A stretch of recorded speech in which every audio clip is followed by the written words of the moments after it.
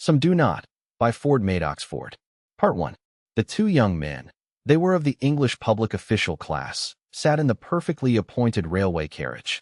The leather straps to the windows were of virgin newness, the mirrors beneath the new luggage racks immaculate, as if they had reflected very little.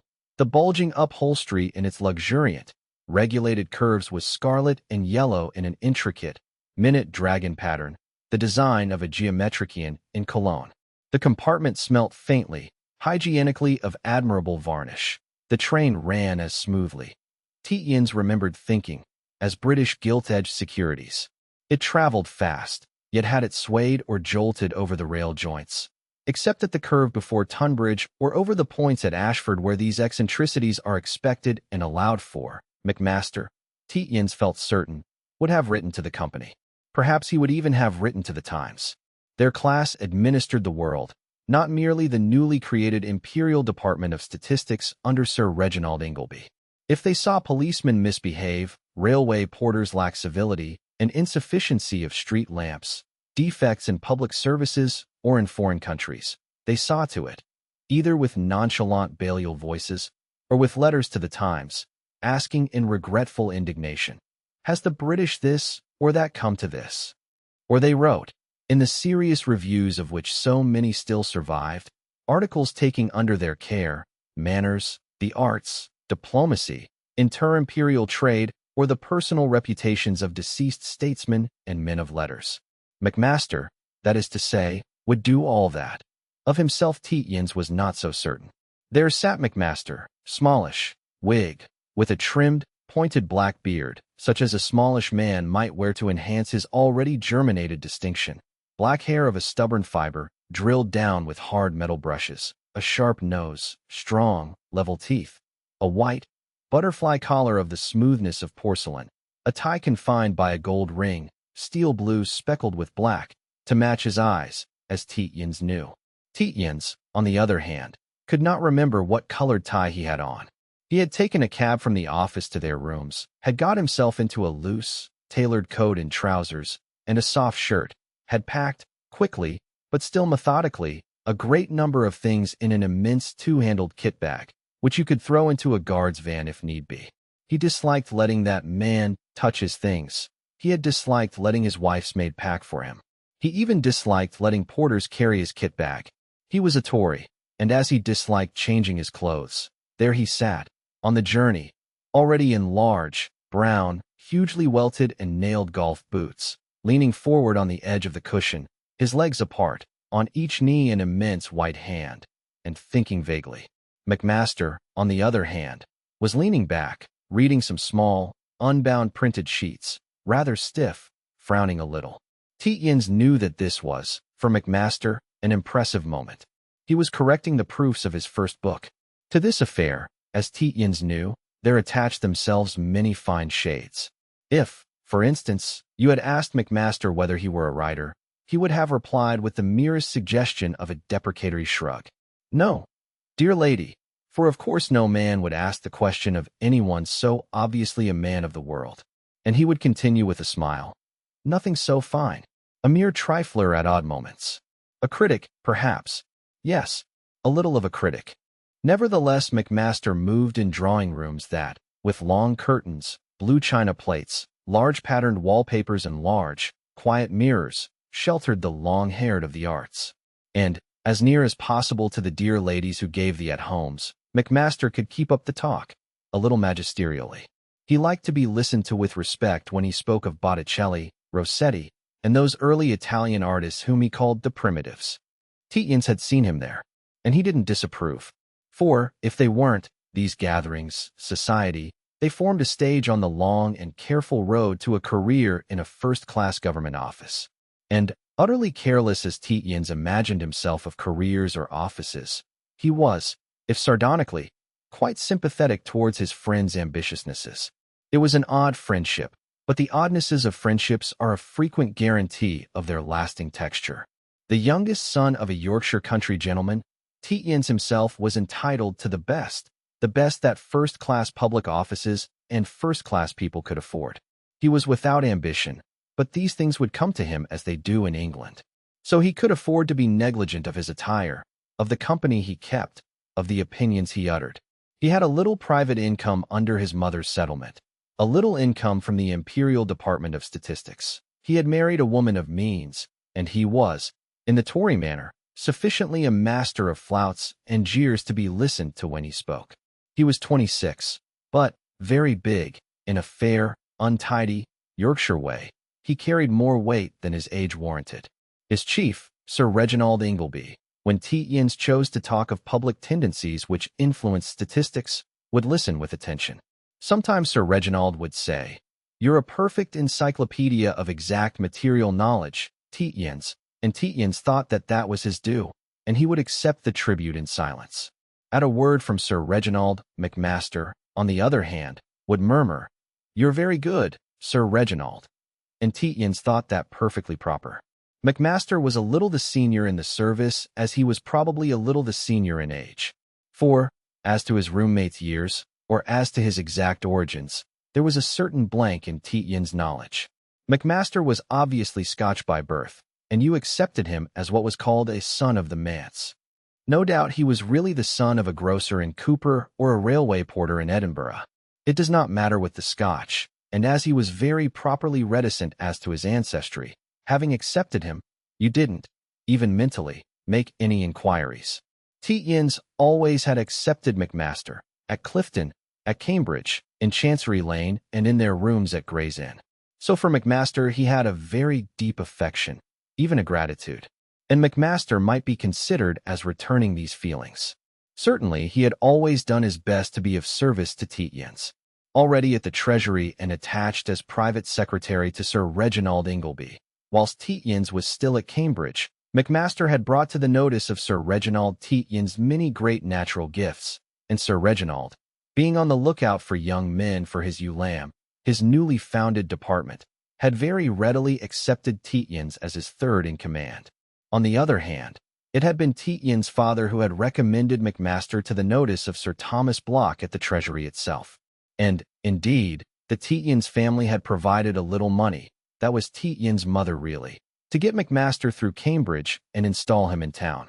He had repaid the small sum, paying it partly by finding room in his chambers for Tietjens when in turn he came to town. With a Scots young man such a position had been perfectly possible.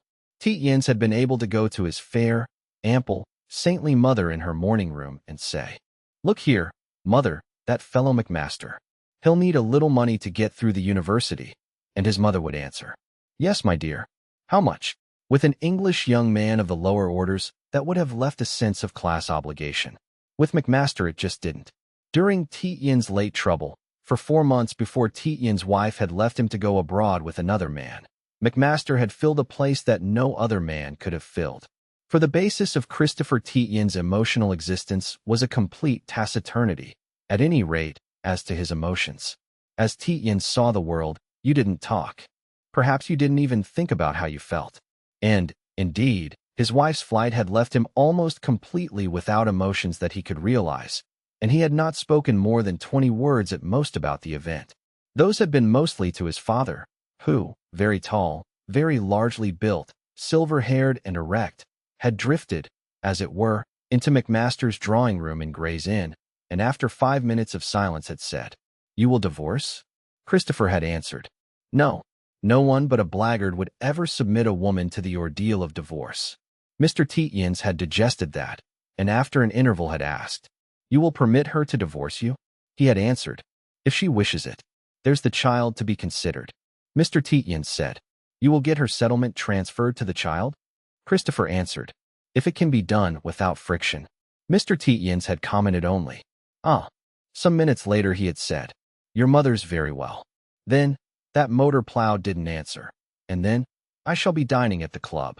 Christopher said, "May I bring McMaster in, sir? You said you would put him up." Mr. Tietjens answered, "Yes, do. Old General Folliot will be there. He'll second him. He'd better make his acquaintance." He had gone away. Tietjens considered that his relationship with his father was an almost perfect one. They were like two men in the club, the only club, thinking so alike that there was no need to talk. His father had spent a great deal of time abroad before succeeding to the estate. When, over the moors, he went into the industrial town that he owned, He drove always in a coach and four. Tobacco smoke had never been known inside Grobby Hall. Mr. Tietjens had 12 pipes filled every morning by his head gardener and placed in rose bushes down the drive. These he smoked during the day. He farmed a good deal of his own land, had sat for Holderness from 1876 to 1881, but had not presented himself for election after the redistribution of seats. He was patron of 11 livings, rode to hounds every now and then, and shot fairly regularly. He had 3 other sons and 2 daughters, and was now 61.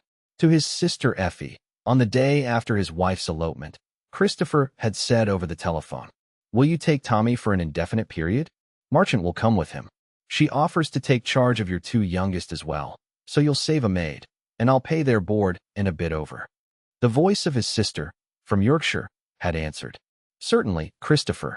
She was the wife of a vicar, near Grobby, and she had several children. To McMaster Tietjens had said, "Sylvia has left me with that fellow Perrown." McMaster had answered only, "Ah." Tietjens had continued, "I'm letting the house and warehousing the furniture. Tommy is going to my sister Effie. Marchant is going with him." McMaster had said, "Then you'll be wanting your old rooms." McMaster occupied a very large story of the Gray's Inn buildings. After Tietjens had left him on his marriage, he had continued to enjoy solitude, except that his man had moved down from the attic to the bedroom formerly occupied by Tietjens. Tietjens said, "I'll come in tomorrow night if I may. That will give Ferens time to get back into his attic." That morning, at breakfast, for months having passed, Tietjens had received a letter from his wife. She asked, without any contrition at all, to be taken back. She was fed up with Perrown and Brittany. Tietjens looked up at McMaster. McMaster was already half out of his chair, looking at him with enlarged, steel-blue eyes, his beard quivering. By the time Tietjens spoke, McMaster had his hand on the neck of the cut-glass brandy decanter in the brown wood tantalus. Tietjens said, "Sylvia asks me to take her back." McMaster said, "Have a little of this." Tietjens was about to say, "No," automatically. He changed that to, "Yes, perhaps, a liqueur glass." He noticed that the lip of the decanter agitated, tinkling on the glass. McMaster must be trembling. McMaster, with his back still turned, said, "Shall you take her back?" Tietjens answered, "I imagine so." The brandy warmed his chest in its descent. McMaster said, "Better have another." Tietjens answered, "Yes, thanks." McMaster went on with his breakfast and his letters. So did Tietjens. Ferens came in, removed the bacon plates, and set on the table a silver water-heated dish that contained poached eggs and haddock. A long time afterwards Tietjens said, "Yes, in principle I'm determined to, but I shall take 3 days to think out the details." He seemed to have no feelings about the matter. Certain insolent phrases in Sylvia's letter hung in his mind.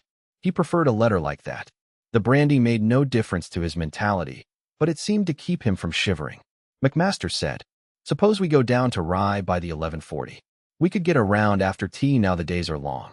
I want to call on a parson near there. He has helped me with my book." Tietjens said, "Did your poet know parsons?" "But of course he did. Duchemin is the name, isn't it?" McMaster said, "We could call about 2:30. That will be all right in the country. We stay till 4 with a cab outside. We can be on the first tee at 5. If we like the course, we'll stay next day. Then Tuesday at Hythe and Wednesday at Sandwich. Or we could stay at Rye all your 3 days."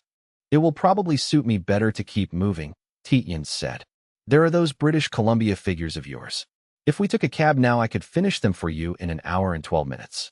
Then British North America can go to the printers. It's only 8:30 now."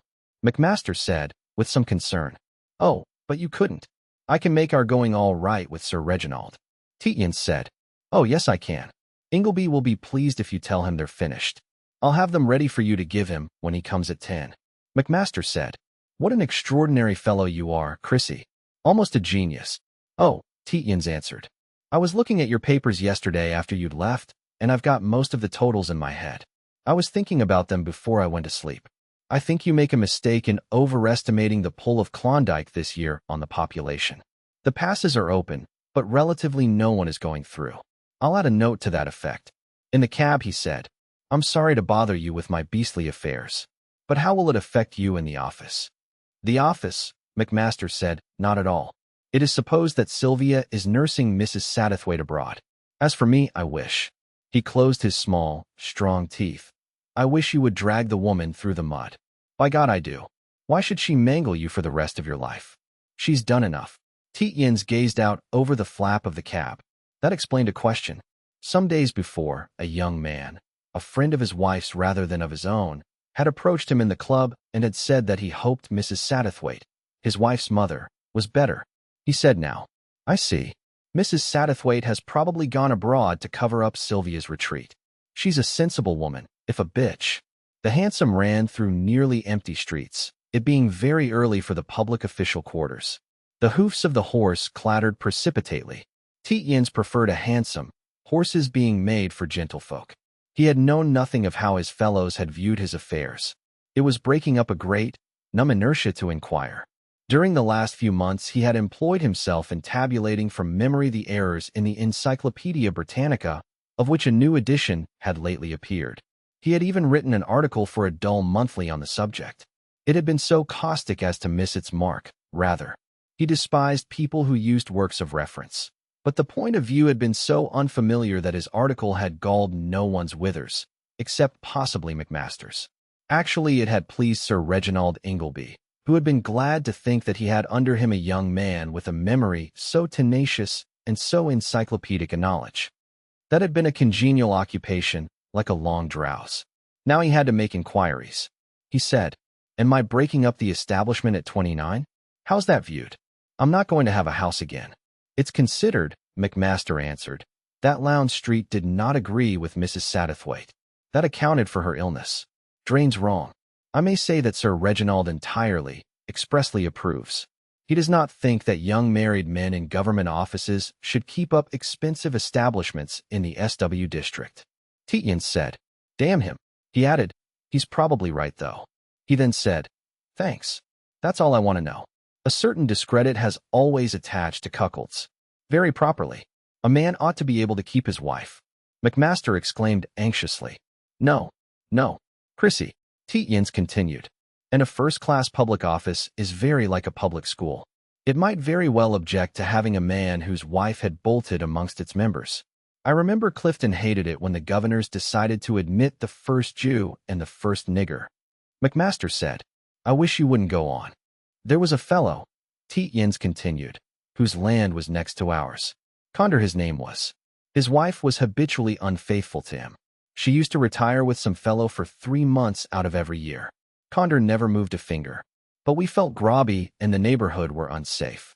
It was awkward introducing him, not to mention her, in your drawing room. All sorts of awkwardnesses. Everyone knew the younger children weren't Condors. A fellow married the youngest daughter and took over the hounds. And not a soul called on her. It wasn't rational or just. But that's why society distrusts the cuckold, really. It never knows when it mayn't be driven into something irrational and unjust. But you aren't, McMaster said with real anguish, going to let Sylvia behave like that. I don't know, Tietjens said. How am I to stop it? Mind you, I think Conder was quite right. Such calamities are the will of God. A gentleman accepts them. If the woman won't divorce, he must accept them, and it gets talked about. You seem to have made it all right this time. You and, I suppose, Mrs. Satterthwaite between you. But you won't be always there. Or I might come across another woman. McMaster said, Ah. And after a moment, What then? Tietjens said, God knows. There's that poor little beggar to be considered. Marchant says he's beginning to talk broad Yorkshire already. McMaster said, If it wasn't for that. That would be a solution. Tietjens said, Ah. When he paid the cabman, in front of a gray cement portal with a gabled arch, reaching up, he said, You've been giving the mare less licorice in her mash. I told you she'd go better. The cabman, with a scarlet, varnished face, a shiny hat, a drab boxcloth coat, and a gardenia in his buttonhole, said, Trust you to remember, sir. In the train, from beneath his pile of polished dressing and dispatch cases, Tietjens had thrown his immense kit bag with his own hands into the guard's van. McMaster looked across at his friend. It was, for him, a great day. Across his face were the proof sheets of his first, small, delicate-looking volume. A small page, the type black and still odorous. He had the agreeable smell of the printer's ink in his nostrils.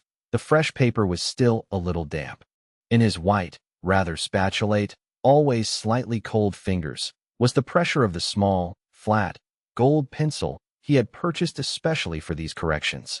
He had found none to make. He had expected a wallowing of pleasure, almost the only sensuous pleasure he had allowed himself for many months. Keeping up the appearances of an English gentleman on an exiguous income was no mean task.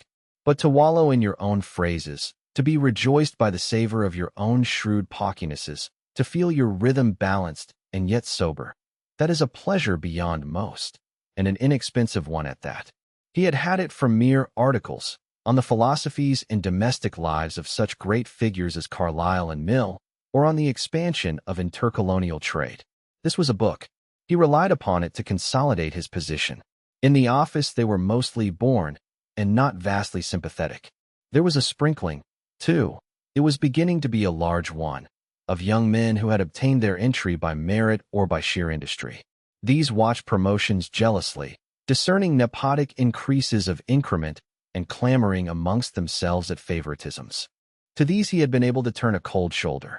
His intimacy with Tietjens permitted him to be rather on the born side of the institution, his agreeableness.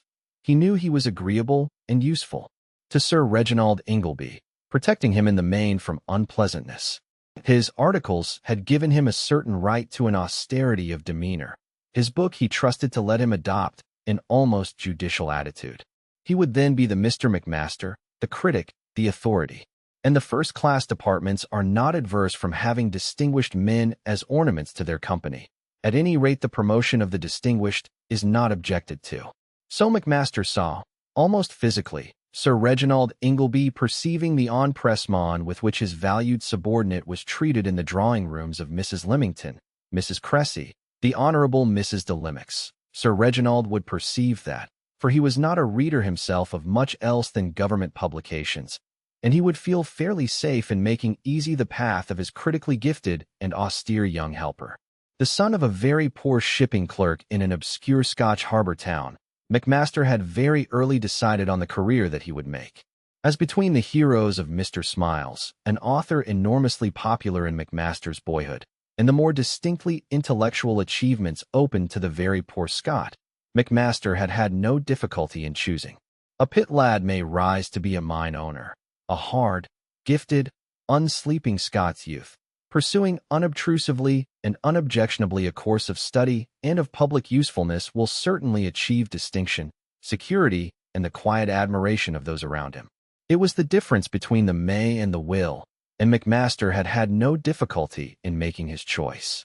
He saw himself by now almost certain of a career that should give him at 50 a knighthood, and long before that a competence, a drawing-room of his own, and a lady who should contribute to his unobtrusive fame, she moving about, in that room, amongst the best of the intellects of the day, gracious, devoted, a tribute at once to his discernment and his achievements.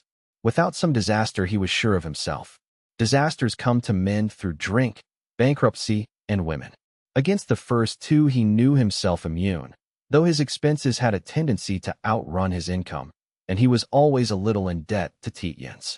Tietjens fortunately had means. As to the third, he was not so certain. His life had necessarily been starved of women, and, arrived at a stage when the female element might, even with due respect to caution, be considered as a legitimate feature of his life, he had to fear a rashness of choice due to that very starvation. The type of woman he needed he knew to exactitude: tall, graceful, dark, loose-gowned, passionate yet circumspect, oval-featured, deliberative, gracious to everyone around her. He could almost hear the very rustle of her garments. And yet, he had had passages when a sort of blind unreason had attracted him almost to speechlessness towards girls of the most giggling, behind-the-counter order, big-bosomed, scarlet-cheeked. It was only Tietjens who had saved him from the most questionable entanglements. "Hang it," Tietjens would say, "don't get messing round that trollop. All you could do with her would be to set her up in a tobacco shop, and she would be tearing your beard out inside the quarter. Let alone you can't afford it." And McMaster, who would have sentimentalized the plump girl to the tune of Highland Mary, would for a day damn Tietjens up and down for a coarse brute. But at the moment he thanked God for Tietjens. There he sat, near to 30, without an entanglement, a blemish on his health, or a worry with regard to any woman. With deep affection and concern, he looked across at his brilliant junior, who hadn't saved himself. Tietjens had fallen into the most barefaced snare, into the cruelest snare, of the worst woman that could be imagined. And McMaster suddenly realized that he wasn't wallowing, as he had imagined that he would, in the sensuous current of his prose. He had begun spiritedly with the first neat square of a paragraph. Certainly his publishers had done well by him in the matter of print.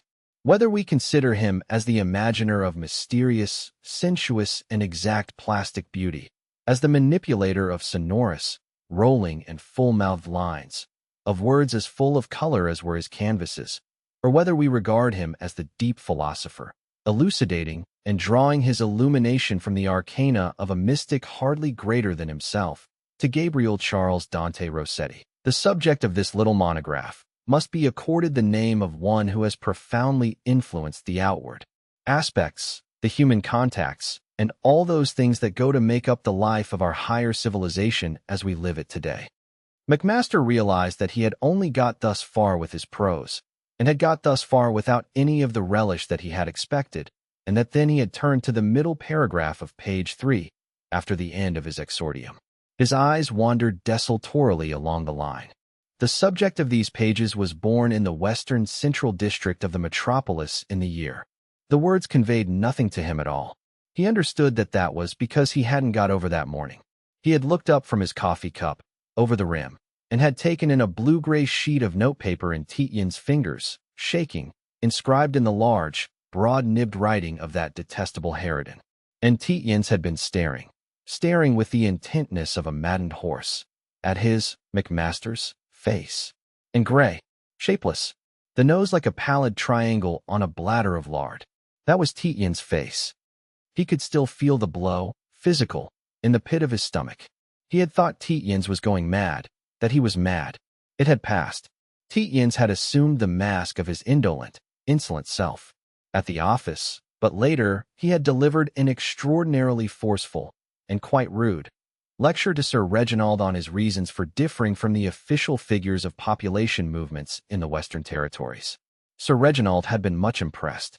The figures were wanted for a speech of the colonial minister, or an answer to a question, and Sir Reginald had promised to put Tietjens' views before the great man. That was the sort of thing to do a young fellow good, because it got kudos for the office. They had to work on figures provided by the colonial governments, and if they could correct those fellows by sheer brain work, that scored.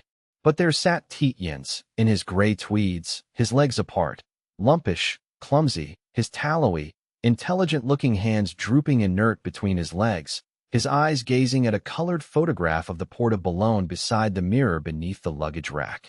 Blonde, high-colored, vacant apparently, you couldn't tell what in the world he was thinking of. The mathematical theory of waves, very likely, or slips in someone's article on Arminianism. For, absurd as it seemed, McMaster knew that he knew next to nothing of his friend's feelings. As to them, practically no confidences had passed between them. Just two. On the night before his starting for his wedding in Paris, Tietjens had said to him, "Vinny, old fellow, it's a back doorway out of it. She's bitched me." And once, rather lately, he had said, "Damn it, I don't even know if the child's my own." This last confidence had shocked McMaster so irremediably.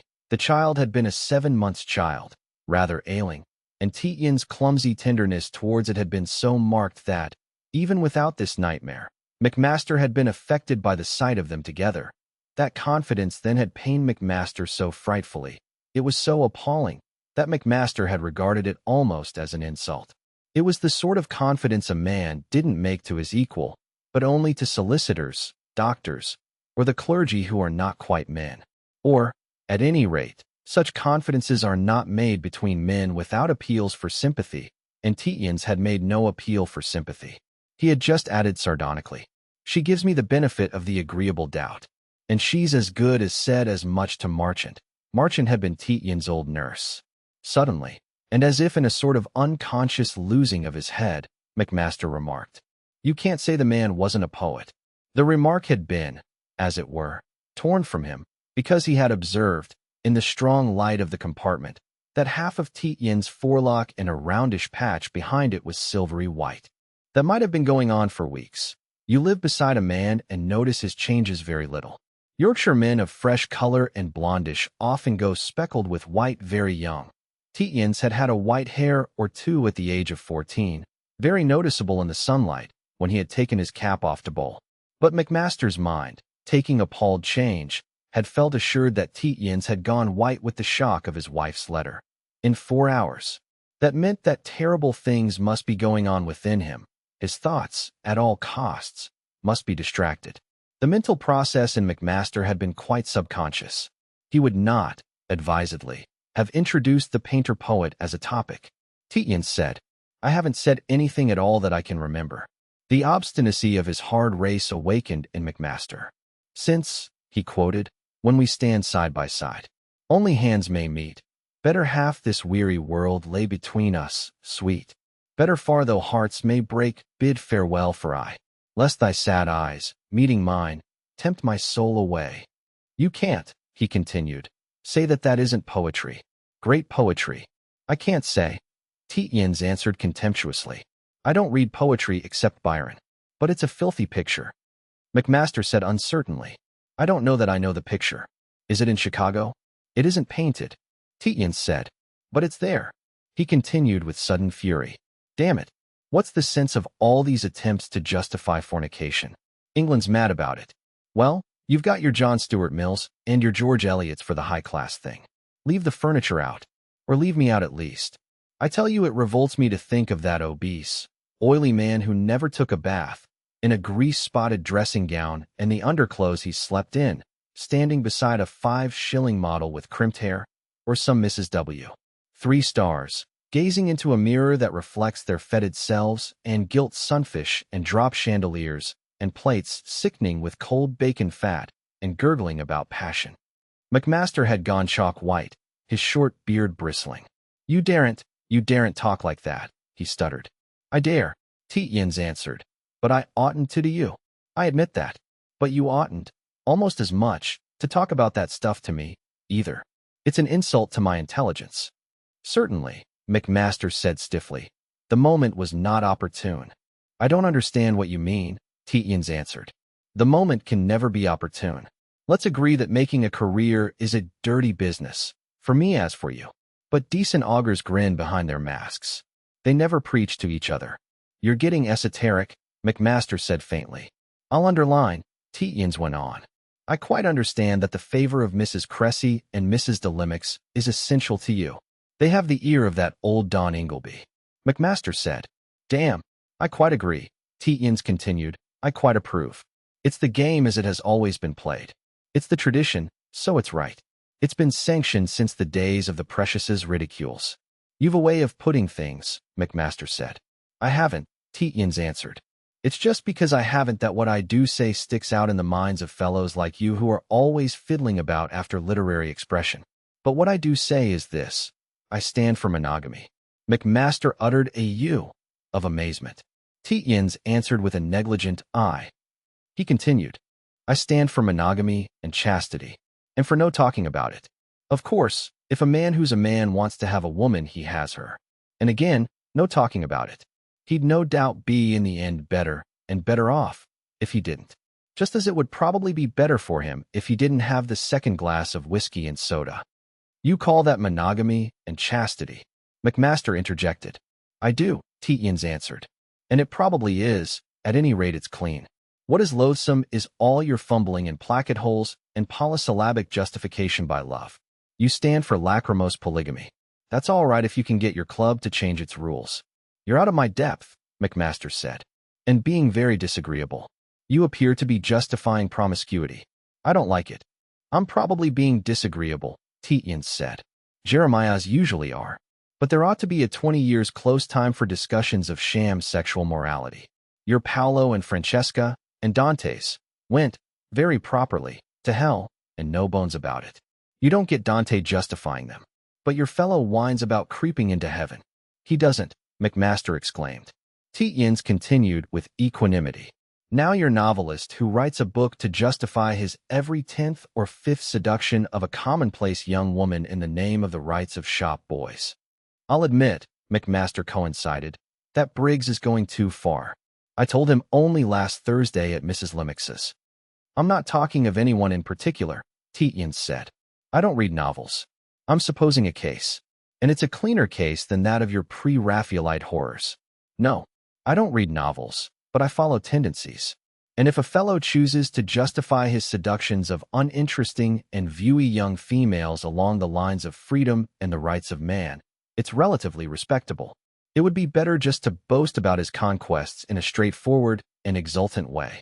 But you carry joking too far sometimes, McMaster said. I've warned you about it. I'm as solemn as an owl.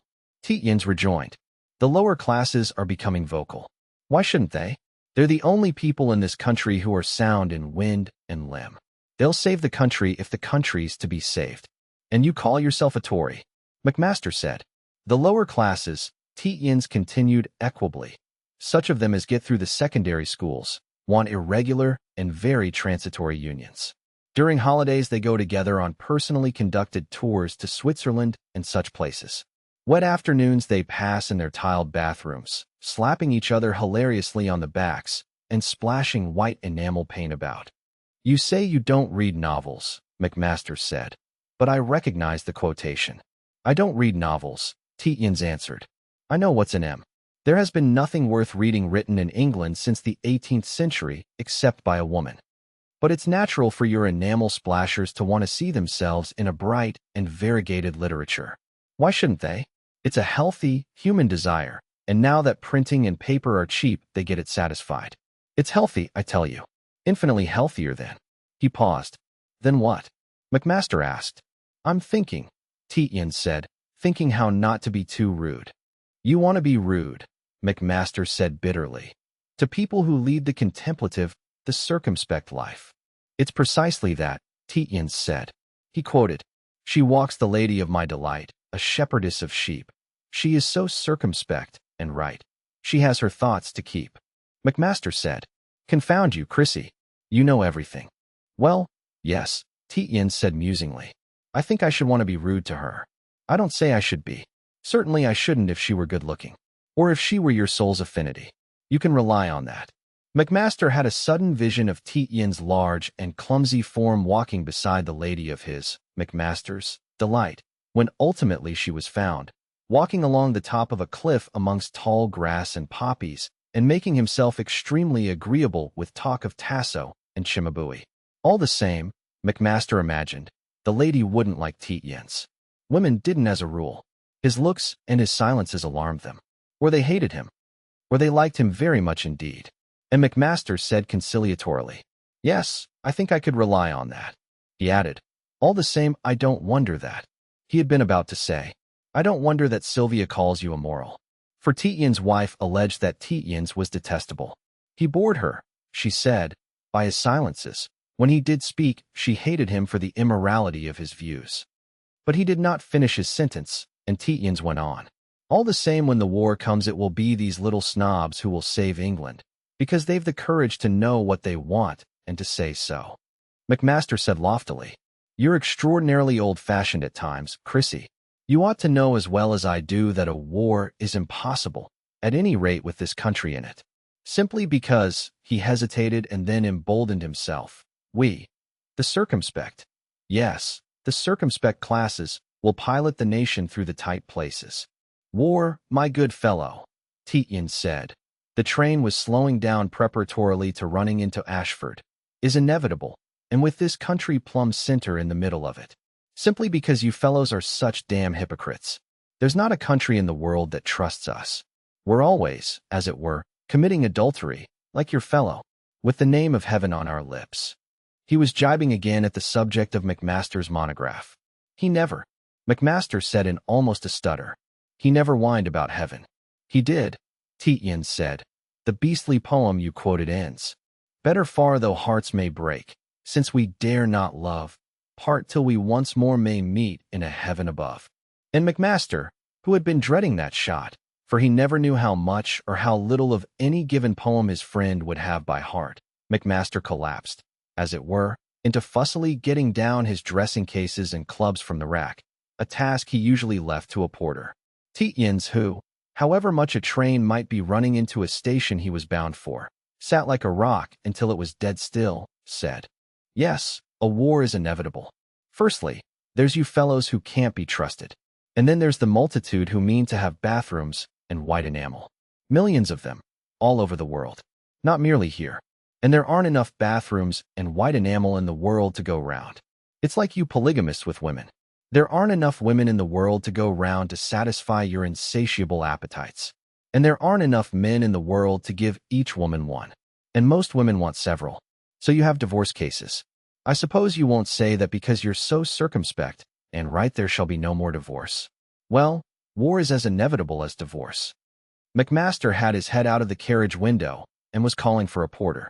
On the platform, a number of women in lovely sable cloaks, with purple or red jewel cases, with diaphanous silky scarves flying from motor hoods, were drifting towards the branch train for Rye, under the shepherding of erect, burdened footmen.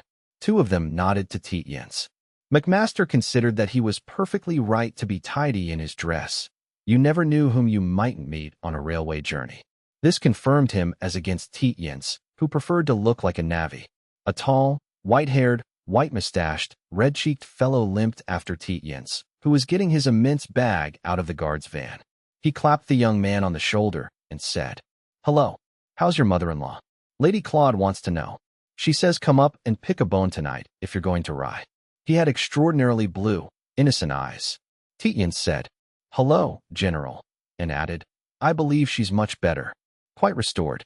This is McMaster. I think I shall be going over to bring my wife back in a day or two. They're both at Lobskede, a German spa." The General said, "Quite right. It isn't good for a young man to be alone. Kiss Sylvia's fingertips for me. She's the real thing, you lucky beggar." He added, a little anxiously, "What about a foursome tomorrow? Paul Sandbach is down. He's as crooked as me. We can't do a full round at singles." "It's your own fault," Tietjens said. "You ought to have gone to my bone setter. Settle it with McMaster, will you?"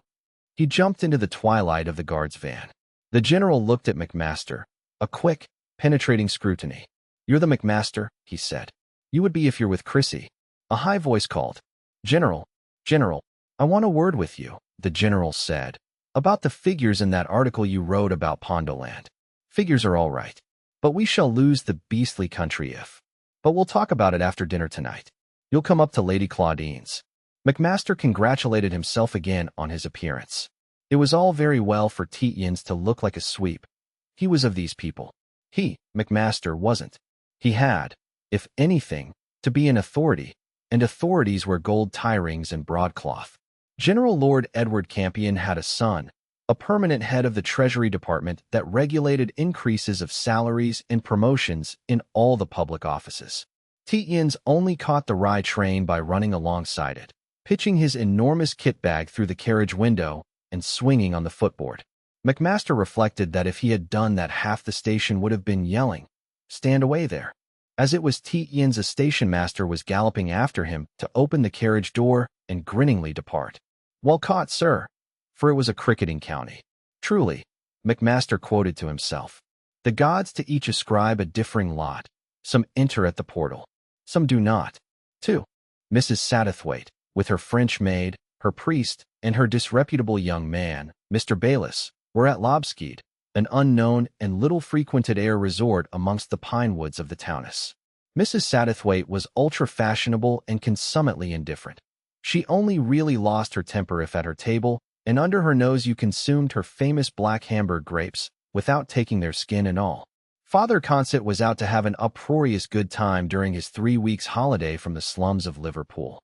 Mr. Bayliss, thin like a skeleton in tight blue serge, golden-haired and pink, was so nearly dead of tuberculosis, was so dead penniless, and of taste so costly that he was ready to keep stone quiet, drink 6 pints of milk a day, and behave himself. On the face of it, he was there to write the letters of Mrs. Satterthwaite, but the lady never let him enter her private rooms for fear of infection. He had to content himself with nursing a growing adoration for Father Consett. This priest, with an enormous mouth, high cheekbones, untidy black hair, a broad face that never looked too clean, and waving hands that always looked too dirty, never kept still for a moment, and had a brogue such as is seldom heard outside old-fashioned English novels of Irish life. He had a perpetual laugh, like the noise made by a steam roundabout. He was, in short, a saint, and Mr. Bayliss knew it, though he didn't know how. Ultimately, and with the financial assistance of Mrs. Satterthwaite, Mr. Bayliss became almoner to Father Consett, adopted the rule of St. Vincent Delaware Paul, and wrote some very admirable, if decorative, devotional verse. They proved thus a very happy, innocent party.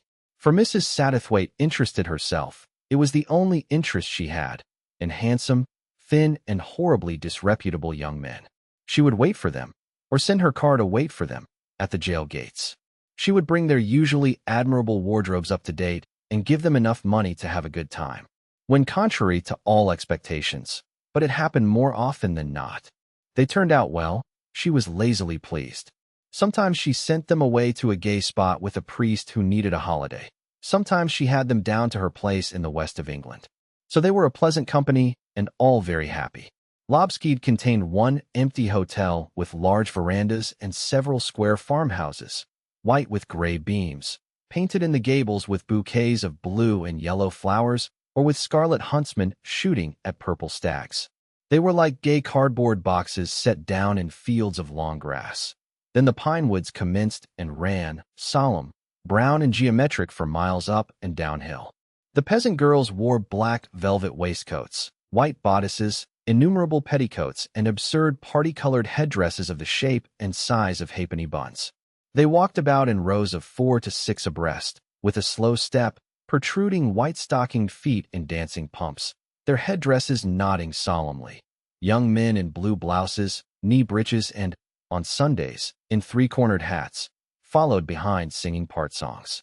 The French maid, whom Mrs. Satterthwaite had borrowed from the Duchesse de Carbon-Châteauroult in exchange for her own maid, was at first inclined to find the place maussade, but getting up a tremendous love affair with a fine, tall, blond young fellow, who included a gun, a gold-mounted hunting knife as long as his arm, a light, gray-green uniform, with gilt badges and buttons, she was reconciled to her lot. When the young Forster tried to shoot her, "Et pour cause," as she said, she was ravished and Mrs. Satterthwaite lazily amused. They were sitting playing bridge in the large, shadowy dining hall of the hotel.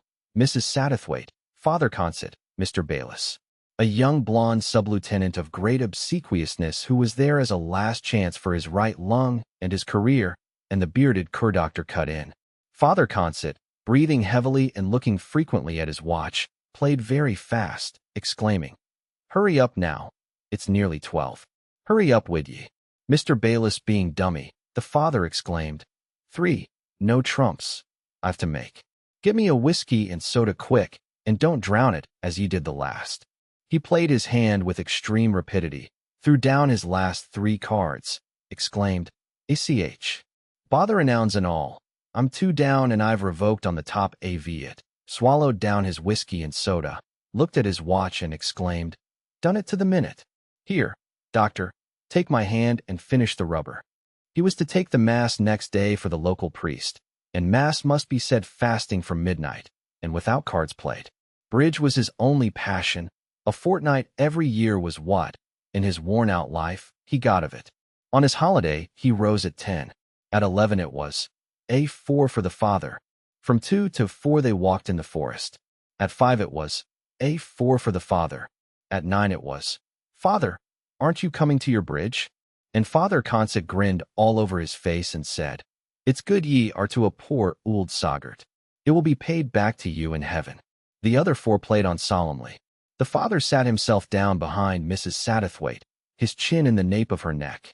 At excruciating moments he gripped her shoulders, exclaimed, "Play the queen, woman," and breathed hard down her back.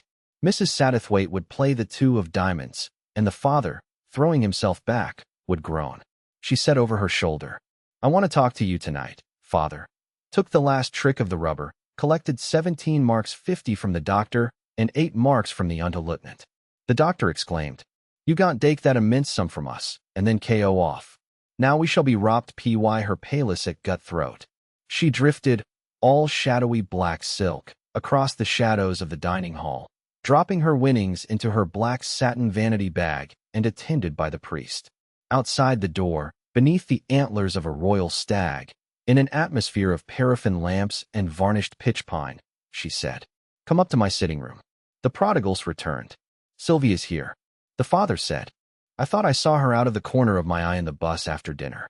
She'll be going back to her husband. It's a poor world. She's a wicked devil," Mrs. Satterthwaite said. "I've known her myself since she was 9, Father Consett said, "and it's little I've seen in her to hold up to the commendation of my flock." He added, "But maybe I'm made unjust by the shock of it." They climbed the stairs slowly. Mrs. Satterthwaite sat herself on the edge of a cane chair. She said, "Well," she wore a black hat like a cartwheel, and her dresses appeared always to consist of a great many squares of silk that might have been thrown onto her. Since she considered that her complexion, which was matte white, had gone slightly violet from 20 years of makeup, when she was not made up, as she never was at Lobskeet. She wore bits of puce-colored satin ribbon stuck here and there, partly to counteract the violet of her complexion, partly to show she was not in mourning. She was very tall and extremely emaciated. Her dark eyes that had beneath them dark brown thumb marks were very tired or very indifferent by turns. Father Consett walked backwards and forwards, his hands behind his back, his head bent, over the not too well-polished floor. There were 2 candles, lit but dim, in imitation pewter Nouveau art candlesticks, rather dingy. A sofa of cheap mahogany with red plush cushions and rests, a table covered with a cheap carpet, and an American roll-top desk that had thrown into it a great many papers and scrolls or flat. Mrs. Satterthwaite was extremely indifferent to her surroundings, but she insisted on having a piece of furniture for her papers. She liked also to have a profusion of hothouse, not garden, flowers, but as there were none of these at Lobskeet, she did without them. She insisted also, as a rule, on a comfortable chaise longue which she rarely, if ever, used. But the German Empire of those days did not contain a comfortable chair, so she did without it, lying down on her bed when she was really tired.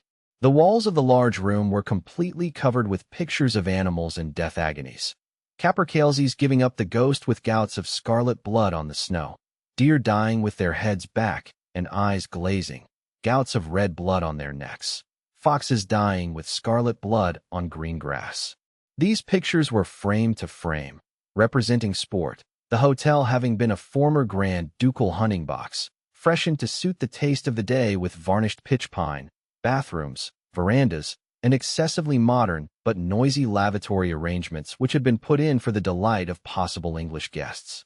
Mrs. Satterthwaite sat on the edge of her chair. She had always the air of being just about to go out somewhere, or of having just come in and being on the point of going to take her things off. She said, "There's been a telegram waiting for her all the afternoon. I knew she was coming." Father Consett said, "I saw it in the rack myself. I misdoubted it." He added, oh dear, after all we've talked about it, now it's come." Mrs. Satterthwaite said, "I've been a wicked woman myself as these things are measured, but," Father Consett said, "ye have. It's no doubt from you she gets it, for your husband was a good man. But one wicked woman is enough for my contemplation at a time. I'm no Saint Anthony." "The young man says he will take her back?" "On conditions," Mrs. Satterthwaite said. "He is coming here to have an interview." The priest said, "Heaven knows, Mrs. Satterthwaite, there are times when to a poor priest the rule of the church as regards marriage seems bitter hard, and he almost doubts her inscrutable wisdom. He doesn't mind you.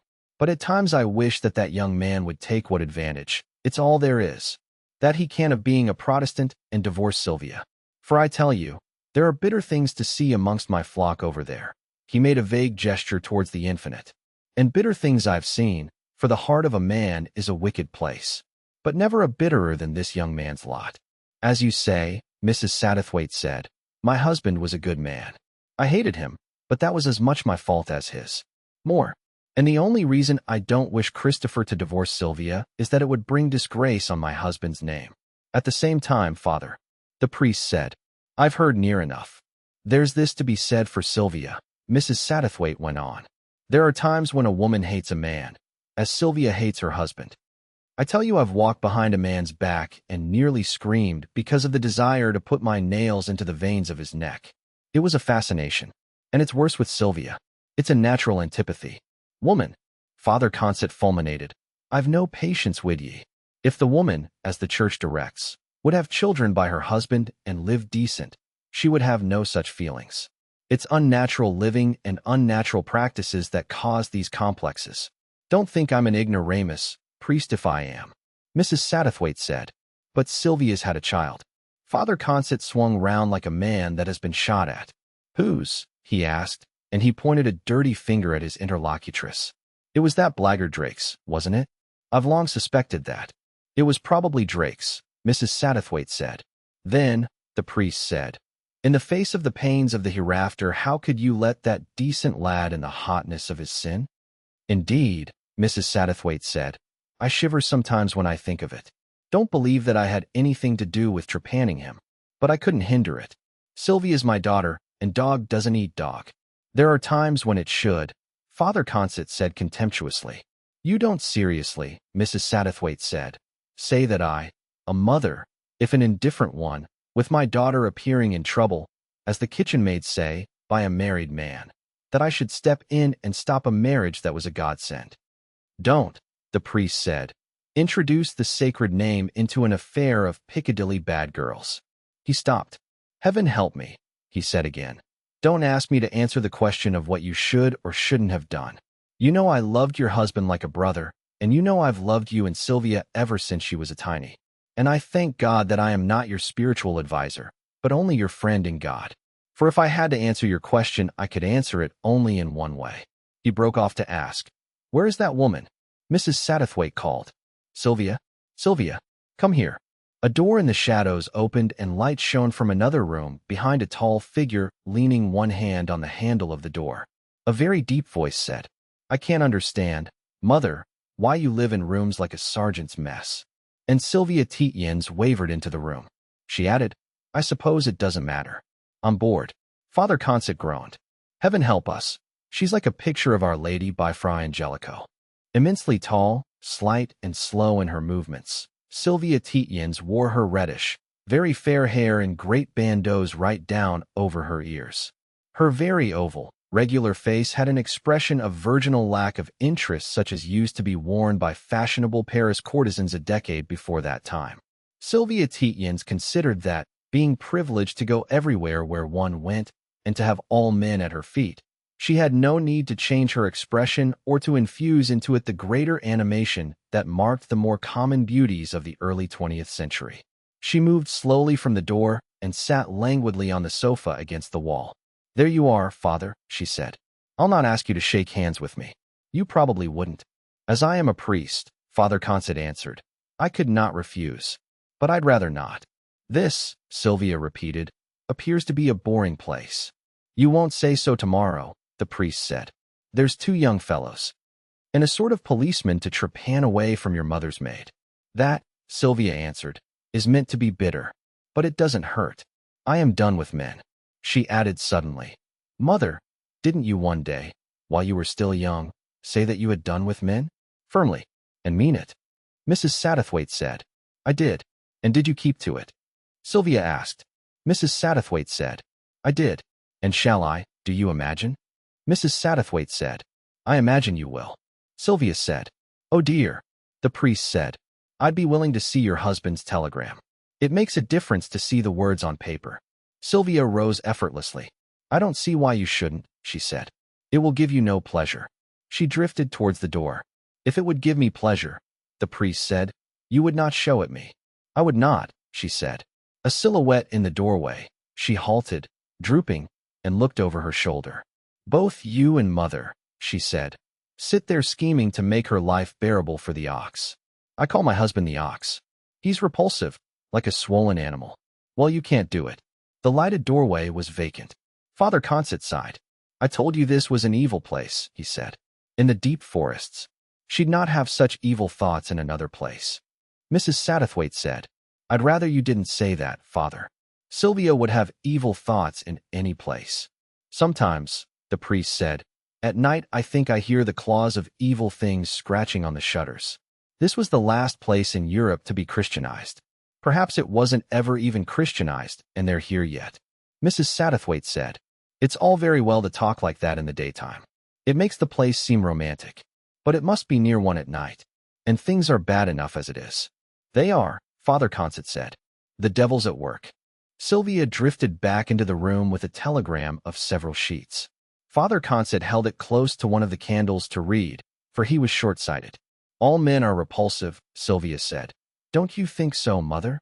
Mrs. Satterthwaite said. I do not. Only a heartless woman would say so. Mrs. Vanderdecken, Sylvia went on, says all men are repulsive, and it's woman's disgusting task to live beside them. You've been seeing that foul creature? Mrs. Satterthwaite said. She's a Russian agent. And worse. She was at Gozenju's all the time we were, Sylvia said. You needn't groan. She won't split on us. She's the soul of honor. It wasn't because of that I groaned. If I did, Mrs. Satterthwaite answered. The priest, from over his telegram, exclaimed. Mrs. Vanderdecken, God forbid. Sylvia's face, as she sat on the sofa, expressed languid and incredulous amusement. What do you know of her? She asked the father. I know what you know, he answered, and that's enough. Father Consett, Sylvia said to her mother, has been renewing his social circle. It's not, Father Consett said, amongst the dregs of the people that you must live if you don't want to hear of the dregs of society. Sylvia stood up. She said, You'll keep your tongue off my best friends if you want me to stop and be lectured. But for Mrs. Vanderdecken, I should not be here. Return to the fold. Father Consett exclaimed. Don't say it, child. I'd rather. Heaven help me. You had gone on living in open sin. Sylvia sat down again, her hands listlessly in her lap. Have it your own way, she said, and the father returned to the fourth sheet of the telegram. What does this mean, he asked. He had returned to the first sheet. This here, accept resumption yoke, he read, breathlessly. Sylvia, Mrs. Satterthwaite said, go and light the spirit lamp for some tea. We shall want it. You'd think I was a district messenger boy, Sylvia said as she rose. Why don't you keep your maid up? It's a way we had of referring to our union, she explained to the father. There was sympathy enough between you and him then, he said, to have bywords for things. It was that I wanted to know. I understood the words. They were pretty bitter bywords, as you call them, Sylvia said. More like curses than kisses. It was you that used them then, Mrs. Satterthwaite said. Christopher never said a bitter thing to you. An expression like a grin came slowly over Sylvia's face as she turned back to the priest. That's Mother's tragedy, she said. My husband's one of her best boys. She adores him, and he can't bear her. She drifted behind the wall of the next room, and they heard her tinkling the tea things as the father read on again beside the candle. His immense shadow began at the center and ran along the pitch-pine ceiling, down the wall, and across the floor to join his splay feet in their clumsy boots. It's bad, he muttered. He made a sound like, blumble. Worse than I feared, blumble. Accept resumption yoke, but on rigid conditions. What's this? Soecially, it ought to be AP. Especially regards child reduce establishment ridiculous our position remake settlements in child sole interest flat not house entertaining minimum and prepared resign office settle Yorkshire, but imagine this not suit you child remains sister Effie open visits both wire. If this rough outline provisionally acceptable, in that case, we'll express draft general position Monday for you, and mother reflect upon follow self Tuesday. Arrive Thursday Lobskeed. Go Wiesbaden fortnight on social task discussion Thursday limited solely emphasized to affairs. That means, Mrs. Satterthwaite said, that he doesn't mean to reproach her. Emphasized applies to the word solely. Why'd you take it? Father Consett asked. Did he spend an immense lot of money on this telegram? Did he imagine you were in such trepidation? He broke off, walking slowly, her long arms extended to carry the tea tray, over which her wonderfully moving face had a rapt expression of indescribable mystery. Sylvia was coming through the door. Oh, child, the father exclaimed, whether it's St. Martha or that Mary that made the bitter choice, not one of them ever looked more virtuous than you. Why aren't ye born to be a good man's helpmeet? A little tinkle sounded from the tea tray, and 3 pieces of sugar fell onto the floor. Mrs. Tietjens hissed with vexation. I knew that damn thing would slide off the teacups, she said. She dropped the tray from an inch or so of height onto the carpeted table. I'd made it a matter of luck between myself and myself, she said. Then she faced the priest. I'll tell you, she said, why he sent the telegram. It's because of that dull display of the English gentleman that I detested. He gives himself the solemn airs of the foreign minister, but he's only a youngest son at the best. That is why I loathe him. Mrs. Satterthwaite said. That isn't the reason why he sent the telegram. Her daughter had a gesture of amused, lazy tolerance. Of course it isn't, she said.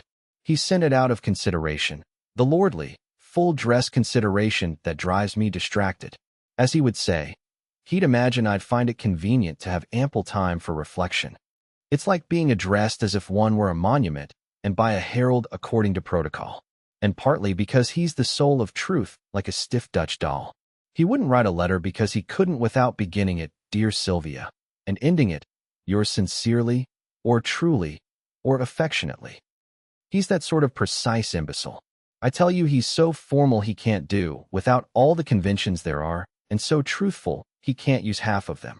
Then, Father Consett said, if ye know him so well, Sylvia Satterthwaite, how is it ye can't get on with him better? They say, tout savoir cs tout pardonner. It isn't, Sylvia said. To know everything about a person is to be bored. And how are ye going to answer this telegram of his? The father asked. Or have ye answered it already? I shall wait until Monday night to keep him as bothered as I can to know whether he's to start on Tuesday. He fusses like a hen over his packings and the exact hours of his movements. On Monday, I shall telegraph. Righto, and nothing else. And why? The father asked. Will ye telegraph him a vulgar word that you never use, for your language is the one thing about you that isn't vulgar? Sylvia said, Thanks. She curled her legs up under her on the sofa and laid her head back against the wall so that her Gothic arch of a chin bone pointed at the ceiling. She admired her own neck, which was very long and white. I know, Father Consett said. You're a beautiful woman. Some men would say it was a lucky fellow that lived with you. I don't ignore the fact in my cogitation. He'd imagine all sorts of delights to lurk in the shadow of your beautiful hair. And they wouldn't. Sylvia brought her gaze down from the ceiling and fixed her brown eyes for a moment on the priest, speculatively. It's a great handicap we suffer from, he said. I don't know why I selected that word, Sylvia said. It's one word, so it costs only 50 pfennigs. I couldn't hope really to give a jerk to his pompous self-sufficiency. It's great handicaps we priests suffer from, the father repeated. However much a priest may be a man of the world, and he has to be to fight the world. Mrs. Satterthwaite said, Have a cup of tea, father, while it's just right. I believe Sylvia is the only person in Germany who knows how to make tea. There's always behind him the Roman collar and the silk bib, and you don't believe in him, Father Consett went on. Yet he knows 1,000 times more of human nature than ever you can. I don't see, Sylvia said placably, how you can learn in your slums anything about the nature of Eunice Vanderdecken, or Elizabeth B., or Queenie James, or any of my set. She was on her feet pouring cream into the father's tea. I'll admit for the moment that you aren't giving me pie-jaw. I'm glad, the priest said, that ye remember enough of your school days to use the old term. Sylvia wavered backwards to her sofa and sank down again. There you are, she said. You can't really get away from preachments. Me for the pure young girl is always at the back of it. It isn't, the father said. I'm not one to cry for the moon. You don't want me to be a pure young girl? Sylvia asked with lazy incredulity. I do not, the father said, but I'd wish that at times ye'd remember you once were. I don't believe I ever was, Sylvia said. If the nuns had known, I'd have been expelled from the Holy Child. You would not, the father said. Do stop your boasting. The nuns have too much sense. Anyhow, it isn't a pure young girl I'd have you or behaving like a Protestant deaconess for the craven fear of hell. I'd have ye be a physically healthy, decently honest with yourself young devil of a married woman. It's them that are the plague and the salvation of the world. You admire mother? Mrs. Tietjens asked suddenly. She added in parenthesis, You see you can't get away from salvation. I mean keeping bread and butter in their husbands' stomachs, the priest said. Of course I admire your mother. Mrs. Satterthwaite moved a hand slightly. You're at any rate in league with her against me, Sylvia said. She asked with more interest. Then would you have me model myself on her and do good works to escape hellfire? She wears a hair shirt in Lent. Mrs. Satterthwaite started from her doze on the edge of her chair. She had been trusting the father's wit to give her daughter's insolence a run for its money, and she imagined that if the priest hit hard enough he might, at least, make Sylvia think a little about some of her ways. Hang it. No, Sylvia, she exclaimed more suddenly. I may not be much, but I'm a sportsman. I'm afraid of hellfire. Horribly, I'll admit. But I don't bargain with the Almighty. I hope he'll let me through, but I'd go on trying to pick men out of the dirt. I suppose that's what you and Father Consett mean. If I were as certain of going to hell as I am of going to bed tonight. So that's that. And lo, Ben Edhem's name led all the rest. Sylvia jeered softly. All the same, I bet you wouldn't bother to reclaim men if you could not find the young, good-looking, interestingly vicious sort. I wouldn't, Mrs. Satterthwaite said. If they didn't interest me, why should I? Sylvia looked at Father Consett. If you're going to trounce me any more, she said, get a move on. It's late. I've been traveling for 36 hours. I will, Father Consett said. It's a good maxim that if you swat flies enough, some of them stick to the wall. I'm only trying to make a little mark on your common sense. Don't you see what you're going to? What? Sylvia said indifferently. Hell. No, the father said. I'm talking of this life. Your confessor must talk to you about the next. But I'll not tell you what you're going to. I've changed my mind. I'll tell your mother after you're gone. Tell me, Sylvia said. I'll not, Father Consett answered. Go to the fortune tellers at the Earl's Court exhibition. They'll tell ye all about the fair woman you're to beware of.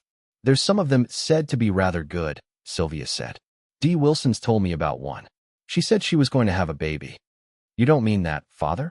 For I swear I never will. I dare say not, the priest said. But let's talk about men. There's nothing you can tell me I don't know, Sylvia said. I dare say not, the priest answered. But let's rehearse what you do know. Now suppose you could elope with a new man every week and no questions asked? Or how often would you want to? Sylvia said. Just a moment, Father, and she addressed Mrs. Satterthwaite. I suppose I shall have to put myself to bed. You will, Mrs. Satterthwaite said. I'll not have any maid kept up after 10 in a holiday resort. What's she to do in a place like this? Except listen for the bogies it's full of? Always consider it, Mrs. Tietjens jibed. And perhaps it's just as well. I'd probably beat that Marie of yours arms to pieces with a hairbrush if she came near me. She added, You were talking about men, Father, and then began with sudden animation to her mother. I've changed my mind about that telegram. The first thing tomorrow I shall wire. Agreed entirely, but arrange bring Hello Central with you. She addressed the priest again. I call my maid Hello Central because she's got a tinny voice like a telephone.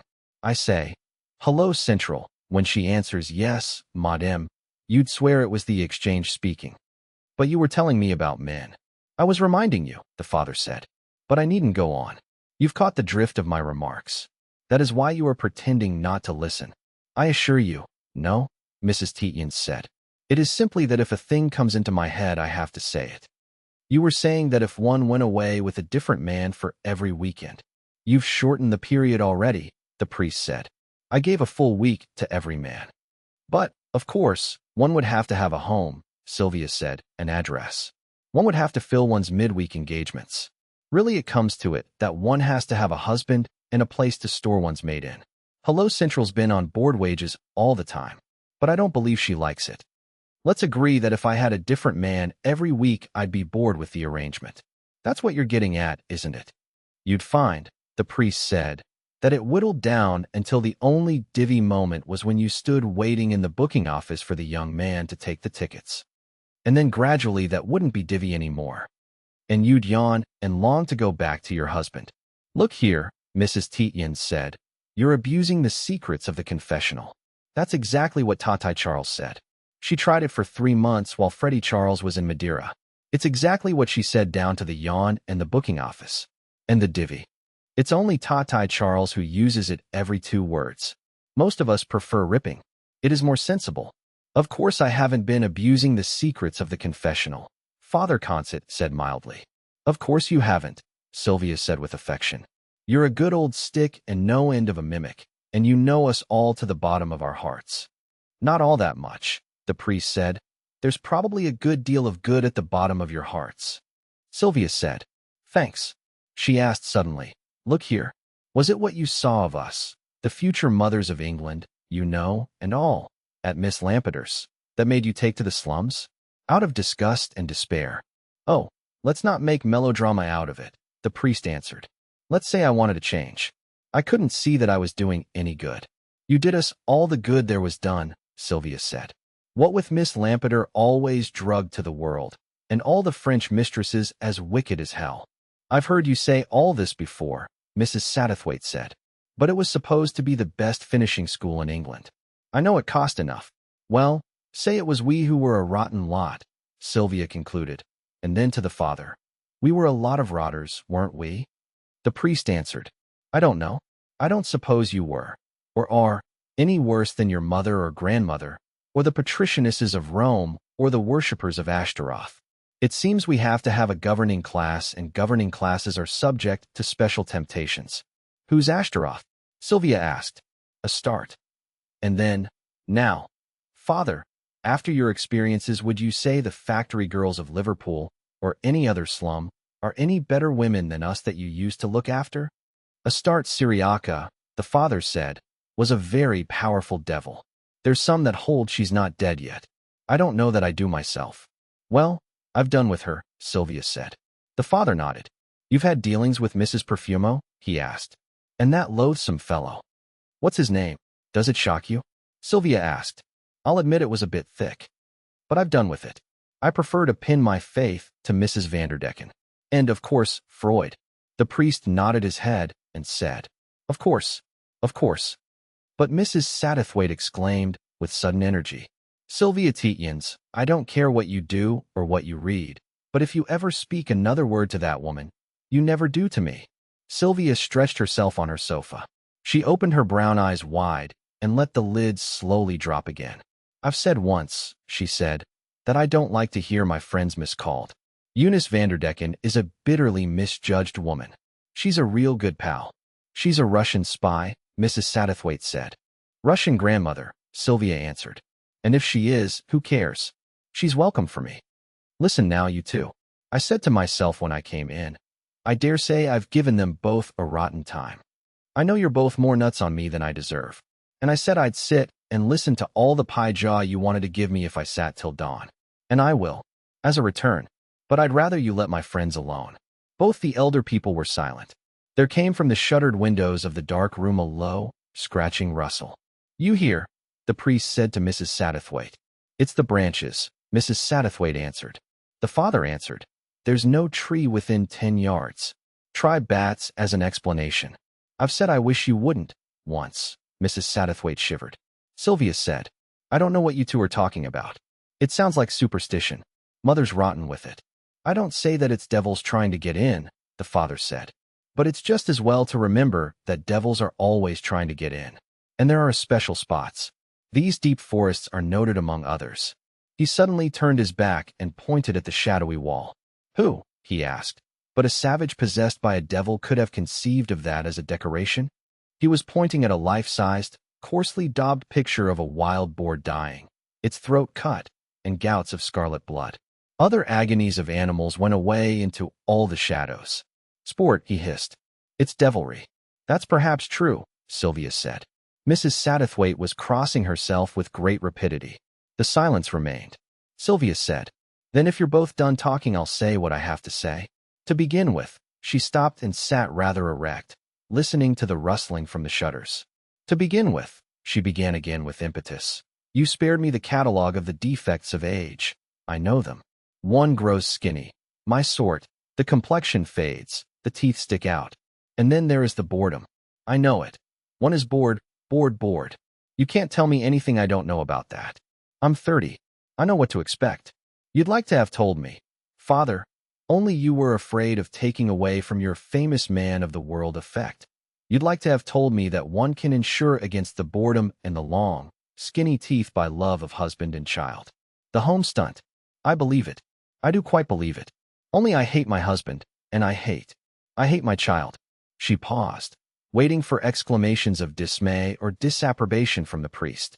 These did not come. Think, she said, of all the ruin that child has meant for me, the pain in bearing him and the fear of death. Of course, the priest said, childbearing is for women a very terrible thing. I can't say, Mrs. Tietjens went on, that this has been a very decent conversation. You get a girl, fresh from open sin, and make her talk about it. Of course you're a priest and mother's mother. We're in famille.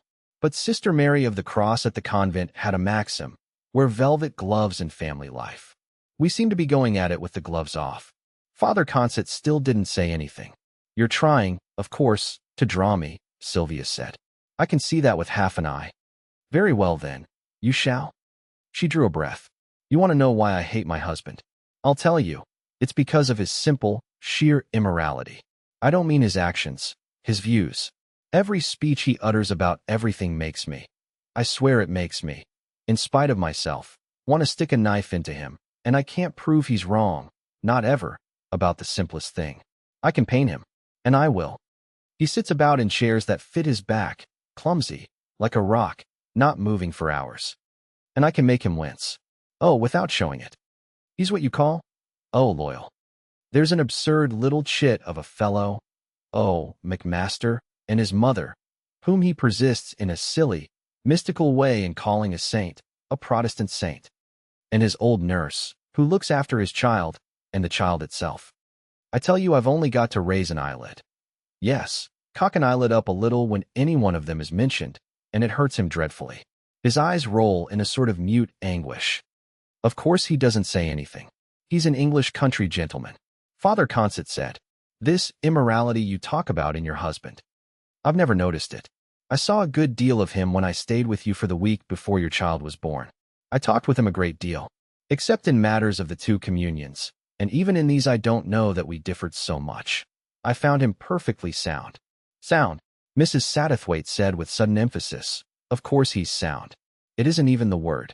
He's the best ever. There was your father, for a good man, and him. That's an end of it. Ah, Sylvia said, you don't know? Look here. Try and be just. Suppose I'm looking at the Times at breakfast and say, not having spoken to him for a week, it's wonderful what the doctors are doing. Have you seen the latest? And at once he'll be on his high horse. He knows everything. And he'll prove that all unhealthy children must be lethal chambered or the world will go to pieces. And it's like being hypnotized. You can't think of what to answer him. Or he'll reduce you to speechless rage by proving that murderers ought not to be executed. And then I'll ask, casually, if children ought to be lethal chambered for being constipated. Because Marchant, that's the nurse, is always whining that the child's bowels aren't regular and the dreadful diseases that leads to. Of course that hurts him, for he's perfectly soppy about that child, though he half knows it isn't his own. But that's what I mean by immorality. He'll profess that murderers ought to be preserved in order to breed from because they're bold fellows, and innocent little children executed because they're sick. And he'll almost make you believe it, though you're on the point of retching at the ideas. You wouldn't now, Father Consett began, and almost coaxingly, think of going into retreat for a month or two. I wouldn't, Sylvia said. How could I? There's a convent of female premonstratensians near Birkenhead. Many ladies go there. The father went on. They cook very well, and you can have your own furniture and your own maid if you don't like nuns to wait on you. It can't be done, Sylvia said. You can see for yourself. It would make people smell a rat at once. Christopher wouldn't hear of it. No, I'm afraid it can't be done, Father, Mrs. Satterthwaite interrupted finally. I've hidden here for 4 months to cover Sylvia's tracks. I've got Waitmans to look after. My new land steward's coming in next week. Still, the father urged, with a sort of tremulous eagerness, if only for a month. If only for a fortnight. So many Catholic ladies do it. You might think of it.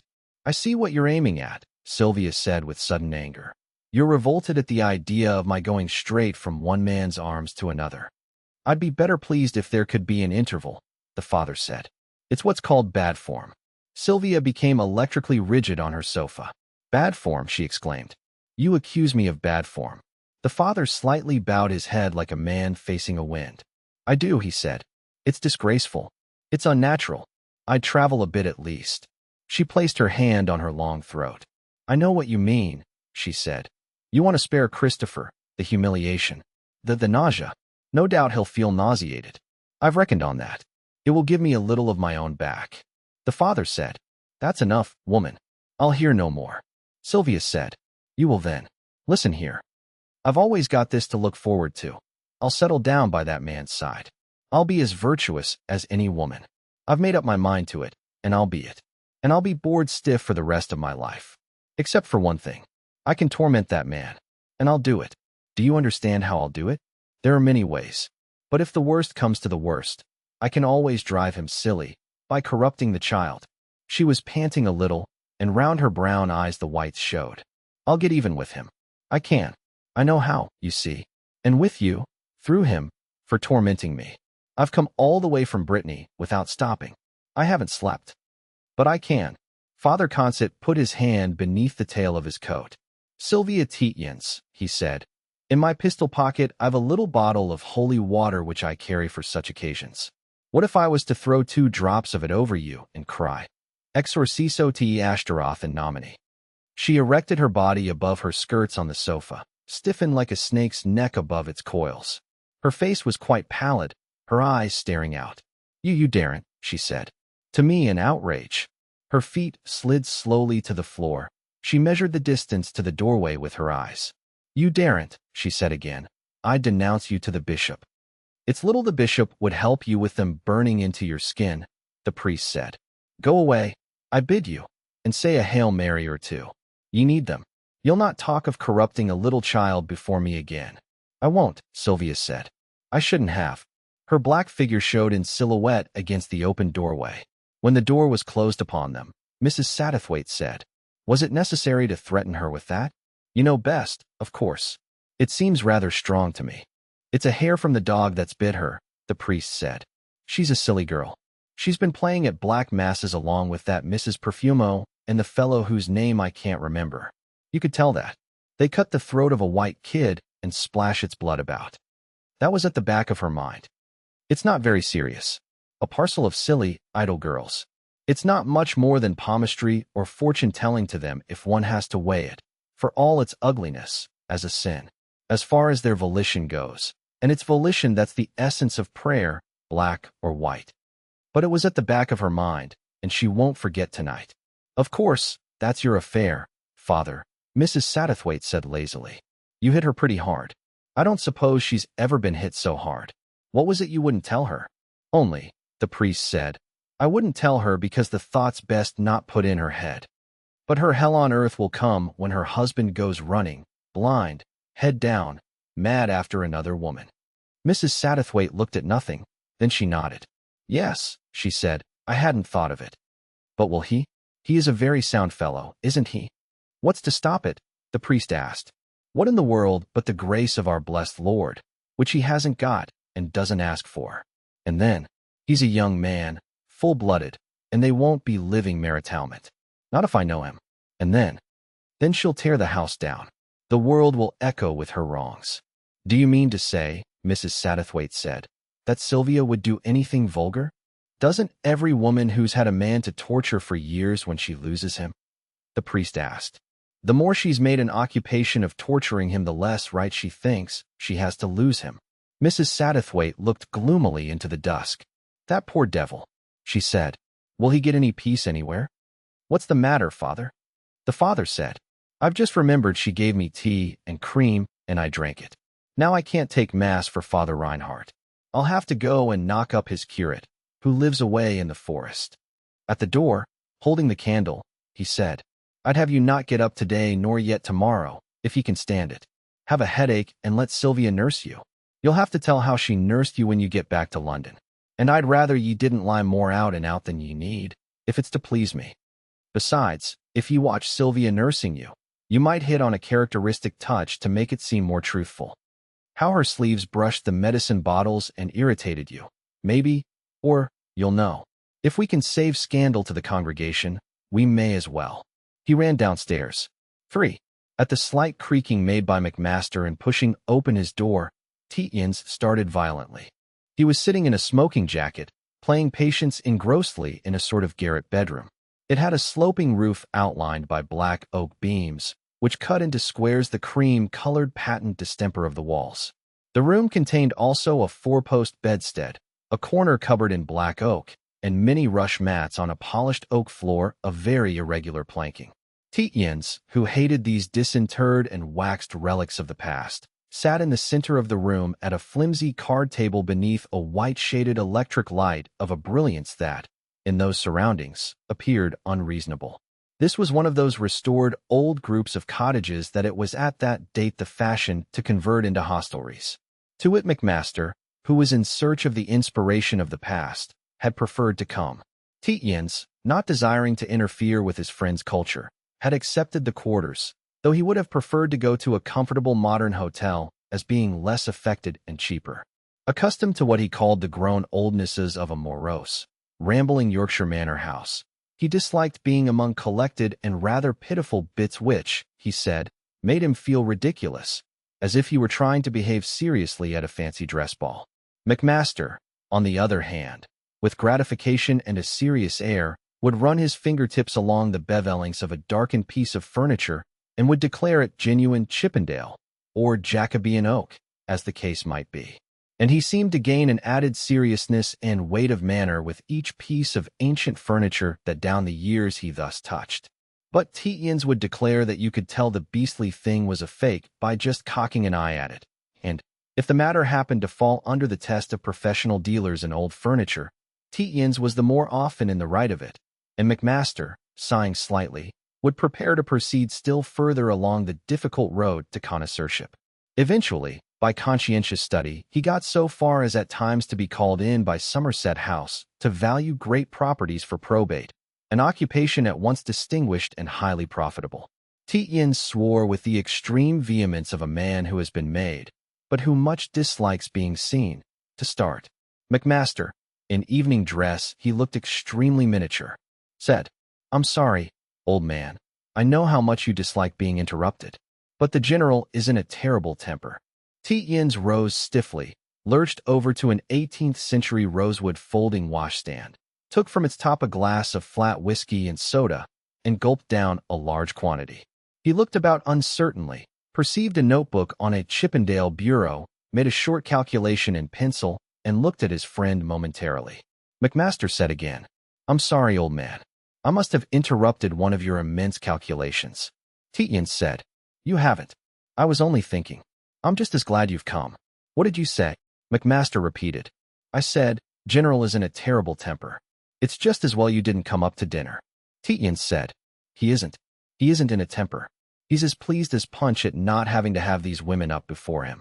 McMaster said, "He says he's got the police scouring the whole county for them, and that you'd better leave by the first train tomorrow."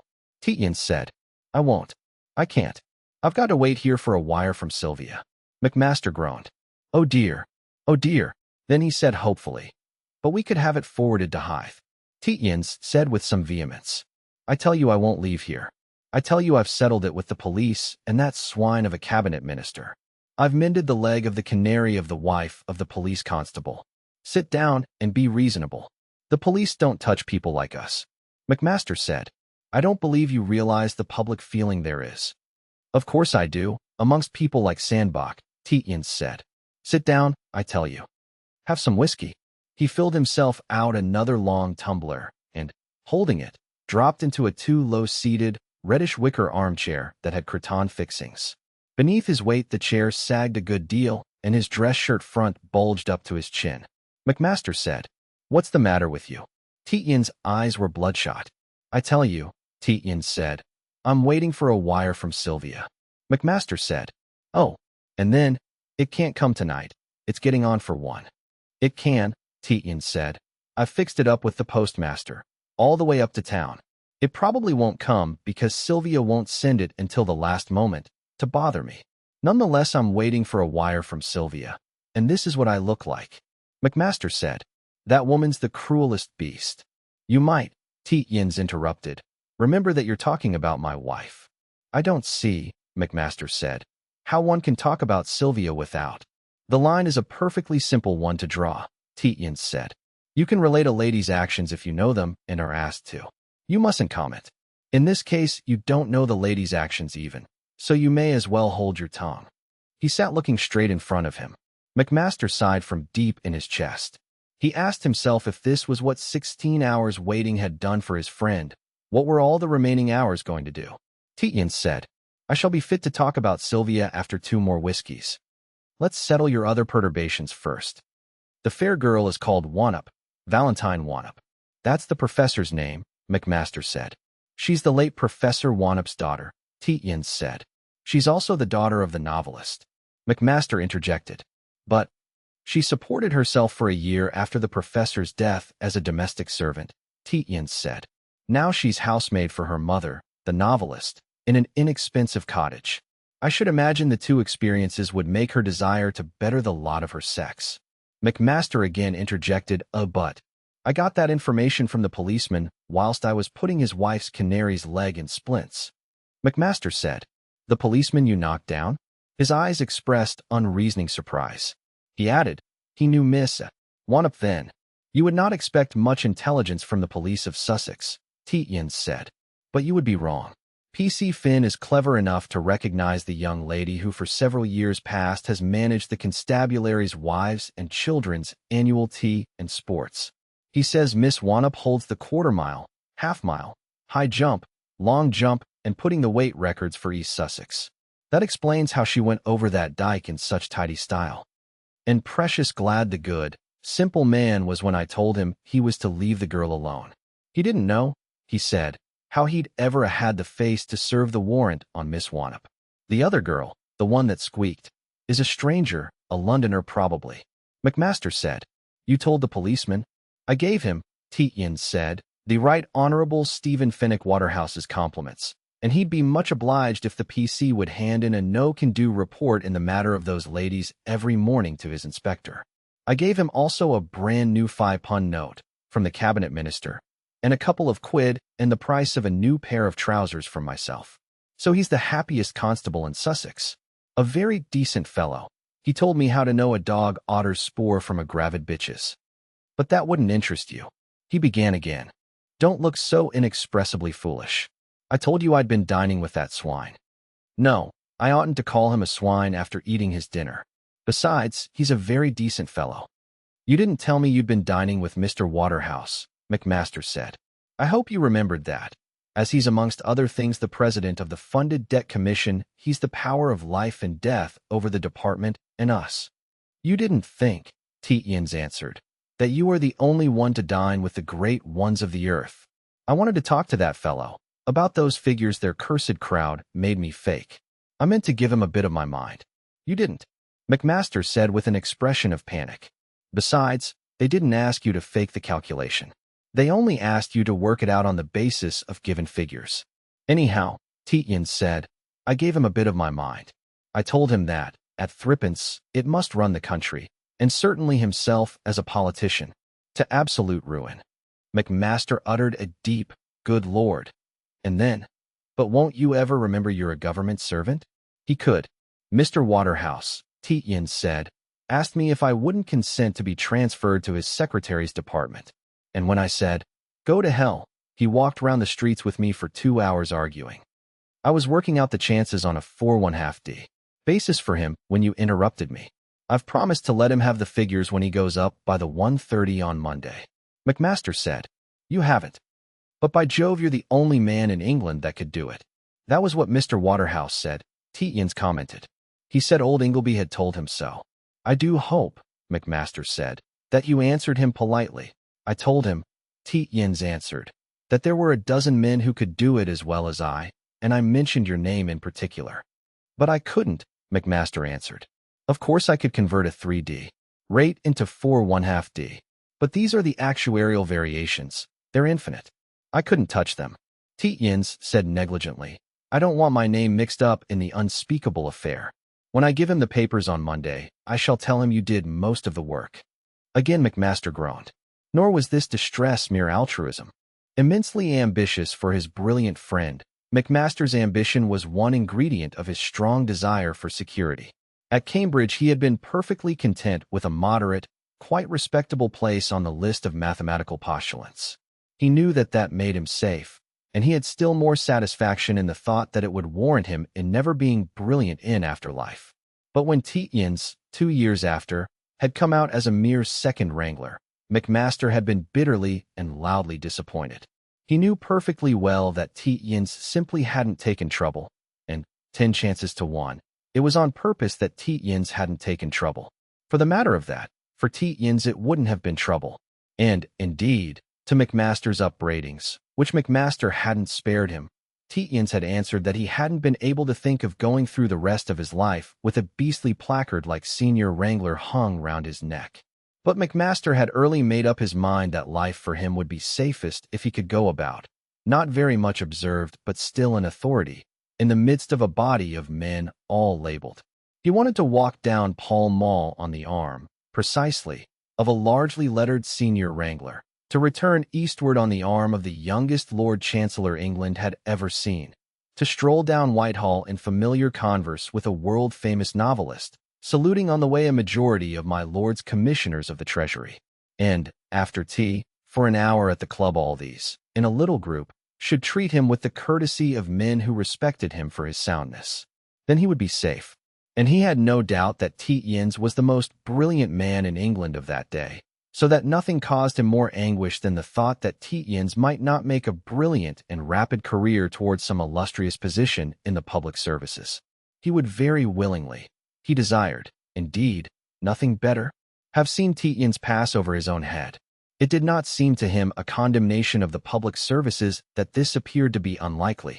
Yet McMaster was still not without hope. He was quite aware that there are other techniques of careers than that which he had prescribed for himself. He could not imagine himself, even in the most deferential way, correcting a superior, yet he could see that, though Tietjens treated almost every hierarch as if he were a born fool, no one very much resented it. Of course Tietjens was a Tietjens of Grobby, but was that going to be enough to live on forever? Times were changing, and McMaster imagined this to be a democratic age. But Tietjens went on, with both hands as it were, throwing away opportunity and committing outrage. That day McMaster could only consider to be one of disaster. He got up from his chair and filled himself another drink. He felt himself to be distressed and to need it. Slouching amongst his cretonnes, Tietjens was gazing in front of him. He said, "Here," without looking at McMaster, and held out his long glass. Into it McMaster poured whiskey with a hesitating hand. Tietjens said, "Go on." McMaster said, "It's late. We're breakfasting at the Duchemin's at 10. Tietjens answered, "Don't worry, sonny. We'll be there for your pretty lady." He added, "Wait another quarter of an hour. I want to talk to you." McMaster sat down again and deliberately began to review the day. It had begun with disaster, and in disaster it had continued. And, with something like a bitter irony, McMaster remembered and brought up now for digestion the parting words of General Campion to himself. The general had limped with him to the hall door up at Mountsby, and, standing patting him on the shoulder, tall, slightly bent, and very friendly, had said, "Look here, Christopher Tietjens is a splendid fellow, but he needs a good woman to look after him. Get him back to Sylvia as quick as you can. Had a little tiff, haven't they? Nothing serious? Chrissy hasn't been running after the skirts? No. I dare say a little. No. Well then." McMaster had stood like a gatepost, so appalled. He had stuttered. "No. No. We've known them both so long," the general went on. "Lady Claudine in particular. And, believe me, Sylvia is a splendid girl. Straight as a die, the soul of loyalty to her friends. And fearless. She'd face the devil in his rage. You should have seen her out with the Belvoir.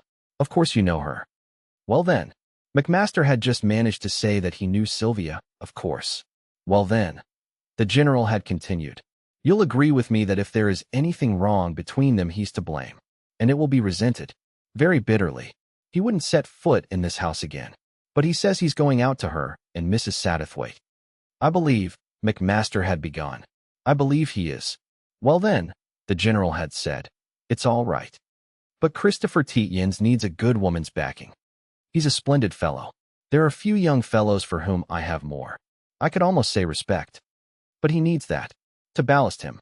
In the car, running down the hill from Mountsby, McMaster had exhausted himself in the effort to restrain his execrations of the general. He wanted to shout that he was a pig-headed old fool, a meddlesome ass. But he was in the car with the two secretaries of the cabinet minister, the Right Honourable Edward Fenwick Waterhouse, who, being himself an advanced Liberal down for a weekend of golf, preferred not to dine at the house of the Conservative member. At that date there was, in politics, a phase of bitter social feud between the parties, a condition that had not till lately been characteristic of English political life. The prohibition had not extended itself to the two younger men. McMaster was not unpleasurably aware that these two fellows treated him with a certain deference. They had seen McMaster being talked to familiarly by General Lord Edward Campion. Indeed, they in the car had been kept waiting whilst the general patted their fellow guest on the shoulder, held his upper arm, and spoke in a low voice into his ear. But that was the only pleasure that McMaster got out of it. Yes, the day had begun disastrously with Sylvia's letter. It ended, if it was ended, almost more disastrously with the general's eulogy of that woman. During the day, he had nerved himself to having an immensely disagreeable scene with Tietjens. Tietjens must divorce the woman.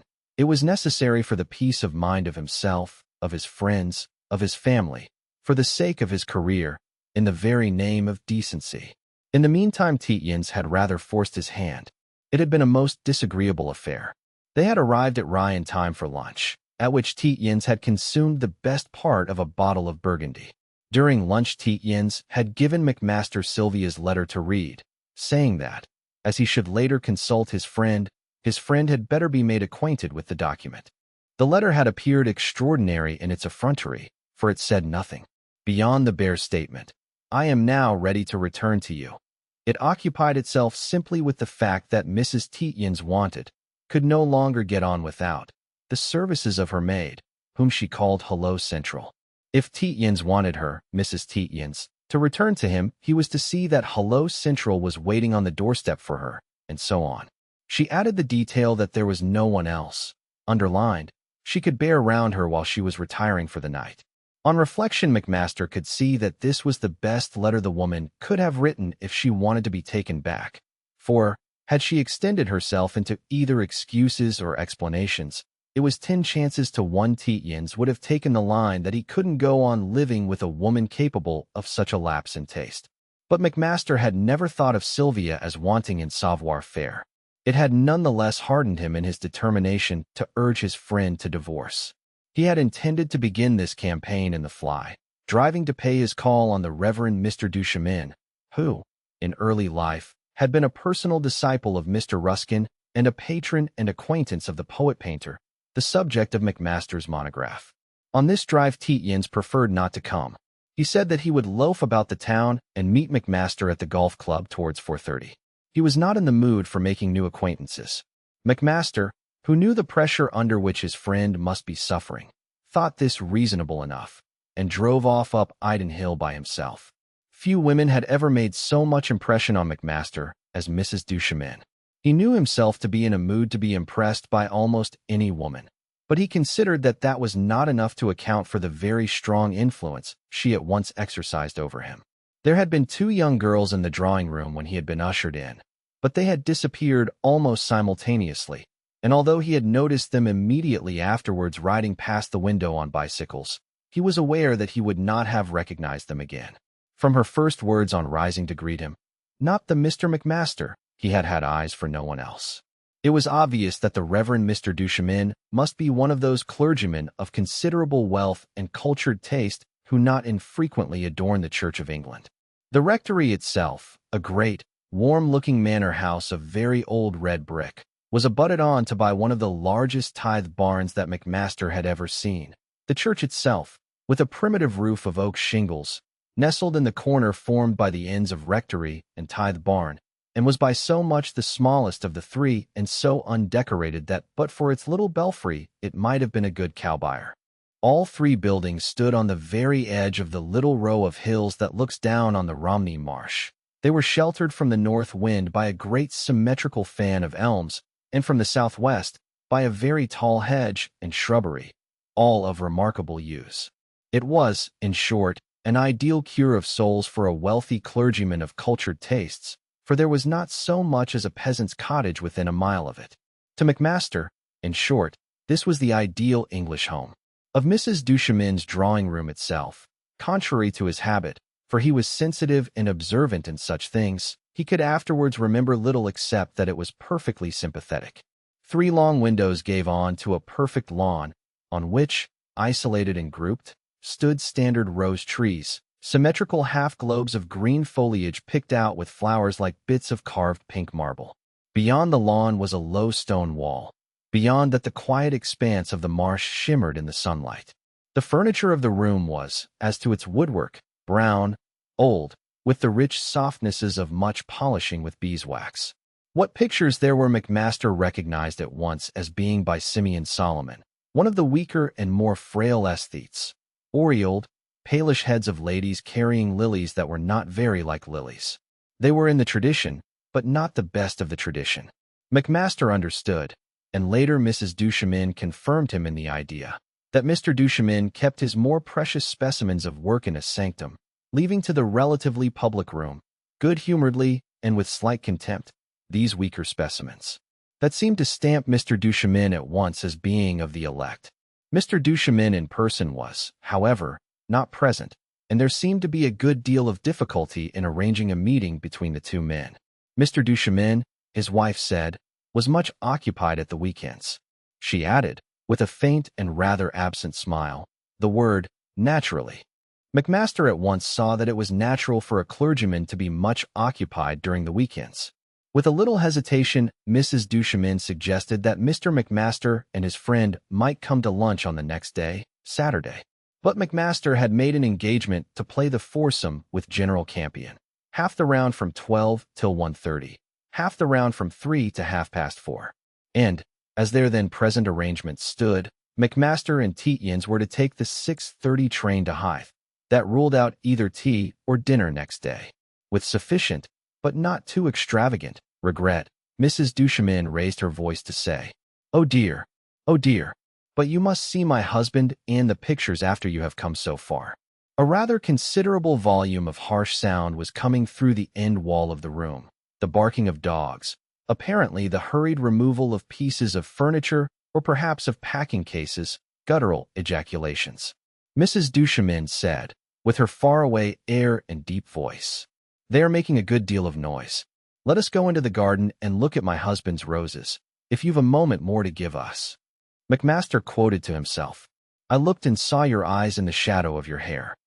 There was no doubt that Mrs. Duchemin's eyes, which were of a dark, pebble blue, were actually in the shadow of her blue-black, very regularly waved hair.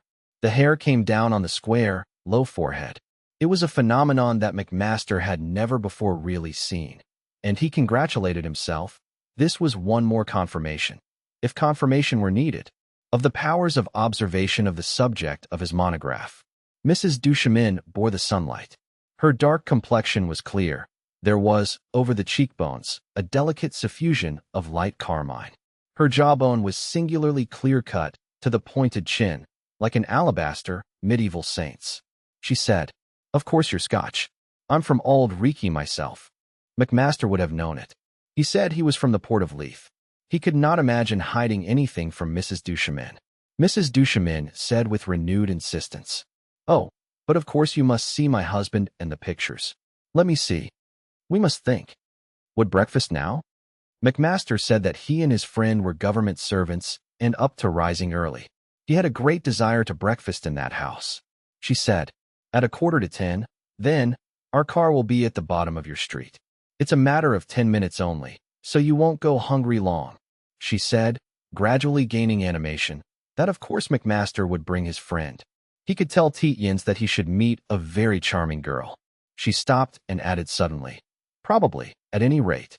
She said the name which McMaster caught as Wanstead, and possibly another girl, and Mr. Horst, or something like it, her husband's junior curate. She said reflectively, "Yes, we might try quite a party," and added, "Quite noisy and gay. I hope your friend's talkative." McMaster said something about trouble. "Oh, it can't be too much trouble," she said. "Besides, it might do my husband good." She went on, "Mr. Duchemin is apt to brood. It's perhaps too lonely here," and added the rather astonishing words, "after all." And, driving back in the fly, McMaster said to himself that you couldn't call Mrs. Duchemin ordinary, at least. Yet meeting her was like going into a room that you had long left and never ceased to love. It felt good. It was perhaps partly her Edinburghness. McMaster allowed himself to coin that word.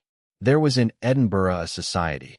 He himself had never been privileged to move in it, but its annals are part of the literature of Scotland, where the ladies are all great ladies in tall drawing-rooms, circumspect yet shrewd, still yet with a sense of the comic, frugal yet warmly hospitable. It was perhaps just Edinburgh-ness that was wanting in the drawing rooms of his friends in London. Mrs. Cressy, the Honourable Mrs. Lennox, and Mrs. Delaunay were all almost perfection in manner, in speech, in composure. But, then, they were not young, they weren't Edinburgh, and they weren't strikingly elegant. Mrs. Duchemin was all three. Her assured, tranquil manner she would retain to any age. It betokened the enigmatic soul of her sex, but, physically, she couldn't be more than 30. That was unimportant, for she would never want to do anything in which physical youth counted. She would never, for instance, have occasion to run. She would always just move, floatingly. He tried to remember the details of her dress. It had certainly been dark blue, and certainly of silk, that rather coarsely woven, exquisite material that has on its folds as of a silvery shimmer with minute knots. But very dark blue.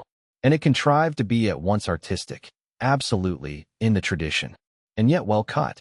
Very large sleeves, of course, but still with a certain fit.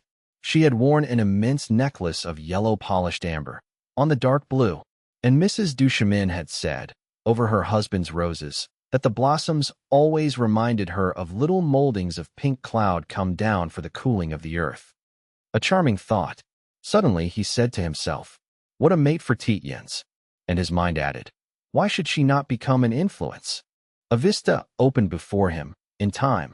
He imagined Tietjens, in some way proprietarily responsible for Mrs. Duchemin, quite pour le bon, tranquilly passionate and accepted motif, and immensely improved by the association. And himself, in a year or two, bringing the at last found lady of his delight to sit at the feet of Mrs. Duchemin. The lady of his delight, while circumspect, would be also young and impressionable. To learn the mysterious assuredness of manner, the gift of dressing, the knack of wearing amber and bending over standard roses, and the Edinburgh-ness.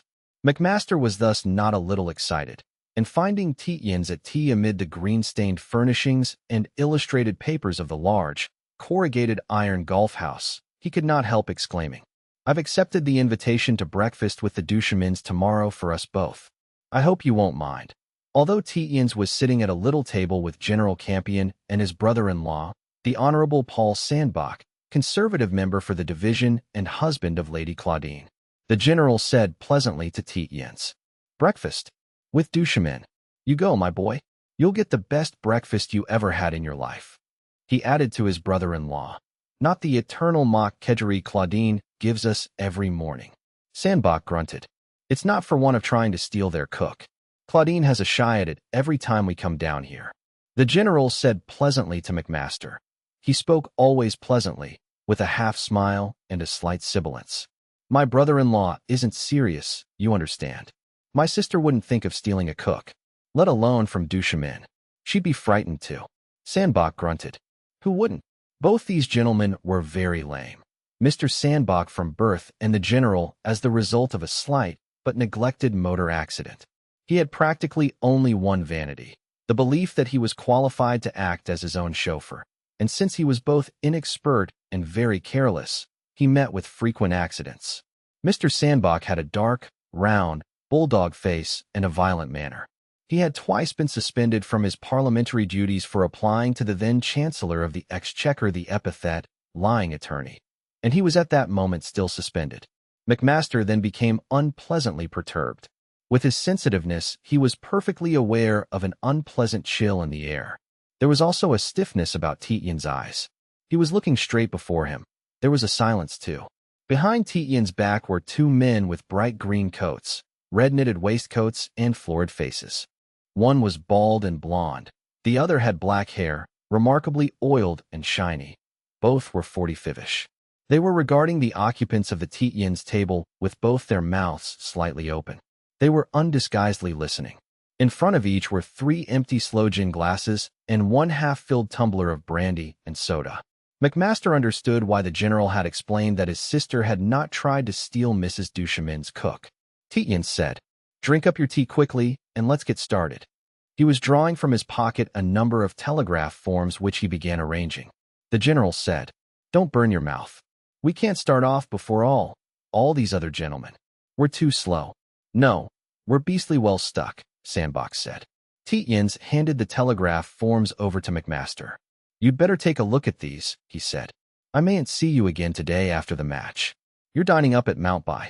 The general will run you up. Lady Claude will excuse me. I've got work to do." This was already matter for dismay for McMaster. He was aware that Tietjens would have disliked dining up at Mountby with the Sandbox, who would have a crowd, extremely smart but more than usually unintelligent. Tietjens called this crowd, indeed, the plague spot of the party, meaning of Toryism. But McMaster couldn't help thinking that a disagreeable dinner would be better for his friend than brooding in solitude in the black shadows of the huddled town. Then Tietjens said, "I'm going to have a word with that swine." He pointed his square chin rather rigidly before him, and looking past the two brandy drinkers, McMaster saw one of those faces that frequent caricature made familiar and yet strange. McMaster couldn't, at the moment, put a name to it. It must be a politician, probably a minister. But which? His mind was already in a dreadful state. In the glimpse he had caught of the telegraph form now in his hand, he had perceived that it was addressed to Sylvia Tietjens and began with the word agreed. He said swiftly, "Has that been sent, or is it only a draft?" Tietjens said, "That fellow is the Right Honorable Stephen Fenwick Waterhouse. He's chairman of the Funded Debt Commission. He's the swine who made us fake that return in the office." That moment was the worst McMaster had ever known. A worse came. Tietjens said, "I'm going to have a word with him. That's why I'm not dining at Mountby. It's a duty to the country." McMaster's mind simply stopped. He was in a space, all windows. There was sunlight outside, and clouds, pink and white, woolly, some ships, and two men, one dark and oily, the other rather blotchy on a blonde baldness. They were talking, but their words made no impression on McMaster. The dark, oily man said that he was not going to take Gertie to Budapest. Not half. He winked like a nightmare. Beyond were two young men and a preposterous face. It was all so like a nightmare that the cabinet minister's features were distorted for McMaster, like an enormous mask of pantomime, shiny, with an immense nose and elongated, Chinese eyes, yet not unpleasant. McMaster was a Whig by conviction, by nation, by temperament. He thought that public servants should abstain from political activity. Nevertheless, he couldn't be expected to think a Liberal cabinet minister ugly. On the contrary, Mr. Waterhouse appeared to have a frank, humorous, kindly expression. He listened deferentially to one of his secretaries, resting his hand on the young man's shoulder, smiling a little, rather sleepily. No doubt he was overworked. And then, letting himself go in a side-shaking laugh. Putting on flesh. What a pity! What a pity! McMaster was reading a string of incomprehensible words in Tietjens' heavily scored writing. Not entertain, flat not house, child remain at sister. His eyes went backwards and forwards over the phrases. He could not connect the words without stops. The man with the oily hair said in a sickly voice that Gertie was hot stuff, but not the one for Budapest with all the Gitana girls you were telling me of. Why, he'd kept Gertie for 5 years now. More like the real thing. His friend's voice was like a result of indigestion. Tietjens, Sandbach, and the general were stiff, like pokers. What a pity, McMaster thought. He ought to have been sitting. It would have been pleasant and right to be sitting with the pleasant minister. In the ordinary course he, McMaster, would have been. The best golfer in the place was usually set to play with distinguished visitors, and there was next to no one in the south of England who ordinarily could beat him. He had begun at 4, playing with a miniature cleek and a £1 ball over the municipal links, going to the poor school every morning and back to dinner, and back to school and back to bed, over the cold, rushy, sandy links, beside the grey sea, both shoes full of sand. The £1 ball had lasted him 3 years. McMaster exclaimed, "Good God!" He had just gathered from the telegram that Tietjens meant to go to Germany on Tuesday. As if at McMaster's ejaculation, Tietjens said, "Yes, it is unbearable. If you don't stop those swine, General, I shall." The general sibilated low, between his teeth. "Wait a minute. Wait a minute. Perhaps that other fellow will." The man with the black, oily hair said, "If Budapest's the place for the girls you say it is, old pal, with the Turkish baths and all, we'll paint the old town red all right, next month." And he winked at Tietjens. His friend, with his head down, seemed to make internal rumblings, looking apprehensively beneath his blotched forehead at the general.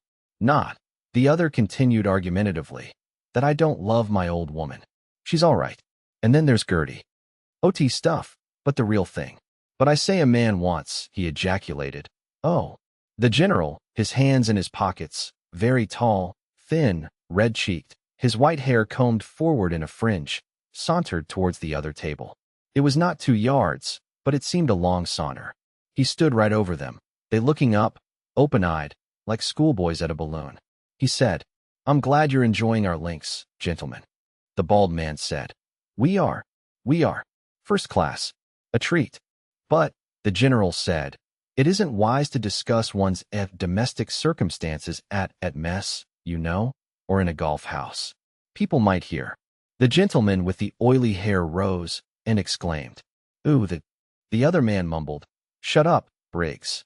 The general said, I'm the president of the club, you know. It's my duty to see that the majority of the club and its visitors are pleased. I hope you don't mind. The general came back to his seat. He was trembling with vexation. It makes one as beastly a bounder as themselves, he said. But what the devil else was one to do? The 2 city men had ambled hastily into the dressing rooms. The dire silence fell. McMaster realized that, for these Tories at least, this was really the end of the world. The last of England. He returned, with panic in his heart, to Tietjens' telegram. Tietjens was going to Germany on Tuesday. He offered to throw over the department. These were unthinkable things. You couldn't imagine them. He began to read the telegram all over again. A shadow fell upon the flimsy sheets. The Right Honorable Mr. Waterhouse was between the head of the table and the windows. He said, We're much obliged, General. It was impossible to hear ourselves speak for those obscene fellows' smut. It's fellows like that make our friends the suffragettes. That warrants them. He added, Hello, Sandbach. Enjoying your rest. The general said, I was hoping you'd take on the job of telling these fellows off. Mr. Sandbach, his bulldog jaw sticking out, the short black hair on his scalp appearing to rise, barked, Hello, Waterslop. Enjoying your plunder. Mr. Waterhouse, tall, slouching and untidy-haired, lifted the flaps of his coat. It was so ragged that it appeared as if straws stuck out of the elbows. All that the suffragettes have left of me, he said, laughingly. Isn't one of you fellows a genius called Tietjens? He was looking at McMaster.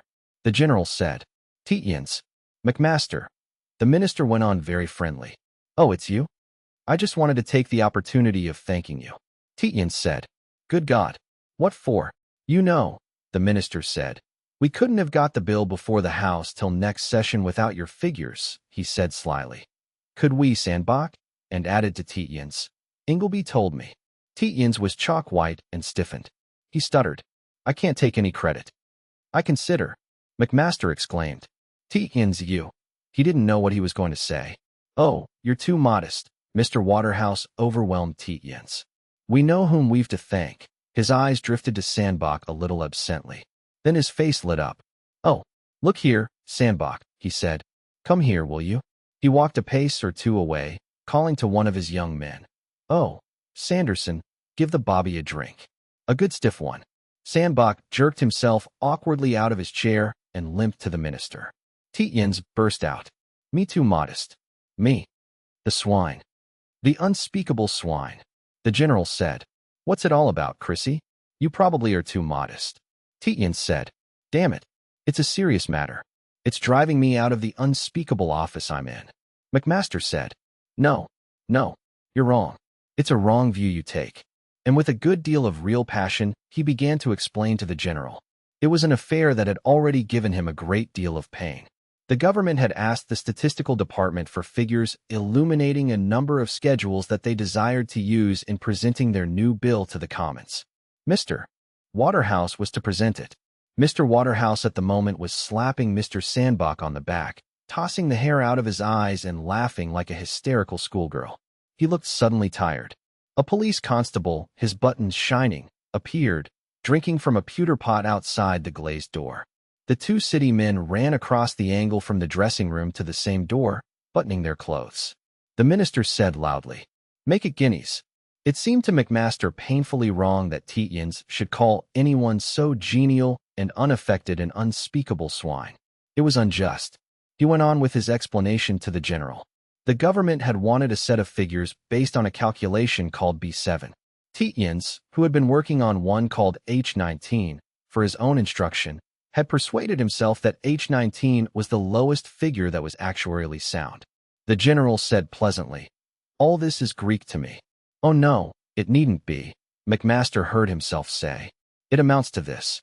Chrissy was asked by the government, by Sir Reginald Ingleby, to work out what 3-3 comes to. It was that sort of thing in principle. He said that the only figure that would not ruin the country was 9 times 9. The government wanted to shovel money into the working man's pockets. In fact, the general said, "Money for nothing. Or votes, I suppose." "But that isn't the point, sir," McMaster ventured to say. All that Chrissy was asked to do was to say what 3-3 was. "Well, he appears to have done it, and earned no end of kudos," the general said. "That's all right. We've always, believed in Chrissy's ability. But he's a strong-tempered beggar. He was extraordinarily rude to Sir Reginald over it," McMaster went on. The general said, "Oh dear, oh dear." He shook his head at Tietjens and assumed with care the blank, slightly disappointing air of the regular officer. "I don't like to hear of rudeness to a superior. In any service. I don't think," Tietjens said with extreme mildness, "that McMaster is quite fair to me. Of course he's a right to his opinion as to what the discipline of a service demands. I certainly told Ingleby that I'd rather resign than do that beastly job." "You shouldn't have," the general said. "What would become of the services if everyone did as you did?" Sandbach came back laughing and dropped painfully into his low armchair. "That fellow," he began. The general slightly raised his hand. "A minute," he said. "I was about to tell Chrissy, here, that if I am offered the job, of course it's an order really, of suppressing the Ulster Volunteers, I'd rather cut my throat than do it." Sandbach said, "Of course you would, old chap. They're our brothers. You'd see the beastly, lying government damned first." "I was going to say that I should accept," the general said. "I shouldn't resign my commission." Sandbach said, "Good God." Tietjens said, "Well, I didn't. General, you. After all Claudine and I have said." Tietjens interrupted. "Excuse me, Sandbach. I'm receiving this reprimand for the moment. I wasn't, then, rude to Ingleby.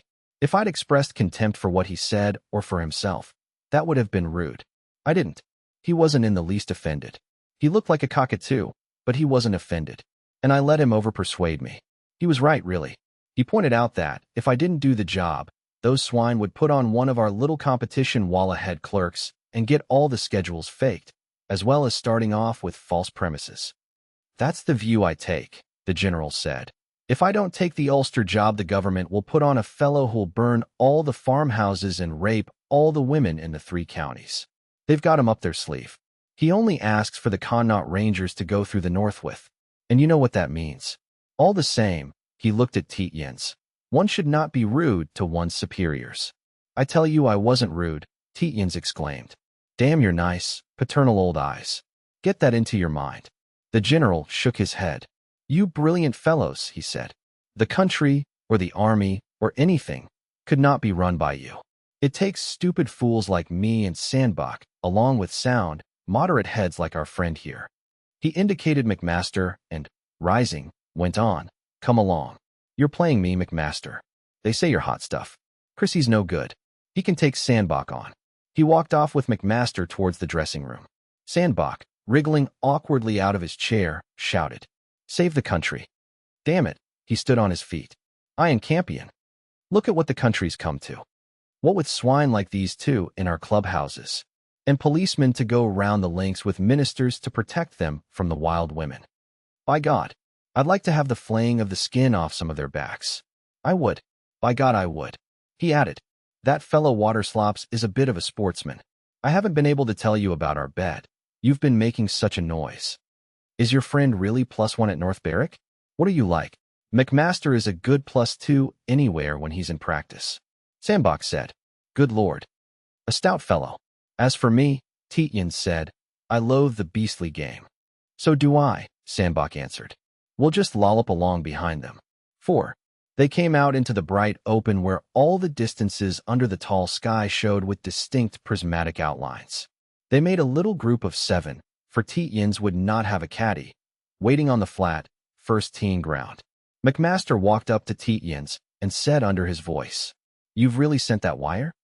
Tietjens said. It'll be in Germany by now. Mr. Sandbach hobbled from one to the other explaining the terms of his wager with Mr. Waterhouse. Mr. Waterhouse had backed one of the young men playing with him to drive into and hit twice in the 18 holes the two city men who would be playing ahead of them. As the minister had taken rather short odds, Mr. Sandbach considered him a good sport. A long way down the first hole, Mr. Waterhouse and his two companions were approaching the first green. They had high sandhills to the right and, to their left, a road that was fringed with rushes and a narrow dike. Ahead of the cabinet minister, the two city men and their two caddies stood on the edge of the dike or poked downwards into the rushes. Two girls appeared and disappeared on the tops of the sandhills. The policeman was strolling along the road, level with Mr. Waterhouse. The general said, "I think we could go now." Sandbach said, "Waterslops will get a hit at them from the next tee. They're in the dike." The general drove a straight, goodish ball. Just as McMaster was in his swing, Sandbach shouted, "By God, he nearly did it. See that fellow jump." McMaster looked round over his shoulder and hissed with vexation between his teeth. "Don't you know that you don't shout while a man is driving? Or haven't you played golf?" He hurried fussily after his ball. Sandbach said to Tietjens, "Golly, that chap's got a temper." Tietjens said, "Only over this game. You deserved what you got."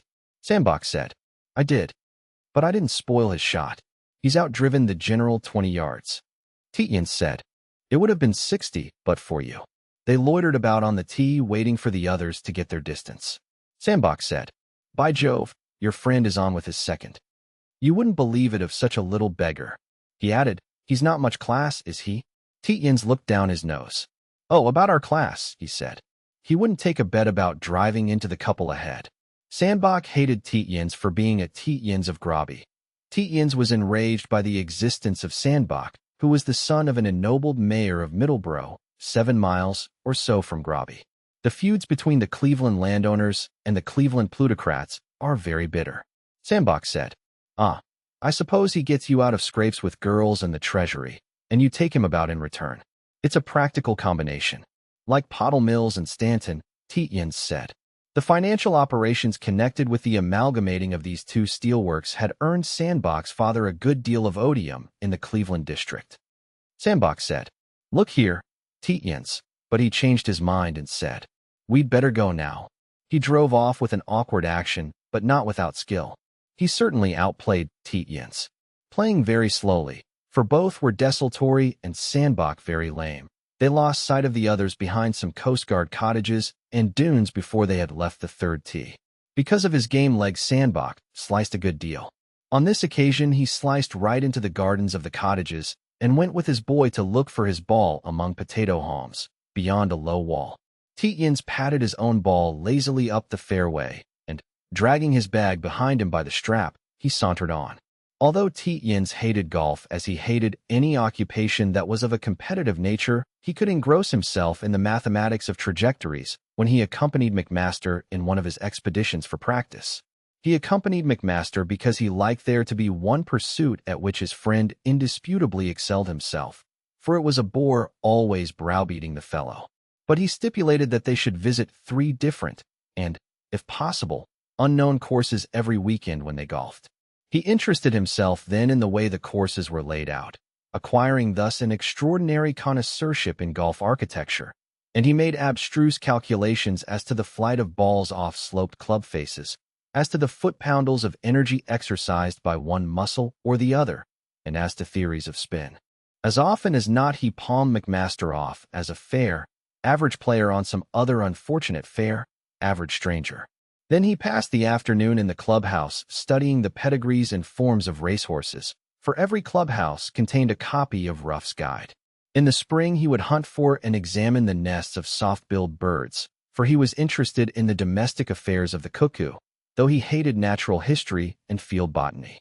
On this occasion he had just examined some notes of other mashie shots, had put the notebook back in his pocket, and had addressed his ball with a niblick that had an unusually roughened face and a head like a hatchet. Meticulously, when he had taken his grip, he removed his little and third fingers from the leather of the shaft. He was thanking heaven that Sandbach seemed to be accounted for 10 minutes at least, for Sandbach was miserly over lost balls, and, very slowly, he was raising his mashie to half-cock for a sighting shot. He was aware that someone, breathing a little heavily from small lungs, was standing close to him and watching him. He could indeed, beneath his cap rim, perceive the tips of a pair of boys' white sand shoes. It in no way perturbed him to be watched, since he was avid of no personal glory when making his shots. A voice said, "I say." He continued to look at his ball. "Sorry to spoil your shot," the voice said. But Tietjens dropped his club altogether and straightened his back. A fair young woman with a fixed scowl was looking at him intently. She had a short skirt and was panting a little. "I say," she said, "go and see they don't hurt Gertie. I've lost her." She pointed back to the sandhills. There looked to be some beasts among them.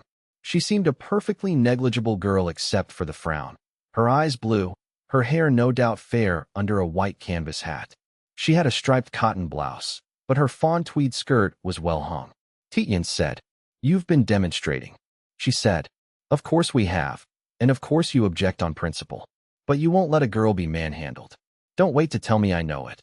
Noises existed. Sandbach, from beyond the low garden wall 50 yards away, was yelping, just like a dog, "Hi, hi, hi, hi," and gesticulating. His little caddy, entangled in his golf bag, was trying to scramble over the wall. On top of a high sandhill stood the policeman. He waved his arms like a windmill and shouted. Beside him and behind, slowly rising, were the heads of the general, McMaster, and their 2 boys. Further along, in completion, were appearing the figures of Mr. Waterhouse, his 2 companions, and their 3 boys. The minister was waving his driver and shouting. They all shouted. A regular rat hunt. The girl said she was counting 11 and 2 more caddies. She exhibited satisfaction. "I headed them all off except 2 beasts. They couldn't run, but neither can Gertie." She said urgently, "Come along. You aren't going to leave Gertie to those beasts. They're drunk." Tietjens said, "Cut away then. I'll look after Gertie." He picked up his bag. "No, I'll come with you," the girl said. Tietjens answered, "Oh, you don't want to go to jail. Clear out," she said. "Nonsense. I've put up with worse than that. 9 months as a slavey. Come along." Tietjens started to run, rather like a rhinoceros seeing purple. He had been violently spurred, for he had been pierced by a shrill, faint scream. The girl ran beside him. "Can run," she panted. "Put on a spurt." Screams protesting against physical violence were at that date rare things in England. Tietjens had never heard the like. It upset him frightfully, though he was aware only of an expanse of open country. The policeman, whose buttons made him noteworthy, was descending his conical sandhill, diagonally, with caution. There is something grotesque about a town policeman, silvered helmet and all, in the open country. It was so clear and still in the air. Tietjens felt as if he were in a light museum looking at specimens. A little young woman, engrossed, like a hunted rat, came round the corner of a green mound. "This is an assaulted female," the mind of Tietjens said to him. She had a black skirt covered with sand, for she had just rolled down the sandhill. She had a striped gray and black silk blouse, one shoulder torn completely off, so that a white camisole showed. Over the shoulder of the sandhill came the 2 city men, flushed with triumph and panting. Their red knitted waistcoats moved like bellows. The black-haired one, his eyes lurid and obscene, brandished aloft a fragment of black and gray stuff. He shouted hilariously, "Strip the bitch naked." Ugh! Strip the bitch stark naked, and jumped down the little hill. He cannonied into Tietjens, who roared at the top of his voice, "You infernal swine! I'll knock your head off if you move." Behind Tietjens' back the girl said, "Come along, Gertie. It's only to there." A voice panted in answer, "I can't. My heart." Tietjens kept his eye upon the city man. His jaw had fallen down, his eyes stared. It was as if the bottom of his assured world, where all men desire in their hearts to bash women, had fallen out. He panted, "Urgle! Urgle!" Another scream, a little further than the last voices from behind his back, caused in Tietjens a feeling of intense weariness. What did beastly women want to scream for? He swung round, bag and all. The policeman, his face scarlet like a lobster just boiled, was lumbering unenthusiastically towards the 2 girls who were trotting towards the dike. One of his hands, scarlet also, was extended. He was not a yard from Tietjens. Tietjens was exhausted, beyond thinking or shouting. He slipped his clubs off his shoulder and, as if he were pitching his kit bag into a luggage van, through the whole lot between the policeman's running legs. The man, who had no impetus to speak of, pitched forward onto his hands and knees, his helmet over his eyes. He seemed to reflect for a moment.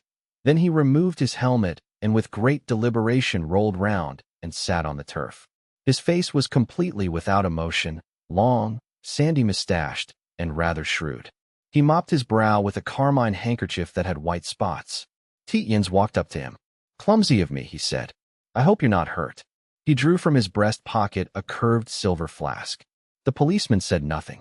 His world, too, contained uncertainties, and he was profoundly glad to be able to sit still without discredit. He muttered, "Shaken. A bit. Anybody would be." That let him out, and he fell to examining with attention the bayonet catch of the flask top. Tietjens opened it for him. The two girls, advancing at a fatigued trot, were near the dike side. The fair girl, as they trotted, was trying to adjust her companion's hat. Attached by pins to the back of her hair, it flapped on her shoulder. All the rest of the posse were advancing at a very slow walk, in a converging semicircle. Two little caddies were running, but Tietjens saw them check, hesitate, and stop. And there floated to Tietjens' ears the words, "Stop, you little devils. She'll knock your heads off." Right Honorable Mr. Waterhouse must have found an admirable voice trainer somewhere. The drab girl was balancing tremulously over a plank on the dike. The other took it at a jump, up in the air, down on her feet, perfectly businesslike. And, as soon as the other girl was off the plank, she was down on her knees before it, pulling it towards her, the other girl trotting away over the vast marsh field. The girl dropped the plank on the grass. Then she looked up and faced the men and boys who stood in a row on the road. She called in a shrill, high voice, like a young cockerel's. 17-2. The usual mail odds. You'll have to go round by Camber Railway Bridge, and we'll be in Folkestone by then. We've got bicycles."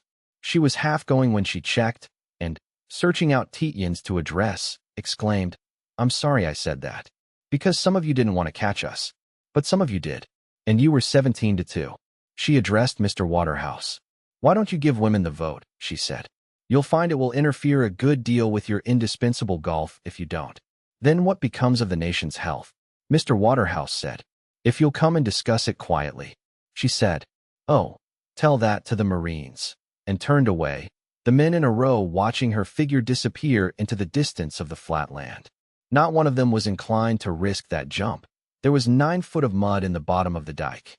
It was quite true that, the plank being removed, to go after the women, they would have had to go several miles round. It had been a well-thought-out raid.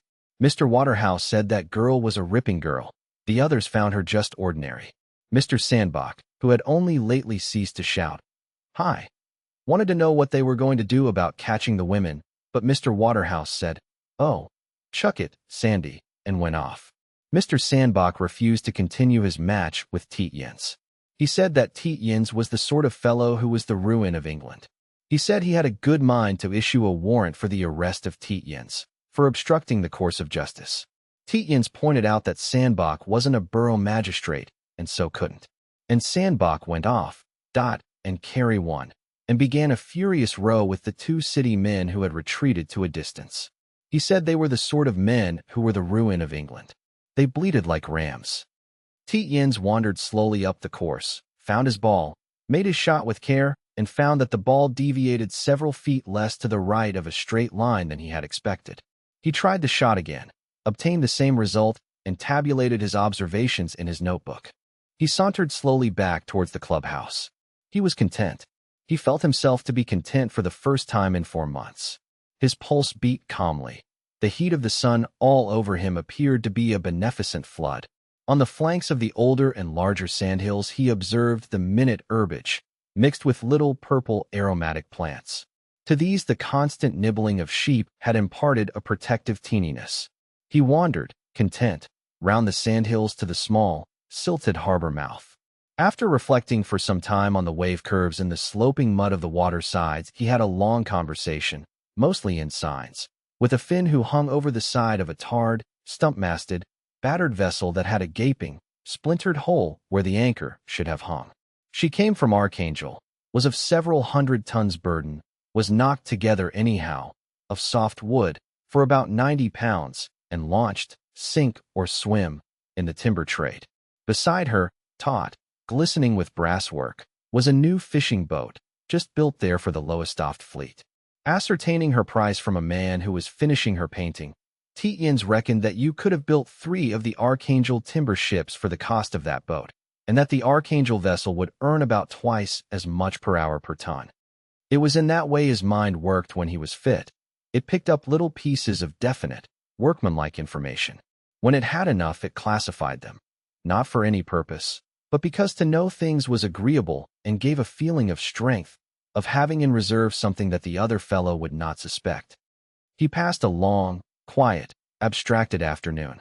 In the dressing room, he found the general, among lockers, old coats, and stoneware washing basins set in scrubbed wood. The general leaned back against a row of these things. "You are the ruddy limit," he exclaimed. Tietjens said, "Where's McMaster?" The general said he had sent McMaster off with Sandbach in the 2-seater. McMaster had to dress before going up to Mount By. He added, "The ruddy limit, again. Because I knocked the bobby over?" Tietjens asked. "He liked it," the general said. "Knocked the bobby over. I didn't see that. He didn't want to catch the girls," Tietjens said. "You could see him." "Oh, yearning not to. I don't want to know anything about that," the general said. "I shall hear enough about it from Paul Sandbach. Give the bobby a quid, and let's hear no more of it. I'm a magistrate." "Then what have I done?" Tietjens said. "I helped those girls to get off. You didn't want to catch them. Waterhouse didn't. The policeman didn't. No one did except the swine. Then what's the matter?" "Damn it all," the general said. "Don't you remember that you're a young married man?" With respect for the general's superior age and achievements, Tietjens stopped himself laughing. "If you're really serious, sir," he said, "I always remember it very carefully.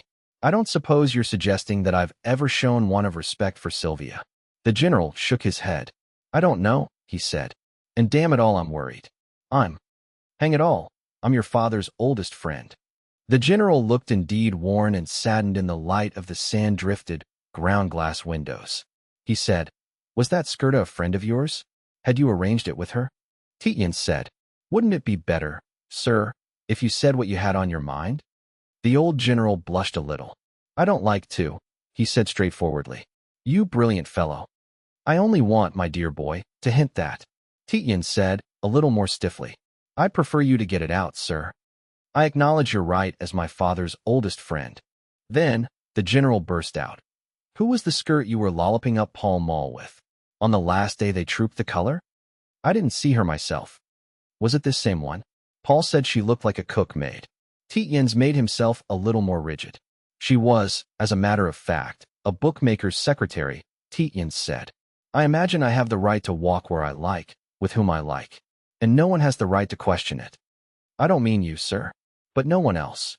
The general said puzzledly, "It's you brilliant fellows. They all say you're brilliant."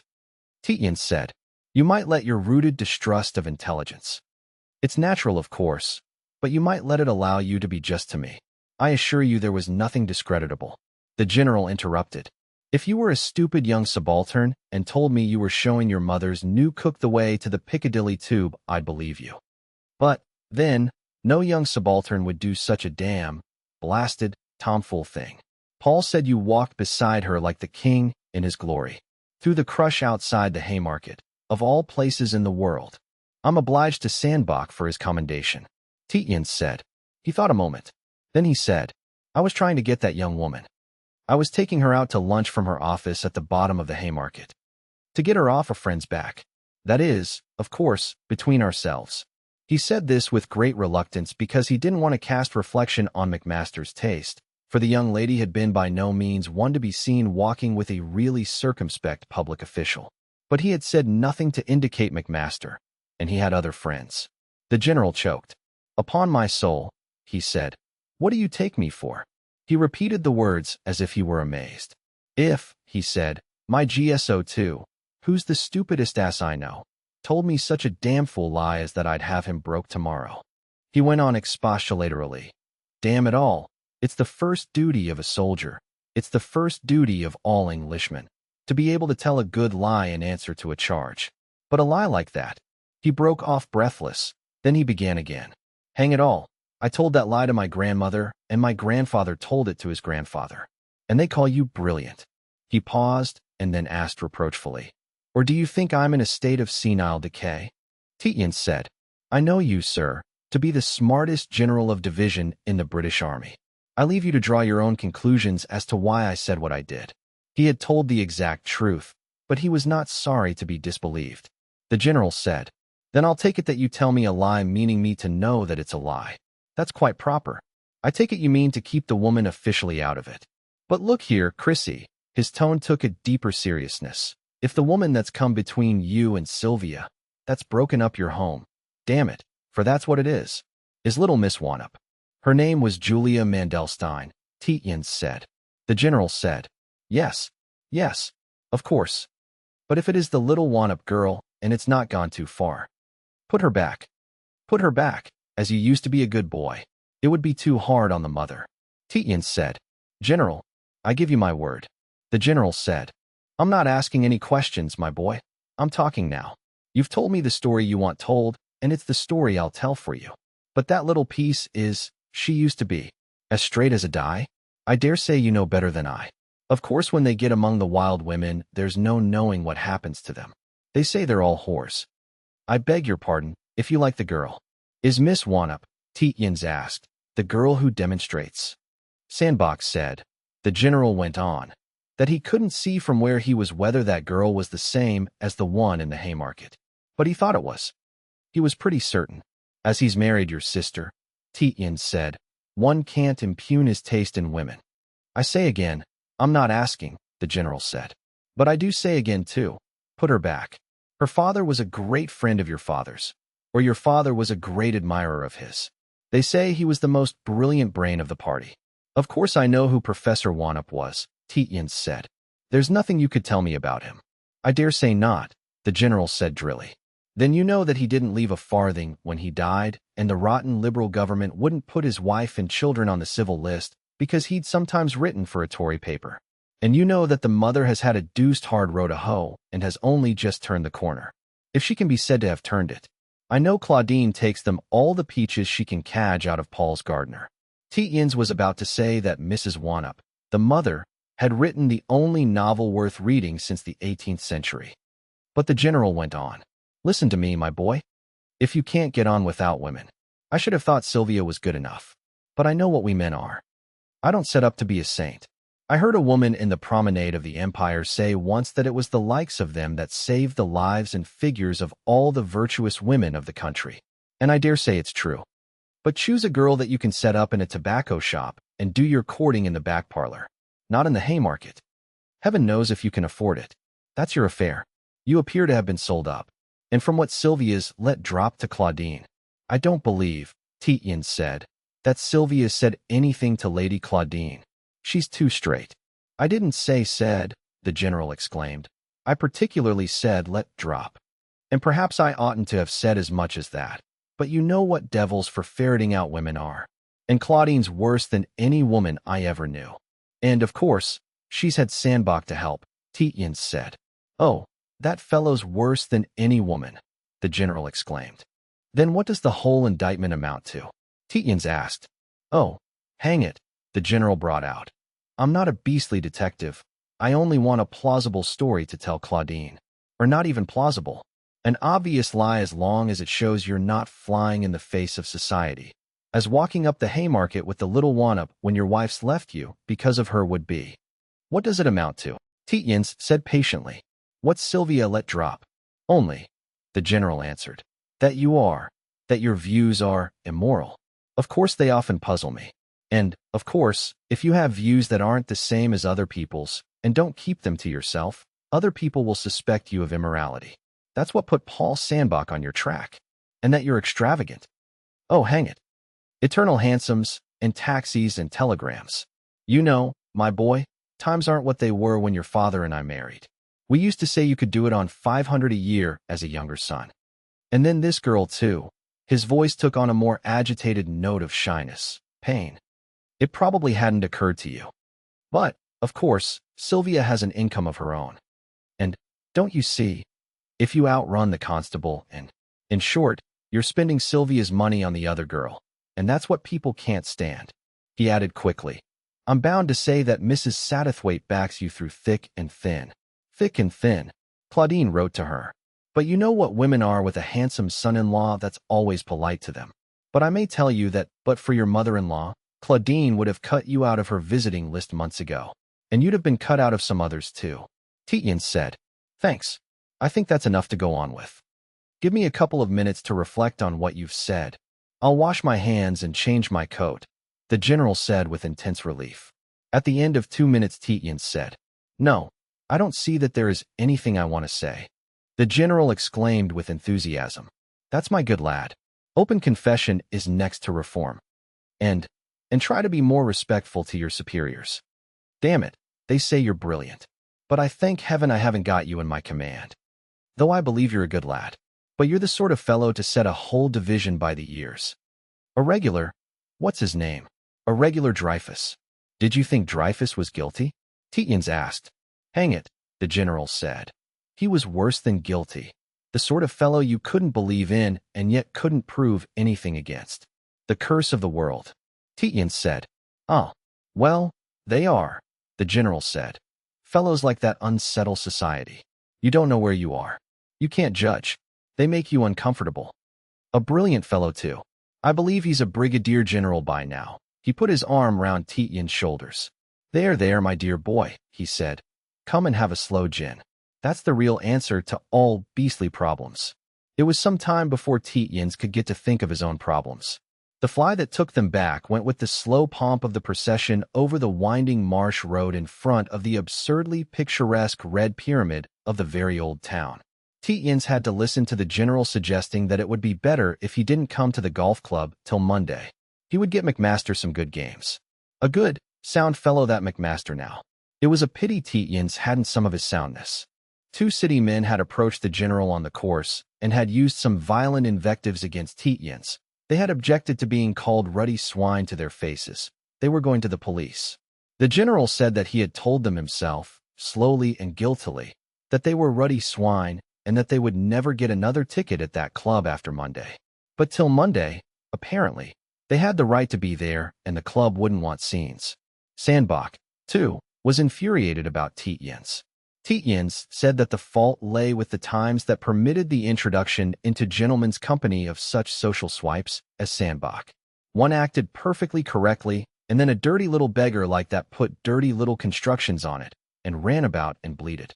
He added that he knew Sandbach was the general's brother-in-law, but he couldn't help it.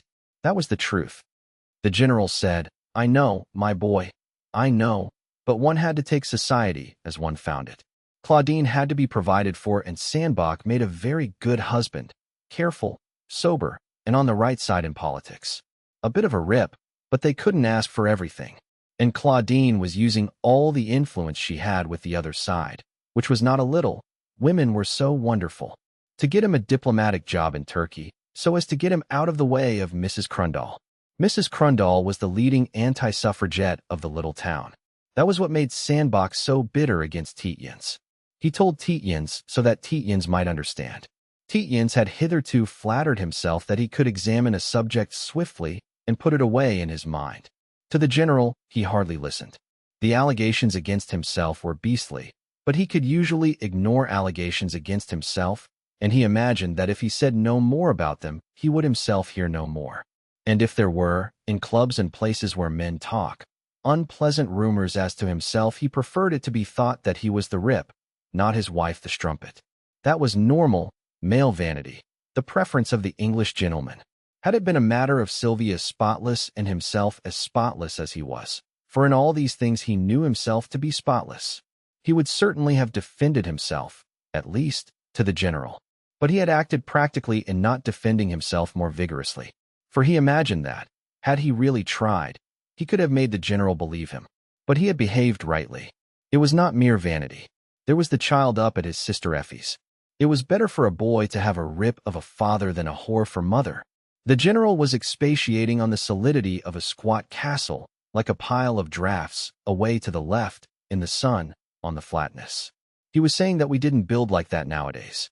Tietjens said, You're perfectly wrong, General. All the castles that Henry VIII built in 1543 along this coast are mere monuments of jerry building. In 1543, Jactat Castrad Delis, San Gatto, Rea, Hastingas Henricus Rex. That means he chucked them down. The general laughed. You are an incorrigible fellow. If ever there's any known, certain fact. But go and look at the beastly things, Tietjens said. You'll see they've got just a facing of stone that the tide floated here, and the fillings up are just rubble, any rubbish. Look here. It's a known certain fact, isn't it, that your 18-pounders are better than the French 75s. They tell us so in the house, on the hustings, in the papers. The public believes it. But would you put one of your tiny pet things firing? What is it? 4 shells a minute? With the little bent pins in their tails to stop the recoil, against their 75s with the compressed air cylinders. The general sat stiffly upon his cushions. That's different, he said. How the devil do you get to know these things? It isn't different, Tietjens said. It's the same muddle-headed frame of mind that sees good building in Henry VIII as lets us into wars with hopelessly antiquated field guns and rottenly inferior ammunition. You'd fire any fellow on your staff who said we could stand up for a minute against the French. Well, anyhow, the general said, I thank heaven you're not on my staff, for you'd talk my hind leg off in a week. It's perfectly true that the public. But Tietjens was not listening. He was considering that it was natural for an unborn fellow like Sandbach to betray the solidarity that should exist between men. And it was natural for a childless woman like Lady Claudine Sandbach with a flagrantly unfaithful husband to believe in the unfaithfulness of the husbands of other women. The general was saying, Who did you hear that stuff from about the French field gun? Tietjens said, From you. 3 weeks ago. And all the other society women with unfaithful husbands. They must do their best to down and out a man. They would cut him on their visiting lists. Let them. The barren harlots mated to faithless eunuchs. Suddenly he thought that he didn't know for certain that he was the father of his child, and he groaned. Well, what have I said wrong now? The general asked. Surely you don't maintain that pheasants do eat mangolds. Tietjens proved his reputation for sanity with, No, I was just groaning at the thought of the chancellor. That's sound enough for you, isn't it? But it gave him a nasty turn. He hadn't been able to pigeonhole and padlock his disagreeable reflections. He had been as good as talking to himself. In the bow window of another hostelry than his own, he caught the eye of Mr. Waterhouse, who was looking at the view over the marshes. The great man beckoned to him, and he went in. Mr. Waterhouse was aware that Tietjens, whom he assumed to be a man of sense, should get any pursuit of the 2 girls stopped off. He couldn't move in the matter himself, but a £5 note and possibly a police promotion or so might be handed round if no advertisement were given to the mad women on account of their raid of that afternoon. It was not a very difficult matter, for where the great man was to be found in the club lounge, there, in the bar, the mayor, the town clerk, the local head of the police, the doctors and solicitors would be found drinking together. And after it was arranged, the great man himself came into the bar, had a drink, and pleased them all immensely by his affability.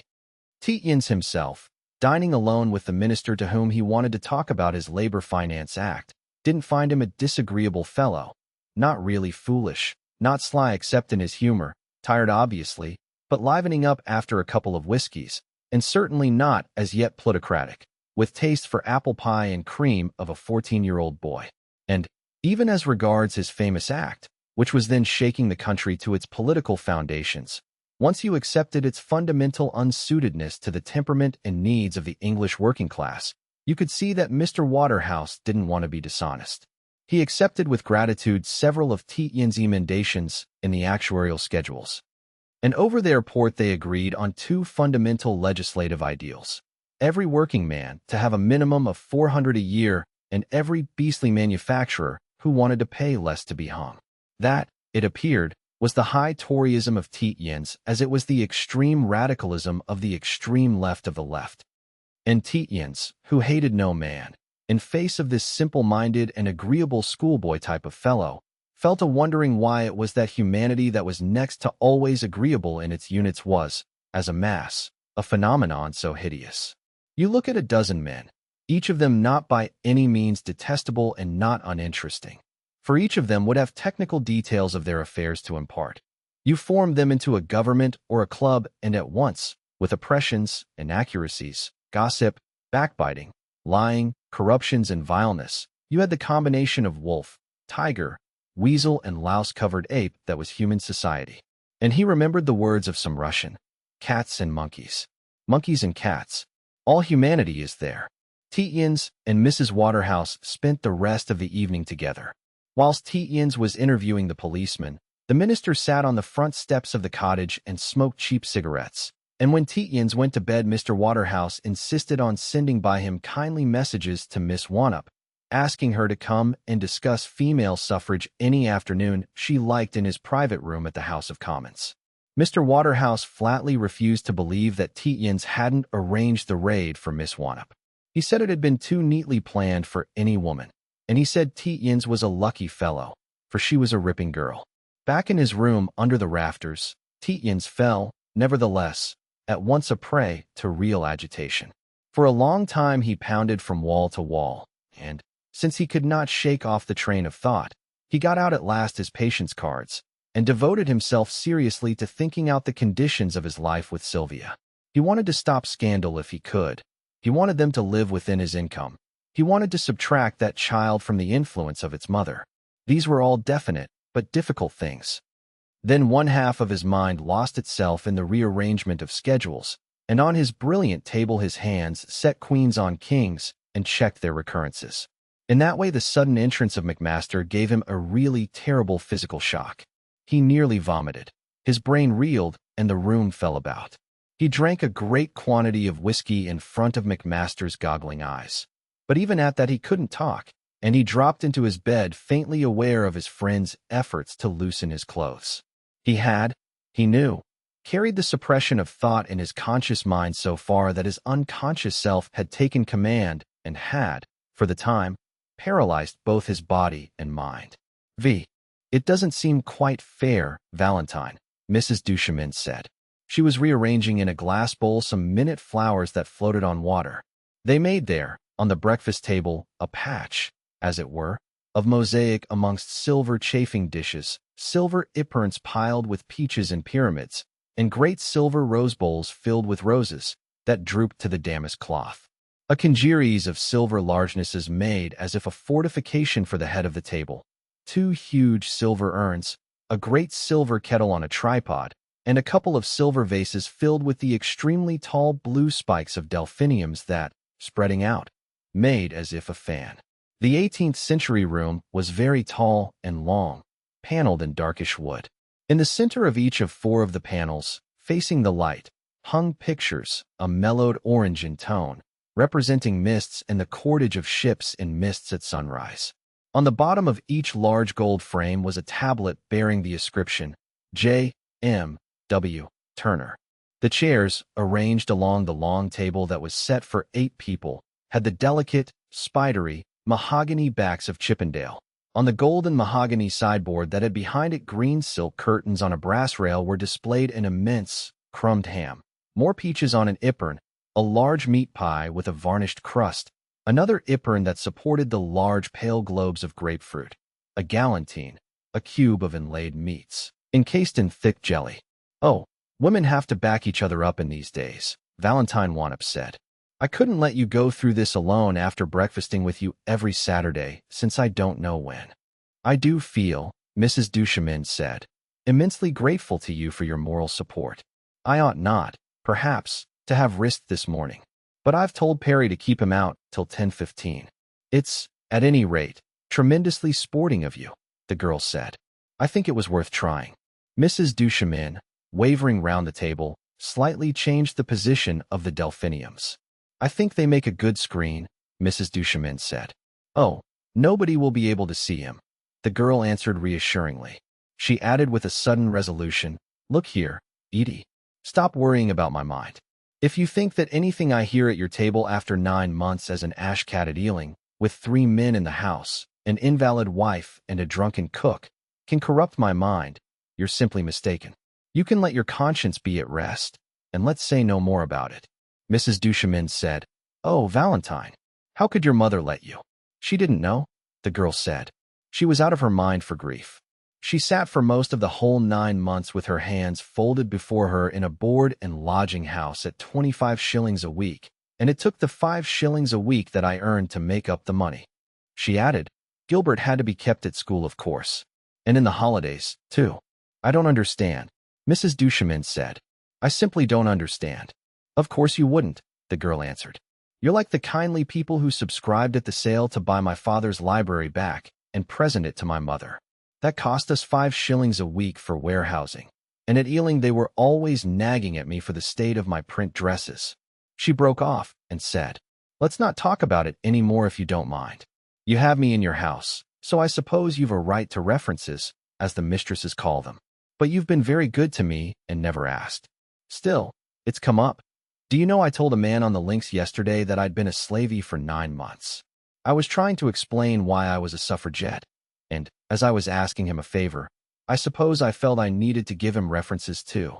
Mrs. Duchemin, beginning to advance towards the girl impulsively, exclaimed, You darling. Miss Wannop said, Wait a minute. I haven't finished. I want to say this. I never talk about that stage of my career because I'm ashamed of it. I'm ashamed of it because I think I did the wrong thing, not for any other reason. I did it on impulse and I stuck to it out of obstinacy. I mean, it would probably have been more sensible to go round with the hat to benevolent people for the keep of mother and to complete my education. But if we've inherited the Wannop ill luck, we've inherited the Wannop pride. And I couldn't do it. Besides, I was only 17, and I gave out we were going into the country after the sale. I'm not educated at all, as you know, or only half, because father, being a brilliant man, had ideas. And one of them was that I was to be an athletic, not a classical don at Cambridge, or I might have been, I believe. I don't know why he had that tick. But I'd like you to understand 2 things. One I've said already, what I hear in this house won't ever shock or corrupt me. That it's said in Latin is neither here nor there. I understand Latin almost as well as English because father used to talk it to me and Gilbert as soon as we talked at all. And, oh yes, I'm a suffragette because I've been a slavey. But I'd like you to understand that, though I was a slavey and am a suffragette, you're an old-fashioned woman and queer things are thought about these 2 things. Then I'd like you to understand that in spite of it all I'm pure. Chaste, you know. Perfectly virtuous. Mrs. Duchemin said, Oh, Valentine, did you wear a cap and apron? You, in a cap and apron. Miss Wannop replied, Yes, I wore a cap and apron and sniffled, to the mistress, and slept under the stairs too, because I would not sleep with the beast of a cook. Mrs. Duchemin now ran forward, and catching Miss Wannop by both hands kissed her first on the left and then on the right cheek. Oh, Valentine, she said, you're a heroine. And you only 22. Isn't that the motor coming? But it wasn't the motor coming, and Miss Wannop said, Oh no, I'm not a heroine. When I tried to speak to that minister yesterday, I just couldn't. It was Gertie who went for him. As for me, I just hopped from one leg to the other and stuttered, V. Votes for W. Omen. If I'd been decently brave, I shouldn't have been too shy to speak to a strange man. For that was what it really came to. But that surely, Mrs. Duchemin said, she continued to hold both the girls' hands, makes you all the braver. It's the person who does the thing he's afraid of who's the real hero, isn't it? Oh, we used to argue that old thing over with father when we were 10. You can't tell. You've got to define the term brave. I was just abject. I could harangue the whole crowd when I got them together. But speak to one man in cold blood I couldn't. Of course I did speak to a fat golfing idiot with bulging eyes, to get him to save Gertie. But that was different. Mrs. Duchemin moved both the girls' hands up and down in her own. As you know, Valentine, she said, I'm an old-fashioned woman. I believe that woman's true place is at her husband's side. At the same time, Miss Wannop moved away. Now don't, Edie, don't, she said. If you believe that, you're an anti. Don't run with the hare and hunt with the hounds. It's your defect, really. I tell you I'm not a heroine. I dread prison. I hate Rose. I'm thankful to goodness that it's my duty to stop and housemaid typewrite for mother, so that I can't really do things. Look at that miserable, adenoidy little Gertie, hiding upstairs in our garret. She was crying all last night, but that's just nerves. Yet she's been in prison 5 times, stomach pumped and all. Not a moment of funk about her. But as for me, a girl as hard as a rock that prison wouldn't touch. Why, I'm all of a jump now. That's why I'm talking nonsense like a pert schoolgirl. I just dread that every sound may be the police coming for me. Mrs. Duchemin stroked the girl's fair hair and tucked a loose strand behind her ear. I wish you'd let me show you how to do your hair, she said. The right man might come along at any moment. Oh, the right man, Miss Wanup said. Thanks for tactfully changing the subject. The right man for me, when he comes along, will be a married man. That's the Wanup luck, Mrs. Duchemin said, with deep concern. Don't talk like that. Why should you regard yourself as being less lucky than other people? Surely your mother's done well. She has a position. She makes money. Ah, but mother isn't a Wanup, the girl said, only by marriage. The real Wanups, they've been executed and attainted and falsely accused and killed in carriage accidents and married adventurers or died penniless like father. Ever since the dawn of history. And then, mother's got her mascot. Oh, what's that? Mrs. Duchemin asked, almost with animation. A relic. Don't you know mother's mascot? The girl asked. She tells everybody. Don't you know the story of the man with the champagne? How mother was sitting contemplating suicide in her bed-sitting room, and there came in a man with a name like Tietjens. She always calls him the mascot and asks us to remember him as such in our prayers. He was a man who'd been at a German university with father years before and loved him very dearly, but not kept touch with him. And he'd been out of England for 9 months when father died and round about it. And he said, Now, Mrs. Wanup, what's this? And she told him. And he said, What you want is champagne. And he sent the slavey out with a sovereign for a bottle of Veuve Clicquot. And he broke the neck of the bottle off against the mantelpiece because they were slow in bringing an opener. And he stood over her while she drank half the bottle out of her tooth glass. And he took her out to lunch. Oh, it's cold. And lectured her. And got her a job to write leaders on a paper he had shares in. Mrs. Duchemin said, You're shivering. I know I am, the girl said. She went on very fast. And of course, mother always wrote father's articles for him. He found the ideas, but couldn't write, and she's a splendid style. And, since then, the mascot, Tietjens, has always turned up when she's been in tight places. Then the paper blew her up and threatened to dismiss her for inaccuracies. She's frightfully inaccurate. And he wrote her out a table of things every leader writer must know, such as that Eber is the Archbishop of York, and that the government is liberal. And one day he turned up and said, Why don't you write a novel on that story you told me? And he lent her the money to buy the cottage we're in now to be quiet and write in. Oh, I can't go on. Miss Wanup burst into tears. It's thinking of those beastly days, she said. And that beastly yesterday. She ran the knuckles of both her hands fiercely into her eyes and determinately eluded Mrs. Duchemin's handkerchief and embraces. She said almost contemptuously, A nice, considerate person I am. And you with this ordeal hanging over you. Do you suppose I don't appreciate all your silent heroism of the home, while we're marching about with flags and shouting? But it's just to stop women like you being tortured, body and soul, week in, week out, that we. Mrs. Duchemin had sat down on a chair near one of the windows. She had her handkerchief hiding her face. Why women in your position don't take lovers, the girl said hotly. Or that women in your position do take lovers. Mrs. Duchemin looked up. In spite of its tears, her white face had an air of serious dignity. Oh, no, Valentine, she said, using her deeper tones. There's something beautiful, there's something thrilling about chastity. I'm not narrow-minded, censorious. I don't condemn, but to preserve in word, thought, and action a lifelong fidelity. It's no mean achievement. You mean like an egg and spoon race, Miss Wanup said.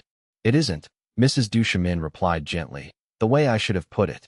Isn't the real symbol Atlanta, running fast and not turning aside for the golden apple? That always seemed to me the real truth hidden in the beautiful old legend. I don't know, Miss Wanup said, when I read what Ruskin says about it in The Crown of Wild Olive. Or no, it's the Queen of the Air. That's his Greek rubbish, isn't it? I always think it seems like an egg race in which the young woman didn't keep her eyes in the boat. But I suppose it comes to the same thing. Mrs. Duchemin said, My dear, not a word against John Ruskin in this house. Miss Wanup screamed. An immense voice had shouted, This way, this way. The ladies will be here. Of Mr. Duchemin's curates, he had 3 of them, for he had 3 marshland parishes almost without stipend, so that no one but a very rich clergyman could have held them. It was observed that they were all very large men with the physiques rather of prize-fighters than of clergy, so that when by any chance at dusk, Mr. Duchemin, who himself was of exceptional stature, and his 3 assistants went together along a road, the hearts of any malefactors whom in the mist they chanced to encounter went pit-a-pat. Mr. Horsley, the number 2, had in addition an enormous voice. He shouted 4 or 5 words, interjected Teehee, shouted 4 or 5 words more, and again interjected Teehee. He had enormous wrist bones that protruded from his clerical cuffs, an enormous Adam's apple, a large, thin, close-cropped, colorless face like a skull, with very sunken eyes, and when he was once started speaking it was impossible to stop him, because his own voice in his ears drowned every possible form of interruption. This morning, as an inmate of the house, introducing to the breakfast-room Messrs. Tietjens and McMaster, who had driven up to the steps just as he was mounting them, he had a story to tell. The introduction was, therefore, not, as such, a success. A state of siege, ladies. He alternately roared and giggled. We're living in a regular state of siege. What with, it appeared that the night before, after dinner, Mr. Sandbach and rather more than half a dozen of the young bloods who had dined at Mountby had gone scouring the country lanes, mounted on motor bicycles and armed with loaded canes, for suffragettes. Every woman they had come across in the darkness they had stopped, abused, threatened with their loaded canes, and subjected to cross-examination. The countryside was up in arms. As a story this took, with the appropriate reflections and repetitions, a long time in telling, and afforded Tietjens and Miss Wannop the opportunity of gazing at each other. Miss Wannop was frankly afraid that this large, clumsy, unusual-looking man, now that he had found her again, might hand her over to the police whom she imagined to be searching for herself, and her friend Gertie, Miss Wilson, at that moment in bed, under the care, as she also imagined, of Mrs. Wannop. On the links he had seemed to her natural and in place. Here, with his loosely hung clothes and immense hands, the white patch on the side of his rather cropped head and his masked rather shapeless features, he affected her queerly, as being both in and out of place. He seemed to go with the ham, the meat pie, the galantine, and even at a pinch with the roses. But the Turner pictures, the aesthetic curtain, and Mrs. Duchemin's flowing robes, amber and rose in the hair, did not go with him at all. Even the Chippendale chairs hardly did.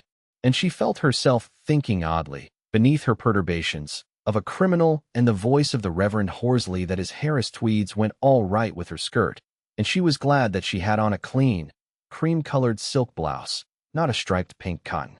She was right as to that. In every man there are 2 minds that work side by side, the one checking the other. Thus emotion stands against reason, intellect corrects passion, and first impressions act just a little, but very little, before quick reflection. Yet first impressions have always a bias in their favor, and even quiet reflection has often a job to efface them. The night before Tietjens had given several thoughts to this young woman. General Campion had assigned her to him as maitresse and tighter. He was said to have ruined himself, broken up his home, and spent his wife's money on her. Those were lies. On the other hand, they were not inherent impossibilities. Upon occasion, and given the right woman, quite sound men have done such things. He might, heaven knows, himself be so caught. But that he should have ruined himself over an unnoticeable young female who had announced herself as having been a domestic servant, and wore a pink cotton blouse, that had seemed to go beyond the bounds of even the unreason of club gossip. That was the strong, first impression. It was all very well for his surface mind to say that the girl was not by birth a tweeny maid. She was the daughter of Professor Wannop, and she could jump. For Tietjens held very strongly the theory that what finally separated the classes was that the upper could lift its feet from the ground, whilst common people couldn't. But the strong impression remained. Miss Wannop was a tweeny maid, say a lady's help, by nature. She was of good family, for the Wannops were first heard of at Birdlip in Gloucestershire in the year 1417, no doubt enriched after Agincourt. But even brilliant men of good family will now and then throw daughters who are lady helps by nature. That was one of the queernesses of heredity. And, though Tietjens had even got as far as to realize that Miss Wannop must be a heroine who had sacrificed her young years to her mother's gifts, and no doubt to a brother at school, for he had guessed as far as that. Even then, Tietjens couldn't make her out as more than a lady help. Heroines are all very well, admirable. They may even be saints. But if they let themselves get careworn in face and go shabby, well, they must wait for the gold that shall be amply stored for them in heaven. On this earth you could hardly accept them as wives for men of your own set. Certainly, you wouldn't spend your own wife's money on them. That was what it really came to. But, brightened up as he now suddenly saw her, with silk for the pink cotton, shining coiled hair for the white canvas hat, a charming young neck, good shoes beneath neat ankles, a healthy flush taking the place of yesterday's pallor of fear for her comrade, an obvious equal in the surroundings of quite good people, small, but well-shaped and healthy, immense blue eyes fixed without embarrassment on his own.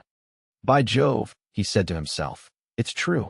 What a jolly little mistress she'd make.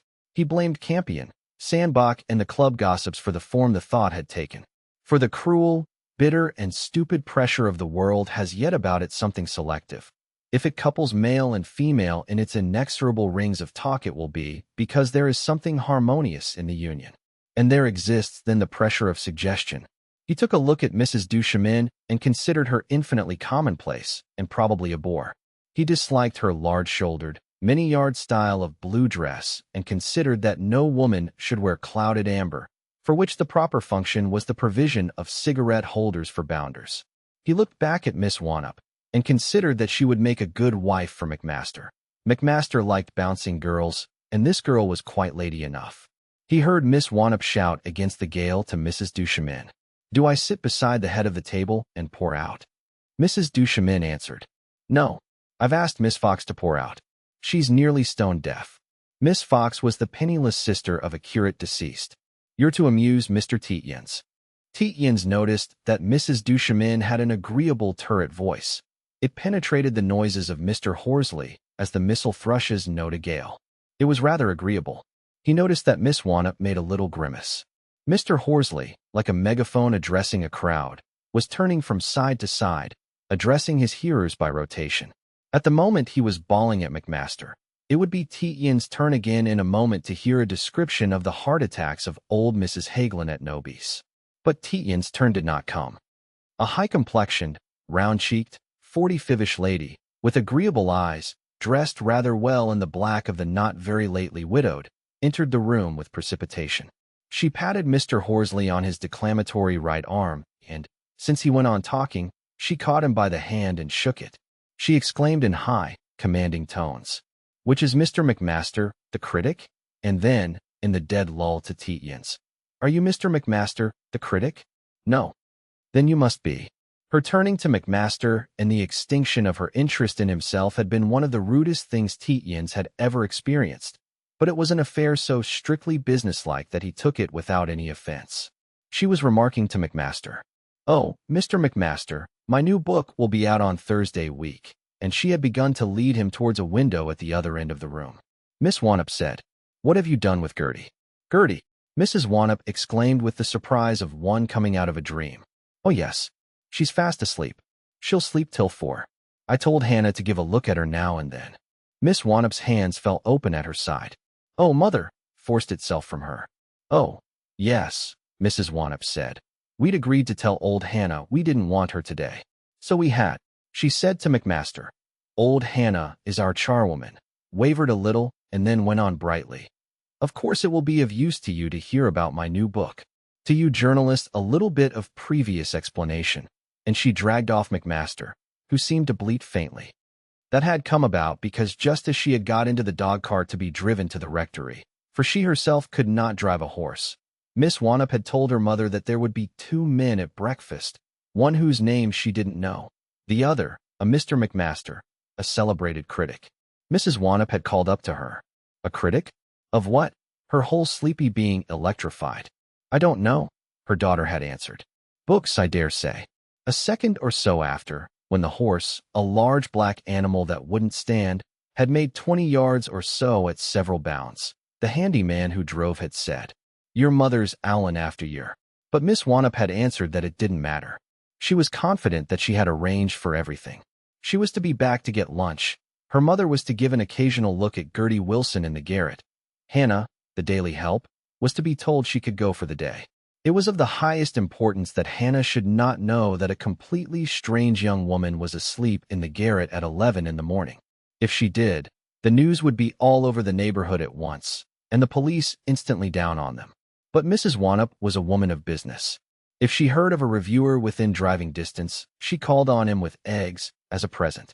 The moment the daily help had arrived, she had set out and walked to the rectory. No consideration of danger from the police would have stopped her. Besides, she had forgotten all about the police. Her arrival worried Mrs. Duchemin a good deal, because she wished all her guests to be seated and the breakfast well begun before the entrance of her husband. And this was not easy. Mrs. Wanup, who was uninvited, refused to be separated from Mr. McMaster. Mr. McMaster had told her that he never wrote reviews in the daily papers, only articles for the heavy quarterlies, and it had occurred to Mrs. Wanup that an article on her new book in one of the quarterlies was just what was needed. She was, therefore, engaged in telling Mr. McMaster how to write about herself, and twice after Mrs. Duchemin had succeeded in shepherding Mr. McMaster nearly to his seat, Mrs. Wanup had conducted him back to the embrasure of the window. It was only by sitting herself firmly in her chair next to McMaster that Mrs. Duchemin was able to retain for herself this all-essential, strategic position. And it was only by calling out, "Mr. Horsley, do take Mrs. Wanup to the seat beside you and feed her," that Mrs. Duchemin got Mrs. Wanup out of Mr. Duchemin's own seat at the head of the table. For Mrs. Wanup, having perceived this seat to be vacant and next to Mr. McMaster, had pulled out the Chippendale armchair and had prepared to sit down in it.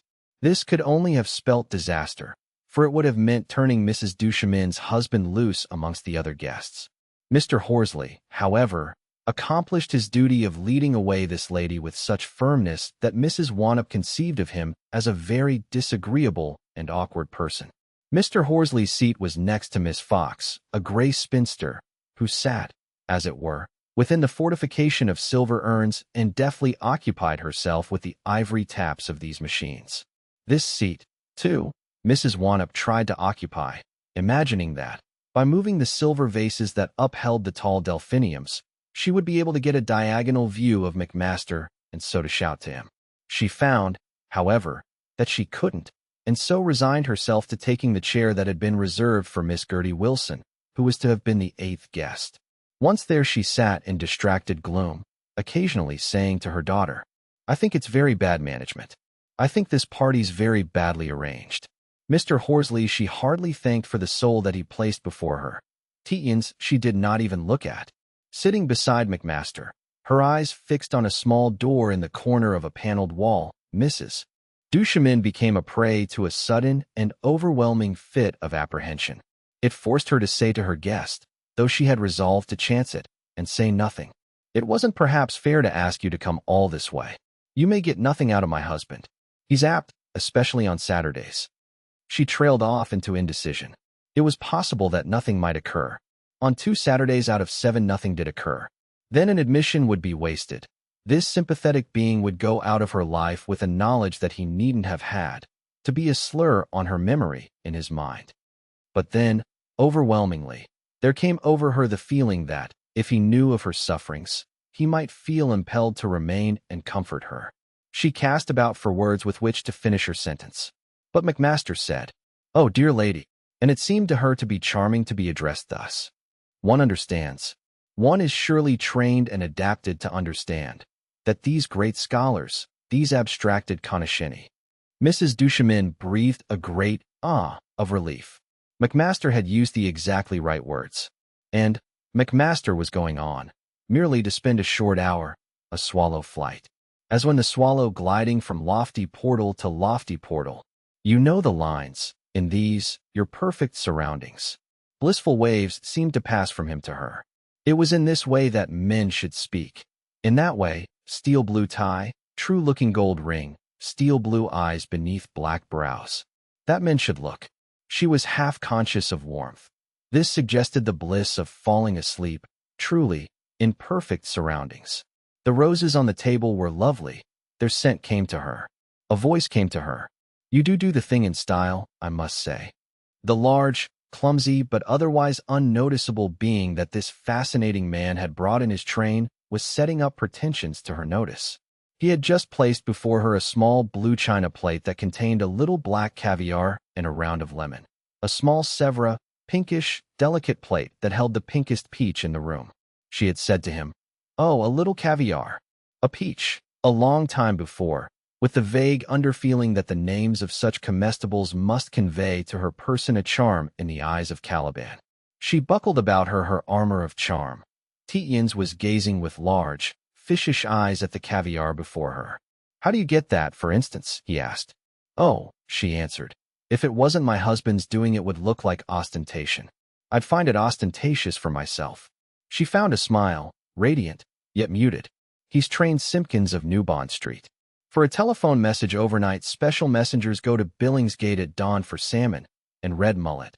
This, in ice, and great blocks of ice, too. It's such pretty stuff.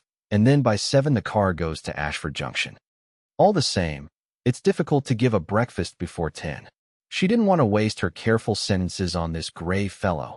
She couldn't, however, turn back, as she yearned to do, to the kindredly running phrases, as if out of books she had read, of the smaller man. "Ah, but it isn't," Tietjens said, "ostentation. It's the great tradition. You mustn't ever forget that your husband's breakfast du chemin of Magdalen." He seemed to be gazing, inscrutably, deep into her eyes. But no doubt he meant to be agreeable. "Sometimes I wish I could," she said. "He doesn't get anything out of it himself. He's ascetic to unreasonableness. On Fridays he eats nothing at all.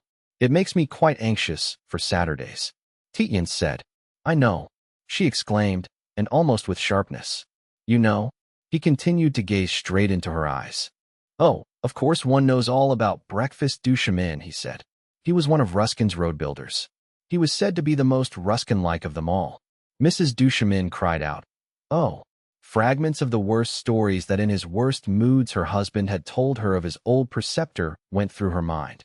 She imagined that the shameful parts of her intimate life must be known to this nebulous monster. For Tietjens, turned sideways and facing her, had seemed to grow monstrous, and as if with undefined outlines. He was the male, threatening, clumsily odious, and external. She felt herself say to herself, "I will do you an injury, if ever," for already she had felt herself swaying the preferences, the thoughts, and the future of the man on her other side. He was the male, tender, infitting, the complement of the harmony, the meat for consumption, like the sweet pulp of figs. It was inevitable. It was essential to the nature of her relationship with her husband that Mrs. Duchemin should have these feelings. She heard, almost without emotion, so great was her disturbance, from behind her back the dreaded, high, rasping tones. "Post coitum tristia. Huh, huh, that's what it is." The voice repeated the words and added sardonically, "You know what that means?" But the problem of her husband had become secondary. The real problem was, what was this monstrous and hateful man going to say of her to his friend, when, for long hours, they were away? He was still gazing into her eyes. He said nonchalantly, rather low, "I wouldn't look round if I were you. Vincent McMaster is quite up to dealing with the situation." His voice had the familiarity of an elder brother's. And at once Mrs. Duchemin knew that already close ties were developing between herself and McMaster. He was speaking as a man speaks in emergencies to the mistress of his dearest friend. He was then one of those formidable and to be feared males who possess the gift of right intuitions. Tietjens said, "You heard," to the gloating, cruel tones that had asked. "You know what that means?" McMaster had answered clearly, but with the snappy intonation of a reproving dawn. "Of course I know what it means. It's no discovery." That was exactly the right note. Tietjens, and Mrs. Duchemin too, could hear Mr. Duchemin, invisible behind his rampart of blue spikes and silver, give the answering snuffle of a reproved schoolboy. A hard-faced, small man, in gray tweed that buttoned, collar-like, tight round his throat, standing behind the invisible chair, gazed straight forward into infinity. Tietjens said to himself, "By God, Perry, the Bermondsey light middleweight. He's there to carry Duchemin off if he becomes violent." During the quick look that Tietjens took round the table, Mrs. Duchemin gave, sinking lower in her chair, a short gasp of utter relief. Whatever McMaster was going to think of her, he thought now. He knew the worst. It was settled, for good or ill. In a minute she would look round at him. Tietjens said, "It's all right, McMaster will be splendid. We had a friend up at Cambridge with your husband's tendencies, and McMaster could get him through any social occasion. Besides, we're all gentlefolk here." He had seen the Reverend Horsley and Mrs. Wannop both interested in their plates. Of Miss Wannop he was not so certain. He had caught, bent obviously on himself, from large, blue eyes, a glance that was evidently appealing. He said to himself, "She must be in the secret. She's appealing to me not to show emotion and upset the apple cart. It is a shame that she should be here. A girl." And into his answering glance he threw the message, "It's all right as far as this end of the table is concerned." But Mrs. Duchemin had felt come into herself a little stiffening of morale. McMaster by now knew the worst. Duchemin was quoting snuffingly to him the hot licentiousness of the Trimalchion of Petronius, snuffing into McMaster's ear. She caught the phrase, "Festinens, pure callide." Duchemin, holding her wrist with the painful force of the maniac, had translated it to her over and over again. No doubt that, too, this hateful man beside her would have guessed. She said, "Of course we should be all gentlefolk here. One naturally arranges that." Tietjens began to say, but it isn't so easy to arrange nowadays. All sorts of bounders get into all sorts of holies of holies." Mrs. Duchemin turned her back on him right in the middle of his sentence. She devoured McMaster's face with her eyes, in an infinite sense of calm. McMaster 4 minutes before had been the only one to see the entrance, from a small paneled door that had behind it another of green baize, of the Reverend Mr. Duchemin, and following him a man whom McMaster, too, recognized at once as Perry, the ex-prize fighter. It flashed through his mind at once that this was an extraordinary conjunction. It flashed through his mind, too, that it was extraordinary that anyone so ecstatically handsome as Mrs. Duchemin's husband should not have earned high preferment in a church always hungry for male beauty. Mr. Duchemin was extremely tall, with a slight stoop of the proper clerical type. His face was of alabaster. His gray hair, parted in the middle, fell brilliantly on his high brows. His glance was quick, penetrating, austere, his nose very hooked and chiseled. He was the exact man to adorn a lofty and gorgeous fane, as Mrs. Duchemin was the exact woman to consecrate an episcopal drawing-room. With his great wealth, scholarship, and tradition. Why then, went through McMaster's mind in a swift pinprick of suspicion, isn't he at least a dean? Mr. Duchemin had walked swiftly to his chair which Perry, as swiftly walking behind him, drew out. His master slipped into it with a graceful, sideways motion. He shook his head at gray Miss Fox who had moved a hand towards an ivory urn tap. There was a glass of water beside his plate, and round it his long, very white fingers closed. He stole a quick glance at McMaster, and then looked at him steadily with laughingly glittering eyes. He said, "Good morning, doctor," and then, drowning McMaster's quiet protest, "Yes, yes," the stethoscope meticulously packed into the top hat, and the shining hat left in the hall. The prize-fighter, in tight boxcloth leggings, tight whipcord breeches, and a short tight jacket that buttoned up at the collar to his chin, the exact stud groom of a man of property, gave a quick glance of recognition to McMaster, and then to Mr. Duchemin's back another quick look, raising his eyebrows. McMaster, who knew him very well because he had given Tietjens boxing lessons at Cambridge, could almost hear him say, "A queer change this, sir. Keep your eyes on him a second," and, with the quick, light tiptoe of the pugilist he slipped away to the sideboard. McMaster stole a quick glance on his own account at Mrs. Duchemin. She had her back to him, being deep in conversation with Tietjens. His heart jumped a little when, looking back again, he saw Mr. Duchemin, half raised to his feet, peering round the fortifications of silver. But he sank down again in his chair, and surveying McMaster with an expression of cunning singular on his ascetic features, exclaimed, "And your friend?" "Another medical man, all with stethoscope complete. It takes, of course, 2 medical men to certify." He stopped, and with an expression of sudden, distorted rage, pushed aside the arm of Perry, who was sliding a plate of sole fillets onto the table beneath his nose. "Take away," he was beginning to exclaim thunderously, "these conducements to the filthy lusts of—" But with another cunning and apprehensive look at McMaster, he said, "Yes, yes, Perry. That's right. Yes. Soul. A touch of kidney to follow." Another. Yes. Grapefruit. With sherry. He had adopted an old Oxford voice, spread his napkin over his knees, and hastily placed in his mouth a morsel of fish.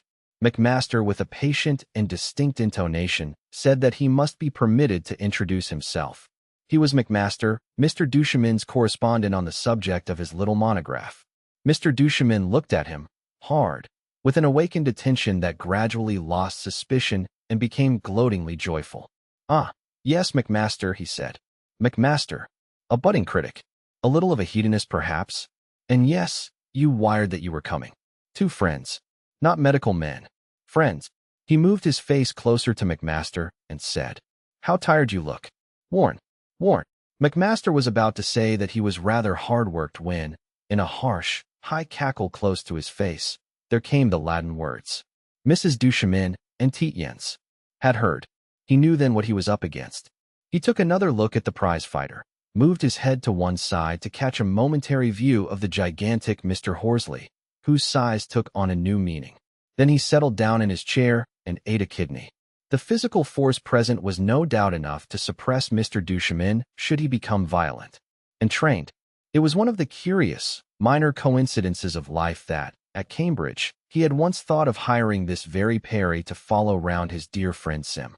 Sim, the most brilliant of sardonic ironists, sane, decent, and ordinarily a little prudish on the surface, had been subject to just such temporary lapses as Mr. Duchemin. On society occasions he would stand up and shout or sit down and whisper the most unthinkable indecencies. McMaster, who had loved him very much, had run round with Sim as often as he could, and had thus gained skill in dealing with these manifestations. He felt suddenly a certain pleasure. He thought he might gain prestige in the eyes of Mrs. Duchemin if he dealt quietly and efficiently with this situation. It might even lead to an intimacy. He asked nothing better. He knew that Mrs. Duchemin had turned towards him. He could feel her listening and observing him. It was as if her glance was warm on his cheek. But he did not look round. He had to keep his eyes on the gloating face of her husband. Mr. Duchemin was quoting Petronius, leaning towards his guest. McMaster consumed kidneys stiffly. He said, "That isn't the amended version of the iambics. Wilamowitz Mollendorf that we used."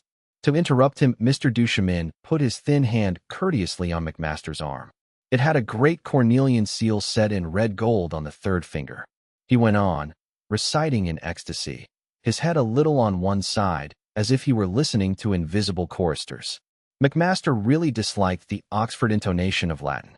He looked for a short moment at Mrs. Duchemin. Her eyes were upon him, large, shadowy, full of gratitude.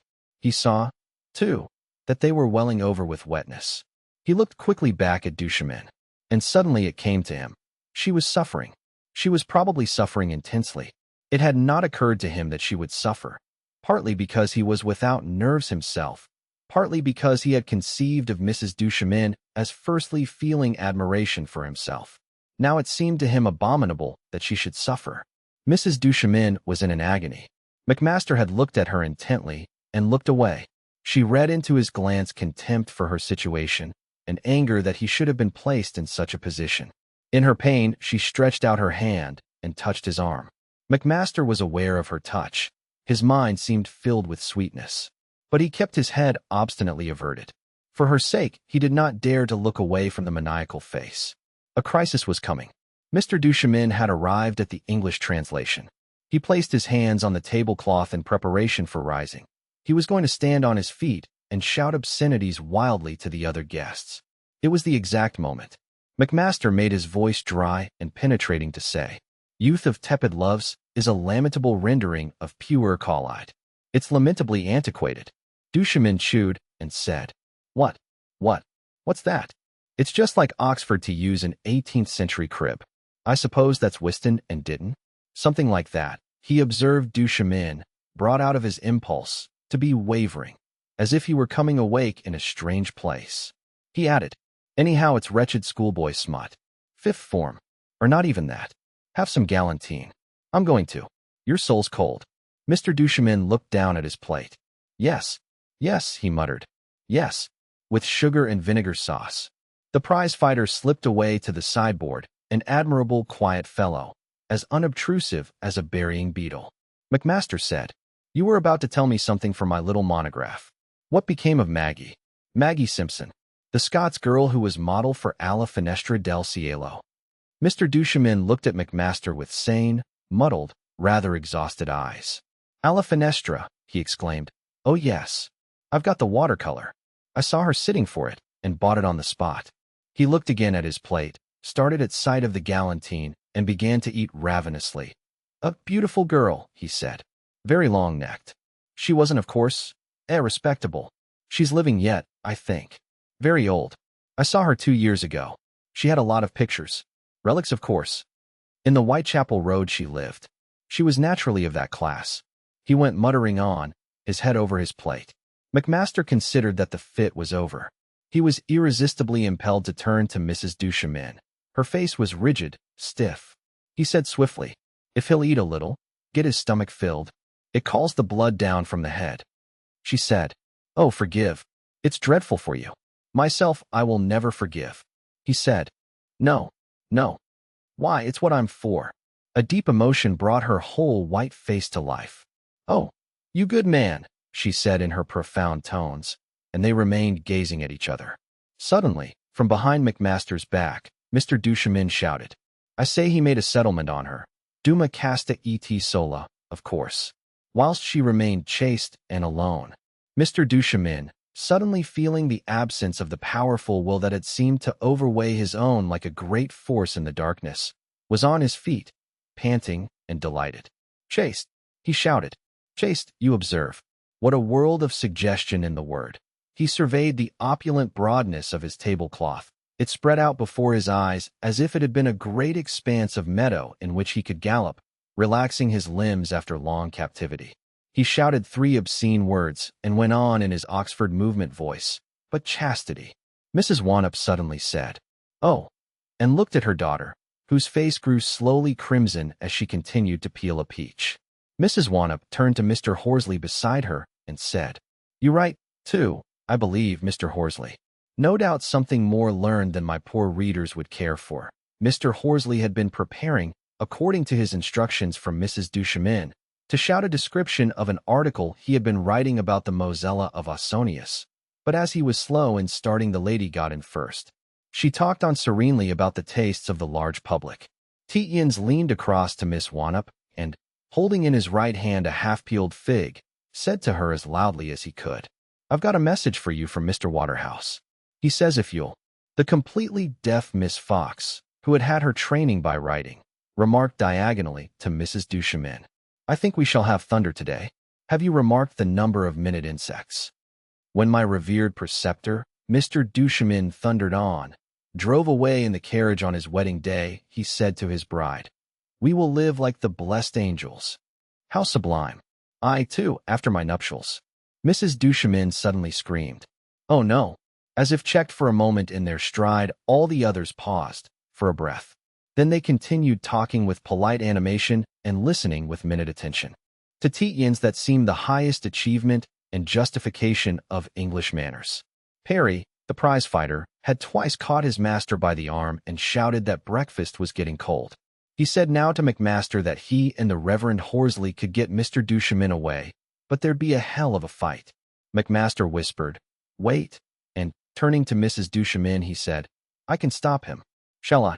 She said, yes, yes, anything. He observed tears, isolated upon her cheeks, a thing he had never seen. With caution and with hot rage, he whispered into the prize-fighter's hairy ear that was held down to him. Punch him in the kidney. With your thumb. As hard as you can without breaking your thumb. Mr. Duchemin had just declaimed. I, too, after my nuptials. He began to wave his arms, pausing and looking from unlistening face to unlistening face. Mrs. Duchemin had just screamed. Mr. Duchemin thought that the arrow of God struck him. He imagined himself an unworthy messenger. In such pain as he had never conceived of, he fell into his chair and sat huddled up, a darkness covering his eyes. He won't get up again, McMaster whispered to the appreciative pugilist. He'll want to, but he'll be afraid to. He said to Mrs. Duchemin, dearest lady, it's all over. I assure you of that. It's a scientific nerve counterirritant. Mrs. Duchemin said, forgive, with one deep sob. You can never respect. She felt her eyes explore his face as the wretch in a cell explores the face of his executioner for a sign of pardon. Her heart stayed still, her breath suspended itself. Then complete heaven began. Upon her left palm, she felt cool fingers beneath the cloth. This man knew always the exact right action.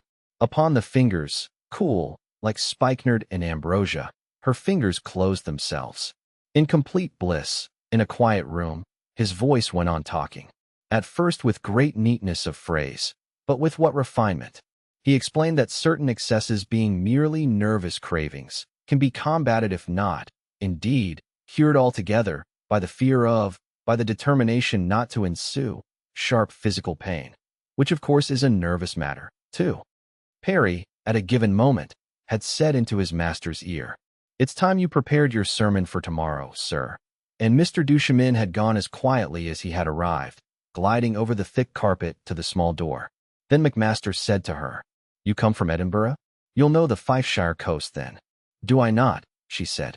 His hand remained in hers. He began to talk of the winds on the links and the sanderlings along the flats, with such a Scots voice and in phrases so vivid that she saw her childhood again, and had in her eyes a wetness of a happier order. She released his cool hand after a long, gentle pressure. But when it was gone, it was as if much of her life went.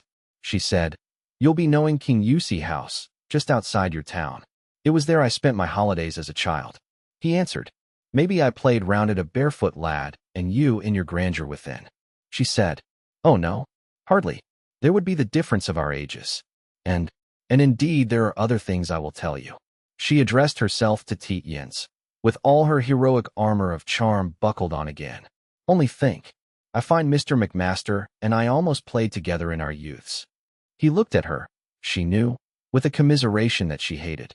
"Then you're an older friend than I?" he asked, "though I've known him since I was 14, and I don't believe you could be a better. He's a good fellow." She hated him for his condescension towards a better man, and for his warning. She knew it was a warning to her to spare his friend.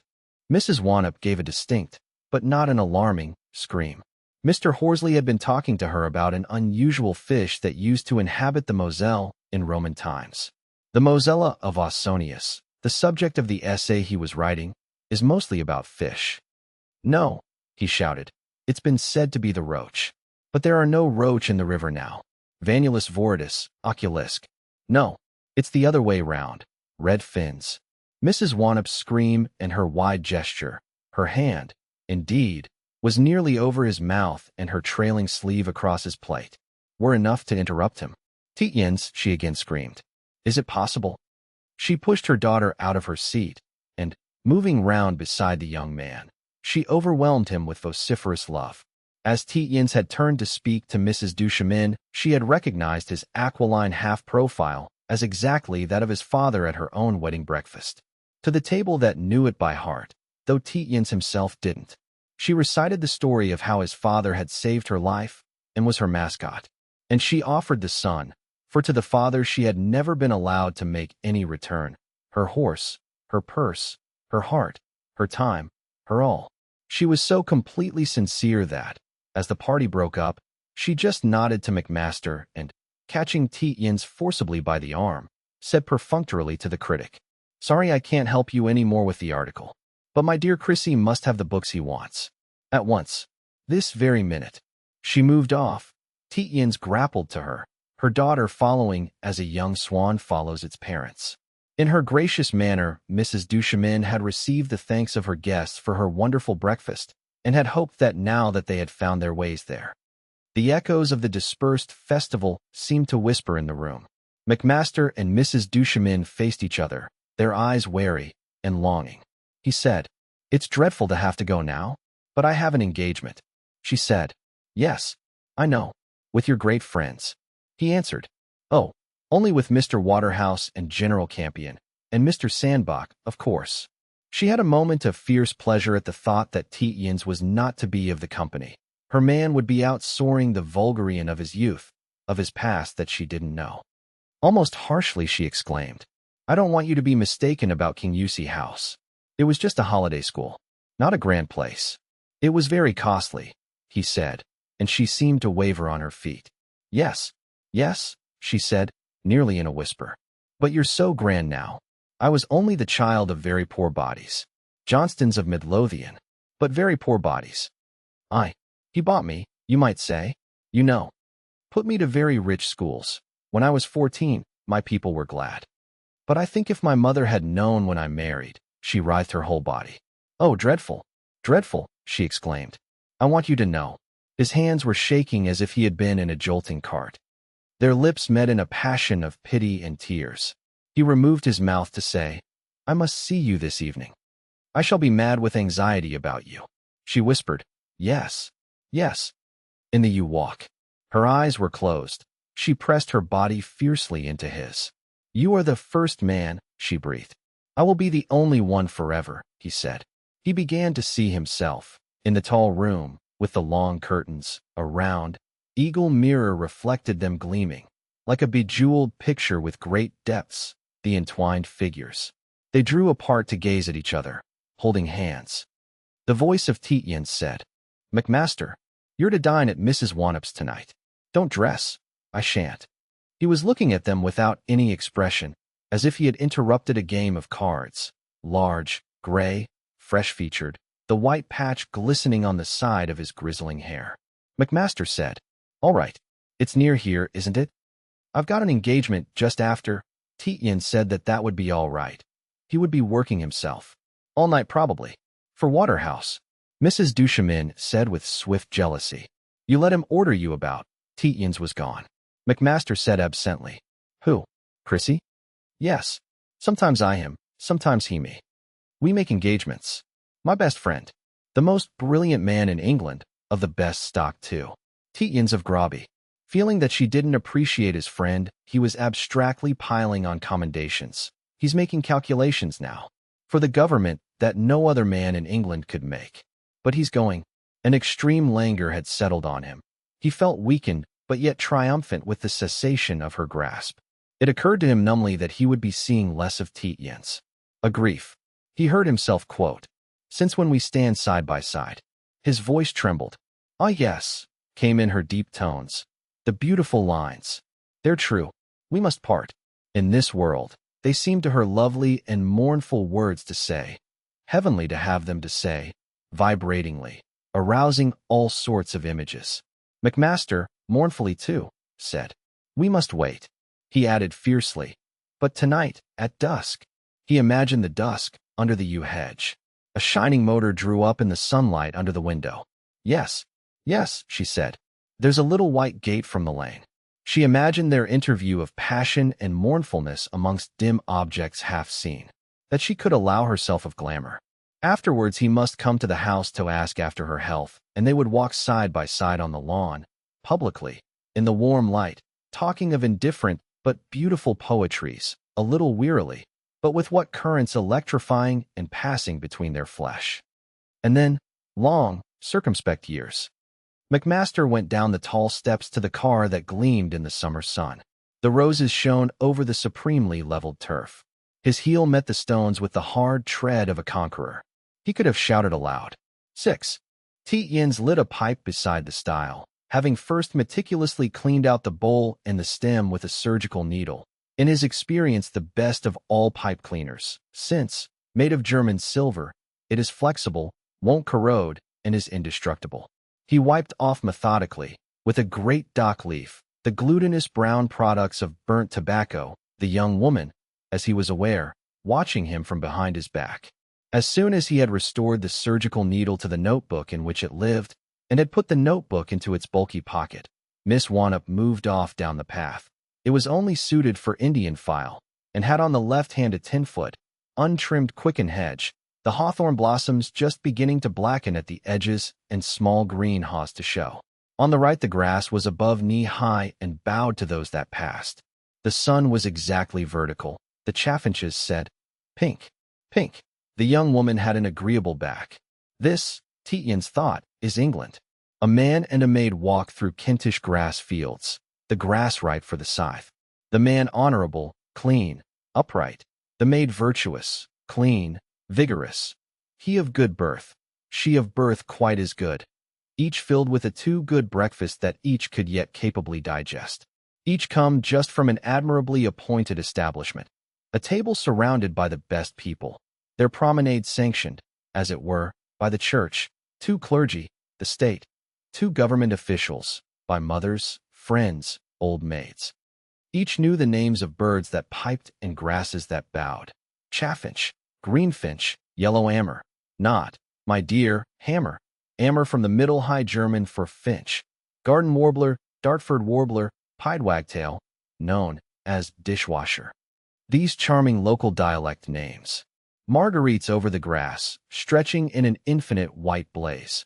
Grasses purple in a haze to the far distant hedgerow. Coltsfoot, wild white clover, sainfoin, Italian ryegrass. All technical names that the best people must know. The best grass mixture for permanent pasture on the Wealden loam. In the hedge, Our Lady's bedstraw, dead nettle, bachelor's button, but in Sussex they call it ragged robin, my dear so interesting. Cowslip, pagel, you know, from old French pasque, meaning Easter burr, burdock, farmer that thy wife may thrive, but not burr and burdock wife. Violet leaves, the flowers of course over, black bryony, wild clematis, later its old man's beard, purple loosestrife.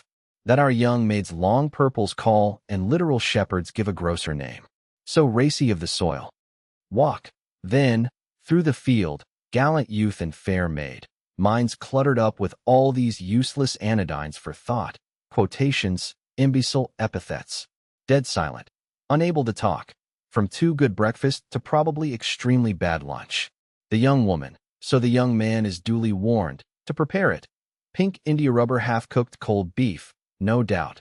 Tepid potatoes, water in the bottom of willow pattern dish. No, not genuine willow pattern, of course, Mr. Tietjens. Overgrown lettuce with wood vinegar to make the mouth scream with pain. Pickles, also preserved in wood vinegar. 2 bottles of public house beer that, on opening, squirts to the wall. A glass of invalid port, for the gentleman. And the jaws hardly able to open after the 2 enormous breakfast at 10:15. Midday now. God's England, Tietjens exclaimed to himself in high good humor. Land of hope and glory. F natural descending to tonic, C major, chord of 6, 4, suspension over dominant 7th to common chord of C major. All absolutely correct. Double basses, cellos, all violins, all woodwind, all brass. Full grand organ, all stops, special vox humana and key bugle effect. Across the counties came the sound of bugles that his father knew. Pipe exactly right. It must be. Pipe of Englishman of good birth, ditto tobacco. Attractive young woman's back. English midday midsummer. Best climate in the world.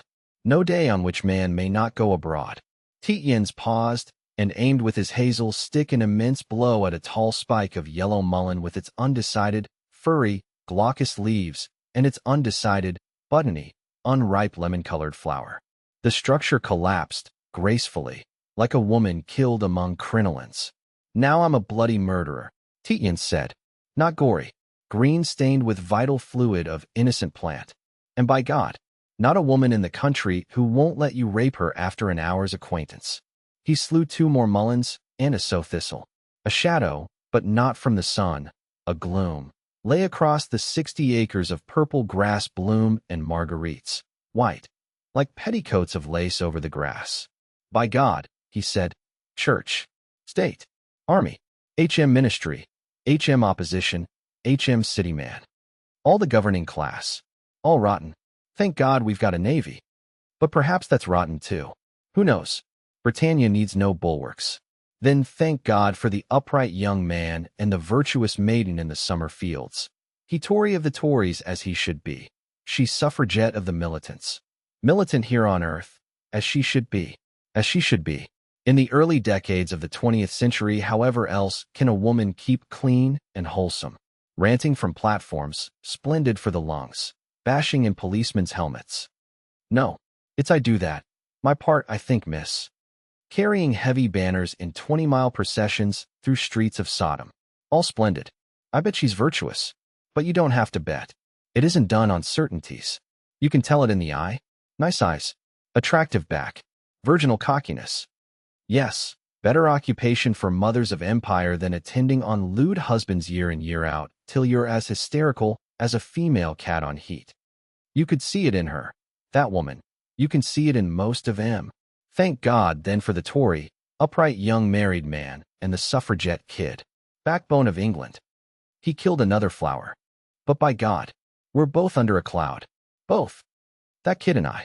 And General Lord Edward Campion, Lady Claudine Sandbach, and the Honorable Paul, MP, suspended, to spread the tale.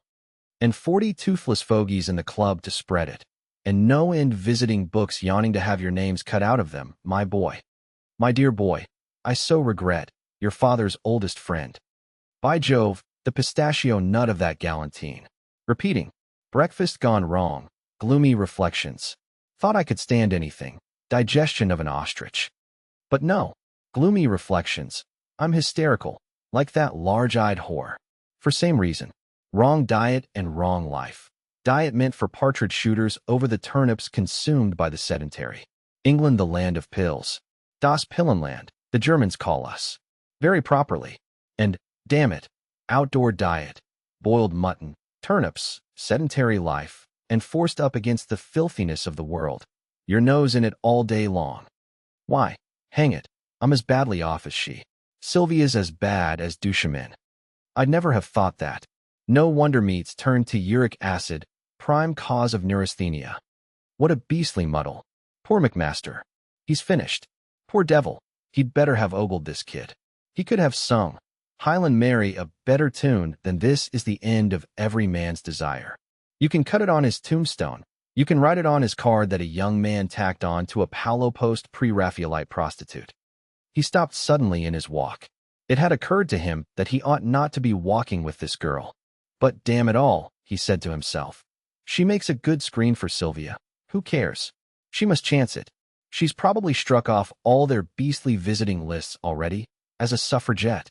Miss Wannop, a cricket pitch or so ahead of him, hopped over a stile. Left foot on the step, right on the top bar, a touch of the left on the other steps, and down on the white, drifted dust of a road they no doubt had to cross. She stood waiting, her back still to him. Her nimble footwork, her attractive back, seemed to him, now, infinitely pathetic.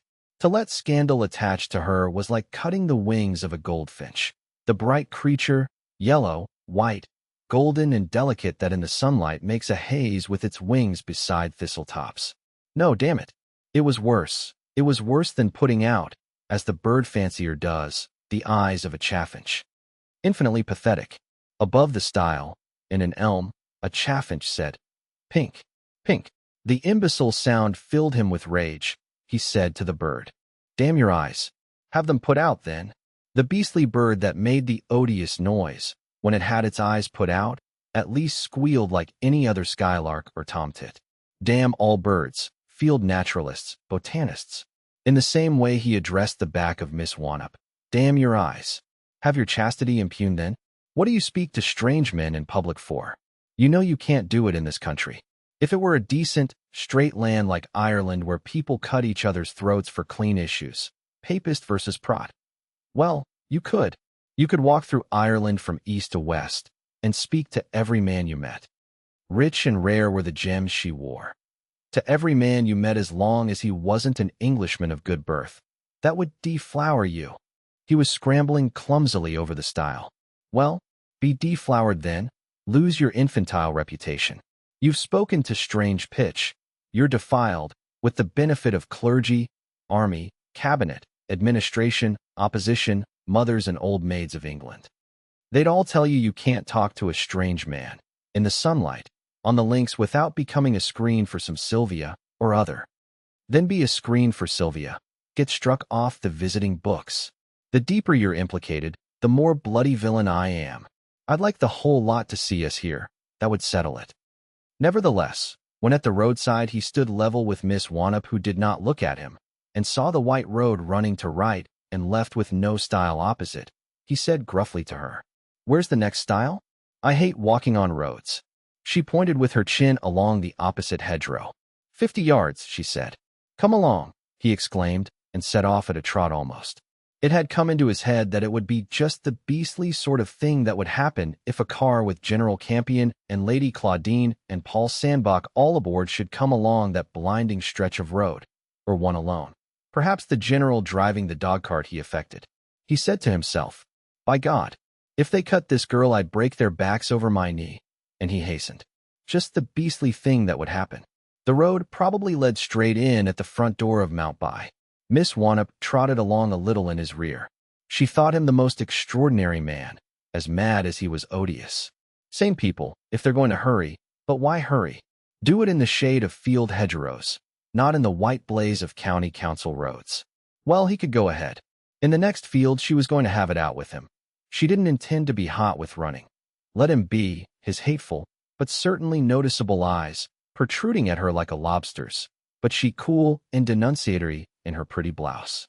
There was a dog cart coming behind them. Suddenly it came into her head. That fool had been lying when he had said that the police meant to let them alone, lying over the breakfast table. The dog cart contained the police. After them. She didn't waste time looking round. She wasn't a fool like Atlanta in the egg race. She picked up her heels and sprinted. She beat him by 1.5 yards to the kissing gate, wide in the hedge, panicked, breathing hard. He panted into it. After her. The fool hadn't the sense to let her through first. They were jammed in together, face to face, panting. An occasion on which sweethearts kiss and can't. The gate being made in 3, the inner flange of the V moving on hinges. It stops cattle getting through. But this great lout of a Yorkshireman didn't know. Trying to push through like a mad bullock. Now they were caught. 3 weeks in Wandsworth jail. Oh, hang. The voice of Mrs. Wannop. Of course it was only Mother. 20 feet on high or so behind the kicking mare, with a good, round face like a peony, said, "Ah, you can jam my Val in a gate and hold her, but she gave you 7 yards and 20 and beat you to the gate." That was her father's ambition. She thought of them as children running races. She beamed down, round-faced and simple, on Tietjens from beside the driver, who had a black, slouch hat and the gray beard of St. Peter. "My dear boy," she said, "my dear boy. It's such a satisfaction to have you under my roof." The black horse reared on end, the patriarch sawing at its mouth. Mrs. Wannop said unconcernedly, "Stephen Joel, I haven't done talking." Tietjens was gazing enragedly at the lower part of the horse's sweat-smeared stomach. "You soon will have," he said, "with the girth in that state. Your neck will be broken." "Oh, I don't think so," Mrs. Wannop said. "Joel only bought the turnout yesterday." Tietjens addressed the driver with some ferocity. "Here, get down, you," he said. He held, himself, the head of the horse whose nostrils were wide with emotion. It rubbed its forehead almost immediately against his chest. He said, "Yes, yes, there, there." Its limbs lost their tautness. The aged driver scrambled down from the high seat, trying to come down at first forward and then backwards. Tietjens fired indignant orders at him. "Lead the horse into the shade of that tree. Don't touch his bit. His mouth's sore. Where did you get this job lot?" "Ashford Market. £30. It's worth more." "But, blast you, don't you see you've got a 13-hands pony's harness for a 16.5-hands horse? Let the bit out. 3 holes. It's cutting the animal's tongue in half. This animal's a rig. Do you know what a rig is? If you give it corn for a fortnight, it will kick you and the cart and the stable to pieces in 5 minutes one day." He led the conveyance, Mrs. Wannop triumphantly complacent and all, into a patch of shade beneath elms. "Loosen that bit. Confound you," he said to the driver. "Ah, you're afraid." He loosened the bit himself, covering his fingers with greasy harness polish which he hated. Then he said, "Can you hold his head, or are you afraid of that too? You deserve to have him bite your hands off." He addressed Miss Wannop. "Can you?" She said, "No, I'm afraid of horses. I can drive any sort of car, but I'm afraid of horses." He said, "Very proper." He stood back and looked at the horse. It had dropped its head and lifted its near hind foot, resting the toe on the ground, an attitude of relaxation. "He'll stand now," he said. He undid the girth, bending down uncomfortably, perspiring and greasy. The girth strap parted in his hand. "It's true," Mrs. Wannop said. "I'd have been dead in 3 minutes if you hadn't seen that. The cart would have gone over backwards." Tietjens took out a large, complicated, horn-handled knife, like a schoolboy's. He selected a punch and pulled it open. He said to the driver, "Have you got any cobbler's thread? Any string? Any copper wire? A rabbit wire now? Come, you've got a rabbit wire or you're not a handyman." The driver moved his slouch hat circularly in negation. This seemed to be quality who summons you for poaching if you own to possessing rabbit wires. Tietjens laid the girth along the shaft and punched into it with his punch. "Woman's work," he said to Mrs. Wannop. "But it'll take you home and last you 6 months as well. But I'll sell this whole lot for you tomorrow." Mrs. Wannop sighed. "I suppose it'll fetch a 10-pound note," she said. "I ought to have gone to market myself." "No," Tietjens answered. "I'll get you 50 for it, or I'm no Yorkshireman. This fellow hasn't been swindling you. He's got you deuced good value for money, but he doesn't know what's suited for ladies.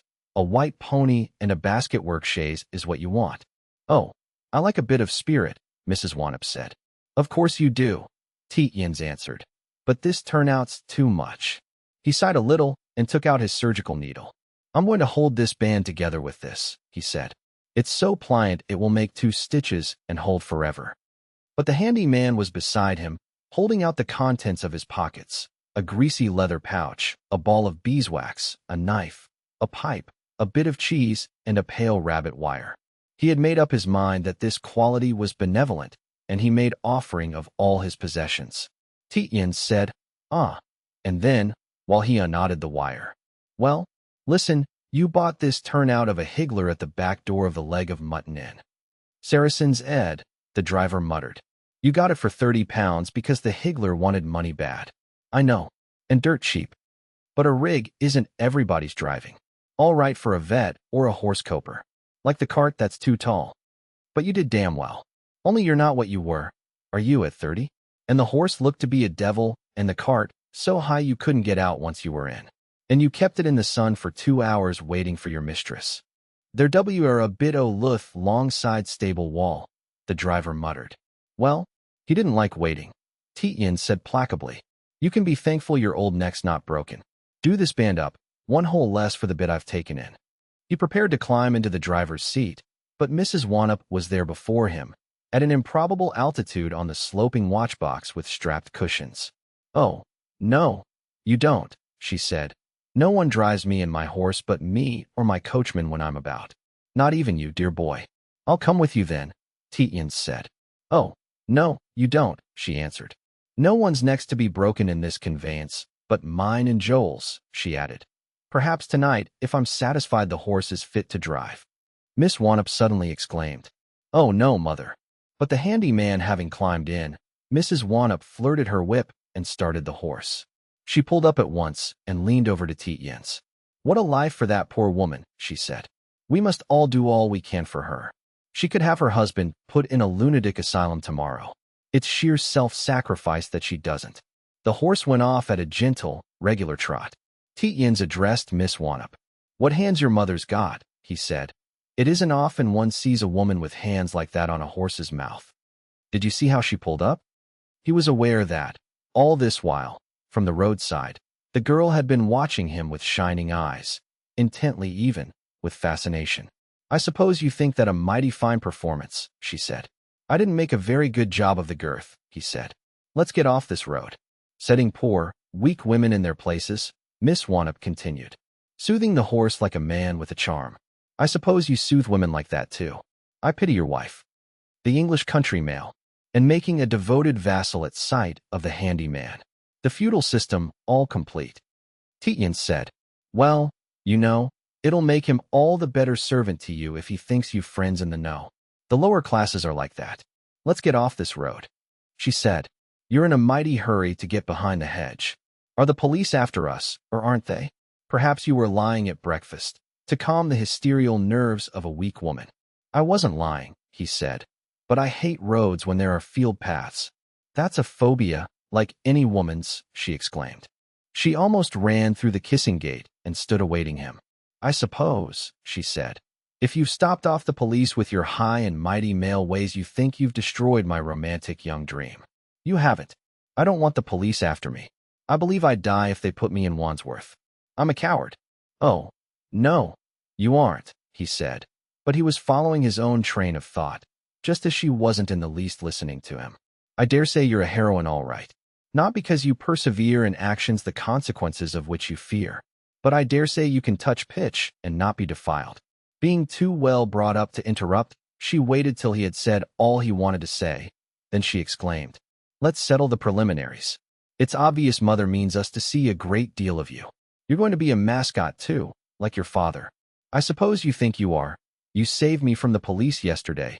You appear to have saved Mother's neck today. You appear, too, to be going to make 20 pounds profit on a horse deal.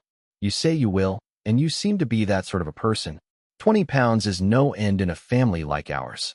Well, then, you appear to be going to be the regular bel-ami of the Wanop family." Tietjens said, "I hope not." "Oh, I don't mean," she said, "that you're going to rise to fame by making love to all the women of the Wanop family. Besides, there's only me. But Mother will press you into all sorts of odd jobs, and there will always be a plate for you at the table. Don't shudder. I'm a regular good cook, cuisine bourgeoise of course. I learned under a real professed cook, though a drunkard. That meant I used to do half the cooking, and the family was particular. Eating people are, county councilors, half of them, and the like. So I know what men are." She stopped and said good-naturedly, "But do, for goodness sake, get it over. I'm sorry I was rude to you. But it is irritating to have to stand like a stuffed rabbit while a man is acting like a regular Admirable Crichton, and cool and collected, with the English country gentleman air and all." Tietjens winced. The young woman had come a little too near the knuckle of his wife's frequent denunciations of himself, and she exclaimed, "No, that's not fair. I'm an ungrateful pig. You didn't show a bit more side really than a capable workman must who's doing his job in the midst of a crowd of incapable duffers. But just get it out, will you? Say once and for all that. You know the proper, pompous manner. You are not without sympathy with our aims, but you disapprove, oh, immensely, strongly, of our methods." It struck Tietjens that the young woman was a good deal more interested in the cause of votes for women than he had given her credit for. He wasn't much in the mood for talking to young women, but it was with considerably more than the surface of his mind that he answered, "I don't. I approve entirely of your methods, but your aims are idiotic." She said, "You don't know, I suppose, that Gertie Wilson, who's in bed at our house, is wanted by the police, not only for yesterday, but for putting explosives in a whole series of letterboxes?" He said, "I didn't, but it was a perfectly proper thing to do. She hasn't burned any of my letters, or I might be annoyed, but it wouldn't interfere with my approval." "You don't think," she asked earnestly, "that we, Mother and I, are likely to get heavy sentences for shielding her? It would be beastly bad luck on Mother, because she's an anti." "I don't know about the sentence," Tietjens said, "but we'd better get her off your premises as soon as we can." She said, "Oh, you'll help." He answered, "Of course, your mother can't be incommoded. She's written the only novel that's been fit to read since the 18th century." She stopped and said earnestly, "Look here. Don't be one of those ignoble triflers who say the vote won't do women any good. Women have a rotten time. They do, really. If you'd seen what I've seen, I'm not talking through my hat." Her voice became quite deep. She had tears in her eyes. "Poor women do," she said. "Little insignificant creatures. We've got to change the divorce laws. We've got to get better conditions. You couldn't stand it if you knew what I know." Her emotion vexed him, for it seemed to establish a sort of fraternal intimacy that he didn't at the moment want. "Women do not show emotion except before their familiars," he said drily. "I dare say I shouldn't, but I don't know, so I can," she said with deep disappointment. "Oh, you are a beast, and I shall never beg your pardon for saying that. I don't believe you mean what you say, but merely to say it is heartless." This was another of the counts of Sylvia's indictment, and Tietjens winced again. She explained, "You don't know the case of the Pimlico Army clothing factory workers, or you wouldn't say the vote would be no use to women." "I know the case perfectly well," Tietjens said. "It came under my official notice, and I remember thinking that there never was a more signal instance of the uselessness of the vote to anyone." "We can't be thinking of the same case," she said. "We are," he answered.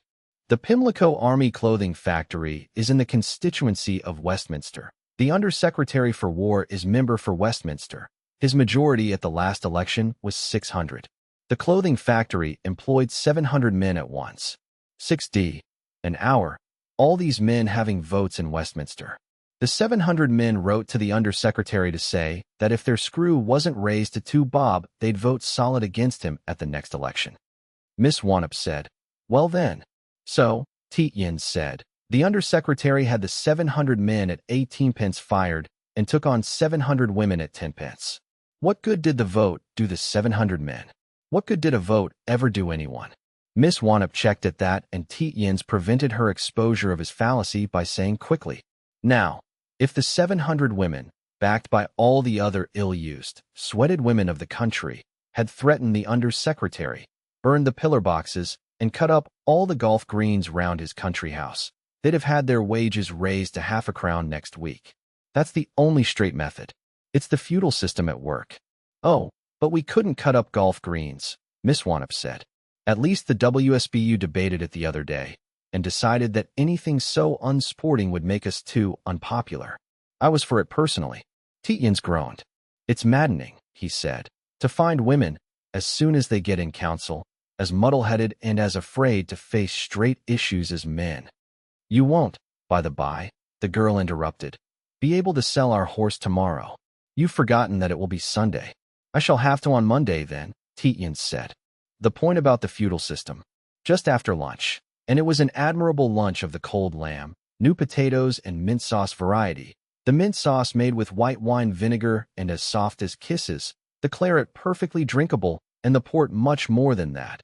Mrs. Wanup having gone back to the late professor's wine merchants, Miss Wanup herself went to answer the telephone. The cottage had no doubt been a cheap one, for it was old, roomy, and comfortable, but effort had no doubt, too, been lavished on its low rooms. The dining room had windows on each side and a beam across. The dining silver had been picked up at sales. The tumblers were old cut glass. On each side of the ingle was a grandfather's chair. The garden had red brick paths, sunflowers, hollyhocks, and scarlet gladioli. There was nothing to it all, but the garden gate was well hung. To Tietjens, all this meant effort. Here was a woman who, a few years ago, was penniless, in the most miserable of circumstances, supporting life with the most exiguous of all implements. What effort hadn't it meant? And what effort didn't it mean? There was a boy at Eton, a senseless, but a gallant effort. Mrs. Wanup sat opposite him in the other grandfather's chair, an admirable hostess, an admirable lady, full of spirit and dashes, but tired. As an old horse is tired that, taking 3 men to harness it in the stable yard, starts out like a stallion, but soon drops to a jog trot. The face tired, really, scarlet-cheeked with the good air, but seemed downward. She could sit there at ease, the plump hands covered with a black lace shawl, and descending on each side of her lap, as much at ease as any other Victorian great lady. But at lunch she had let drop that she had written for 8 hours every day for the last 4 years, till that day, without missing a day. Today being Saturday, she had no leader to write. "And, my darling boy," she had said to him, "I'm giving it to you. I'd give it to no other soul but your father's son. Not even to." And she had named the name that she most respected. "And that's the truth," she had added. Nevertheless, even over lunch, she had fallen into abstractions, heavily and deeply, and made fantastic misstatements, mostly about public affairs. It all meant a tremendous record. And there he sat, his coffee and port on a little table beside him, the house belonging to him. She said, "My dearest boy, you've so much to do. Do you think you ought really to drive the girls to Plimsoll tonight? They're young and inconsiderate. Work comes first." Tietjens said, "It isn't the distance." "You'll find that it is," she answered humorously. "It's 20 miles beyond Tinterton. If you don't start till 10 when the moon sets, you won't be back till 5, even if you've no accidents." "The horse is all right, though," Tietjens said. "Mrs. Wanup, I ought to tell you that your daughter and I are being talked about." Uglily, she turned her head to him, rather stiffly. But she was only coming out of an abstraction. She said, and then, "Oh, about the golf links episode. It must have looked suspicious. I dare say you made a fuss, too, with the police, to head them off her." She remained pondering for a moment, heavily, like an old pope. "Oh, you'll live it down," she said. "I ought to tell you," he persisted, "that it's more serious than you think. I fancy I ought not to be here." "Not here," she exclaimed. "Why? Where else in the world should you be? You don't get on with your wife, I know. She's a regular wrong-un. Who else could look after you as well as Valentine and I? In the acuteness of that pang, for, after all, Tietjens cared more for his wife's reputation than for any other factor in a complicated world. Tietjens asked rather sharply why Mrs. Wannop had called Sylvia wrong on. She said in rather a protesting, sleepy way, "My dear boy, nothing. I've guessed that there are differences between you. Give me credit for some perception. Then, as you're perfectly obviously a right on, she must be a wrong on. That's all, I assure you." In his relief, Tietjens' obstinacy revived. He liked this house. He liked this atmosphere. He liked the frugality, the choice of furniture, the way the light fell from window to window, the weariness after hard work, the affection of mother and daughter, the affection, indeed, that they both had for himself, and he was determined, if he could help it, not to damage the reputation of the daughter of the house. Decent men, he held, don't do such things, and he recounted with some care the heads of the conversation he had had with General Campion in the dressing-room. He seemed to see the cracked washbowls in their scrubbed oak settings. Mrs. Wannop's face seemed to grow grayer, more aquiline, a little resentful. She nodded from time to time, either to denote attention or else in sheer drowsiness. "My dear boy," she said at last, "it's pretty damnable to have such things said about you. I can see that, but I seem to have lived in a bath of scandal all my life. Every woman who has reached my age has that feeling. Now it doesn't seem to matter." She really nodded nearly off. Then she started. I really don't see how I can help you as to your reputation. I'd do it if I could, believe me. But I've other things to think of. I've this house to keep going and the children to keep fed and at school. I can't give all the thought I ought to other people's troubles." She started into wakefulness and right out of her chair.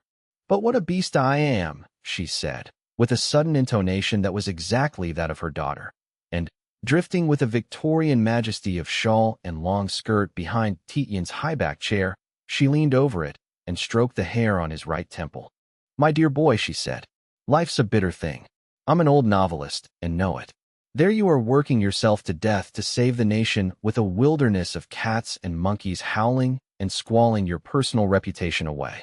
It was Dizzy himself said these words to me at one of our receptions. Here I am, Mrs. Wannop, he said. And she drifted for a moment. But she made another effort. My dear boy, she whispered, bending down her head to get it near his ear. My dear boy, it doesn't matter. It doesn't really matter. You'll live it down. The only thing that matters is to do good work. Believe an old woman that has lived very hard. Hard-lying money, as they call it in the Navy. It sounds like cant, but it's the only real truth. You'll find consolation in that, and you'll live it all down. Or perhaps you won't. That's for God in His mercy to settle. But it won't matter. Believe me, as thy day so shall thy strength be. She drifted into other thoughts. She was much perturbed over the plot of a new novel and much wanted to get back to the consideration of it. She stood gazing at the photograph, very faded, of her husband in side whiskers and an immense shirt front, but she continued to stroke Tietjens' temple with a subliminal tenderness. This kept Tietjens sitting there. He was quite aware that he had tears in his eyes. This was almost too much tenderness to bear, and, at bottom his was a perfectly direct, simple, and sentimental soul. He always had bedewed eyes at the theater, after tender love scenes, and so avoided the theater.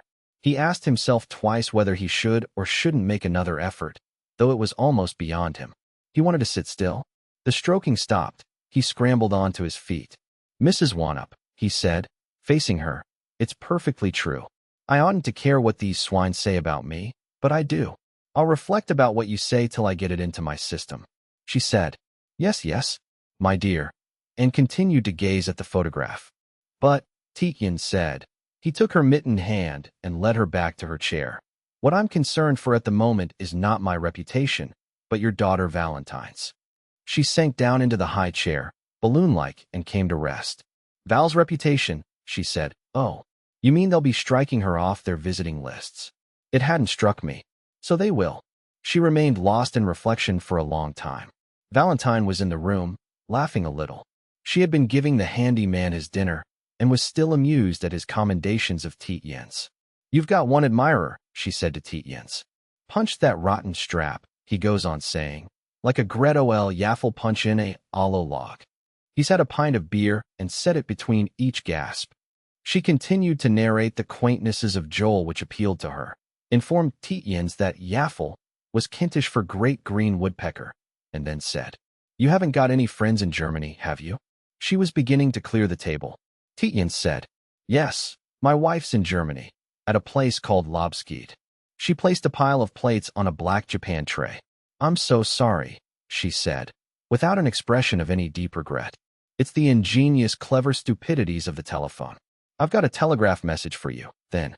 I thought it was the subject for Mother's Leader. It always comes through with the initials of the paper which are not unlike Tietjens, and the girl who always sends it is called Hopside. It seemed rather inscrutable, but I took it to have to do with German politics, and I thought Mother would understand it. "You're not both asleep, are you?" Tietjens opened his eyes. The girl was standing over him, having approached from the table. She was holding out a slip of paper on which she had transcribed the message. She appeared all out of drawing, and the letters of the message ran together. The message was, "Righto, but arrange for certain hello central travels with you. Sylvia Hopside, Germany." Tietjens leaned back for a long time looking at the words. They seemed meaningless. The girl placed the paper on his knee and went back to the table. He imagined the girl wrestling with these incomprehensibilities on the telephone. "Of course, if I'd had any sense," the girl said, "I should have known it couldn't have been Mother's Leader note. She never gets one on a Saturday."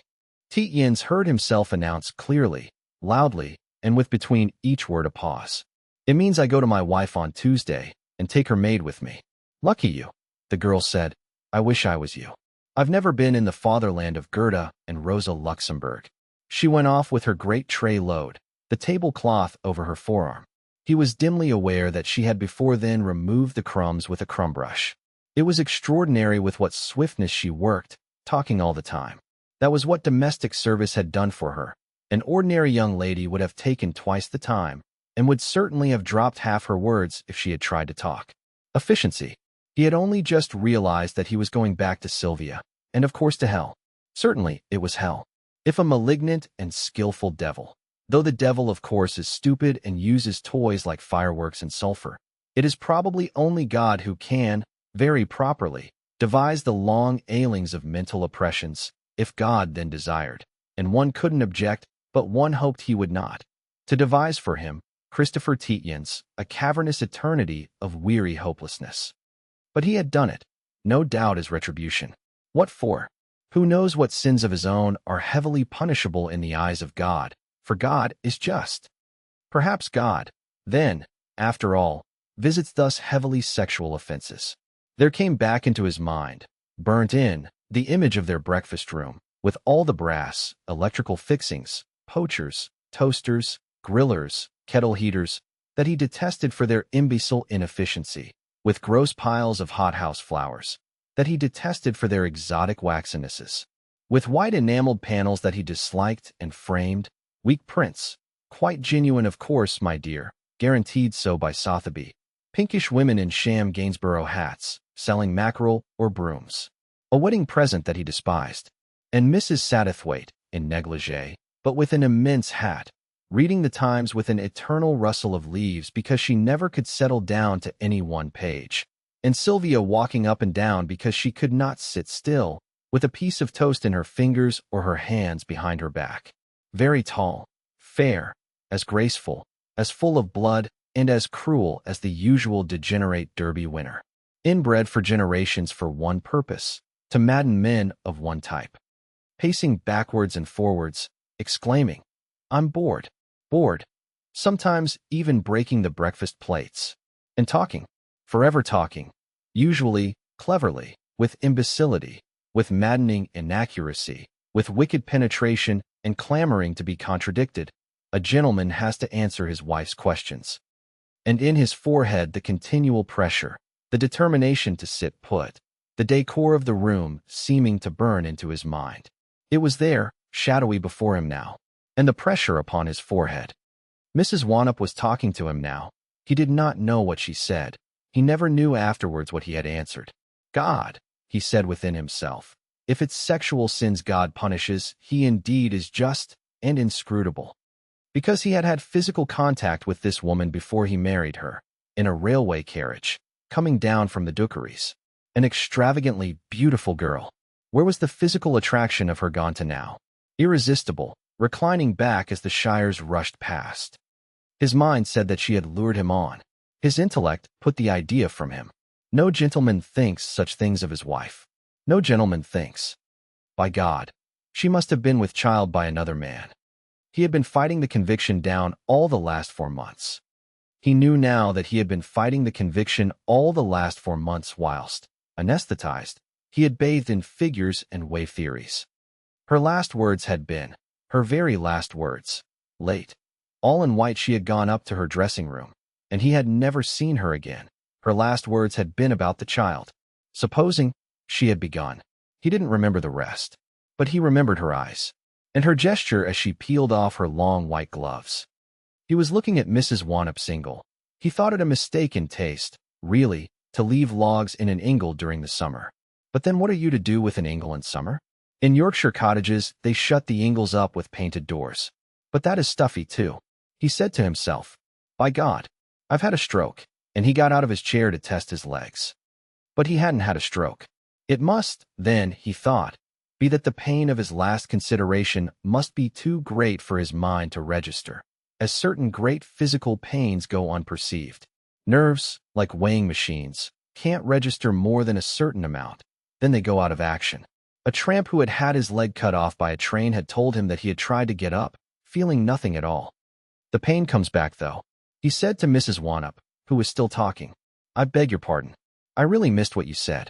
Mrs. Wannop said, I was saying that that's the best thing I can do for you. He said, I'm really very sorry. It was that I missed. I'm a little in trouble, you know. She said, I know. The mind wanders, but I wish you'd listen. I've got to go to work, so have you. I said, after tea you and Valentine will walk into Rye to fetch your luggage. Straining his intelligence, for, in his mind, he felt a sudden strong pleasure. Sunlight on pyramidal red roof in the distance. Themselves descending in a long diagonal, a green hill. God, yes, he wanted open air. Tietjens said, I see. You take us both under your protection. You'll bluff it out. Mrs. Wannop said rather coolly, I don't know about you both. It's you I'm taking under my protection, it's your phrase. As for Valentine, she's made her bed, she must lie on it. I've told you all that already. I can't go over it again. She paused, then made another effort. It's disagreeable, she said, to be cut off the Mount by visiting list. They give amusing parties. But I'm too old to care, and they'll miss my conversation more than I do theirs. Of course, I back my daughter against cats and monkeys. Of course, I back Valentine through thick and thin. I'd back her if she lived with a married man or had illegitimate children. But I don't approve of the suffragettes. I despise their aims, I detest their methods. I don't think young girls ought to talk to strange men. Valentine spoke to you, and look at the worry it has caused you. I disapprove. I'm a woman, but I've made my own way. Other women could do it if they liked or had the energy. I disapprove. But don't believe that I will ever go back on any suffragette, individual, in gangs, my Valentine, or any other. Don't believe that I will ever say a word against them that's to be repeated. You won't repeat them. Or that I will ever write a word against them. No, I'm a woman and I stand by my sex. She got up energetically. I must go and write my novel, she said. I've Monday's installment to send off by train tonight. You'll go into my study. Valentine will give you paper, ink, 12 different kinds of nibs. You'll find Professor Wannop's books all round the room. You'll have to put up with Valentine typing in the alcove. I've got 2 serials running, one typed, the other in manuscript. Tietjens said, But you, she exclaimed, I shall write in my bedroom on my knee. I'm a woman and can. You're a man and have to have a padded chair and sanctuary. You feel fit to work? Then, you've got till 5, Valentine will get tea then. At 5:30 you'll set off to Rye. You'll be back with your luggage and your friend's luggage at 7. She silenced him imperiously with, Don't be foolish. Your friend will certainly prefer this house and Valentine's cooking to the pub and the pub's cooking. And he'll save on it. It's no extra trouble. I suppose your friend won't inform against that wretched little suffragette girl upstairs. She paused and said, You're sure you can do your work in the time and drive Valentine and her to that place? Why it's necessary is that the girl daren't travel by train and weave relations there who've never been connected with the suffragettes. The girl can live hid there for a bit. But sooner than you shouldn't finish your work, I'd drive them myself. She silenced Tietjens again, this time sharply.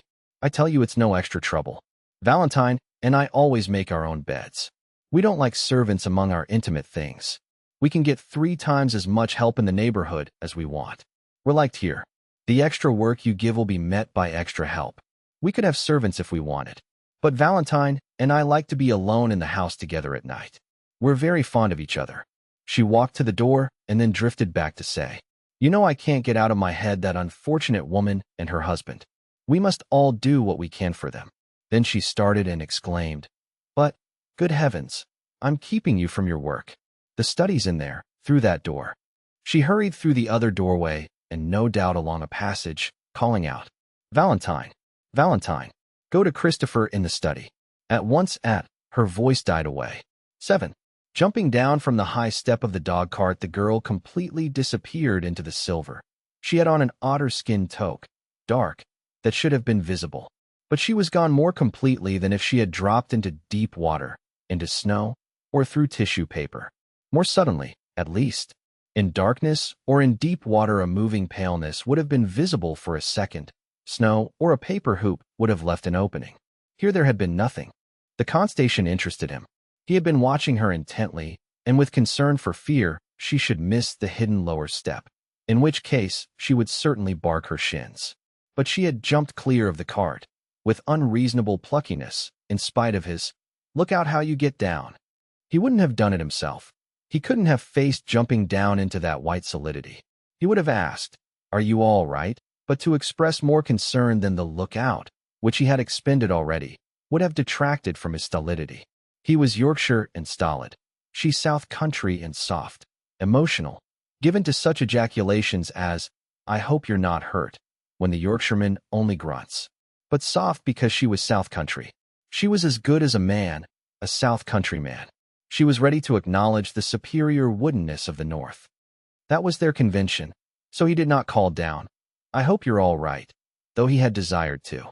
Her voice came, muffled, as if from the back of the top of his head. The ventriloquial effect was startling. Make a noise from time to time. It's ghostly down here, and the lamp's no good at all. It's almost out. He returned to his constations of the concealing effect of water vapor. He enjoyed the thought of the grotesque appearance he must present in that imbecile landscape. On his right an immense, improbably brilliant horn of a moon, sending a trail as if down the sea, straight to his neck. Beside the moon a grotesquely huge star, in an extravagant position above them the plough, the only constellation that he knew. For, though a mathematician, he despised astronomy. It was not theoretical enough for the pure mathematician and not sufficiently practical for daily life. He had of course calculated the movements of abstruse heavenly bodies, but only from given figures. He had never looked for the stars of his calculations. Above his head and all over the sky were other stars, large and weeping with light, or as the dawn increased, so paling that, at times, you saw them, then missed them. Then the eye picked them up again. Opposite the moon was a smirch or two of cloud, pink below, dark purple above, on the more pallid, lower blue of the limpid sky. But the absurd thing was this mist. It appeared to spread from his neck, absolutely level, absolutely silver, to infinity on each side of him. At great distances on his right black tree shapes, in groups, there were 4 of them, were exactly like coral islands on a silver sea. He couldn't escape the idiotic comparison, there wasn't any other. Yet it didn't actually spread from his neck. When he now held his hands, nipple-high, like pallid fish they held black reins which ran downwards into nothingness. If he jerked the rein, the horse threw its head up. 2 pricked ears were visible in grayness. The horse being 16'2" and a bit over, the mist might be 10 foot high. Thereabouts. He wished the girl would come back and jump out of the cart again.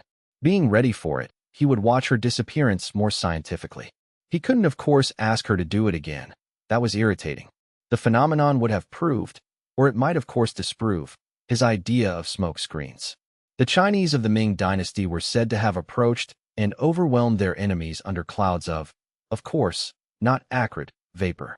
He had read that the Patagonians, hidden by smoke, were accustomed to approach so near to birds or beasts as to be able to take them by hand. The Greeks under Paleologus, the Miss Wanup's voice said, from beneath the bottom board of the cart, "I wish you'd make some noise. It's lonely down here, besides being possibly dangerous. There might be dicks on each side of the road. If they were on the marsh, there certainly would be dikes. Why did they call ditches dikes? And why did she pronounce it dicks? On each side of the road." He could think of nothing to say that wouldn't express concern, and he couldn't do that by the rules of the game. He tried to whistle John Peel, but he was no hand at whistling.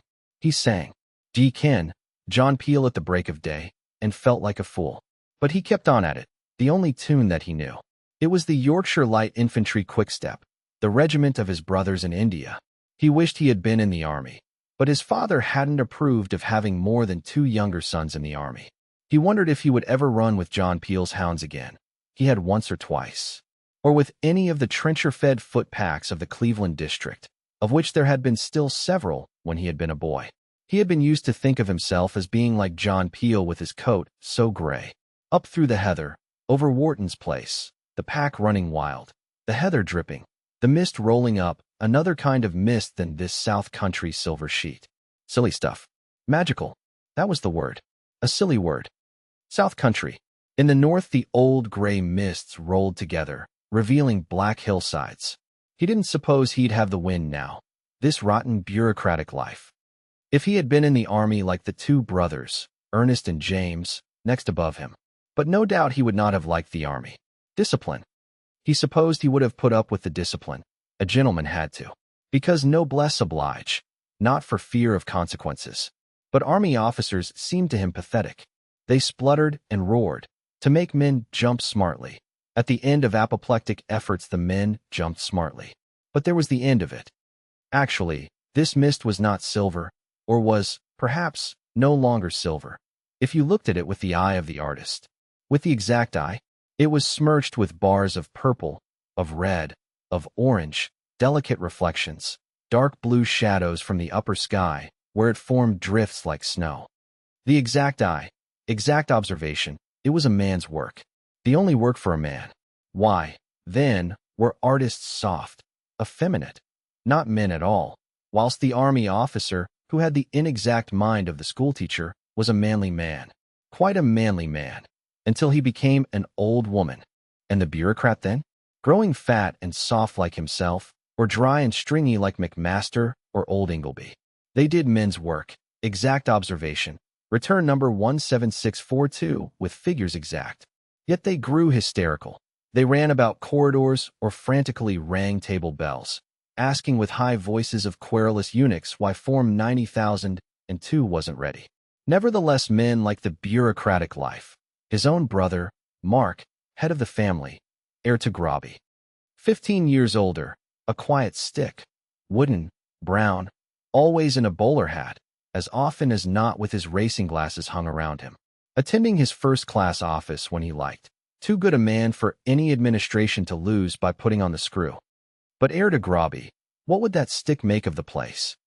Let it, no doubt, and go on pottering from the Albany to race meetings, where he never bet, to Whitehall, where he was said to be indispensable. Why indispensable? Why in heaven's name? That stick who had never hunted, never shot, couldn't tell coulter from plow handle, and lived in his bowler hat. A sound man, the archetype of all sound men. Never in his life had anyone shaken his head at Mark and said, "You're brilliant. Brilliant. That stick." No, he was indispensable. Upon my soul, Tietjens said to himself, that girl down there is the only intelligent living soul I've met for years. A little pronounced in manner sometimes, faulty in reasoning naturally, but quite intelligent, with a touch of wrong accent now and then. But if she was wanted anywhere, there she'd be. Of good stock, of course, on both sides. But, positively, she and Sylvia were the only 2 human beings he had met for years whom he could respect, the one for sheer efficiency in killing, the other for having the constructive desire and knowing how to set about it. Kill or cure. The 2 functions of man. If you wanted something killed, you'd go to Sylvia Tietjens in the sure faith that she would kill it. Emotion, hope, ideal. Kill it quick and sure. If you wanted something kept alive, you'd go to Valentine. She'd find something to do for it. The two types of mind. Remorseless enemy, sure screen, dagger, sheath. Perhaps the future of the world, then, was to women? Why not? He hadn't in years met a man that he hadn't to talk down to, as you talk down to a child. As he had talked down to General Campion or to Mr. Waterhouse, as he always talked down to McMaster. All good fellows in their way. But why was he born to be a sort of lonely buffalo, outside the herd? Not artist, not soldier, not bureaucrat, not certainly indispensable anywhere, apparently not even sound in the eyes of these dim-minded specialists. An exact observer. Hardly even that for the last 6.5 hours. Die Sommernacht hat mir zongethan, das Wort ein Schweigsam Reiten. He said aloud. How could you translate that? You couldn't translate it. No one could translate Heine. It was the summer night came over me. That was silent writing. A voice cut into his warm, drowsy thought. Oh, you do exist. But you've spoken too late. I've run into the horse. He must have been speaking aloud. He had felt the horse quivering at the end of the reins. The horse, too, was used to her by now. It had hardly stirred. He wondered when he had left off singing John Peel. He said, "Come along, then. Have you found anything?" The answer came. "Something. But you can't talk in this stuff. I'll just—" The voice died away as if a door had shut. He waited, consciously waiting, as an occupation. Contritely, and to make a noise, he rattled the whipstock in its bucket. The horse started, and he had to check in quickly. A damn fool he was. Of course a horse would start if you rattled a whipstock. He called out, "Are you all right?" The cart might have knocked her down. He had, however, broken the convention. Her voice came from a great distance. "I'm all right." Trying the other side. His last thought came back to him. He had broken their convention. He had exhibited concern, like any other man. He said to himself, "By God, why not take a holiday? Why not break all conventions?" They erected themselves intangibly and irrefragably. He had not known this young woman 24 hours, not to speak to. And already the convention existed between them that he must play stiff and cold, she warm and clinging. Yet she was obviously as cool a hand as himself. Cooler, no doubt, for at bottom he was certainly a sentimentalist. A convention of the most imbecile type. Then break all conventions, with the young woman, with himself above all. For 48 hours, almost exactly 48 hours till he started for Dover. And I must to the Greenwood go, alone, a banished man. Border ballad, written not 7 miles from Groby, by the descending moon, it being then just after cockcrow of midsummer night. What sentimentality! It must be 4:30 on Sunday. He had worked out that to catch the morning Ostend boat at Dover, he must leave the Wannops at 5:15 on Tuesday morning, in a motor for the junction. What incredible cross-country train connections. 5 hours for not 40 miles. He had then 48.75 hours. Let them be a holiday. A holiday from himself above all. A holiday from his standards. From his convention with himself. From clear observation. From exact thought. From knocking over all the skittles of the exactitudes of others. From the suppression of emotions. From all the weariness that made him intolerable to himself. He felt his limbs lengthen, as if they too had relaxed. Well, already he had had 6.5 hours of it. They had started at 10 and, like any other man, he had enjoyed the drive, though it had been difficult to keep the beastly cart balanced. The girl had had to sit behind with her arm round the other girl who screamed at every oak tree. But he had, if he put himself to the question, mooned along under the absurd moon that had accompanied them down the heaven, to the scent of hay, to the sound of nightingales, hoarse by now. Of course, in June he changes his tune, of corncrakes, of bats, of a heron twice, overhead. They had passed the blue-black shadows of corn stacks, of heavy, rounded oaks, of hop oasts that are half church tower, half finger post, and the road silver-gray, and the night warm. It was midsummer night that had done that to him. Hat mir zongethan, das Wort ein Schweigsam Reiten. Not absolutely silent, of course, but silentish. Coming back from the Parsons, where they had dropped the little London sewer rat, they had talked very little. Not unpleasant people, the Parsons, an uncle of the girls, 3 girl cousins, not unpleasant, like the girl, but without the individuality. A remarkably good bite of beef, a truly meritorious Stilton, and a drop of whiskey that proved the parson to be a man. All in candlelight. A motherly mother of the family to take the rat up some stairs, a great deal of laughter of girls, then a restart an hour later than had been scheduled. Well, it hadn't mattered. They had the whole of eternity before them.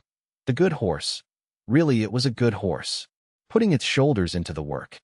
They had talked a little at first, about the safeness of the London girl from the police now, about the brickishness of the parson in taking her in. She certainly would never have reached Charing Cross by train. There had fallen long periods of silences. A bat had whirled very near their off-lamp. "What a large bat," she had said. "Noctilix major." He said, "Where do you get your absurd Latin nomenclature from?" "Isn't it Fallowina?" she had answered. "From White. The natural history of Selborne is the only natural history I ever read." "He's the last English writer that could write," said Tietjens. "He calls the Downs those majestic and amusing mountains," she said. "Where do you get your dreadful Latin pronunciation from?" "Fall I to rhyme with Dinah." "It's sublime and amusing mountains, not majestic and amusing," Tietjens said. "I got my Latin pronunciation, like all public school boys of today, from the German." She answered, "You would. Father used to say it made him sick." "Caesar equals Kaiser," Tietjens said. "Bother your Germans," she said. "They're no ethnologists. They're rotten at philology." She added, "Father used to say so," to take away from an appearance of pedantry. A silence then. She had right over her head a rug that her aunt had lent her, a silhouette beside him, with a cocky nose turned up straight out of the descending black mass. But for the square toque, she would have had the silhouette of a Manchester cotton hand. The toque gave it a different line, like the fillet of Diana. It was piquant and agreeable to ride beside a quite silent lady in the darkness of the thick weald that let next to no moonlight through. The horse's hoofs went clock, clock, a good horse. The near lamp illuminated the russet figure of a man with a sack on his back, pressed into the hedge, a blinking lurcher beside him. "Keep her between the blankets," Tietjens said to himself. "All these South Country keepers sleep all night. And then you give them a 5 quid tip for the weekend shoot." He determined that, as to that too, he would put his foot down. No more weekends with Sylvia in the mansions of the chosen people. The girls said suddenly. They had run into a clearing of the deep underwoods. "I'm not stuffy with you over that Latin, though you were unnecessarily rude. And I'm not sleepy. I'm loving it all." He hesitated for a minute. It was a silly girl thing to say.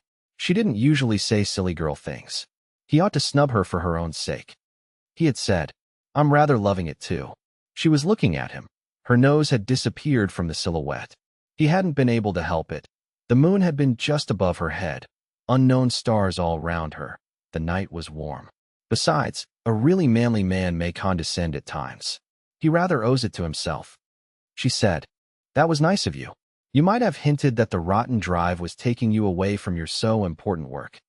"Oh, I can think as I drive," he said. She said, "Oh, and then, the reason why I'm unconcerned over your rudeness about my Latin is that I know I'm a much better Latinist than you. You can't quote a few lines of Ovid without sprinkling howlers in. It's vastum, not longum. Terra tribus scopulus vastum procurit. It's alto, not scylla. Juvidus ex alto decilientis. How could Ovid have written ex scylla? The C after the X sets your teeth on edge." Tietjens said, "Ex cogitabo. That's purely canine," she said with contempt. "Besides," Tietjens said, "longum is much better than vastum. I hate cant adjectives like vast." "It's like your modesty to correct Ovid," she exclaimed. "Yet you say Ovid and Catullus were the only 2 Roman poets to be poets. That's because they were sentimental and used adjectives like vastum. What's sad tears mixed with kisses but the sheerest sentimentality? It ought, you know," Tietjens said with soft dangerousness, "to be kisses mingled with sad tears. Tristibus et lacrimis oscula mixta debis." "I'm hanged if I ever could," she exclaimed explosively. "A man like you could die in a ditch, and I'd never come near. You're desiccated even for a man who has learned his Latin from the Germans." "Oh, well, I'm a mathematician," Tietjens said. "Classics is not my line." "It isn't," she answered tartly. A long time afterwards from her black figure came the words, "You used mingled instead of mixed to translate mixta. I shouldn't think you took English at Cambridge, either. Though they're as rotten at that as at everything else, Father used to say." "Your father was Balliol, of course," Tietjens said with the snuffy contempt of a scholar of Trinity College, Cambridge. But having lived most of her life amongst Balliol people, she took this as a compliment and an olive branch. Some time afterwards Tietjens, observing that her silhouette was still between him and the moon, remarked, "I don't know if you know that for some minutes we've been running nearly due west. We ought to be going southeast by a bit south. I suppose you do know this road." "Every inch of it," she said. "I've been on it over and over again on my motor bicycle with Mother in the sidecar. The next crossroad is called Grandfather's Wantways. We've got 11 miles and a quarter still to do.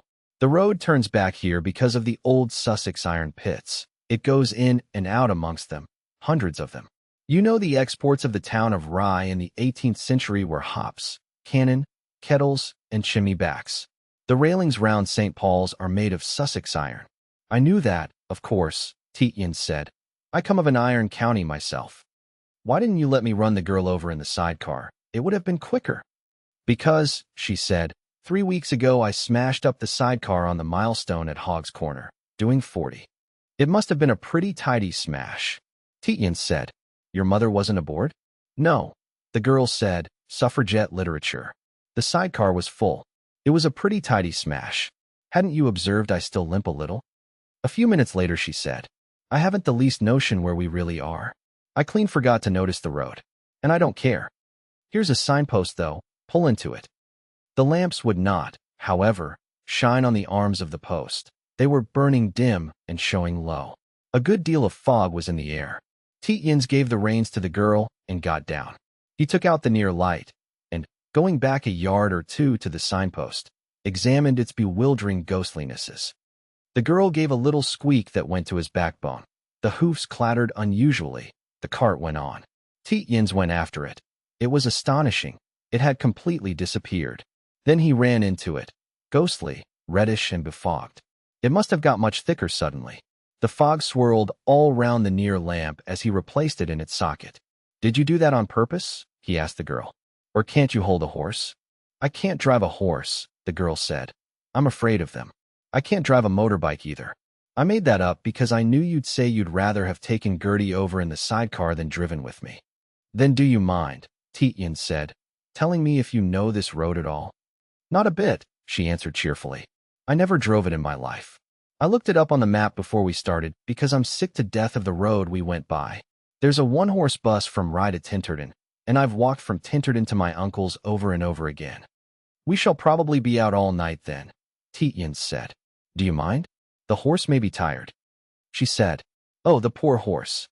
I meant us to be out all night. But the poor horse. What a brute I was not to think of it. We're 13 miles from a place called Breed, 11 and a quarter from a place whose name I couldn't read, 6 3/4 from somewhere called something like Udlemere." Tietjens said, "This is the road to Udlemere." "Oh, that was Grandfather's Wantways all right," she declared. "I know it well. It's called Grandfather's because an old gentleman used to sit there called Grandfair Finn. Every Tinton market day, he used to sell flead cakes from a basket to the carts that went by. Tinton Market was abolished in 1845, the effect of the repeal of the Corn Laws, you know. As a Tory, you ought to be interested in that." Tietjens said patiently. He could sympathize with her mood. She had now a heavy weight off her chest. And if long acquaintance with his wife had not made him able to put up with feminine vagaries, nothing ever would. "Would you mind," he said then, "telling me if," she interrupted, "that was really Grandfair's Wantways, Midland English. Vent equals 4 crossroads, High French Carrefour. Or, perhaps, that isn't the right word, but it's the way your mind works. You have, of course, often walked from your uncle's to Grandfair's Wantways," Tietjens said, "with your cousins, taking brandy to the invalid in the old toll-gate house. That's how you know the story of Grandfair. You said you had never driven it, but you have walked it. That's the way your mind works, isn't it?" She said, "Oh, then," Tietjens went on, "would you mind telling me, for the sake of the poor horse, whether Udlemere is or isn't on our road home? I take it you don't know just this stretch of road, but you know whether it is the right road." "The touch of pathos," the girl said, "is a wrong note. It's you who are in mental trouble about the road. The horse isn't." Tietjens let the cart go on another 50 yards. Then he said, "It is the right road. The Udalmere turning was the right one. You wouldn't let the horse go another 5 steps if it wasn't. You're as soppy about horses as I am. There's at least that bond of sympathy between us, she said drily. Grandfair's Wantways is 6¾ miles from Udimore. Udimore is exactly 5 from us. Total, 11¾ 12¼ if you add half a mile for Udimore itself. The name is Udimore, not Udalmere. Local place name enthusiasts derive this from O'er the Mere. Absurd. Legend as follows. Church builders desiring to put church with relic of St. Rumwold in wrong place. Voice wailed. O'er the Mere. Obviously absurd. Putrid. O'er the by Grimm's law impossible as Udi. Mere not a Middle Low German word at all. Why? Tietjens said. Are you giving me all this information? Because, the girl said, it's the way your mind works. It picks up useless facts as silver after you've polished it picks up sulfur vapor, and tarnishes. It arranges the useless facts in obsolescent patterns and makes Toryism out of them. I've never met a Cambridge Tory man before. I thought they were all in museums, and you work them up again out of bones. That's what father used to say. He was an Oxford Disraelian conservative imperialist. I know, of course, Tietjens said. Of course you know, the girl said. You know everything. And you've worked everything into absurd principles. You think father was unsound because he tried to apply tendencies to life. You want to be an English country gentleman and spin principles out of the newspapers and the gossip of horse fairs. And let the country go to hell. You'll never stir a finger except to say, I told you so. She touched him suddenly on the arm. Don't mind me, she said. It's reaction. I'm so happy. I'm so happy, he said. That's all right. That's all right. But for a minute or two it wasn't really. All feminine claws, he said to himself, are sheathed in velvet. But they can hurt a good deal if they touch you on the sore places of the defects of your qualities, even merely with the velvet. He added, Your mother works you very hard. She exclaimed, How you understand. You're amazing, for a man who tries to be a sea anemone. She said, Yes, this is the first holiday I've had for 4 solid months. 6 hours a day typing. 4 hours a day work for the movement. 3, housework and gardening. 3, mother reading out her day's work for slips of the pen. And on the top of it the raid and the anxiety. Dreadful anxiety, you know? Suppose mother had gone to prison. Oh, I'd have gone mad. Weekdays and Sundays. She stopped. I'm apologizing really, she went on. Of course I ought not to have talked to you like that. You, a great panjandrum, saving the country with your statistics and all. It did make you a rather awful figure, you know, and the relief to find a man like oneself with feet of clay. I dreaded this drive. I'd have dreaded it dreadfully if I hadn't been in such a dread about Gertie and the police. And if I hadn't let off steam I should have had to jump out and run beside the cart. I could still. You couldn't, Tietjens said. You couldn't see the cart. They had just run into a bank of solid fog that seemed to encounter them with a soft, ubiquitous blow. It was blinding, it was deadening to sounds, it was in a sense mournful, but it was happy, too, in its romantic unusualness. They couldn't see the gleam of the lamps. They could hardly hear the step of the horse. The horse had fallen at once to a walk. They agreed that neither of them could be responsible for losing the way. In the circumstances, that was impossible. Fortunately, the horse would take them somewhere. It had belonged to a local higgler, a man that used the roads buying poultry for resale. They agreed that they had no responsibilities, and after that went on for unmeasured hours in silence, the mist growing, but very, very gradually, more luminous. Once or twice, at a rise in the road, they saw again the stars and the moon, but mistily. On the 4th occasion they had emerged into the silver lake, like mermen rising to the surface of a tropical sea. Tietjens had said, You'd better get down and take the lamp. See if you can find a milestone. I'd get down myself, but you might not be able to hold the horse. She had plunged in, and he had sat, feeling he didn't know why, like a Guy Fawkes, up in the light, thinking by no means disagreeable thoughts, intent, like Miss Wannop herself, on a complete holiday of 48 hours, till Tuesday morning. He had to look forward to a long and luxurious day of figures, a rest after dinner, half a night more of figures, a Monday devoted to a horse deal in the market town where he happened to know the horse dealer. The horse dealer, indeed, was known to every hunting man in England. A luxurious, long argument in the atmosphere of stable hartshorn and slow wranglings couched in ostler's epigrams. You couldn't have a better day. The beer in the pub probably good, too. Or if not that, the claret. The claret in South Country inns was often quite good. There was no sale for it, so it got well kept. On Tuesday, it would close in again, beginning with the meeting of his wife's maid at Dover. He was to have, above all, a holiday from himself and to take it like other men, free of his conventions, his strait waistcoatings. The girl said, "I'm coming up now. I found out something." He watched intently the place where she must appear. It would give him pointers about the impenetrability of mist to the eye. Her otter-skin cap had beads of dew. Beads of dew were on her hair beneath. She scrambled up, a little awkwardly. Her eyes sparkled with fun, panting a little, her cheeks bright. Her hair was darkened by the wetness of the mist, but she appeared golden in the sudden moonlight. Before she was quite up, Tietjens almost kissed her. Almost. An all but irresistible impulse. He exclaimed, "Steady, the buffs," in his surprise. She said, "Well, you might as well have given me a hand. I found," she went on, "a stone that had IRDC on it, and there the lamp went out. We're not on the marsh, because we're between quick hedges. That's all I've found. But I've worked out what makes me so tart with you." He couldn't believe she could be so absolutely calm. The afterwash of that impulse had been so strong in him that it was as if he had tried to catch her to him and had been foiled by her. She ought to be indignant, amused, even pleased. She ought to show some emotion. She said, "It was your silencing me with that absurd non sequitur about the Pimlico clothing factory. It was an insult to my intelligence. You recognized that it was a fallacy." Tietjens said. He was looking hard at her. He didn't know what had happened to him. She took a long look at him, cool, but with immense eyes. It was as if, for a moment, destiny, which usually let him creep past somehow, had looked at him. "Can't," he argued with destiny. "A man want to kiss a schoolgirl in a scuffle." His own voice, a caricature of his own voice, seemed to come to him. "Gentlemen don't," he exclaimed. "Don't, gentlemen?" And then stopped because he realized that he had spoken aloud. She said, "Oh, gentlemen do use fallacies to glide over tight places in arguments. And they browbeat schoolgirls with them.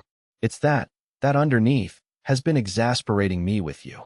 You regarded me at that date, 3/4 of a day ago, as a schoolgirl."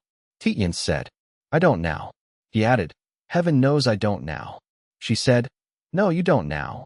He said, "It didn't need your putting up all that blue stocking erudition to convince me."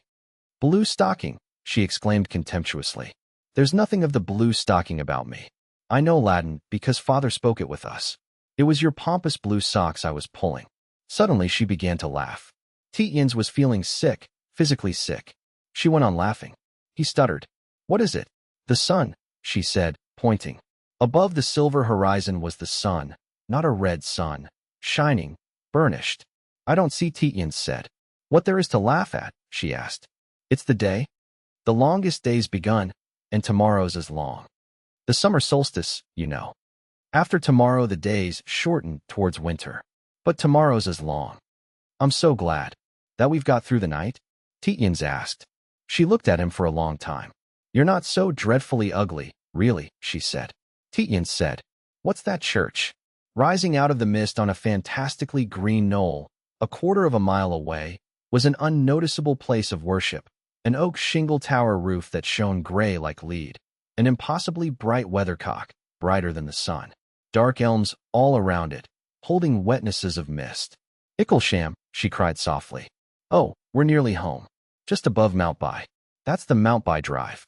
Trees existed, black and hoary with the dripping mist. Trees in the hedgerow and the avenue that led to Mountby. It made a right angle just before coming into the road, and the road went away at right angles across the gate. "You'll have to pull to the left before you reach the avenue," the girl said. "Or as like as not the horse will walk right up to the house. The higgler who had him used to buy Lady Claudine's eggs." Tietjens exclaimed barbarously, "Damn Mountby. I wish we'd never come near it." And he whipped the horse into a sudden trot. The hoofs sounded suddenly loud. She placed her hand on his gloved driving hand. Had it been his flesh, she wouldn't have done it. She said, "My dear, it couldn't have lasted forever. But you're a good man. And very clever." You will get through. Not 10 yards ahead, Tietjens saw a tea tray, the underneath of a black lacquered tea tray, gliding towards them, mathematically straight, just rising from the mist. He shouted, mad, the blood in his head. His shout was drowned by the scream of the horse. He had swung it to the left. The cart turned up. The horse emerged from the mist, head and shoulders, pawing. A stone seahorse from the fountain of Versailles. Exactly that. Hanging in air for an eternity. The girl looking at it, leaning slightly forward. The horse didn't come over backwards. He had loosened the reins. It wasn't there anymore. The damnedest thing that could happen. He had known it would happen. He said, "We're all right now." There was a crash and scraping, like 20 tea trays, a prolonged sound. They must be scraping along the mudguard of the invisible car. He had the pressure of the horse's mouth. The horse was away, going hell for leather. He increased the pressure.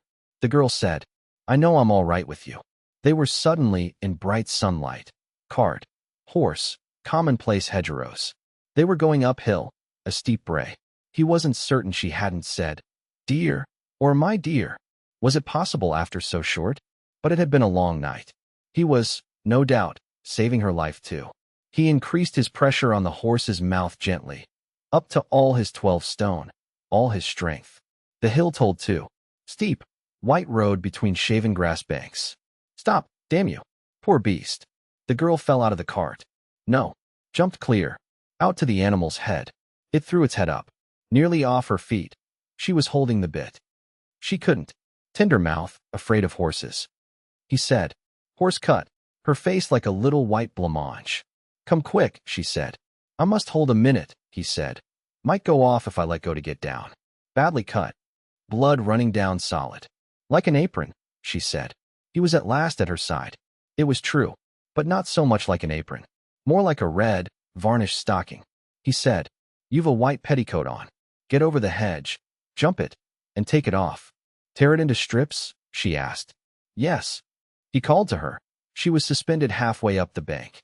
"Tear one half off first, the rest into strips." She said, "All right." She didn't go over the quickset as neatly as he had expected. No take off. But she was over. The horse, trembling, was looking down, its nostrils distended, at the blood pooling from its near foot. The cut was just on the shoulder. He put his left arm right over the horse's eyes. The horse stood it, almost with a sigh of relief. A wonderful magnetism with horses. Perhaps with women too? God knew. He was almost certain she had said dear. She said here. He caught a round ball of whitish stuff. He undid it. Thank God. What sense?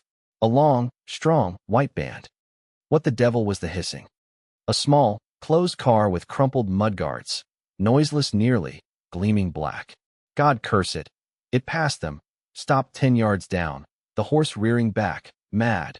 Clean mad, something like a scarlet and white cockatoo, fluttering out of the small car door, a general. In full tog. White feathers.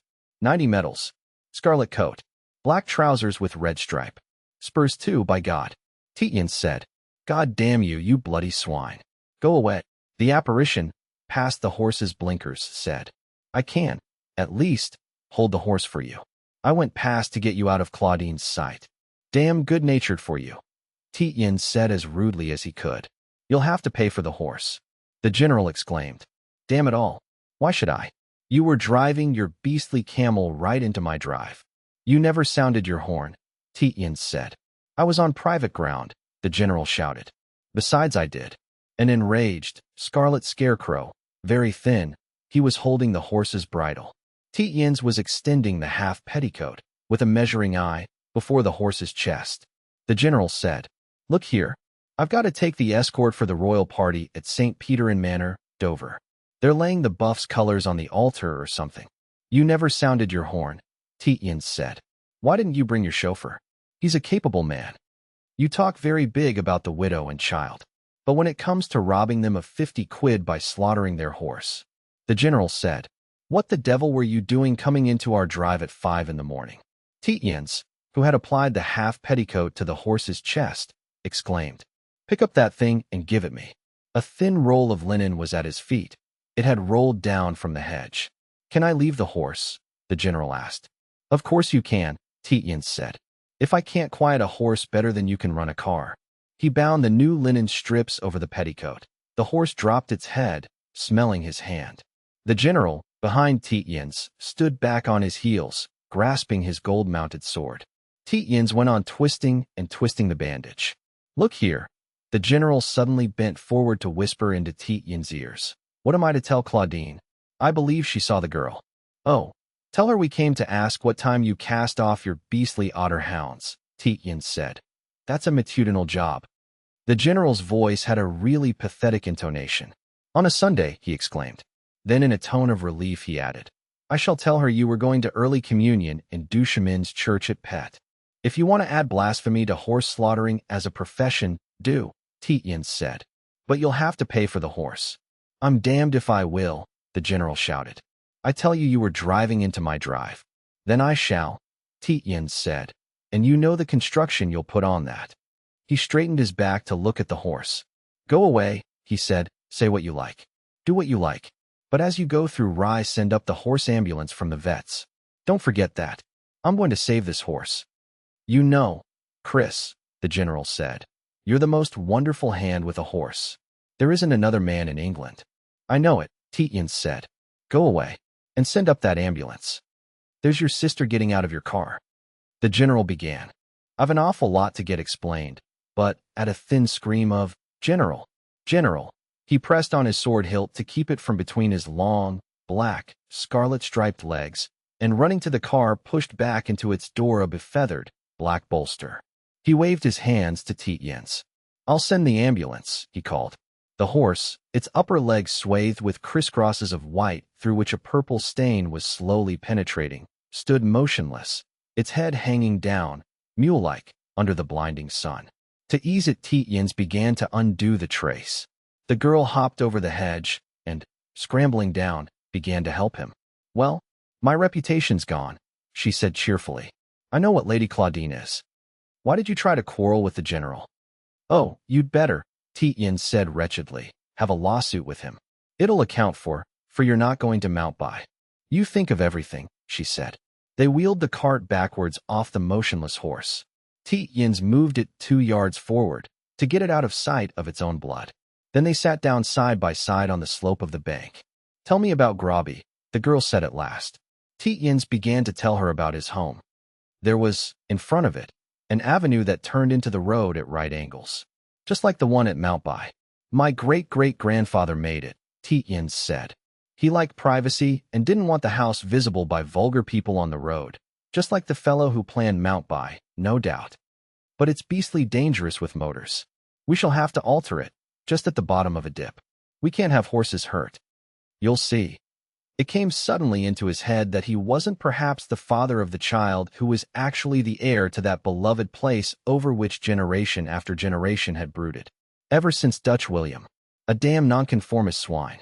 On the bank his knees were almost level with his chin. He felt himself slipping down. "If I ever take you there," he began. "Oh, but you never will," she said. The child wasn't his. The heir to Groby. All his brothers were childless. There was a deep well in the stable yard. He had meant to teach the child how, if you dropped a pebble in, you waited to count 63. And there came up a whispering roar. But not his child. Perhaps he hadn't even the power to beget children. His married brothers hadn't. Clumsy sobs shook him. It was the dreadful injury to the horse which had finished him. He felt as if the responsibility were his. The poor beast had trusted him, and he had smashed it up. Miss Wannop had her arm over his shoulder. "My dear," she said, "you won't ever take me to Groby. It's perhaps, short acquaintance, but I feel you're the splendidest." He thought, "It is rather short acquaintance." He felt a great deal of pain over which there presided the tall, eel-skin, blonde figure of his wife. The girl said, "There's a fly coming," and removed her arm. A fly drew up before them with a blear-eyed driver. He said General Campion had kicked him out of bed, from beside his old woman. He wanted a pound to take them to Mrs. Wannop's, waked out of his beauty sleep and all. The knacker's cart was following. "You'll take Miss Wannop home at once," Tietjens said. "She's got her mother's breakfast to see to. I shan't leave the horse till the knacker's van comes." The fly driver touched his age-green hat with his whip. "Aye," he said thickly, putting a sovereign into his waistcoat pocket. "Always the gentleman. A merciful man is merciful also to his beast." but I wouldn't leave my little wooden UT nor miss my breakfast for no beast. Some do, and some do not. He drove off with the girl in the interior of his antique conveyance. Tietjens remained on the slope of the bank, in the strong sunlight, beside the drooping horse.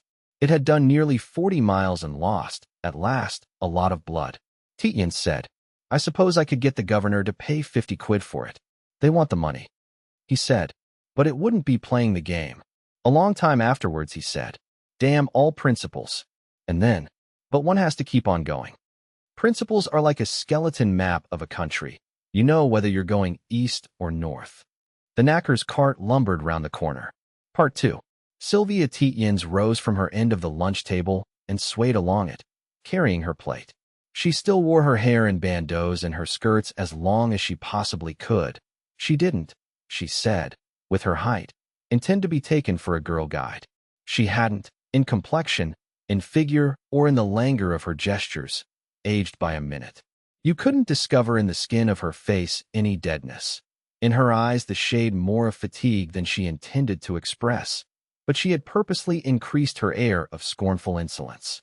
That was because she felt that her hold over men increased to the measure of her coldness. Someone, she knew, had once said of a dangerous woman that when she entered the room, every woman kept her husband on the leash. It was Sylvia's pleasure to think that, before she went out of that room, all the women in it realized with mortification that they needn't. For if coolly and distinctly she had said on entering, nothing doing, as barmaids will to the enterprising, she couldn't more plainly have conveyed to the other women that she had no use for their treasured rubbish. Once, on the edge of a cliff in Yorkshire, where the moors come above the sea, during one of the tiresome shoots that are there the fashion, a man had bidden her observe the demeanor of the herring gulls below. They were dashing from rock to rock on the cliff face, screaming, with none of the dignity of gulls. Some of them even let fall the herrings that they had caught, and she saw the pieces of silver dropping into the blue motion. The man told her to look up. High, circling and continuing for a long time to circle, illuminated by the sunlight below, like a pale flame against the sky, was a bird. The man told her that that was some sort of fish eagle or hawk. Its normal habit was to chase the gulls which, in their terror, would drop their booty of herrings, whereupon the eagle would catch the fish before it struck the water. At the moment the eagle was not on duty, but the gulls were just as terrified as if it had been. Sylvia stayed for a long time watching the convolutions of the eagle. It pleased her to see that, though nothing threatened the gulls, they yet screamed and dropped their herrings. The whole affair reminded her of herself in her relationship to the ordinary women of the barnyard. Not that there was the breath of a scandal against herself, that she very well knew. And it was her preoccupation just as turning down nice men, the really nice men of commerce, was her hobby. She practiced every kind of turning down on these creatures, the really nice ones, with the Kitchener mustaches, the seal's brown eyes, the honest, thrilling voices, the clipped words, the straight backs, and the admirable records, as long as you didn't inquire too closely. Once, in the early days of the great struggle, a young man, she had smiled at him in mistake for someone more trustable, had followed in a taxi, hard on her motor, and flushed with wine, glory, and the firm conviction that all women in that lurid carnival had become common property, had burst into her door from the public stairs. She had overtopped him by the forehead, and before a few minutes were up she seemed to him to have become 10 foot high with a gift of words that scorched his backbone and the voice of a frozen marble statue, a Sofwa effect. He had come in like a stallion, red-eyed, and all his legs off the ground. He went down the stairs like a half-drowned rat, with dim eyes and really looking wet, for some reason or other. Yet she hadn't really told him more than the way one should behave to the wives of one's brother officers than actually in the line, a point of view that, with her intimates, she daily agreed was pure bosh. But it must have seemed to him like the voice of his mother, when his mother had been much younger, of course, speaking from paradise, and his conscience had contrived the rest of his general wetness. This, however, had been melodrama and war stuff at that. It hadn't, therefore, interested her. She preferred to inflict deeper and more quiet pains. She could, she flattered herself, tell the amount of empressement which a man would develop about herself at the first glance, the amount and the quality too. and from not vouchsafing a look at all, or a look of the barest and most incurious to some poor devil who even on introduction couldn't conceal his desires, to letting, after dinner, a measured glance travel from the right foot of a late dinner partner, diagonally up the ironed fold of the right trouser to the watch pocket, diagonally still, across the shirt front, pausing at the stud and so, rather more quickly away over the left shoulder, while the poor fellow stood appalled, with his dinner going wrong. From the milder note to the more pronounced, she ran the whole gamut of turnings down. The poor fellows next day would change their bootmakers, their sock merchants, their tailors, the designers of their dress studs and shirts. They would sigh even to change the cut of their faces, communing seriously with their after-breakfast mirrors. But they knew in their hearts that calamity came from the fact that she hadn't deigned to look into their eyes. Perhaps hadn't dared was the right word. Sylvia, herself, would have cordially acknowledged that it might have been. She knew that, like her intimates, all the Elizabeths, Alexes, and Lady Moiras of the smooth-papered, be-photographed weekly journals, she was man-mad. It was the condition, indeed, of their intimacy as of their eligibilities for reproduction on hot-pressed paper. They went about in bands with, as it were, a cornfield of feather boas floating above them. Though to be sure no one wore feather boas. They shortened their hairs and their skirts and flattened, as far as possible, their chest developments, which does give, oh, you know, a certain. They adopted demeanors as like as possible, and yet how unlike, to those of waitresses in tea-shops frequented by city men. And one reads in police court reports of raids what those are. Probably they were, in action, as respectable as any body of women. More respectable, probably, than the great middle class of before the war, and certainly spotless by comparison with their own upper servants whose morals, merely as recorded in the divorce court statistics that she had from Tietjens, would put to shame even those of Welsh or Lowland Scotch villages. Her mother was accustomed to say that she was sure her butler would get to heaven, simply because the recording angel, being an angel, and as such, delicately minded, wouldn't have the face to put down, much less read out, the least venial of Morgan's offenses. And, skeptical as she was by nature, Sylvia Tietjens didn't really even believe in the capacity for immoralities of her friends.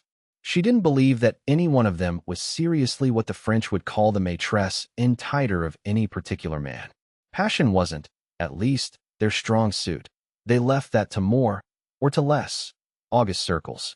The Duke of A and all the little A's might be the children of the morose and passion-stricken Duke of B, instead of the still more morose but less passionate late Duke of A. Mr. C, the Tory statesman and late foreign minister, might equally be the father of all the children of the Tory Lord Chancellor. The Whig front benches, the gloomy and disagreeable Russells and Cavendishes trading off these, again French, collages sérieux against the matrimonial divagations of their own Lord F and Mr. G. But those amorous of heavily titled and born front benchers were rather of august politics. The hot-pressed weekly journals never got hold of them. The parties to them didn't, for one thing, photograph well, being old, uglyish, and terribly, badly dressed. They were matter rather for the memoirs of the indiscreet, already written, but not to see the light for 50 years. The affairs of her own set, female front benchers of one side or other as they were more tenuous. If they ever came to heads, their affairs, they had rather the nature of promiscuity and took place at the country houses where bells rang at 5 in the morning. Sylvia had heard of such country houses, but she didn't know of any. She imagined that they might be the baronial halls of such barons of the crown as had patronymics ending in Shen, Stein, and Baum. There were getting to be a good many of these, but Sylvia did not visit them. She had in her that much of the papist. Certain of her more brilliant girl friends certainly made very sudden marriages, but the averages of those were not markedly higher than in the case of the daughters of doctors, solicitors, the clergy, the Lord Mayors, and common councilmen.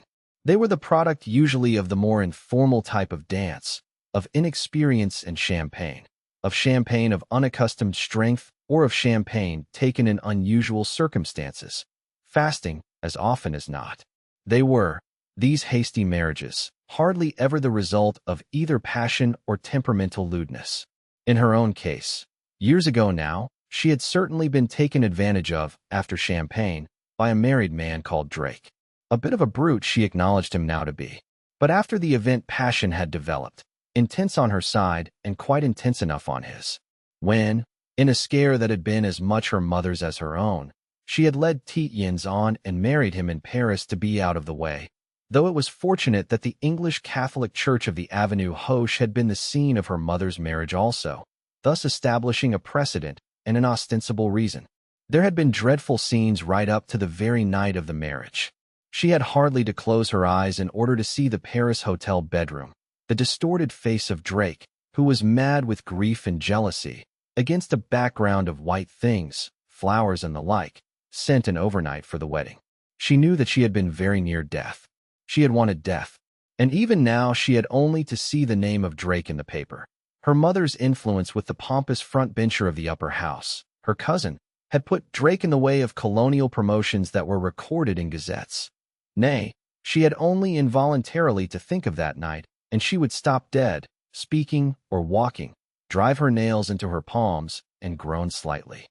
She had to invent a chronic stitch in her heart to account for this groan, which ended in a mumble and seemed to herself to degrade her. The miserable memory would come, ghost-like, at any time, anywhere. She would see Drake's face, dark against the white things. She would feel the thin nightgown ripping off her shoulder. But most of all she would seem, in darkness that excluded the light of any room in which she might be, to be transfused by the mental agony that there she had felt, the longing for the brute who had mangled her, the dreadful pain of the mind. The odd thing was that the sight of Drake himself, whom she had seen several times since the outbreak of the war, left her completely without emotion. She had no aversion, but no longing for him. She had, nevertheless, longing, but she knew it was longing merely to experience again the dreadful feeling. And not with Drake. Her turnings down, then of the really nice men, if it were a sport, was a sport not without a spice of danger.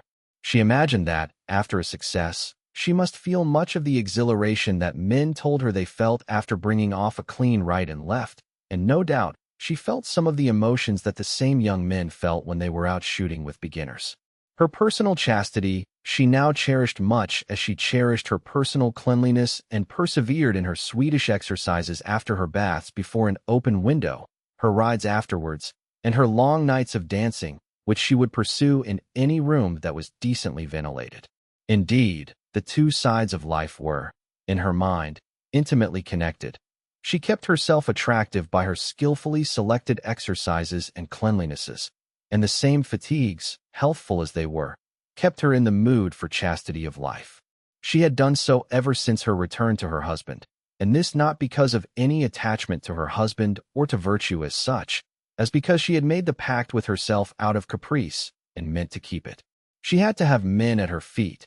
That was, as it were, the price of her, purely social, daily bread, as it was the price of the daily bread of her intimates.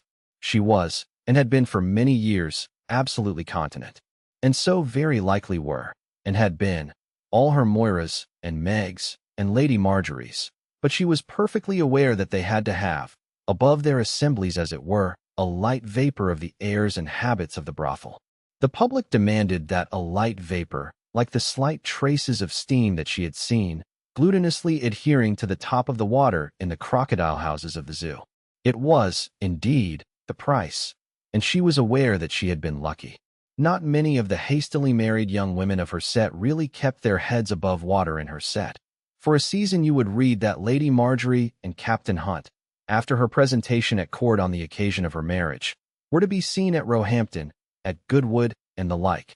Photographs of the young couple, striding along with the palings of the row behind them, would appear for a month or so. Then the records of their fashionable doings would transfer themselves to the lists of the attendants and attaches of distant viceregal courts in tropics bad for the complexion. And then no more of he and she, as Sylvia put it. In her case it hadn't been so bad, but it had been nearish. She had had the advantage of being an only daughter of a very rich woman. Her husband wasn't just any Captain Hunt to stick on a viceregal staff. He was in a first-class office, and when Angelique wrote notes on the young menage she could, Angelique's ideas of these things being hazy, always refer to the husband as the future Lord Chancellor or ambassador to Vienna, and their little, frightfully expensive establishment, to which her mother, who had lived with them, had very handsomely contributed, had floated them over the first dangerous 2 years.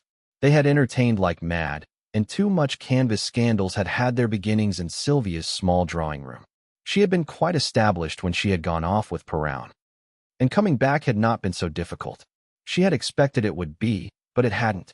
Tietjens had stipulated for large rooms in Gray's Inn. That hadn't seemed to her to be reasonable, but she imagined that he wanted to be near his friend, and, though she had no gratitude to Tietjens for taking her back and nothing but repulsion from the idea of living in his house, as they were making a bargain, she owed it to herself to be fair. She had never swindled a railway company, brought dutiable scent past a custom house, or represented to a second-hand dealer that her clothes were less worn than they were, though with her prestige she could actually have done this. It was fair that Tietjens should live where he wished, and live there they did, their very tall windows looking straight into those of McMaster across the Georgian quadrangle. They had 2 floors of a great building, and that gave them a great deal of space. The breakfast room, in which during the war they also lunched, was an immense room, completely lined with books that were nearly all calf-backed, with an immense mirror over an immense, carved, yellow and white marble mantelpiece, and 3 windows that, in their great height, with the spideriness of their divisions and their old, bulging glass, some of the panes were faintly violet in age, gave to the room an 18th-century distinction. It suited, she admitted, Tietjens, who was an 18th-century figure of the Dr. Johnson type, the only 18th-century type of which she knew, except for that of the beau-something who wore white satin and ruffles, went to Bath, and must have been indescribably tiresome. Above, she had a great white drawing room, with fixings that she knew were 18th century and to be respected. For Tietjens, again she admitted, had a marvelous gift for old furniture. He despised it as such, but he knew it down to the ground. Once when her friend Lady Moira had been deploring the expense of having her new little house furnished from top to toe under the advice of Sir John Robertson, the specialist, the Moiras had sold Arlington Street stock, lock and barrel, to some American. Tietjens, who had come in to tea and had been listening without speaking, had said, with the soft good nature, rather sentimental in tone, that once in a blue moon he would bestow on her prettiest friends. "You had better let me do it for you." Taking a look round Sylvia's great drawing room, with the white panels, the Chinese lacquer screens, the red lacquer and ormolu cabinets, and the immense blue and pink carpet, and Sylvia knew that if only for the 3 panels by a fellow called Fragonard, bought just before Fragonards had been boomed by the late king, her drawing room was something remarkable, Lady Moira had said to Tietjens, rather flutteringly, and almost with the voice with which she began one of her affairs. Oh, if you only would. He had done it, and he had done it for a quarter of the estimate of Sir John Robertson.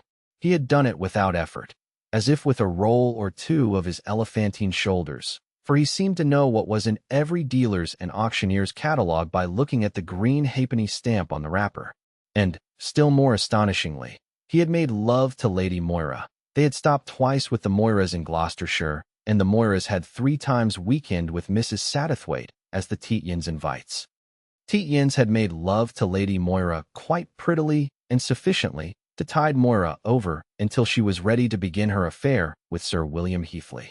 For the matter of that, Sir John Robertson, the specialist in old furniture, challenged by Lady Moira to pick holes in her beautiful house, had gone there, poked his large spectacles against cabinets, smelt the varnish of table-tops, and bitten the backs of chairs in his ancient and short-sighted way, and had then told Lady Moira that Tietjens had bought her nothing that wasn't worth a bit more than he had given for it. This increased their respect for the old fellow. It explained his several millions. For, if the old fellow proposed to make out of a friend like Moira a profit of 300%, limiting it to that out of sheer affection for a pretty woman, what wouldn't he make out of a natural and national enemy like a United States senator? And the old man took a great fancy to Tietjens himself, which Tietjens, to Sylvia's bewilderment, did not resent. The old man would come in to tea and, if Tietjens were present, would stay for hours talking about old furniture. Tietjens would listen without talking.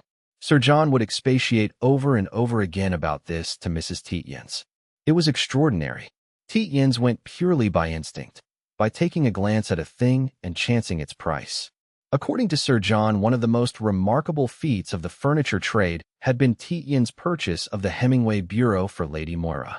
Tietjens, in his dislikeful way, had bought this at a cottage sale for £3.10 and had told Lady Moira it was the best piece she would ever possess.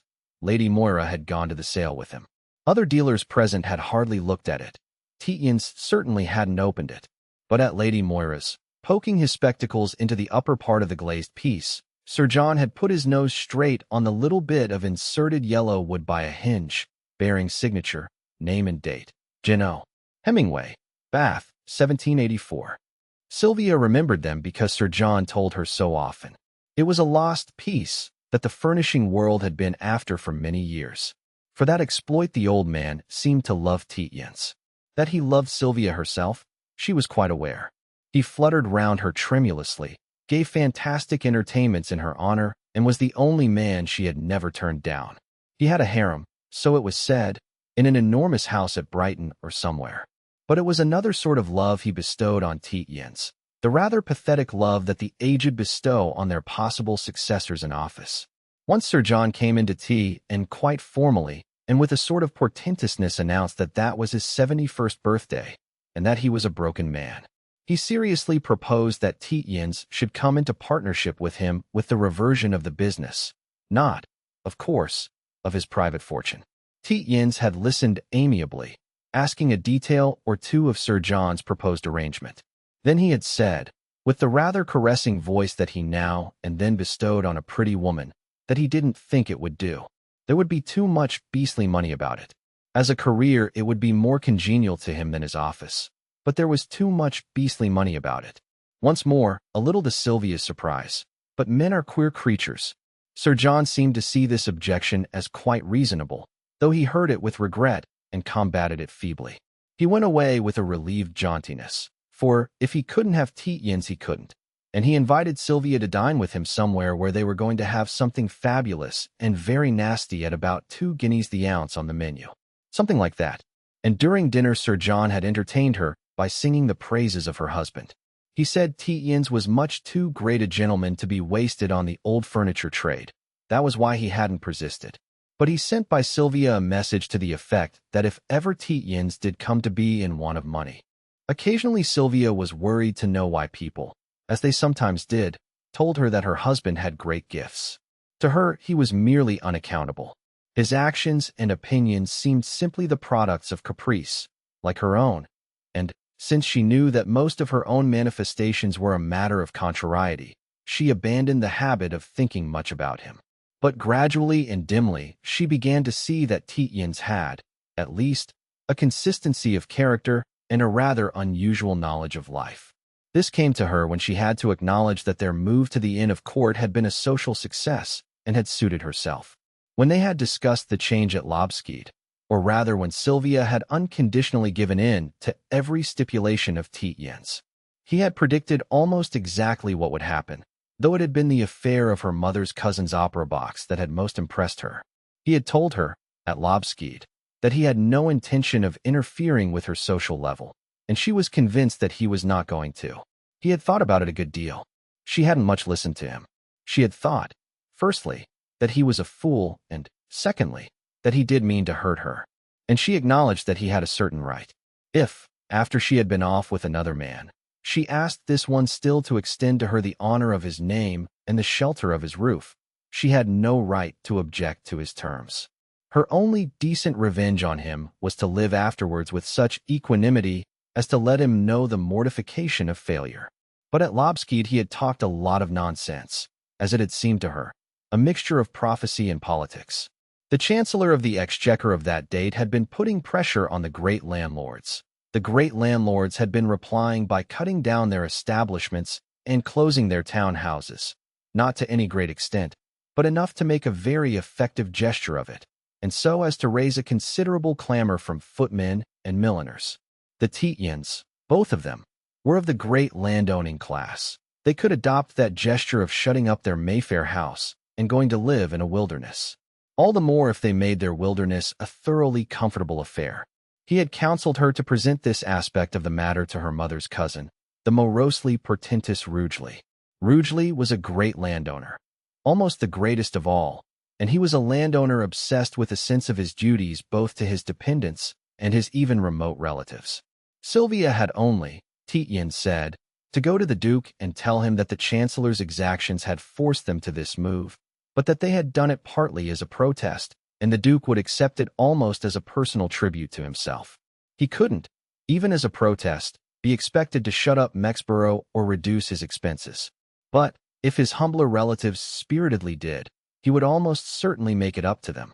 And Rugely's favors were on the portentous scale of everything about him. I shouldn't wonder, Tietjens had said, if he didn't lend you the Rugely box to entertain in. And that is exactly what had happened. The Duke, who must have kept a register of his remotest cousins, had, shortly before their return to London, heard that this young couple had parted with every prospect of a large and disagreeable scandal. He had approached Mrs. Satterthwaite, for whom he had a gloomy affection, and he had been pleased to hear that the rumor was a gross libel. So that, when the young couple actually turned up again, from Russia, Rugely, who perceived that they were not only together, but to all appearances quite united, was determined not only to make it up to them, but to show, in order to abash their libelers, as signal a mark of his favor as he could without inconvenience to himself. He, therefore, twice, being a widower, invited Mrs. Satterthwaite to entertain for him, Sylvia to invite the guests, and then had Mrs. Tietjens' name placed on the roll of those who could have the Rugely box at the opera, on application at the Rugely estate office, when it wasn't wanted. This was a very great privilege, and Sylvia had known how to make the most of it. On the other hand, on the occasion of their conversation at Lobskeid, Tietjens had prophesied what at the time seemed to her a lot of tosh. It had been 2 or 3 years before, but Tietjens had said that about the time grouse shooting began, in 1914, a European conflagration would take place which would shut up half the houses in Mayfair and beggar their inhabitants. He had patiently supported his prophecy with financial statistics as to the approaching bankruptcy of various European powers and the growingly acquisitive skill and rapacity of the inhabitants of Great Britain. She had listened to that with some attention. It had seemed to her rather like the usual nonsense talked in country houses, where, irritatingly, he never talked. But she liked to be able to have a picturesque fact or two with which to support herself when she, too, to hold attention, wanted to issue moving statements as to revolutions, anarchies, and strife in the offing. And she had noticed that when she magpied Tietjens' conversations, more serious men in responsible positions were apt to argue with her and to pay her more attention than before. And now, walking along the table with her plate in her hand, she could not but acknowledge that, triumphantly, and very comfortably for her, Tietjens had been right. In the 3rd year of the war, it was very convenient to have a dwelling, cheap, comfortable, almost august, and so easy to work that you could have, at a pinch, run it with one maid, though the faithful Hello Central had not let it come to that yet. Being near Tietjens, she lifted her plate, which contained 2 cold cutlets in aspic and several leaves of salad. She wavered a little to one side, and, with a circular motion of her hand, let the whole contents fly at Tietjens' head. She placed the plate on the table and drifted slowly towards the enormous mirror over the fireplace. "I'm bored," she said. "Bored. Bored." Tietjens had moved slightly as she had thrown. The cutlets and most of the salad leaves had gone over his shoulder. But one, couched, very green leaf was on his shoulder strap, and the oil and vinegar from the plate. Sylvia knew that she took too much of all condiments, had splashed from the revers of his tunic to his green staff badges. She was glad that she had hit him as much as that. It meant that her marksmanship had not been quite rotten. She was glad, too, that she had missed him. She was also supremely indifferent. It had occurred to her to do it, and she had done it. Of that she was glad. She looked at herself for some time in the mirror of bluish depths. She pressed her immense bandeaus with both hands onto her ears. She was all right. High-featured, alabaster complexion, but that was mostly the mirror's doing. Beautiful, long, cool hands. What man's forehead wouldn't long for them? And that hair. What man wouldn't think of it, unloosed on white shoulders? Well, Tietjens wouldn't. Or, perhaps, he did. She hoped he did. Curse him, for he never saw that sight. Obviously sometimes, at night, with a little whiskey taken, he must want to. She rang the bell and bade Hello Central sweep the plateful from the carpet. Hello Central, tall and dark, looking with wide-open eyes, motionlessly at nothing. Sylvia went along the bookshelves, pausing over a book back, Vitare Hominum Notice, in gilt, irregular capitals pressed deep into the old leather. At the first long window, she supported herself by the blind cord. She looked out and back into the room. "There's that veiled woman," she said, going into 11. "It's 2 o'clock, of course." She looked at her husband's back hard, the clumsy khaki back that was getting round-shouldered now. Hard. She wasn't going to miss a motion or a stiffening. "I've found out who it is," she said, "and who she goes to. I got it out of the porter." She waited. Then she added, "It's the woman you traveled down from Bishop's Auckland with." On the day war was declared, Tietjens turned solidly round in his chair. She knew he would do that out of stiff politeness, so it meant nothing. His face was whitish in the pale light, but it was always whitish since he had come back from France and passed his day in a tin hut among dust heaps.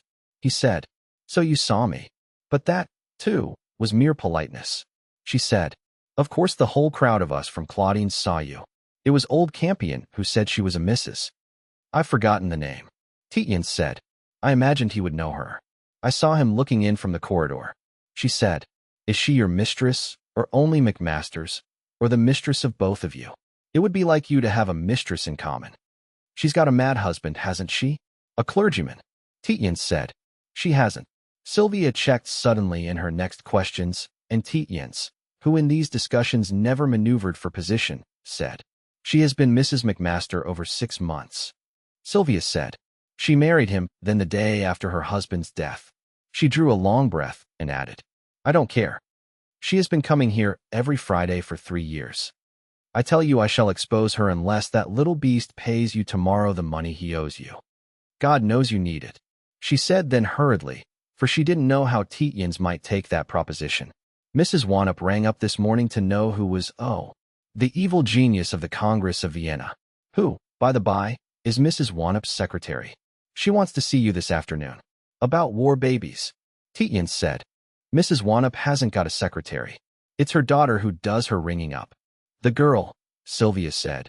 "You were so potty about it that horrible afternoon McMaster gave. Has she had a war baby by you? They all say she's your mistress." Tietjens said, "No, Miss Wanop isn't my mistress. Her mother has had a commission to write an article about war babies. I told her yesterday there weren't any war babies to speak of, and she's upset because she won't be able to make a sensational article. She wants to try and make me change my mind." Sylvia said, "It was Miss Wanop at that beastly affair of your friend's? And I suppose the woman who received was Mrs. What's her name, your other mistress. An unpleasant show. I don't think much of your taste. The one where all the horrible geniuses in London were? There was a man like a rabbit talked to me about how to write poetry. That's no good as an identification of the party," Tietjens said. "McMaster gives a party every Friday, not Saturday. He has for years. Mrs. McMaster goes there every Friday. To act as hostess. She has for years. Miss Wanop goes there every Friday after she has done work for her mother. To support Mrs. McMaster. She has for years." Sylvia mocked him.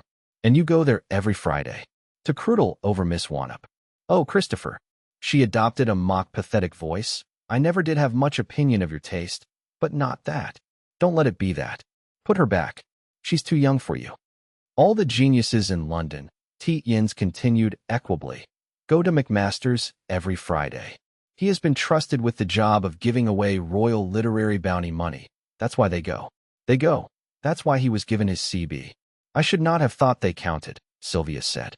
"Of course they count," Tietjens said. "They write for the press. They can get anybody anything, except themselves." "Like you," Sylvia said. "Exactly like you. They're a lot of bribed squits." "Oh no," Tietjens said. "It isn't done obviously or discreditably. Don't believe that McMaster distributes 40-pounders yearly of bounty on condition that he gets advancement. He hasn't, himself, the least idea of how it works, except by his atmosphere." "I never knew a beastlier atmosphere," Sylvia said. "It reeked of rabbit's food." "You're quite mistaken," Tietjens said. "That is the Russian leather of the backs of the specially bound presentation copies in the large bookcase." "I don't know what you're talking about," Sylvia said. "What are presentation copies?" I should have thought you'd had enough of the beastly Russian smells Kiev stunk of. Tietjens considered for a moment. No, I don't remember it, he said. Kiev? Oh, it's where we were. You put half your mother's money, Sylvia said, into the government of Kiev 12.5%. City tramways. At that Tietjens certainly winced, a type of wincing that Sylvia hadn't wanted. You're not fit to go out tomorrow, she said. I shall wire to old Campion. Mrs. Duchemin, Tietjens said woodenly. Mrs. McMaster, that is, also used to burn a little incense in the room before the parties. Those Chinese stinks, what do they call them? Well, it doesn't matter, he added that resignedly. Then he went on. Don't you make any mistake.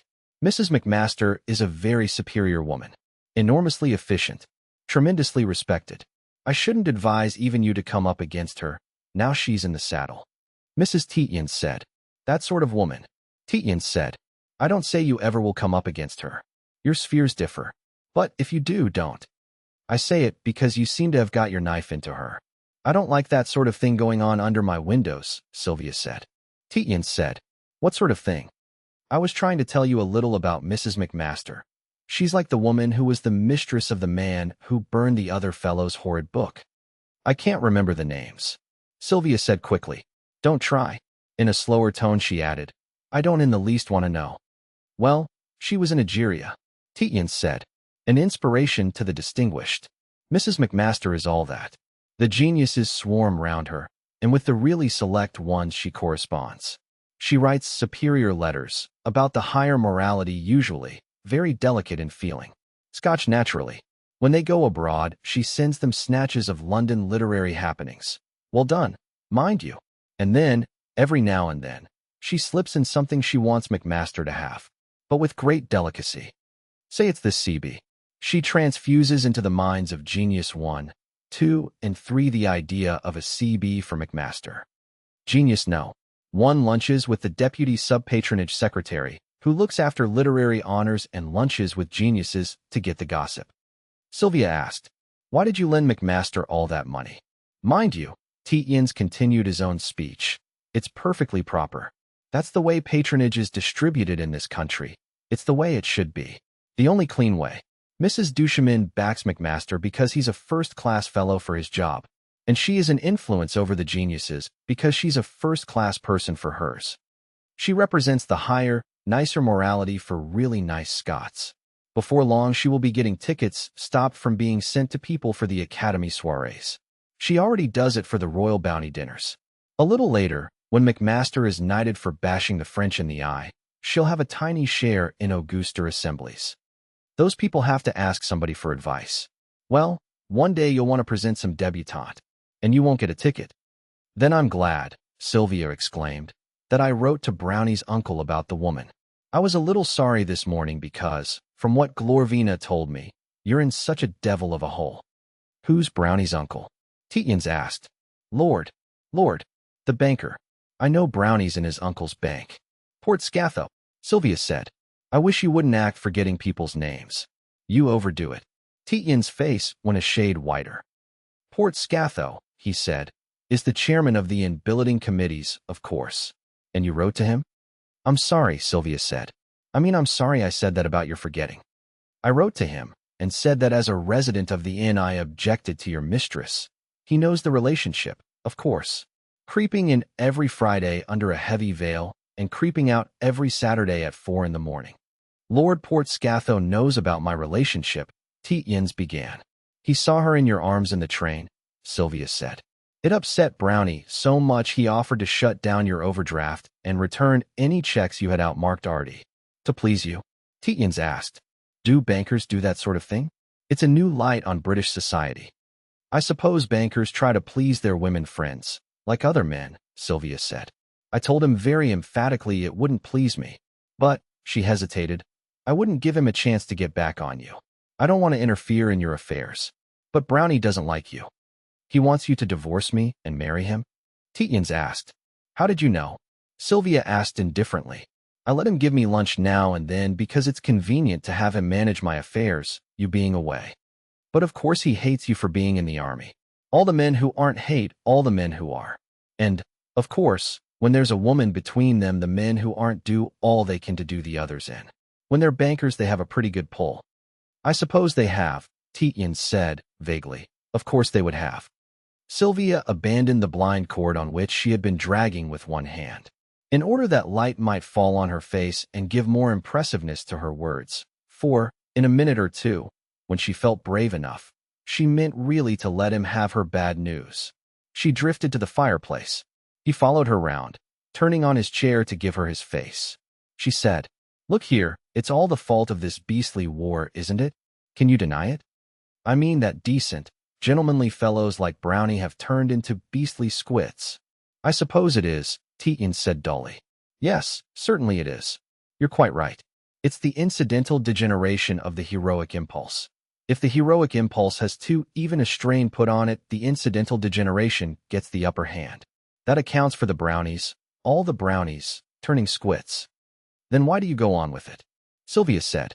"God knows I could wangle you out if you'd back me in the least little way."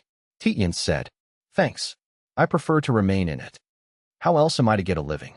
"You know then," Sylvia exclaimed almost shrilly. "You know that they won't have you back in the office if they can find a way of getting you out." "Oh, they'll find that," Tietjens said. He continued his other speech. "When we go to war with France," he said dully. And Sylvia knew he was only now formulating his settled opinion so as not to have his active brain to give to the discussion. He must be thinking hard of the Wanop girl, with her littleness, her tweed skirtishness. A provincial miniature of herself, Sylvia Tietjens. If she, then, had been miniature, provincial. But Tietjens' words cut her as if she had been lashed with a dog whip. "We shall behave more creditably," he had said, "because there will be less heroic impulse about it. We shall, half of us, be ashamed of ourselves. So there will be much less incidental degeneration." Sylvia, who by that was listening to him, abandoned the consideration of Miss Wanop and the pretense that obsessed her of Tietjens saying 4 words against a background of books at McMaster's party. She exclaimed, "Good God, what are you talking about?" Tietjens went on, "About our next war with France. We're the natural enemies of the French. We have to make our bread either by robbing them or making cat's paws of them." Sylvia said, "We can't. We couldn't. We've got to." Tietjens said, "It's the condition of our existence. We're a practically bankrupt, overpopulated, northern country. They're rich southerners, with a falling population. Towards 1930, we shall have to do what Prussia did in 1914. Our conditions will be exactly those of Prussia then. It's the what is it called?" "But," Sylvia cried out, "you're a Franco-maniac. You're thought to be a French agent.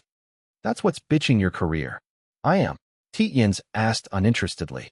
He added, "Yes, that probably would bitch my career." He went on, with a little more animation and a little more of his mind. That will be a war worth seeing. None of their drunken rat fighting for imbecile boodlers. It would drive mother mad." Sylvia said.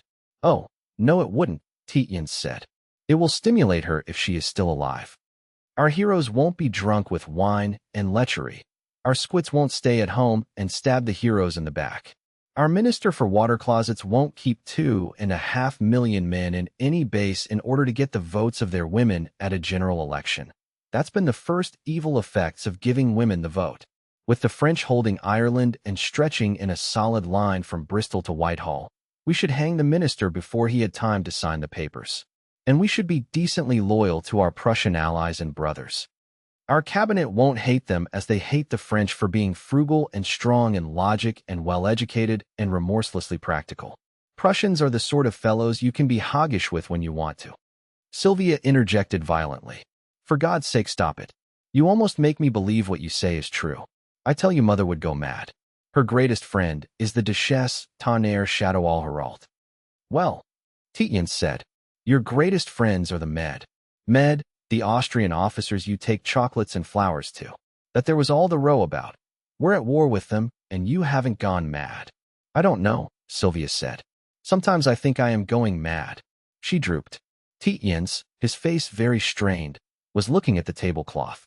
He muttered, Met, Kos, Sylvia said. "Do you know a poem called Somewhere? It begins, somewhere or other there must surely be." Tietjens said, "I'm sorry. No, I haven't been able to get up my poetry again." Sylvia said, "Don't. She added, "You've got to be at the War Office at 4:15, haven't you? What's the time now?" She extremely wanted to give him her bad news before he went. She extremely wanted to put off giving it as long as she could. She wanted to reflect on the matter first. She wanted also to keep up a desultory conversation, or he might leave the room. She didn't want to have to say to him, "Wait a minute, I've something to say to you," for she might not, at that moment, be in the mood. He said it was not yet 2. He could give her an hour and a half more. To keep the conversation going, she said, "I suppose the Wanop girl is making bandages or being a whack. Something forceful." Tietjens said, "No, she's a pacifist. As pacifist as you. Not so impulsive. But, on the other hand, she has more arguments. I should say she'll be in prison before the war's over." "A nice time you must have between the two of us," Sylvia said. The memory of her interview with the great lady nicknamed Glorvina, though it was not at all a good nickname, was coming over her forcibly. She said, "I suppose you're always talking it over with her? You see her every day." She imagined that that might keep him occupied for a minute or two. He said, she caught the sense of it only, and quite indifferently, that he had tea with Mrs. Wanop every day. She had moved to a place called Bedford Park, which was near his office, not 3 minutes' walk. The War Office had put up a lot of huts on some public green in that neighborhood. He only saw the daughter once a week, at most. They never talked about the war. It was too disagreeable a subject for the young woman. Or rather, too painful. His talk gradually drifted into unfinished sentences. They played that comedy occasionally, for it is impossible for 2 people to live in the same house and not have some common meeting ground. So they would each talk, sometimes talking at great length and with politeness, each thinking his or her thoughts till they drifted into silence. And, since she had acquired the habit of going into retreat, with an Anglican sisterhood in order to annoy Tietjens, who hated convents and considered that the communions should not mix, Sylvia had acquired also the habit of losing herself almost completely in reveries. Thus she was now vaguely conscious that a grayish lump, Tietjens, sat at the head of a whitish expanse, the lunch table. There were also books. Actually, she was seeing a quite different figure and other books. The books of Glorvina's husband, for the great lady had received Sylvia in that statesman's library. Glorvina, who was the mother of 2 of Sylvia's absolutely most intimate friends, had sent for Sylvia. She wished, kindly and even wittily, to remonstrate with Sylvia because of her complete abstention from any patriotic activity. She offered Sylvia the address of a place in the city where she could buy wholesale and ready-made diapers for babies, which Sylvia could present to some charity or other as being her own work. Sylvia said she would do nothing of the sort, and Glorvina said she would present the idea to poor Mrs. Pilsenhauser. She, Glorvina, said she spent some time every day thinking out acts of patriotism for the distressed rich with foreign names, accents, or antecedents. Glorvina was a 50-ish lady with a pointed, gray face and a hard aspect, but when she was inclined to be witty or to plead earnestly, she had a kind manner. The room in which they were was over a Belgravia back garden. It was lit by a skylight, and the shadows from above deepened the lines of her face, accentuating the rather dusty gray of the hair, as well as both the hardness and the kind manner. This very much impressed Sylvia, who was used to seeing the lady by artificial light. She said, however, "You don't suggest, Glorvina, that I'm the distressed rich with a foreign name." The great lady had said, "My dear Sylvia, it isn't so much you as your husband. Your last exploit with the Esterházys and Metternichs has pretty well done for him. You forget that the present powers that be are not logical." Sylvia remembered that she had sprung up from her leather saddleback chair, exclaiming, "You mean to say that those unspeakable swine think that I'm—" Glorvina said patiently, "My dear Sylvia, I've already said it's not you. It's your husband that suffers. He appears to be too good a fellow to suffer. Mr. Waterhouse says so. I don't know him myself well." Sylvia remembered that she had said, "And who in the world is Mr. Waterhouse?" and, hearing that Mr. Waterhouse was a late Liberal minister, had lost interest. She couldn't, indeed, remember any of the further words of her hostess, as words. The sense of them had too much overwhelmed her. She stood now, looking at Tietjens and only occasionally seeing him, her mind completely occupied with the effort to recapture Glorvina's own words and the desire for exactness. Usually she remembered conversations pretty well, But on this occasion her mad fury, her feeling of nausea, the pain of her own nails in her palms, an unrecoverable sequence of emotions had overwhelmed her. She looked at Tietjens now with a sort of gloating curiosity. How was it possible that the most honorable man she knew should be so overwhelmed by foul and baseless rumors? It made you suspect that honor had, in itself, a quality of the evil eye. Tietjens, his face pallid, was fingering a piece of toast. He muttered, "Met, met, it's met." He wiped his brow with a table napkin, looked at it with a start, threw it on the floor, and pulled out a handkerchief. He muttered, "Met, metter." His face illuminated itself like the face of a child listening at a shell. Sylvia screamed with a passion of hatred.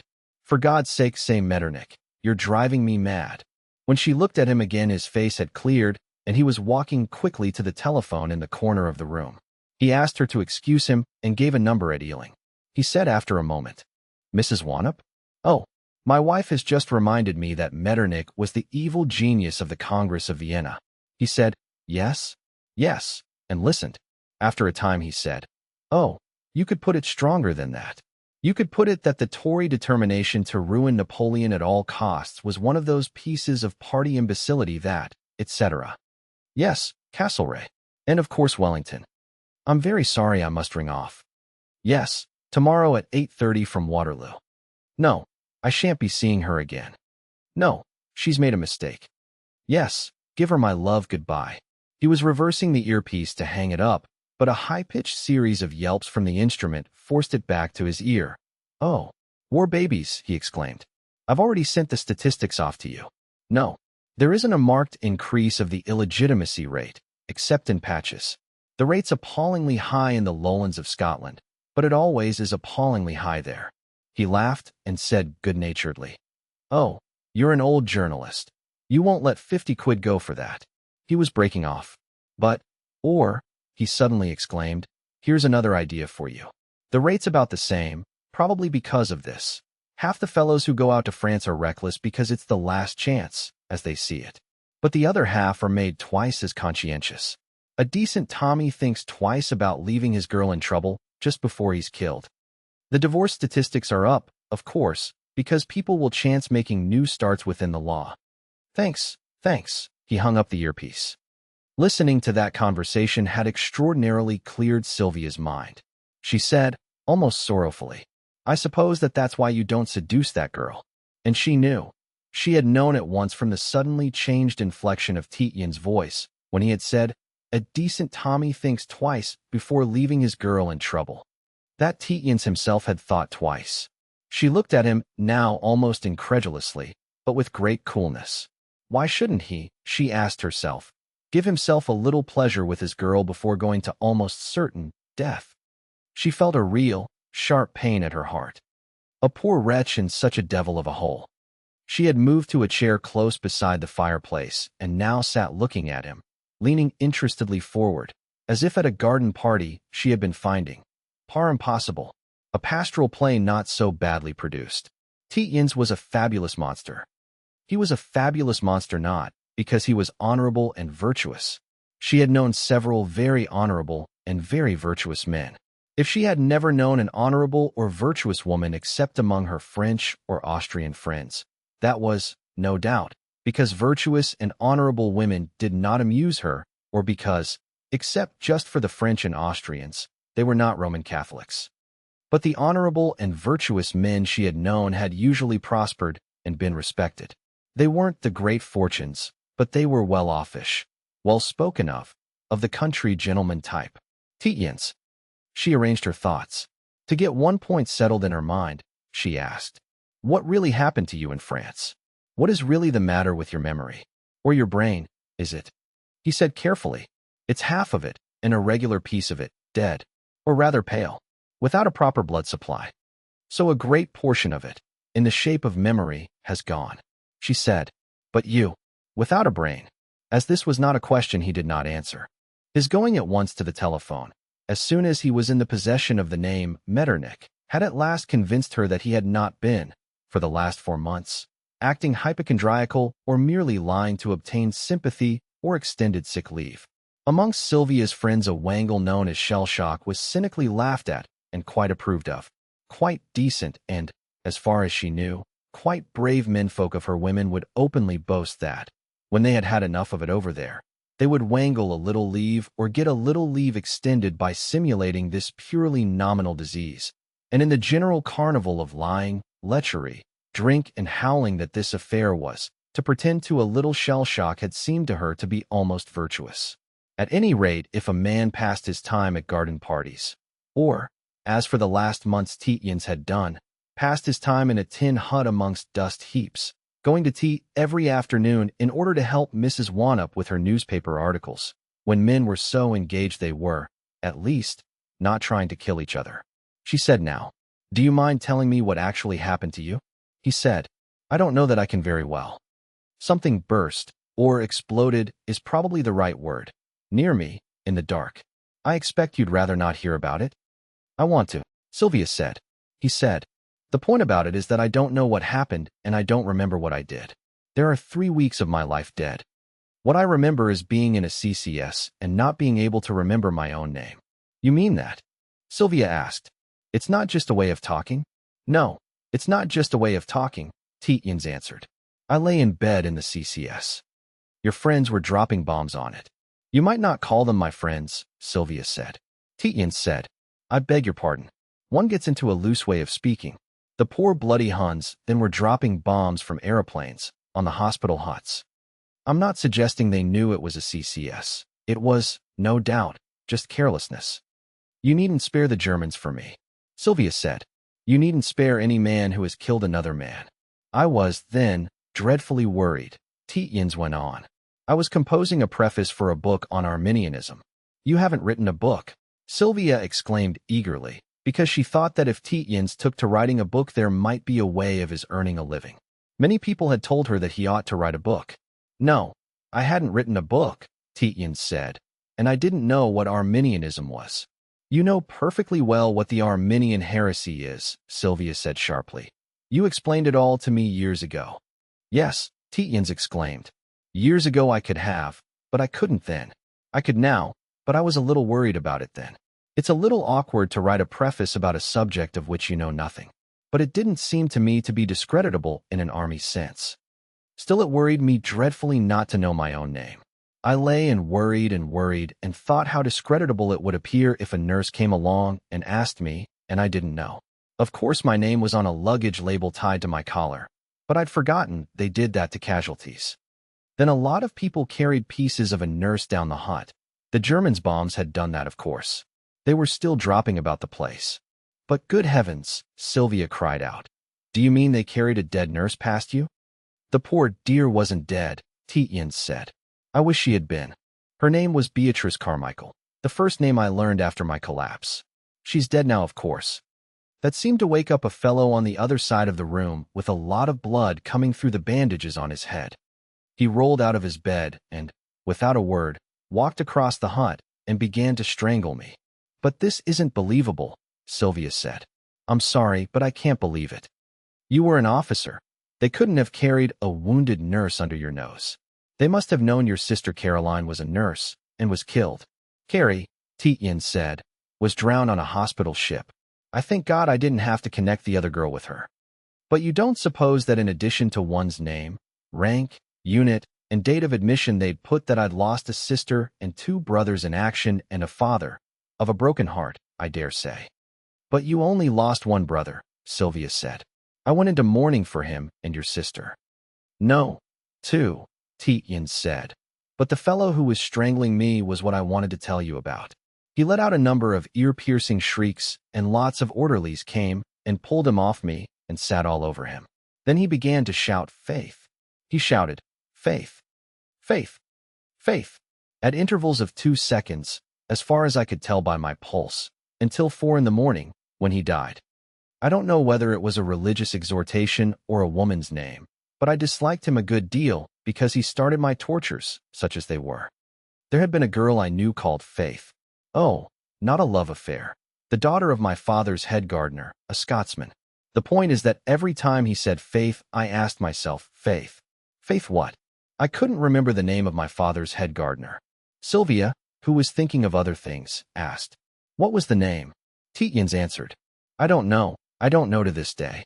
The point is that when I knew that I didn't know that name, I was as ignorant, as uninstructed, as a newborn babe, and much more worried about it. The Quran says, "I've got as far as K in my reading of the Encyclopedia Britannica every afternoon at Mrs. Wanup's. The strong man when smitten is smitten in his pride." Of course I got King's Regs, and the MML and infantry field training, and all the ACS to date by heart very quickly. And that's all a British officer is really encouraged to know. "Oh, Christopher," Sylvia said, "you read that encyclopedia? It's pitiful. You used to despise it so." "That's what's meant by smitten in his pride," Tietjens said.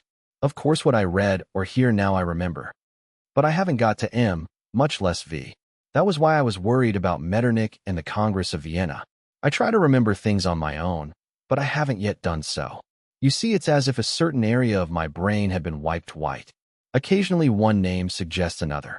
You noticed, when I got Metternich it suggested Castlereagh and Wellington, and even other names. But that's what the Department of Statistics will get me on. When they fire me out, the real reason will be that I've served. But they'll pretend it's because I've no more general knowledge than is to be found in the encyclopedia, or 2/3, or more or less, according to the duration of the war. Or, of course, the real reason will be that I won't fake statistics to dish the French with. They asked me to, the other day, as a holiday task. And when I refused, you should have seen their faces. "Have you really," Sylvia asked, "lost 2 brothers in action?" "Yes," Tietjens answered. "Curly and Longshanks. You never saw them because they were always in India, and they weren't noticeable." "Too," Sylvia said. "I only wrote to your father about one called Edward, and your sister Caroline, in the same letter." "Carrie wasn't noticeable either," Tietjens said. "She did charity organization society work. But I remember, you didn't like her. She was the born old maid." "Christopher," Sylvia asked, "do you still think your mother died of a broken heart because I left you?" Tietjens said, "Good God, no. I never thought so, and I don't think so. I know she didn't."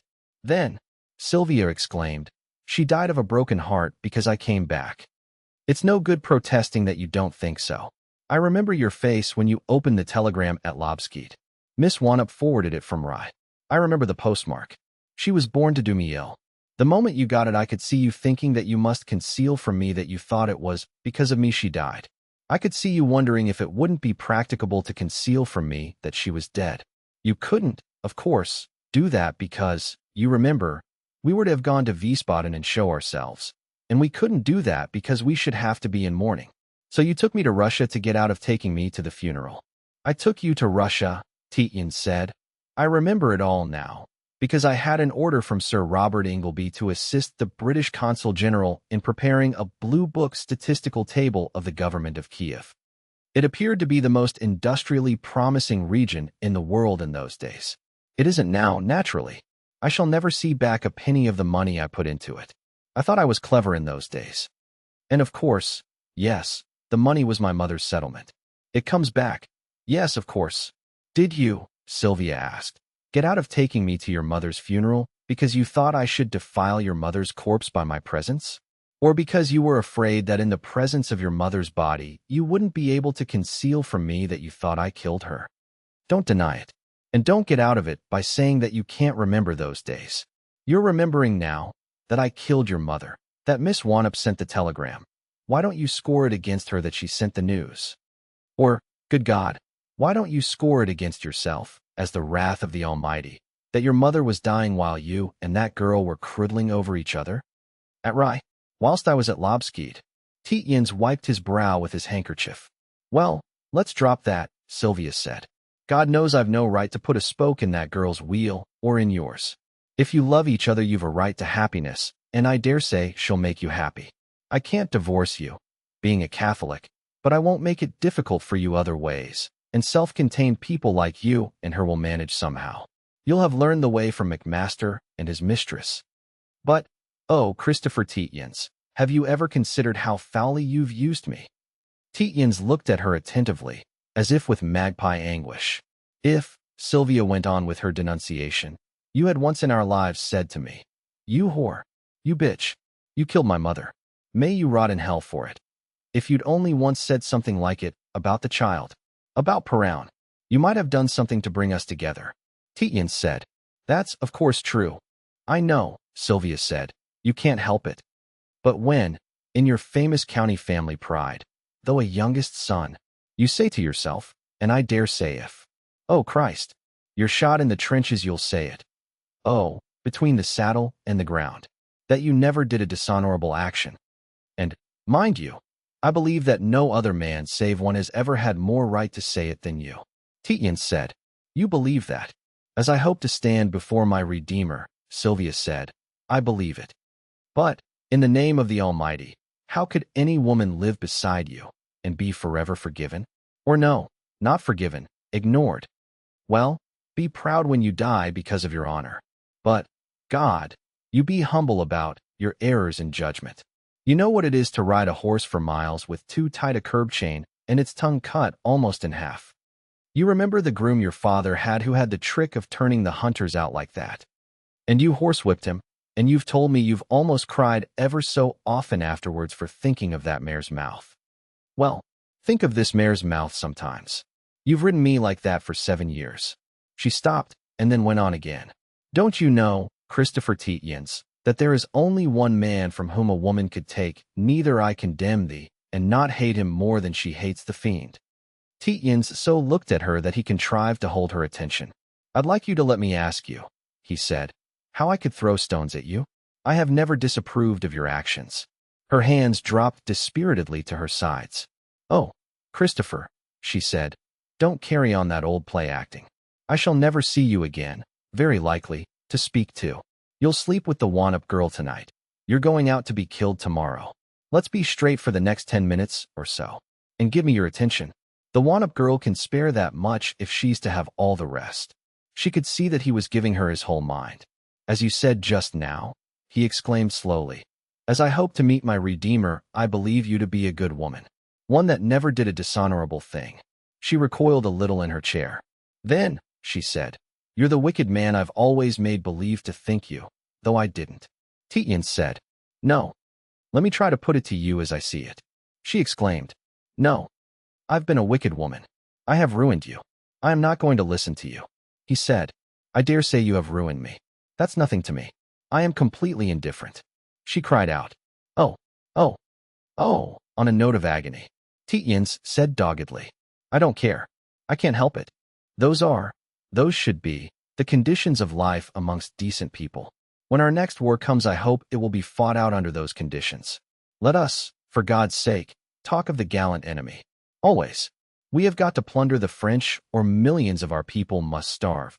They have got to resist us successfully or be wiped out. It's the same with you and me. She exclaimed. You mean to say that you don't think I was wicked when I trepanned, is what mother calls it? He said loudly. No. You had been let in for it by some brute. I have always held that a woman who has been let down by one man has the right, has the duty for the sake of her child, to let down a man. It becomes woman against man, against one man. I happened to be that one man. It was the will of God. But you were within your rights. I will never go back on that. Nothing will make me, ever, she said. And the others. And Perrown. I know you'll say that anyone is justified in doing anything as long as they are open enough about it. But it killed your mother. Do you disapprove of my having killed your mother? Or you consider that I have corrupted the child? Tietjens said, I don't. I want to speak to you about that. She exclaimed. You don't. He said calmly. You know I don't. While I was certain that I was going to be here to keep him straight, and an Anglican, I fought your influence over him.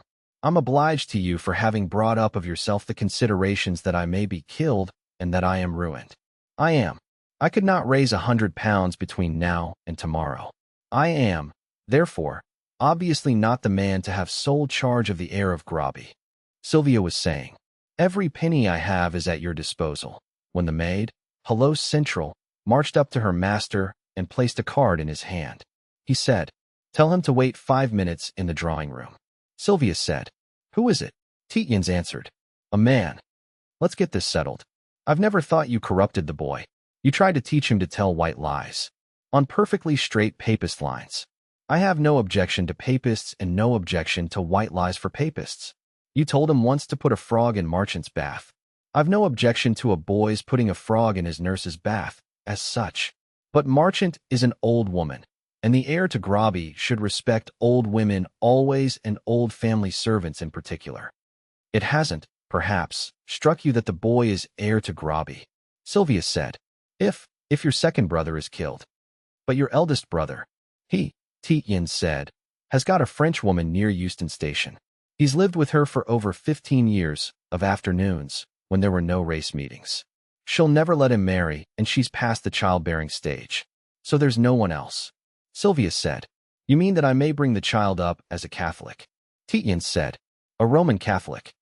You'll teach him, please, to use that term before myself if I ever see him again. Sylvia said.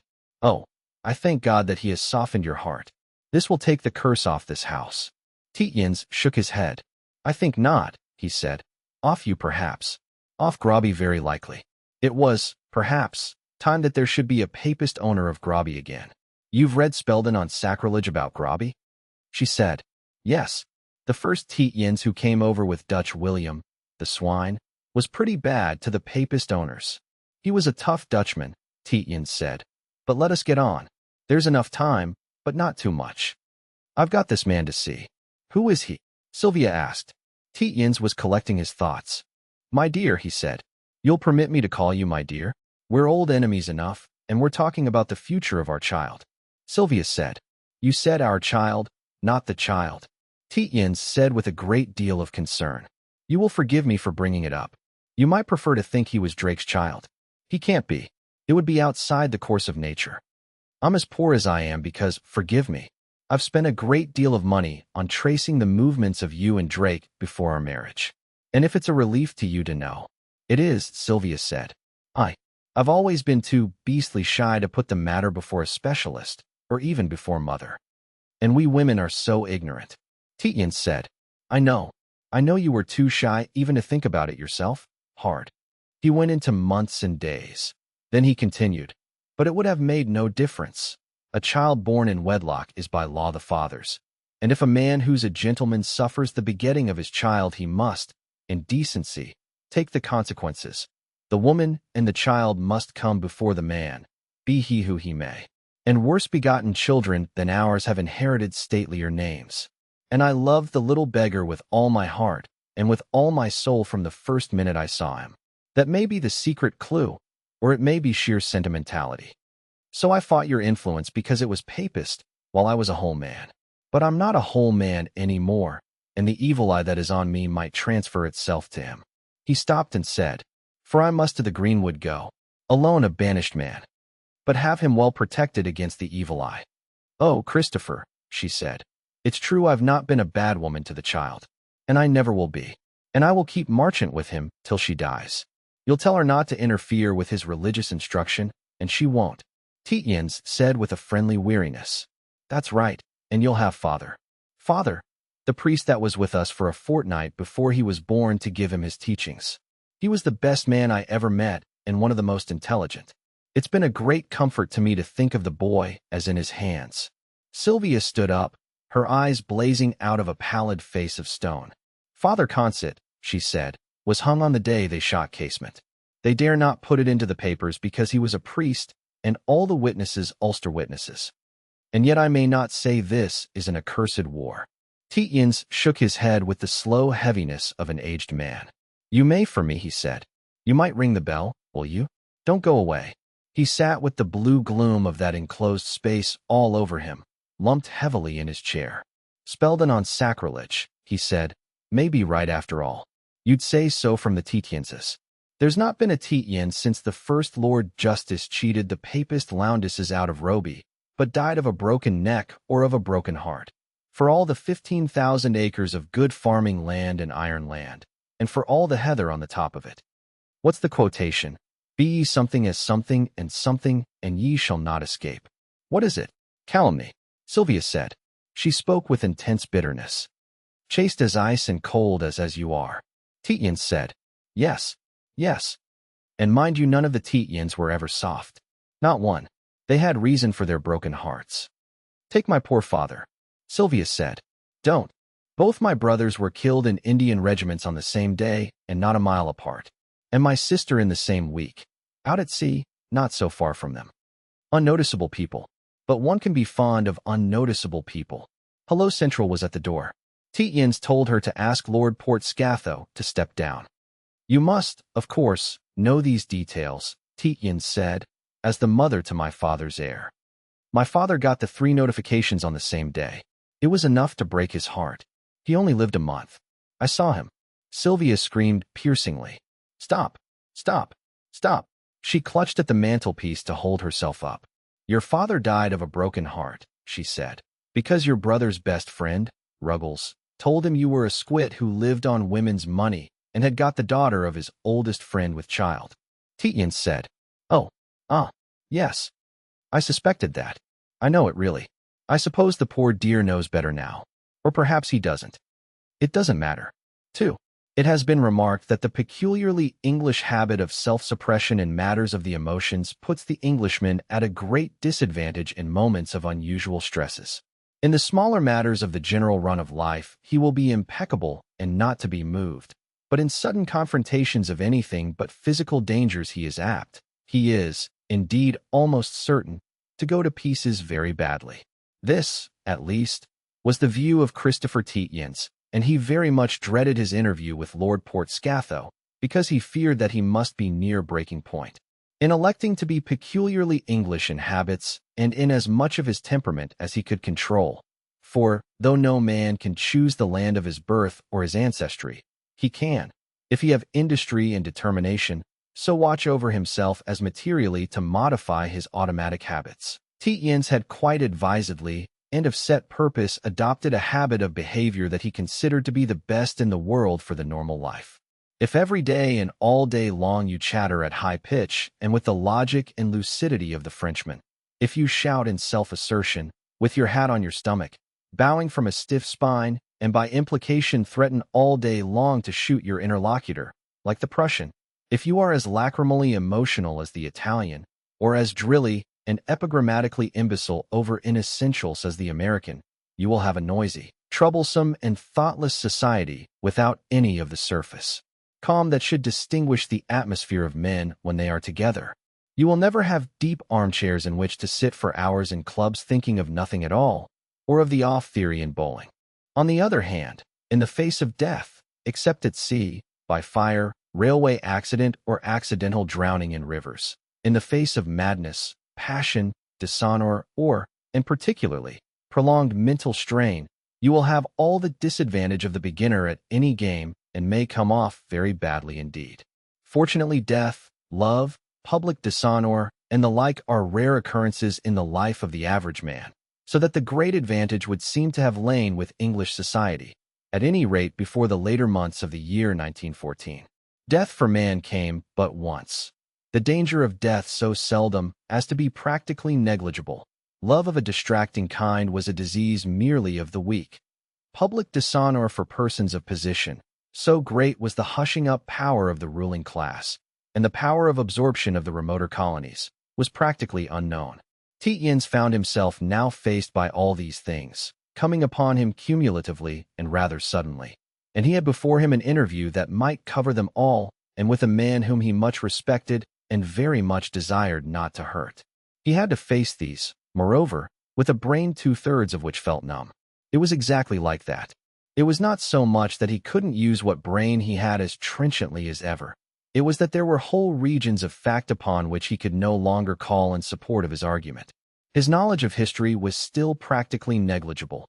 He knew nothing whatever of the humaner letters, and, what was far worse, nothing at all of the higher and more sensuous phases of mathematics. And the comings back of these things was much slower than he had confessed to Sylvia. It was with these disadvantages that he had to face Lord Portskatho.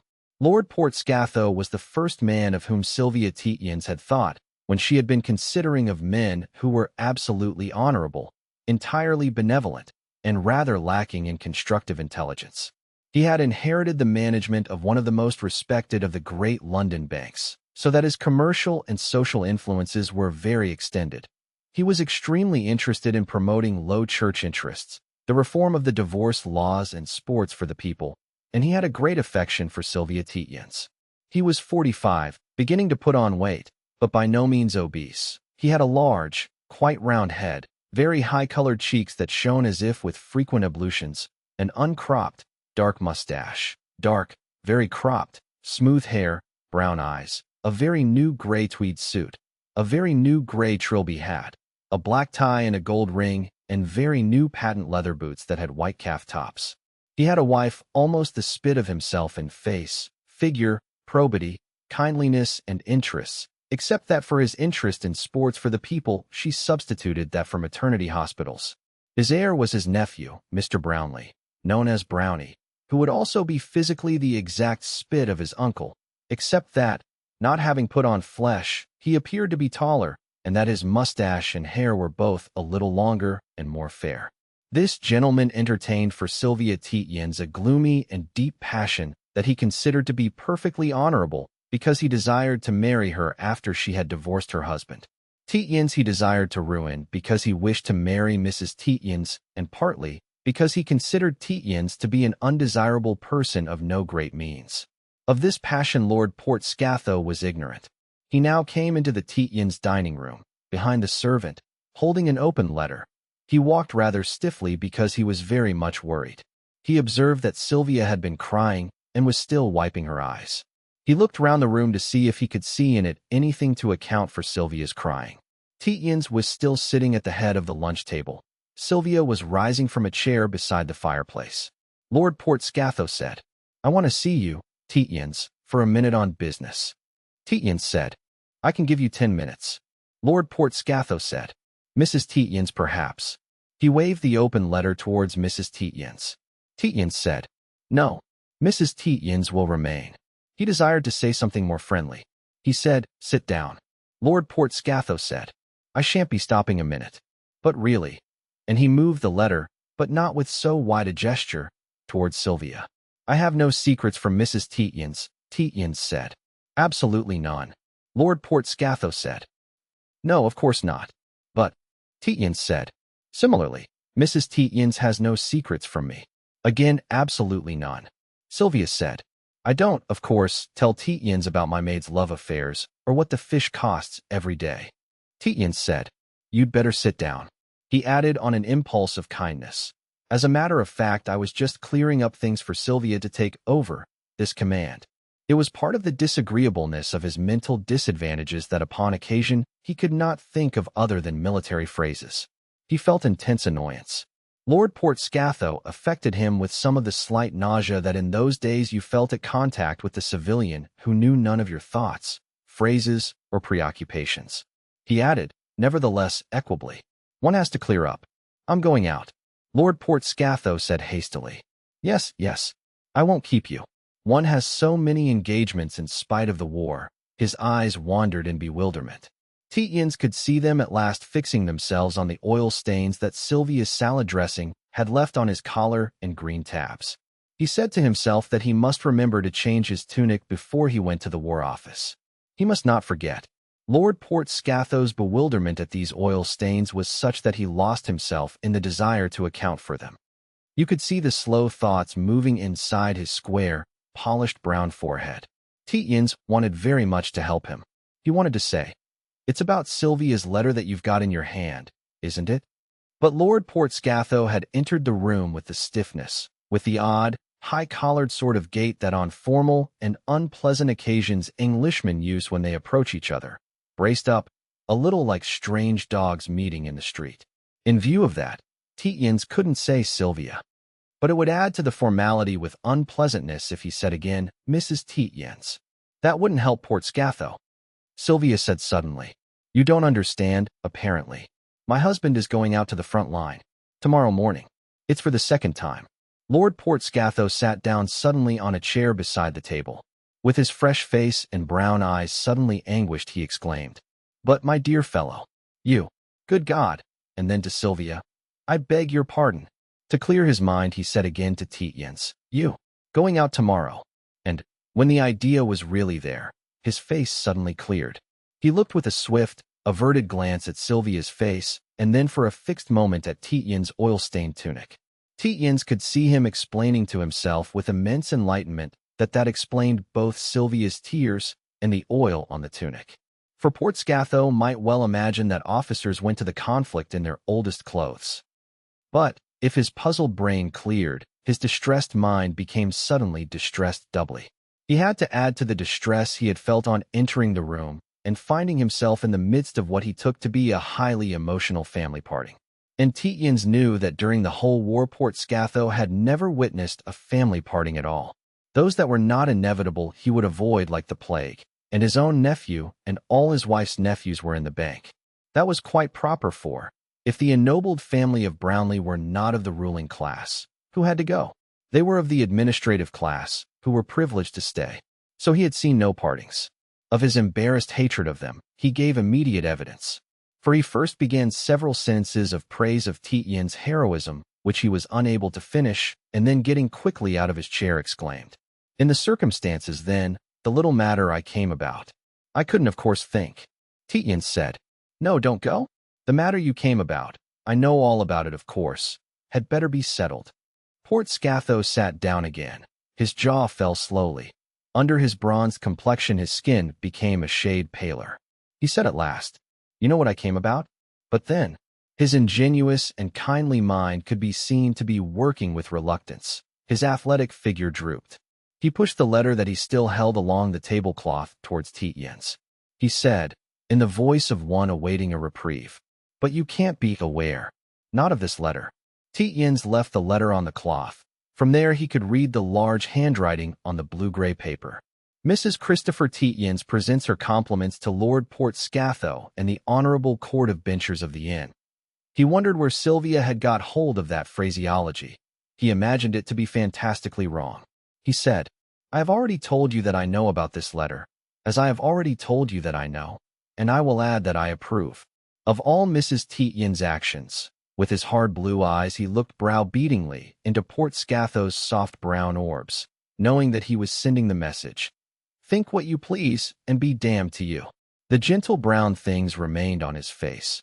Then they filled with an expression of deep pain. Port Scatho cried, "But good God!" Then, he looked at Tietjens again. His mind, which took refuge from life in the affairs of the Low Church, of divorce law reform, and of sports for the people, became a sea of pain at the contemplation of strong situations. His eyes said, "For heaven's sake, do not tell me that Mrs. Duchemin, the mistress of your dearest friend, is the mistress of yourself, and that you take this means of wreaking a vulgar spite on them." Tietjens, leaning heavily forward, made his eyes as enigmatic as he could. He said very slowly and very clearly, "Mrs. Tietjens is, of course, not aware of all the circumstances." Port Scatho threw himself back in his chair. "I don't understand," he said. "I do not understand. How am I to act? You do not wish me to act on this letter? You can't." Tietjens, who found himself, said, "You had better talk to Mrs. Tietjens about that. I will say something myself later. In the meantime, let me say that Mrs. Tietjens would seem to me to be quite within her rights. A lady, heavily veiled, comes here every Friday and remains until 4 of the Saturday morning. If you are prepared to palliate the proceeding, you had better do so to Mrs. Tietjens." Port Scatho turned agitatedly on Sylvia. "I can't, of course, palliate," he said. "God forbid. But, my dear Sylvia, my dear Mrs. Tietjens, in the case of two people so much esteemed, we have, of course, argued the matter of principle. It is a part of a subject I have very much at heart, the granting of divorce, civil divorce, at least, in cases in which one of the parties to the marriage is in a lunatic asylum. I have sent you the pamphlets of E.S.P. Haynes that we publish. I know that as a Roman Catholic you hold strong views. I do not, I assure you, stand for latitude." He became then simply eloquent. He really had the matter at heart, one of his sisters having been for many years married to a lunatic. He expatiated on the agonies of the situation all the more eloquently in that it was the only form of human distress which he had personally witnessed. Sylvia took a long look at Tietjens, he imagined for counsel. He looked at her steadily for a moment, then at Port Scatho, who was earnestly turned to her, then back at her. He was trying to say, "Listen to Port Scatho for a minute. I need time to think of my course of action." He needed, for the first time in his life, time to think of his course of action. He had been thinking with his undermined ever since Sylvia had told him that she had written her letter to the benchers denouncing McMaster and his woman.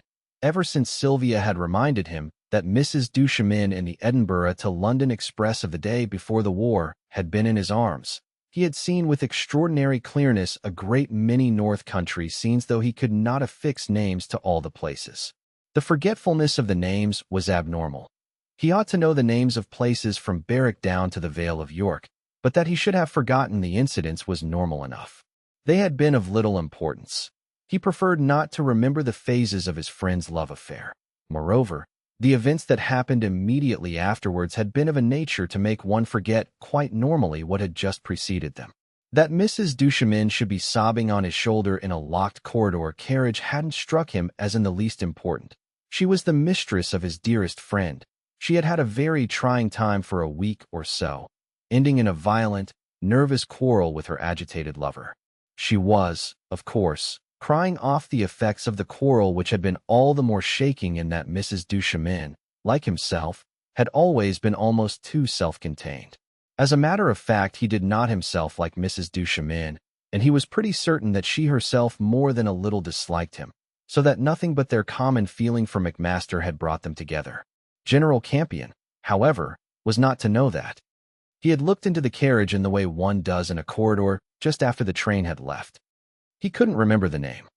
Doncaster? No. Darlington? It wasn't that. At Darlington, there was a model of the Rocket. Or perhaps it isn't the Rocket. An immense, clumsy leviathan of a locomotive by the great, gloomy stations of the north-going trains. Durham? No. Alnwick? No. Wooler? By God. Wooler. The junction for Bamborough. It had been in one of the castles at Bamborough that he and Sylvia had been staying with the sandbox. Then a name had come into his mind spontaneously. Two names. It was, perhaps, the turn of the tide. For the first time, to be marked with a red stone. After this, some names, sometimes, on the tip of the tongue, might come over.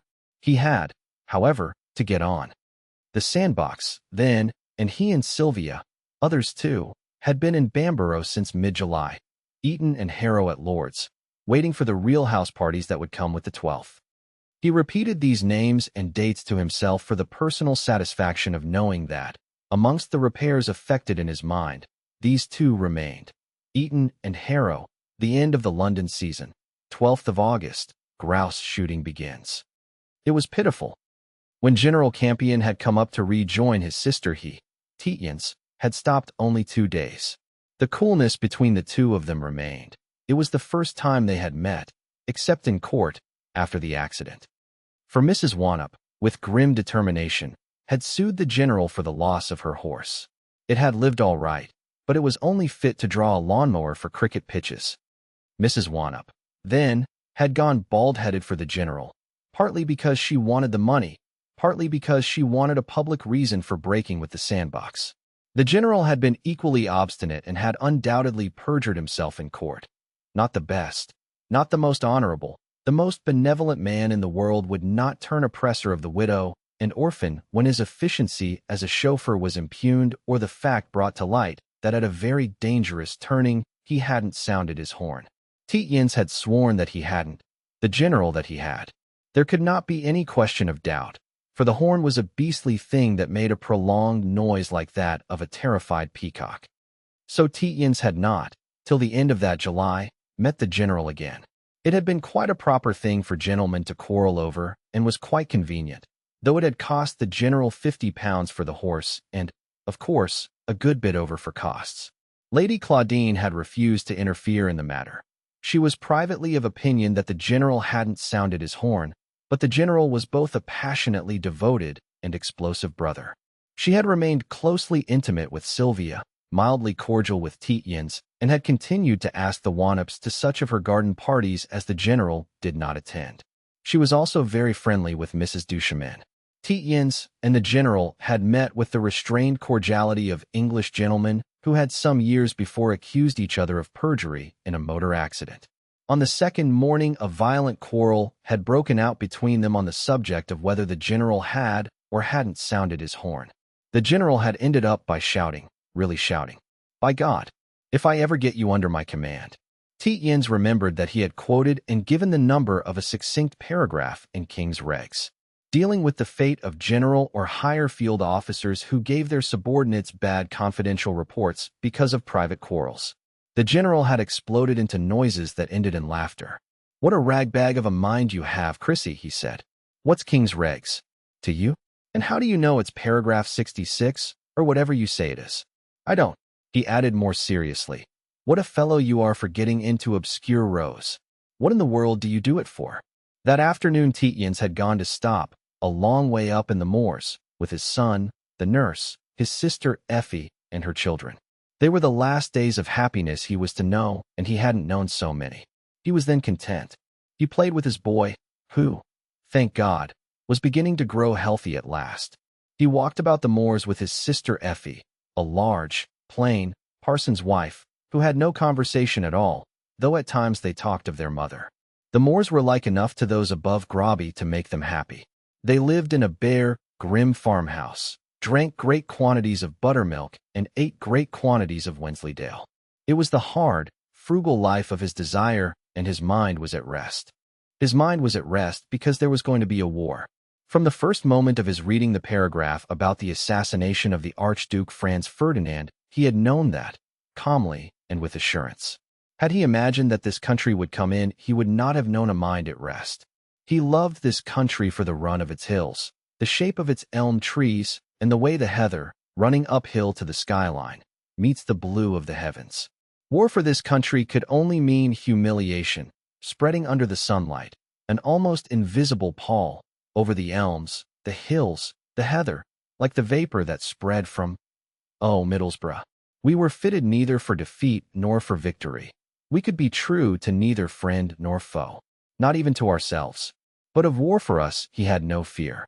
He saw our ministry sitting tight till the opportune moment, and then grabbing a French Channel port or a few German colonies as the price of neutrality. And he was thankful to be out of it, for his back doorway out, his second, was the French Foreign Legion. First Sylvia, then that. Two tremendous disciplines, for the soul and for the body. The French he admired, for their tremendous efficiency, for their frugality of life, for the logic of their minds, for their admirable achievements in the arts, for their neglect of the industrial system, for their devotion, above all, to the 18th century. It would be restful to serve, if only as a slave, people who saw clearly, coldly, straight, not obliquely, and with hypocrisy only such things as should deviously conduce to the standard of comfort of hogs, and to lecheries winked at. He would rather sit for hours on a bench in a barrack room, polishing a badge in preparation for the cruelest of route marches of immense lengths under the Algerian sun. For, as to the Foreign Legion, he had had no illusion. You were treated not as a hero, but as a whipped dog. He was aware of all the asticoteries, the cruelties, the weight of the rifle, the cells. You would have 6 months of training in the desert, and then be hurtled into the line to be massacred without remorse, as foreign dirt. But the prospect seemed to him one of deep peace. He had never asked for soft living and now was done with it. The boy was healthy. Sylvia, with the economies they had made, very rich, and even at that date he was sure that, if the friction of himself, Tietjens, were removed, she would make a good mother. Obviously he might survive, but after that tremendous physical drilling what survived would not be himself, but a man with cleaned, sand-dried bones, a clear mind. His private ambition had always been for saintliness. He must be able to touch pitch and not be defiled. That he knew marked him off as belonging to the sentimental branch of humanity. He couldn't help it, Stoic or Epicurean, caliph in the harem or dervish desiccating in the sand. One or the other you must be. And his desire was to be a saint of the Anglican variety, as his mother had been, without convent, ritual, vows, or miracles to be performed by your relics. That sainthood, truly, the Foreign Legion might give you. The desire of every English gentleman from Colonel Hutchinson upwards. A mysticism. Remembering the clear sunlight of those naivete, though in his blue gloom he had abetted no jot of the ambition, Tietjens sighed deeply as he came back for a moment to regard his dining room. Really, it was to see how much time he had left in which to think out what to say to Port Scatho. Port Scatho had moved his chair over to beside Sylvia and, almost touching her, was leaning over and recounting the griefs of his sister, who was married to a lunatic. Tietjens gave himself again for a moment to the luxury of self-pity. He considered that he was dull-minded, heavy, ruined, and so calumniated that at times he believed in his own infamy. For it is impossible to stand up forever against the obloquy of your kind and remain unheard in the mind. If you hunch your shoulders too long against a storm, your shoulders will grow bowed. His mind stopped for a moment, and his eyes gazed dully at Sylvia's letter which lay open on the tablecloth. His thoughts came together, converging on the loosely written words. For the last 9 months a woman. He wondered swiftly what he had already said to Port Scatho, only that he had known of his wife's letter, not when, and that he approved. Well, on principle. He sat up. To think that one could be brought down to thinking so slowly. He ran swiftly over what had happened in the train from Scotland and before. McMaster had turned up one morning beside their breakfast table in the farmhouse, much agitated, looking altogether too small in a cloth cap and a new gray tweed suit. He had wanted £50 to pay his bill with, at some place up the line above. Barracks suddenly flashed into Tietjens' mind. That was the geographic position. Sylvia was at Bamborough on the coast, Junction Wooler. He, himself, to the northwest, on the moors. McMaster to the northeast of him, just over the border, in some circumspect beauty spot where you did not meet people. Both McMaster and Mrs. Duchemin would know that country and gurgle over its beastly literary associations. The Shura, Maida, Pet Marjorie, Fall. McMaster would, no doubt, turn an honest penny by writing articles about it, and Mrs. Duchemin would hold his hand. She had become McMaster's mistress, as far as Tietjens knew, after a dreadful scene in the rectory, Duchemin having mauled his wife like a savage dog, and McMaster in the house. It was natural, a sadic's reaction as it were, but Tietjens rather wished they hadn't. Now it appeared they had been spending a week together, or more. Duchemin by that time was in an asylum. From what Tietjens had made out, they had got out of bed early one morning to take a boat and see the sunrise on some lake, and had passed an agreeable day together, quoting, "Since when we stand side by side only hands may meet," and other poems of Gabriel Charles Dante Rossetti, no doubt to justify their sin. On coming home, they had run their boat's nose into the tea-table of the Port Scathos with Mr. Brownlee, the nephew, just getting out of a motor to join them. The Port Scatho group were spending the night at the McMaster's Hotel, which backed onto the lake. It was the ordinary damn sort of thing that must happen in these islands that are only a few yards across. The McMasters appeared to have lost their heads frightfully, although Lady Port Scatho had been as motherly as possible to Mrs. Duchemin, so motherly, indeed, that if they had not been unable to observe anything, they might have recognized the Port Scathos as backers rather than spies upon themselves. It was, no doubt, however, Brownlee who had upset them. He wasn't very civil to McMaster, whom he knew as a friend of Tietjens. He had dashed up from London in his motor to consult his uncle, who was dashing down from the west of Scotland, about the policy of the bank in that moment of crisis. McMaster, anyhow, did not spend the night in the hotel, but went to Jedburgh or Melrose or some such place, turning up again almost before it was light to have a frightful interview about 5 in the morning with Mrs. Duchemin, who, towards 3, had come to a disastrous conclusion as to her condition. They had lost their nerves for the first time in their association, and they had lost them very badly indeed, the things that Mrs. Duchemin said to McMaster seeming almost to have passed belief. Thus, when McMaster turned up at Tietjens' breakfast, he was almost out of his mind. He wanted Tietjens to go over in the motor he had brought, pay the bill at the hotel, and travel down to town with Mrs. Duchemin, who was certainly in no condition to travel alone. Tietjens was also to make up the quarrel with Mrs. Duchemin and to lend McMaster £50 in cash, as it was then impossible to change checks anywhere. Tietjens got the money from his old nurse, who, because she distrusted banks, carried great sums in £5 notes in a pocket under her underpetticoat. McMaster, pocketing the money, had said, "That makes exactly 2,000 guineas that I owe you. I'm making arrangements to repay you next week." Tietjens remembered that he had rather stiffened and had said, "For God's sake, don't. I beg you not to. Have Duchemin properly put under trustees and lunacy, and leave his capital alone. I really beg you. You don't know what you'll be letting yourselves in for. You don't owe me anything, and you can always draw on me.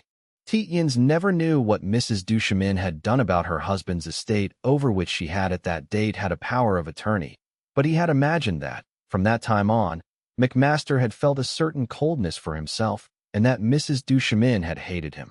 During several years McMaster had been borrowing hundreds at a time from Tietjens. The affair with Mrs. Duchemin had cost her lover a good deal. He had weekended almost continuously in Rye at the expensive hostel.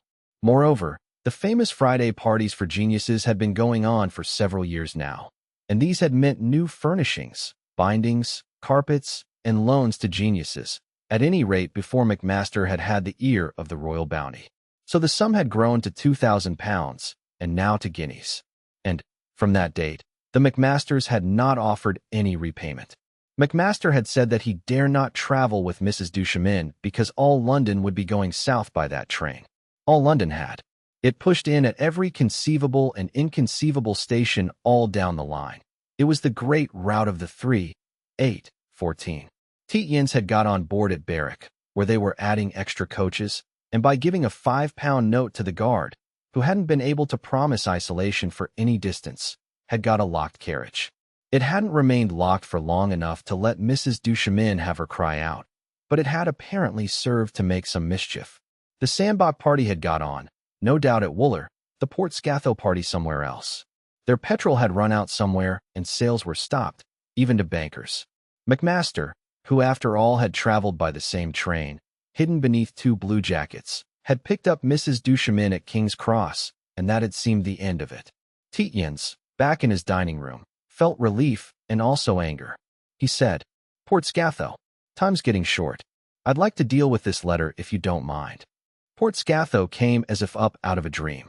He had found the process of attempting to convert Mrs. Tietjens to divorce law reform very pleasant, as he always did. He said, "Yes." "Oh, yes," Tietjens said slowly, "if you can listen. McMaster has been married to Mrs. Duchemin exactly 9 months. Have you got that?" Mrs. Tietjens did not know this till this afternoon. The period Mrs. Tietjens complains of in her letter is 9 months. She did perfectly right to write the letter. As such, I approve of it. If she had known that the McMasters were married, she would not have written it. I didn't know she was going to write it. If I had known she was going to write it, I should have requested her not to. If I had requested her not to, she would, no doubt, have done so. I did know of the letter at the moment of your coming in. I had heard of it at lunch only 10 minutes before. I should, no doubt, have heard of it before, but this is the first time I have lunched at home in 4 months. I have today had a day's leave as being warned for foreign service. I have been doing duty at Ealing. Today is the first opportunity one have had for serious business conversation with Mrs. Tietjens. Have you got all that?" Port Scatho was running towards Tietjens, his hand extended, and over his whole shining personage the air of an enraptured bridegroom. Tietjens moved his right hand a little to the right, thus eluding the pink, well-fleshed hand of Port Scatho. He went on frigidly, "You had better, in addition, know as follows. The late Mr. Duchemin was a scatological, afterwards a homicidal, lunatic. He had recurrent fits, usually on a Saturday morning. That was because he fasted, not abstained merely, on Fridays. On Fridays he also drank. He had acquired the craving for drink when fasting, from finishing the sacramental wine after communion services. That is a not unknown occurrence. He behaved latterly with great physical violence to Mrs. Duchemin. Mrs. Duchemin, on the other hand, treated him with the utmost consideration and concern. She might have had him certified much earlier, but, considering the pain that confinement must cause him during his lucid intervals, she refrained. I have been an eye-witness of the most excruciating heroisms on her part. As for the behavior of McMaster and Mrs. Duchemin, I am ready to certify, and I believe society accepts, that it has been most, circumspect and right. There has been no secret of their attachment to each other. I believe that their determination to behave with decency during their period of waiting has not been questioned." Lord Port Scatho said, No, never. Most, as you say, circumspect, and, yes, right. Mrs. Duchemin, Tietjens continued, has presided at McMaster's Literary Fridays for a long time, of course since long before they were married. But, as you know, McMaster's Fridays have been perfectly open. You might almost call them celebrated. Lord Portscatho said. Yes, yes, indeed. I'sh be only too glad to have a ticket for Lady Portscatho. She's only got to walk in, Tietjens said. I'll warn them. They'll be pleased. If, perhaps, you would look in tonight. They have a special party. But Mrs. McMaster was always attended by a young lady who saw her off by the last train to Rye. Or I very frequently saw her off myself, McMaster being occupied by the weekly article that he wrote for one of the papers on Friday nights. They were married on the day after Mr. Duchemin's funeral. You can't blame him, Lord Portscatho proclaimed. I don't propose to, Tietjens said. The really frightful tortures Mrs. Duchemin had suffered justified, and indeed necessitated, her finding protection and sympathy at the earliest possible moment. They have deferred this announcement of their union partly out of respect for the usual period of mourning, partly because Mrs. Duchemin feels very strongly that, with all the suffering that is now abroad, wedding feasts and signs of rejoicing on the part of non-participants are eminently to be deprecated.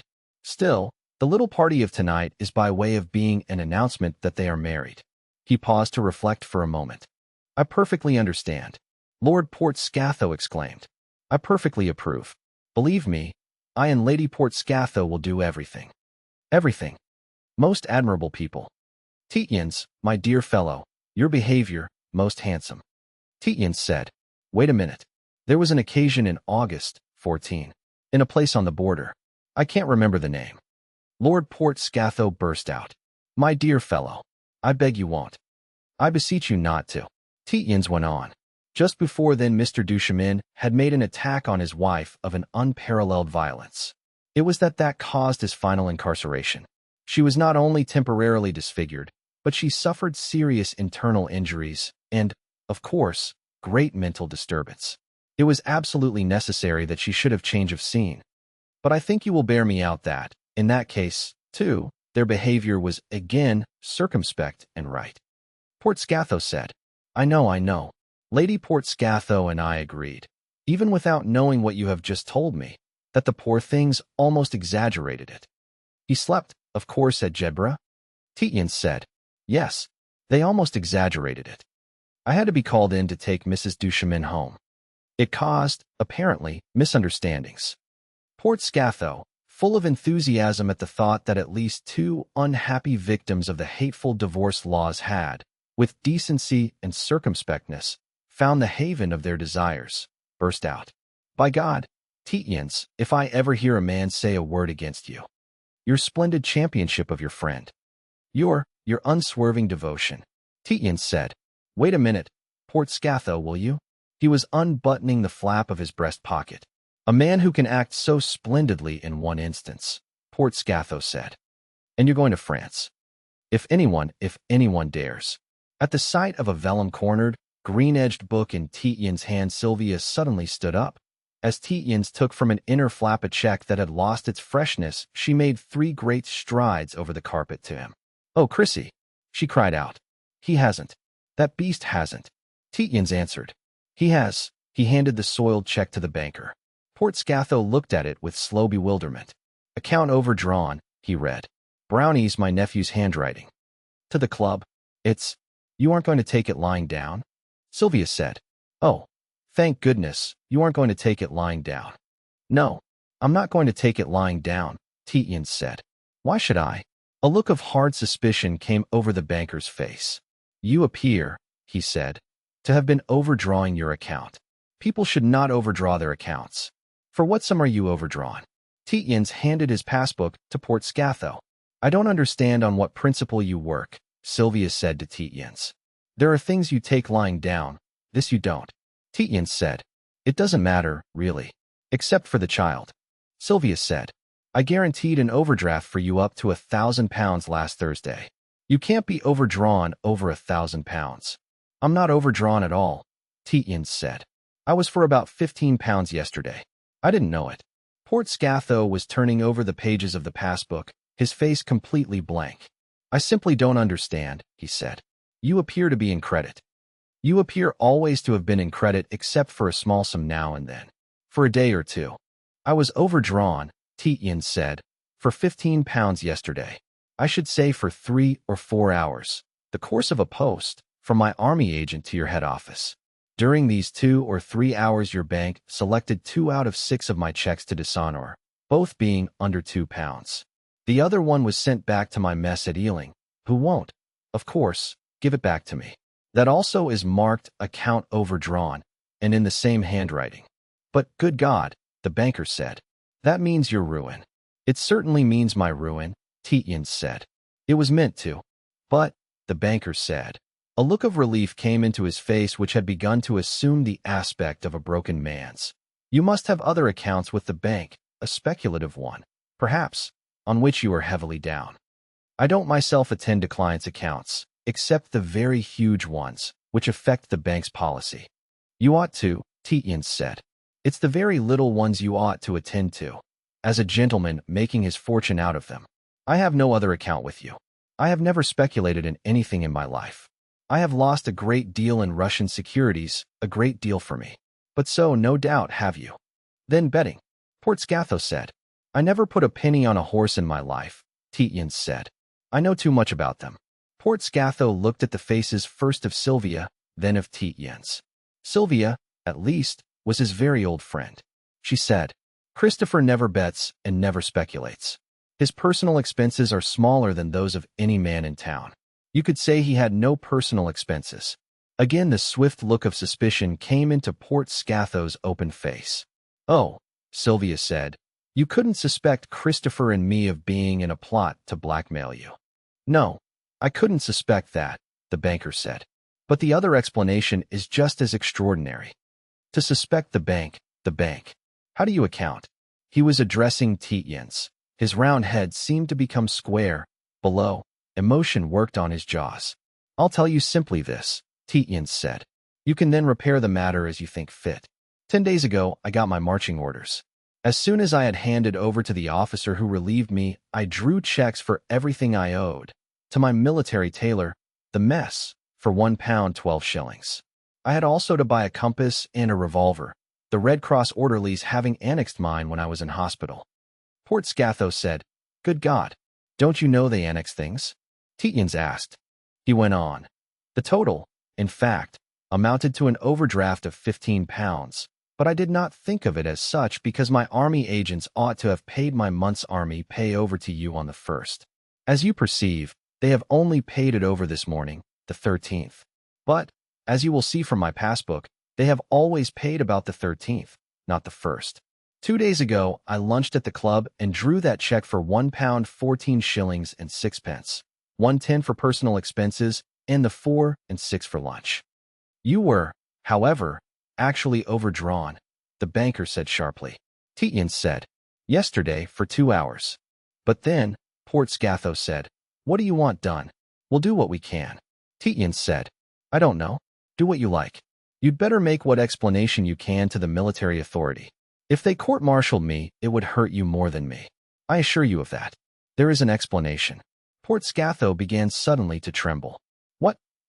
What explanation? He said. You damn it, you draw this out. Do you dare to say my bank? He stopped, drew his hand down his face and said, But yet, you're a sensible, sound man. I've heard things against you, but I don't believe them. Your father always spoke very highly of you. I remember he said if you wanted money, you could always draw on him through us for 300 or 400. That's what makes it so incomprehensible. His agitation grew on him. It seems to strike at the very heart. Tietjens said, Look here, Port Scatho. I've always had a respect for you. Settle it how you like. Fix the mess up for both our sakes with any formula that's not humiliating for your bank.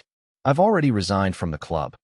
Sylvia said, Oh, no, Christopher, not from the club. Port Scatho started back from beside the table.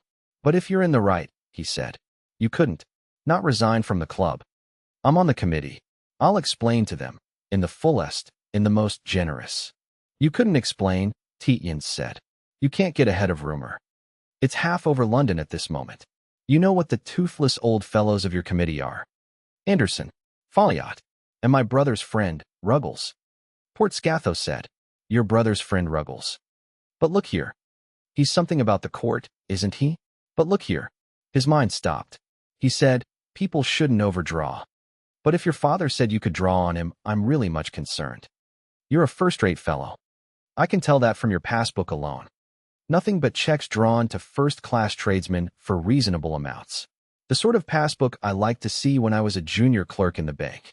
At that early reminiscence, feelings of pathos overcame him, and his mind once more stopped. Sylvia came back into the room. They had not perceived her going. She in turn held in her hand a letter. Tietjens said, "Look here, Port Scatho, don't get into this state. Give me your word to do what you can when you've assured yourself the facts are as I say. I wouldn't bother you at all. It's not my line, except for Mrs. Tietjens. A man alone can live that sort of thing down, or die.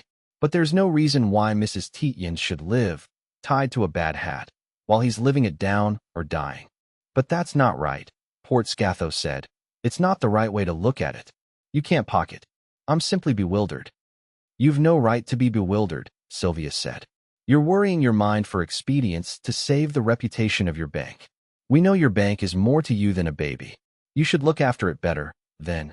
Port Scatho, who had already fallen 2 paces away from the table, now fell 2 paces back, almost on top of it. Sylvia's nostrils were dilated. She said, "Tietjens shall not resign from your beastly club. He shall not. Your committee will request him formally to withdraw his resignation. You understand? He will withdraw it. Then he will resign for good. He is too good to mix with people like you." She paused, her chest working fast. "Do you understand what you've got to do?" she asked. An appalling shadow of a thought went through Tietjens' mind. He would not let it come into words. "I don't know," the banker said. "I don't know that I can get the committee." "You've got to," Sylvia answered. "I'll tell you why. Christopher was never overdrawn. Last Thursday, I instructed your people to pay £1,000 to my husband's account. I repeated the instruction by letter, and I kept a copy of the letter witnessed by my confidential maid. I also registered the letter and have the receipt for it. You can see them." Port Scatho mumbled from over the letter. "It's to Brownlee." "Yes, a receipt for a letter to Brownlee." She examined the little green slip on both sides. He said, "Last Thursday. Today's Monday. An instruction to sell Northwestern stock to the amount of £1,000 and placed to the account of." "Then," Sylvia said, "that'll do. You can't angle for time any more. Your nephew has been in an affair of this sort before. I'll tell you. Last Thursday at lunch your nephew told me that Christopher's brother's solicitors had withdrawn all the permissions for overdrafts on the books of the Grobby estate. There were several to members of the family. Your nephew said that he intended to catch Christopher on the hop. That's his own expression, and dishonor the next check of his that came in. He said he had been waiting for the chance ever since the war and the brother's withdrawal had given it him. I begged him not to. But, good God, the banker said, this is unheard of." "It isn't," Sylvia said. "Christopher has had 5 snotty, little, miserable subalterns to defend at court-martials for exactly similar cases. One was an exact reproduction of this." "But, good God," the banker exclaimed again, "men giving their lives for their country. Do you mean to say Brownlee did this out of revenge for Tietjens defending at court-martials? And then, your £1,000 is not shown in your husband's passbook." "Of course it's not," Sylvia said. "It has never been paid in. On Friday, I had a formal letter from your people pointing out that Northwesterns were likely to rise and asking me to reconsider my position. The same day, I sent an express telling them explicitly to do as I said. Ever since then, your nephew has been on the phone begging me not to save my husband. He was there, just now, when I went out of the room.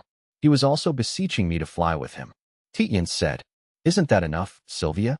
It's rather torturing." "Let them be tortured," Sylvia said. "But it appears to be enough." Port Scatho had covered his face with both his pink hands. He had exclaimed, "Oh my God, Brownlee again." Tietjens' brother Mark was in the room. He was smaller, browner and harder than Tietjens, and his blue eyes protruded more. He had in one hand a bowler hat, in the other an umbrella, wore a pepper and salt suit, and had race glasses slung across him. He disliked Port Scatho, who detested him. He had lately been knighted. He said, "Hello, Port Scatho," neglecting to salute his sister-in-law.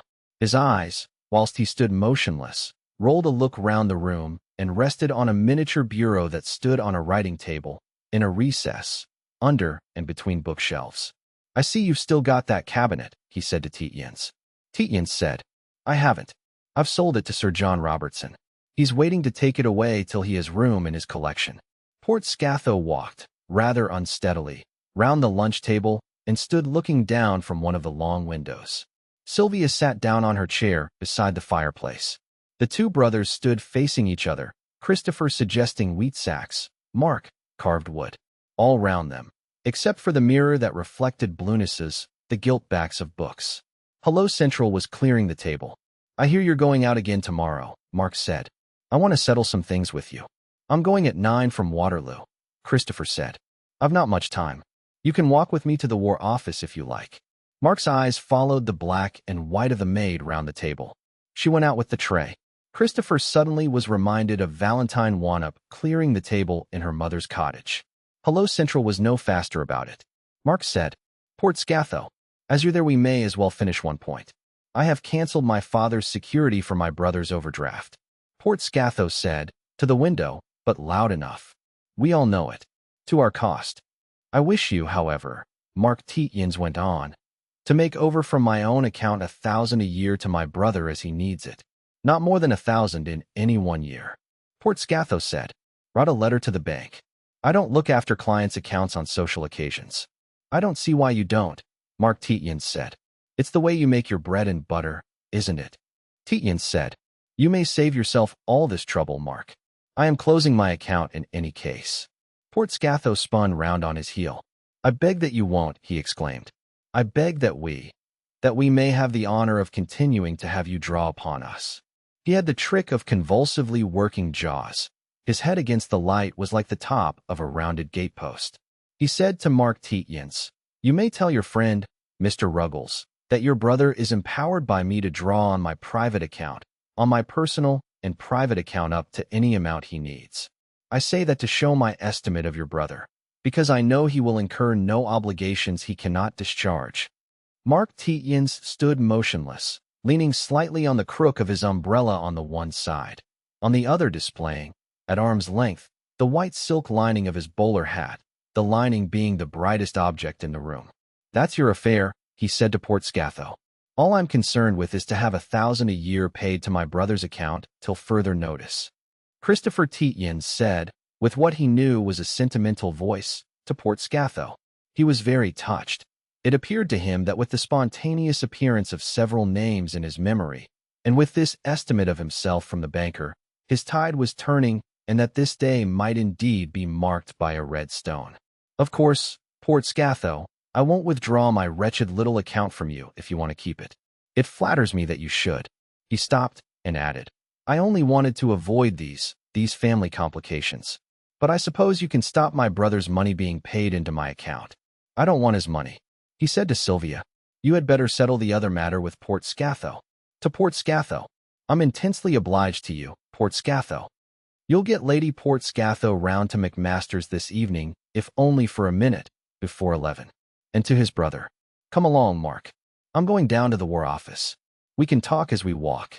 Sylvia said very nearly with timidity, and again a dark thought went over Tietjens' mind. Do we meet again then? I know you're very busy. Tietjens said, yes. I'll come and pick you out from Lady Jobs, if they don't keep me too long at the War Office. I'm dining, as you know, at McMaster's. I don't suppose I shall stop late. I'd come, Sylvia said, to McMaster's, if you thought it was appropriate. I'd bring Claudine Sandbach and General Wade. We're only going to the Russian dancers. We'd cut off early. Tietjens could settle that sort of thought very quickly. Yes, do, he said hurriedly. It would be appreciated. He got to the door. He came back. His brother was nearly through. He said to Sylvia, and for him the occasion was a very joyful one. I've worried out some of the words of that song. It runs, somewhere or other there must surely be the face not seen, the voice not heard. Probably it's the voice not ever heard to make up the meter. I don't know the writer's name, but I hope I'll worry it all out during the day. Sylvia had gone absolutely white. Don't, she said. Oh, don't, she added coldly. Don't take the trouble, and wiped her tiny handkerchief across her lips as Tietjens went away. She had heard the song at a charity concert and had cried as she heard it. She had read, afterwards, the words in the program and had almost cried again. But she had lost the program and had never come across the words again. The echo of them remained with her like something terrible and alluring, like a knife she would some day take out and with which she would stab herself. 3. The two brothers walked 20 steps from the door along the empty and pavements without speaking. Each was completely expressionless. To Christopher it seemed like Yorkshire. He had a vision of Mark, standing on the lawn at Grobby, in his bowler hat, and with his umbrella, whilst the shooters walked over the lawn and up the hill to the butts. Mark probably never had done that, but it was so that his image always presented itself to his brother.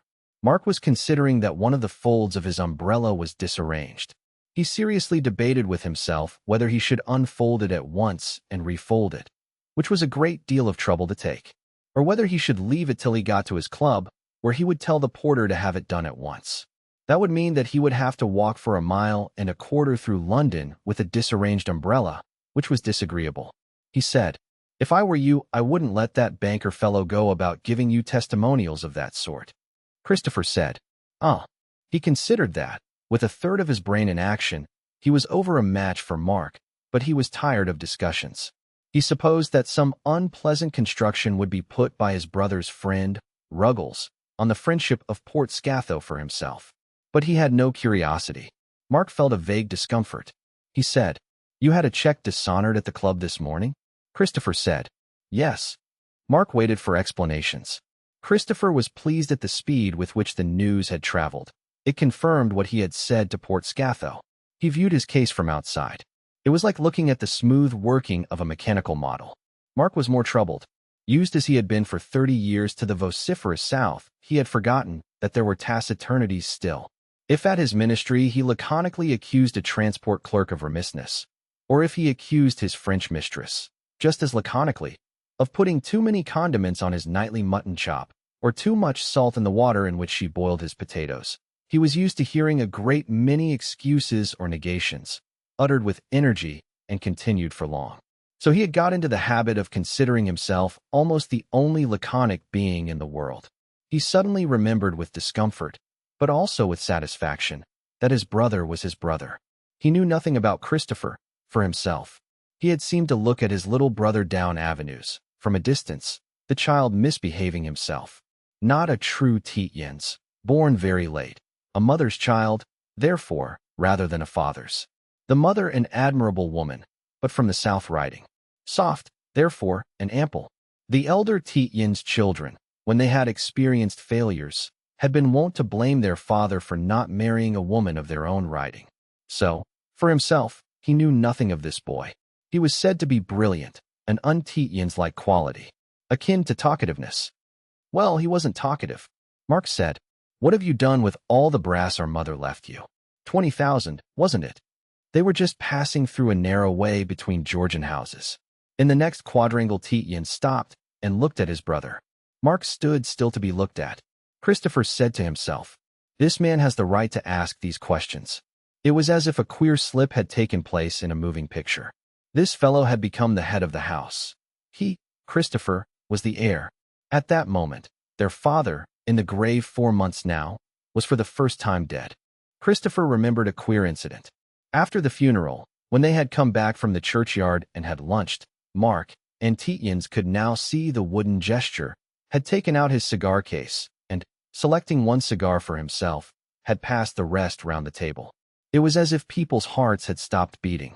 Grobby had never, till that day, been smoked in. The father had had his 12 pipes filled and put in the rosebushes in the drive. It had been regarded merely as a disagreeable incident, a piece of bad taste. Christopher, himself, only just back from France, would not even have known it as such. His mind was so blank. Only the parson had whispered to him, and Grobby never smoked until this day. But now, it appeared a symbol, and an absolutely right symbol, whether they liked it or not. Here were the head of the house and the heir. The head of the house must make his arrangements, the heir agree or disagree, but the elder brother had the right to have his inquiries answered. Christopher said, "Half the money was settled at once on my child. I lost 7,000 in Russian securities. The rest I spent." Mark said, They had just passed under the arch that leads into Holborn. Mark, in turn, stopped and looked at his brother, and Christopher stood still to be inspected, looking into his brother's eyes. Mark said to himself, "The fellow isn't at least afraid to look at you." He had been convinced that Christopher would be. He said, "You spend it on women? Or where do you get the money that you spend on women?" Christopher said, I never spent a penny on a woman in my life. Mark said, Ah. They crossed Holborn and went by the back ways towards Fleet Street. Christopher said, When I say woman, I'm using the word in the ordinary sense.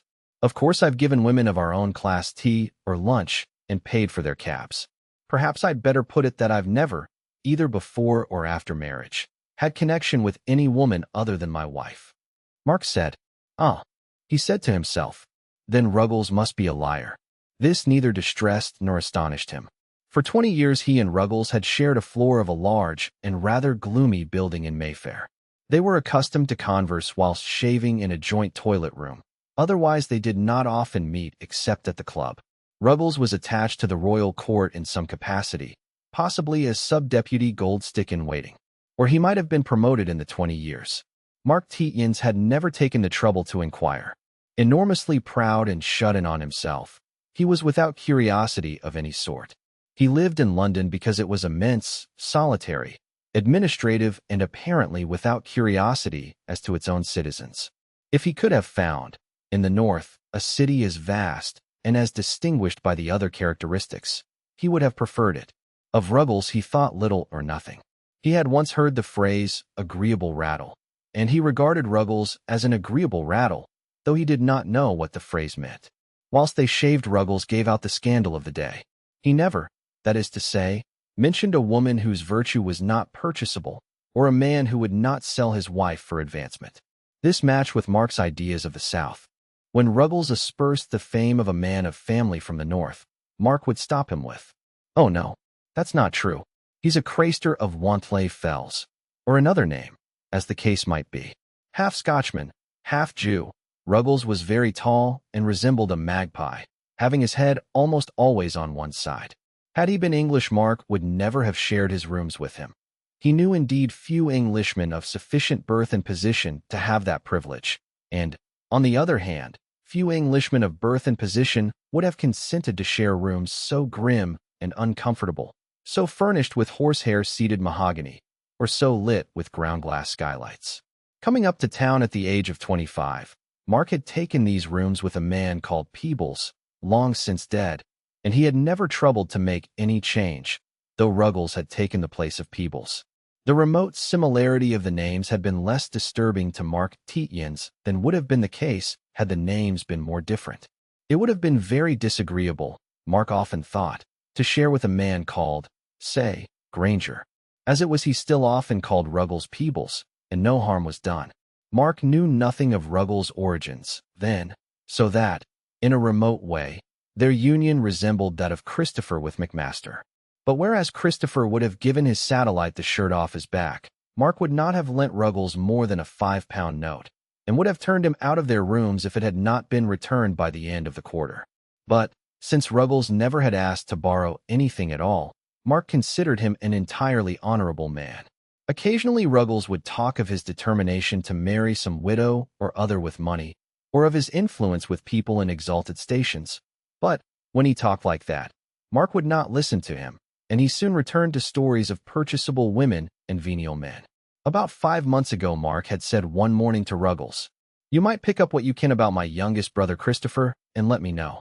The evening before that, Mark's father had called Mark to him from over the other side of the smoking room, and had said, You might find out what you can about Christopher. He may be in want of money. Has it occurred to you that he's the heir to the estate? After you, of course. Mr. Tietjens had aged a good deal after the deaths of his children. He said, I suppose you won't marry, and Mark had answered, No, I shan't marry, but I suppose I'm a better life than Christopher. He appears to have been a good deal knocked about out there. Armed then with this commission, Mr. Ruggles appears to have displayed extraordinary activity in preparing a Christopher Tietjens dossier. It is not often that an inveterate gossip gets a chance at a man whilst being at the same time practically shielded against the law of libel. And Ruggles disliked Christopher Tietjens with the inveterate dislike of the man who revels in gossip for the man who never gossips. And Christopher Tietjens had displayed more than his usual insolence to Ruggles. So Ruggles' coattails flashed round an unusual number of doors, and his top hat gleamed before an unusual number of tall portals during the next week. Amongst others, he had visited the lady known as Glorvina. There is said to be a book, kept in a holy of holies, in which bad marks are set down against men of family and position in England. In this book, Mark Tietjens and his father, in common with a great number of hard-headed Englishmen of county rank, implicitly believed. Christopher Tietjens didn't. He imagined that the activities of gentlemen like Ruggles were sufficient to stop the careers of people whom they disliked. On the other hand, Mark and his father looked abroad upon English society and saw fellows, apparently with every qualification for successful careers in one service or the other, and these fellows got no advancements, orders, titles, or preferments of any kind. Just, rather mysteriously, they didn't make their marks. This they put down to the workings of the book. Ruggles, too, not only believed in the existence of that compilation of the suspect and doomed, but believed that his hand had a considerable influence over the inscriptions in its pages. He believed that if, with more moderation and with more grounds than usual, he uttered denigrations of certain men before certain personages, it would at least do those men a great deal of harm. And, quite steadily and with, indeed, real belief in much of what he said, Ruggles had denigrated Tietjens before these personages. Ruggles could not see why Christopher had taken Sylvia back after her elopement with Perrown. He could not see why Christopher had, indeed, married Sylvia at all when she was with child by a man called Drake, just as he wasn't going to believe that Christopher could get a testimonial out of Lord Portscatho, except by the sale of Sylvia to the banker. He couldn't see anything but money or jobs at the bottom of these things. He couldn't see how Tietjens otherwise got the money to support Mrs. Wannop, Miss Wannop and her child, and to maintain Mrs. Duchemin and McMaster in the style they affected, Mrs. Duchemin being the mistress of Christopher. He simply could see no other solution. It is, in fact, asking for trouble if you are more altruist than the society that surrounds you. Ruggles, however, hadn't any pointers as to whether or no, or to what degree, he had really damaged his roommate's brother. He had talked in what he considered to be the right quarters, but he hadn't any evidence that what he had said had got through. It was to ascertain that he had called on the great lady, for if anybody knew, she would. He hadn't definitely ascertained anything, for the great lady was, and he knew it, a great deal cleverer than himself. The great lady, he was allowed to discover, had a real affection for Sylvia, her daughter's close friend, and she expressed real concern to hear that Christopher Tietjens wasn't getting on. Ruggles had gone to visit her quite openly to ask whether something better couldn't be done for the brother of the man with whom he lived. Christopher had, it was admitted, great abilities, yet neither in his office, in which he would surely have remained had he been satisfied with his prospects, nor in the army did he occupy anything but a very subordinate position. Couldn't, he asked, Glorvina do anything for him? And he added, it's almost as if he had a bad mark against him. The great lady had said, with a great deal of energy, that she could not do anything at all.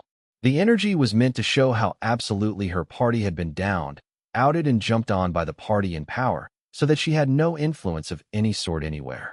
That was an exaggeration, but it did Christopher Tietjens no good, since Ruggles chose to take it to mean that Glorvina said she could do nothing because there was a black mark against Tietjens in the book of the inner circle to which, if anyone had, the great lady must have had access. Glorvina, on the other hand, had been awakened to concern for Tietjens. In the existence of a book she didn't believe, she had never seen it. But that a black mark of a metaphorical nature might have been scored against him, she was perfectly ready to believe, and, when occasion served, during the next 5 months, she made inquiries about Tietjens.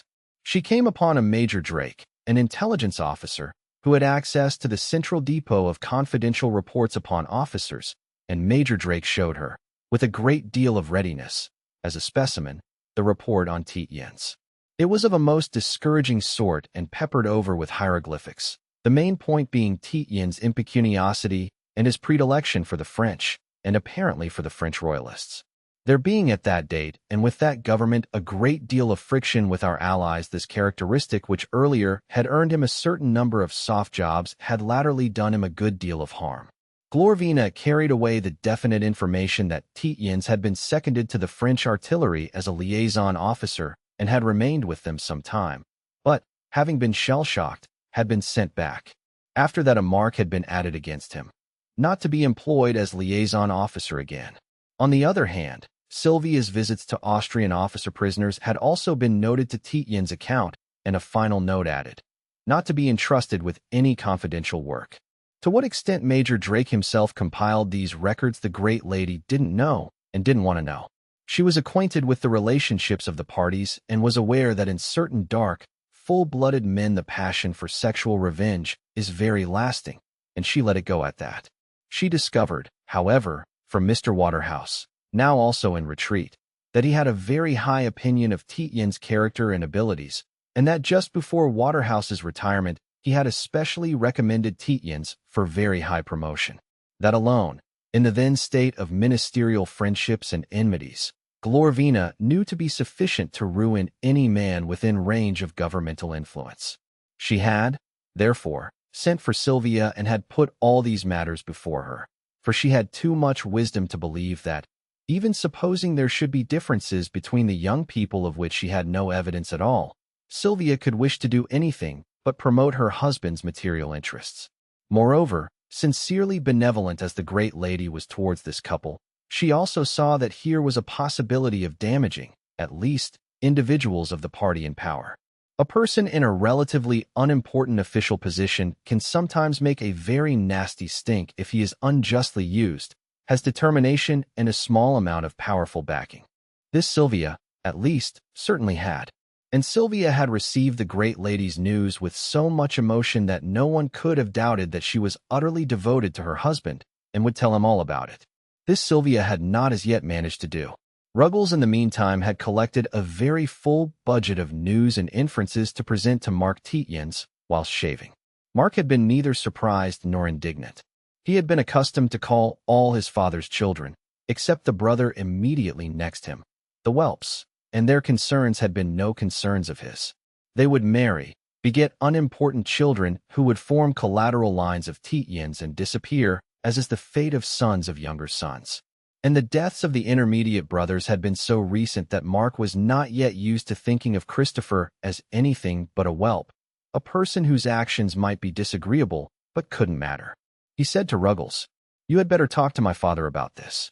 I don't know that I could keep all these particulars accurately in my head."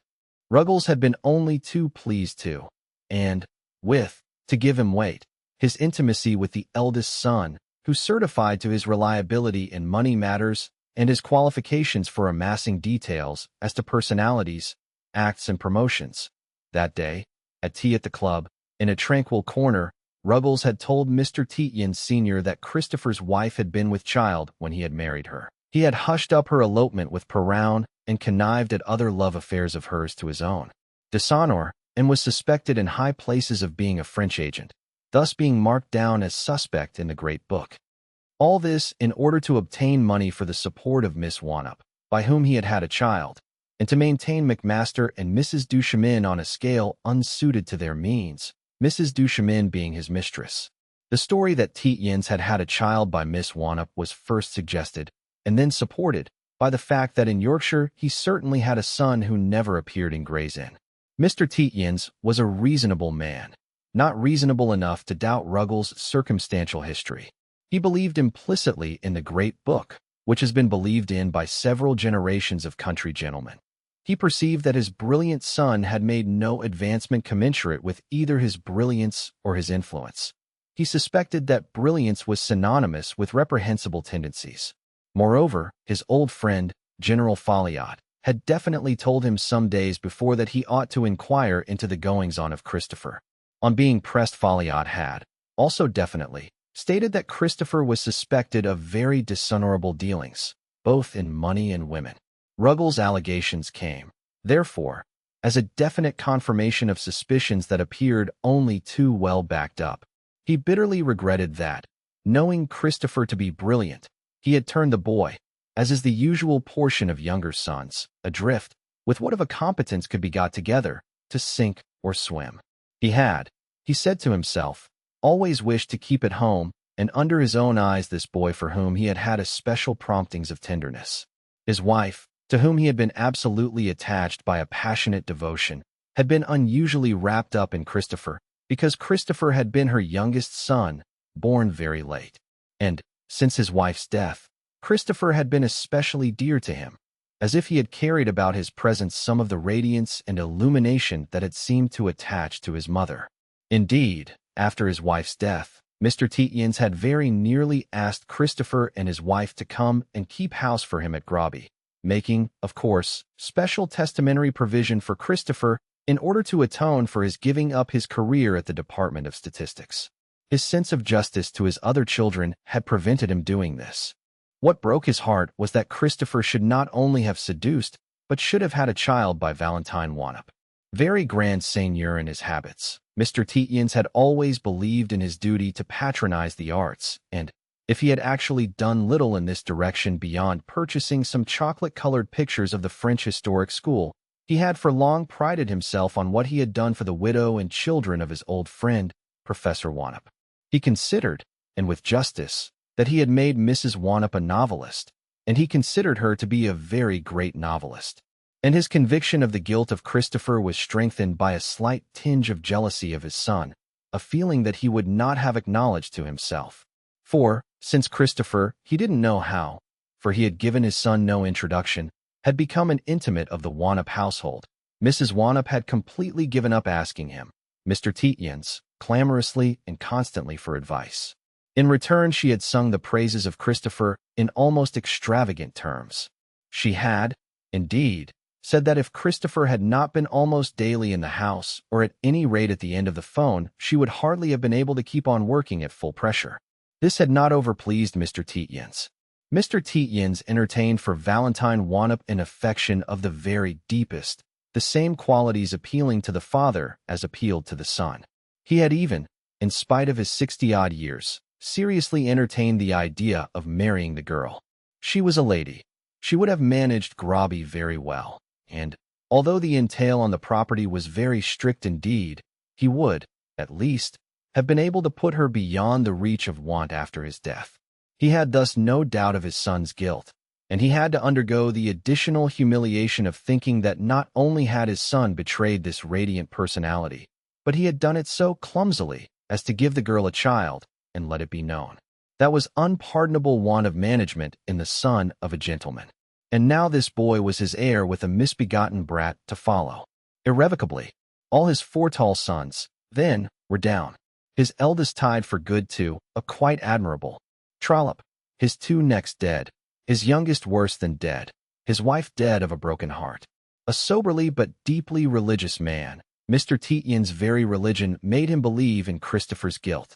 He knew that it is as difficult for a rich man to go to heaven as it is for a camel to go through the gate in Jerusalem, called the Needle's Eye. He humbly hoped that his Maker would receive him amongst the pardoned.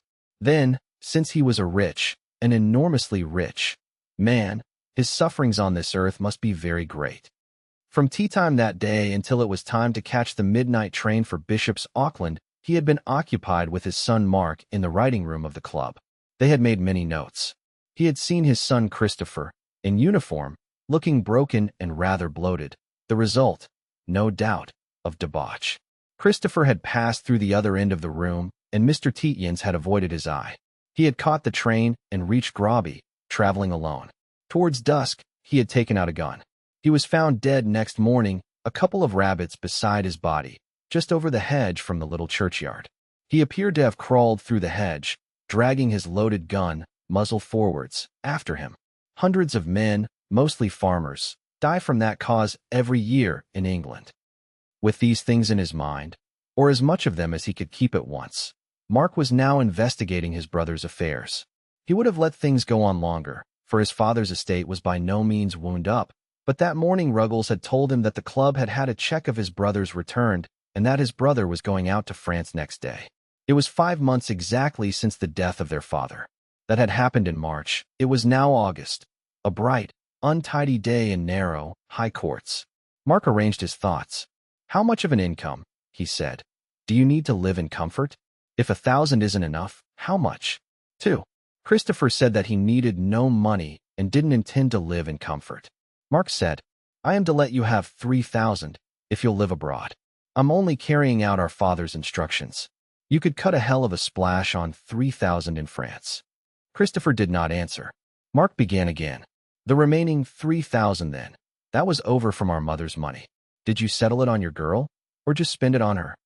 Christopher repeated with patience that he hadn't got a girl. Mark said, the girl who had a child by you.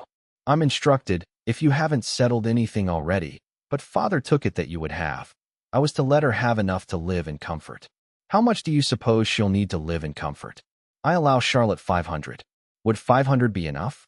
I suppose you want to go on keeping her? 3,000 isn't a great lot for her to live on with a child. Christopher said, hadn't you better mention names? Mark said, no, I never mention names. I mean a woman writer and her daughter. I suppose the girl is father's daughter, isn't she? Christopher said, no, she couldn't be. I've thought of it. She's 27. We were all in Dijon for the 2 years before she was born. Father didn't come into the estate till next year. The Wanups were also in Canada at the time. Professor Wanup was principal of a university there. I forget the name. Mark said, so we were in Dijon. For my French, he added, then she can't be father's daughter. It's a good thing.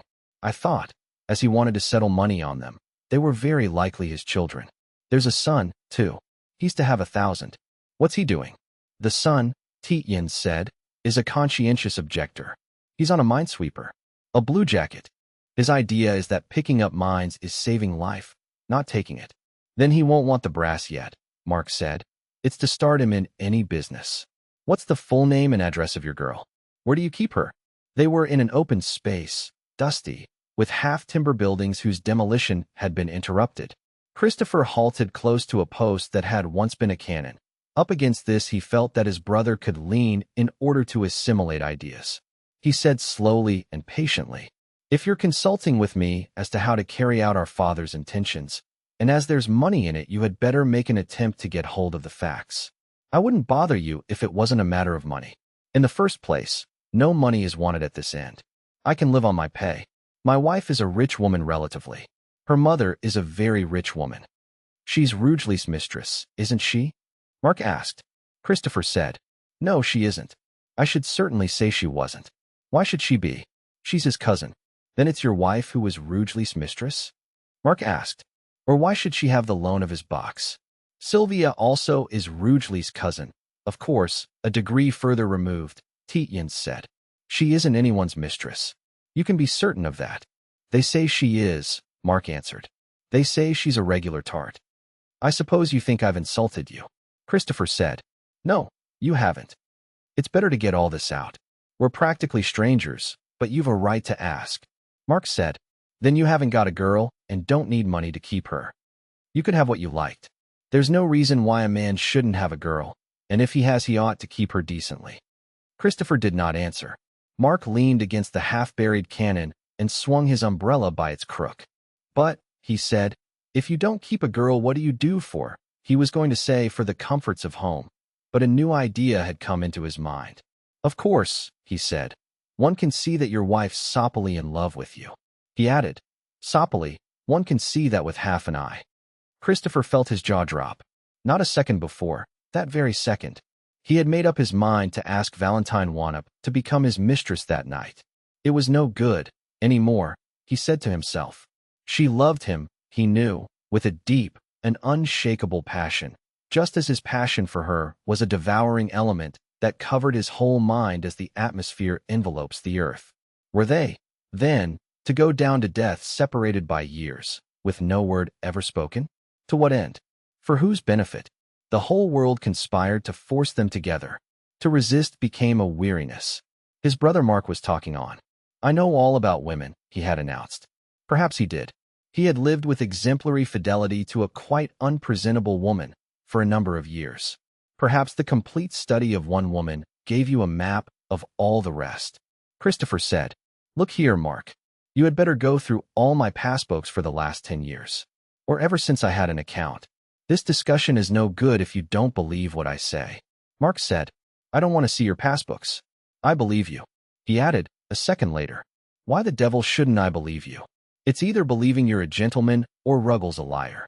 It's only common sense to believe Ruggles a liar, in that case.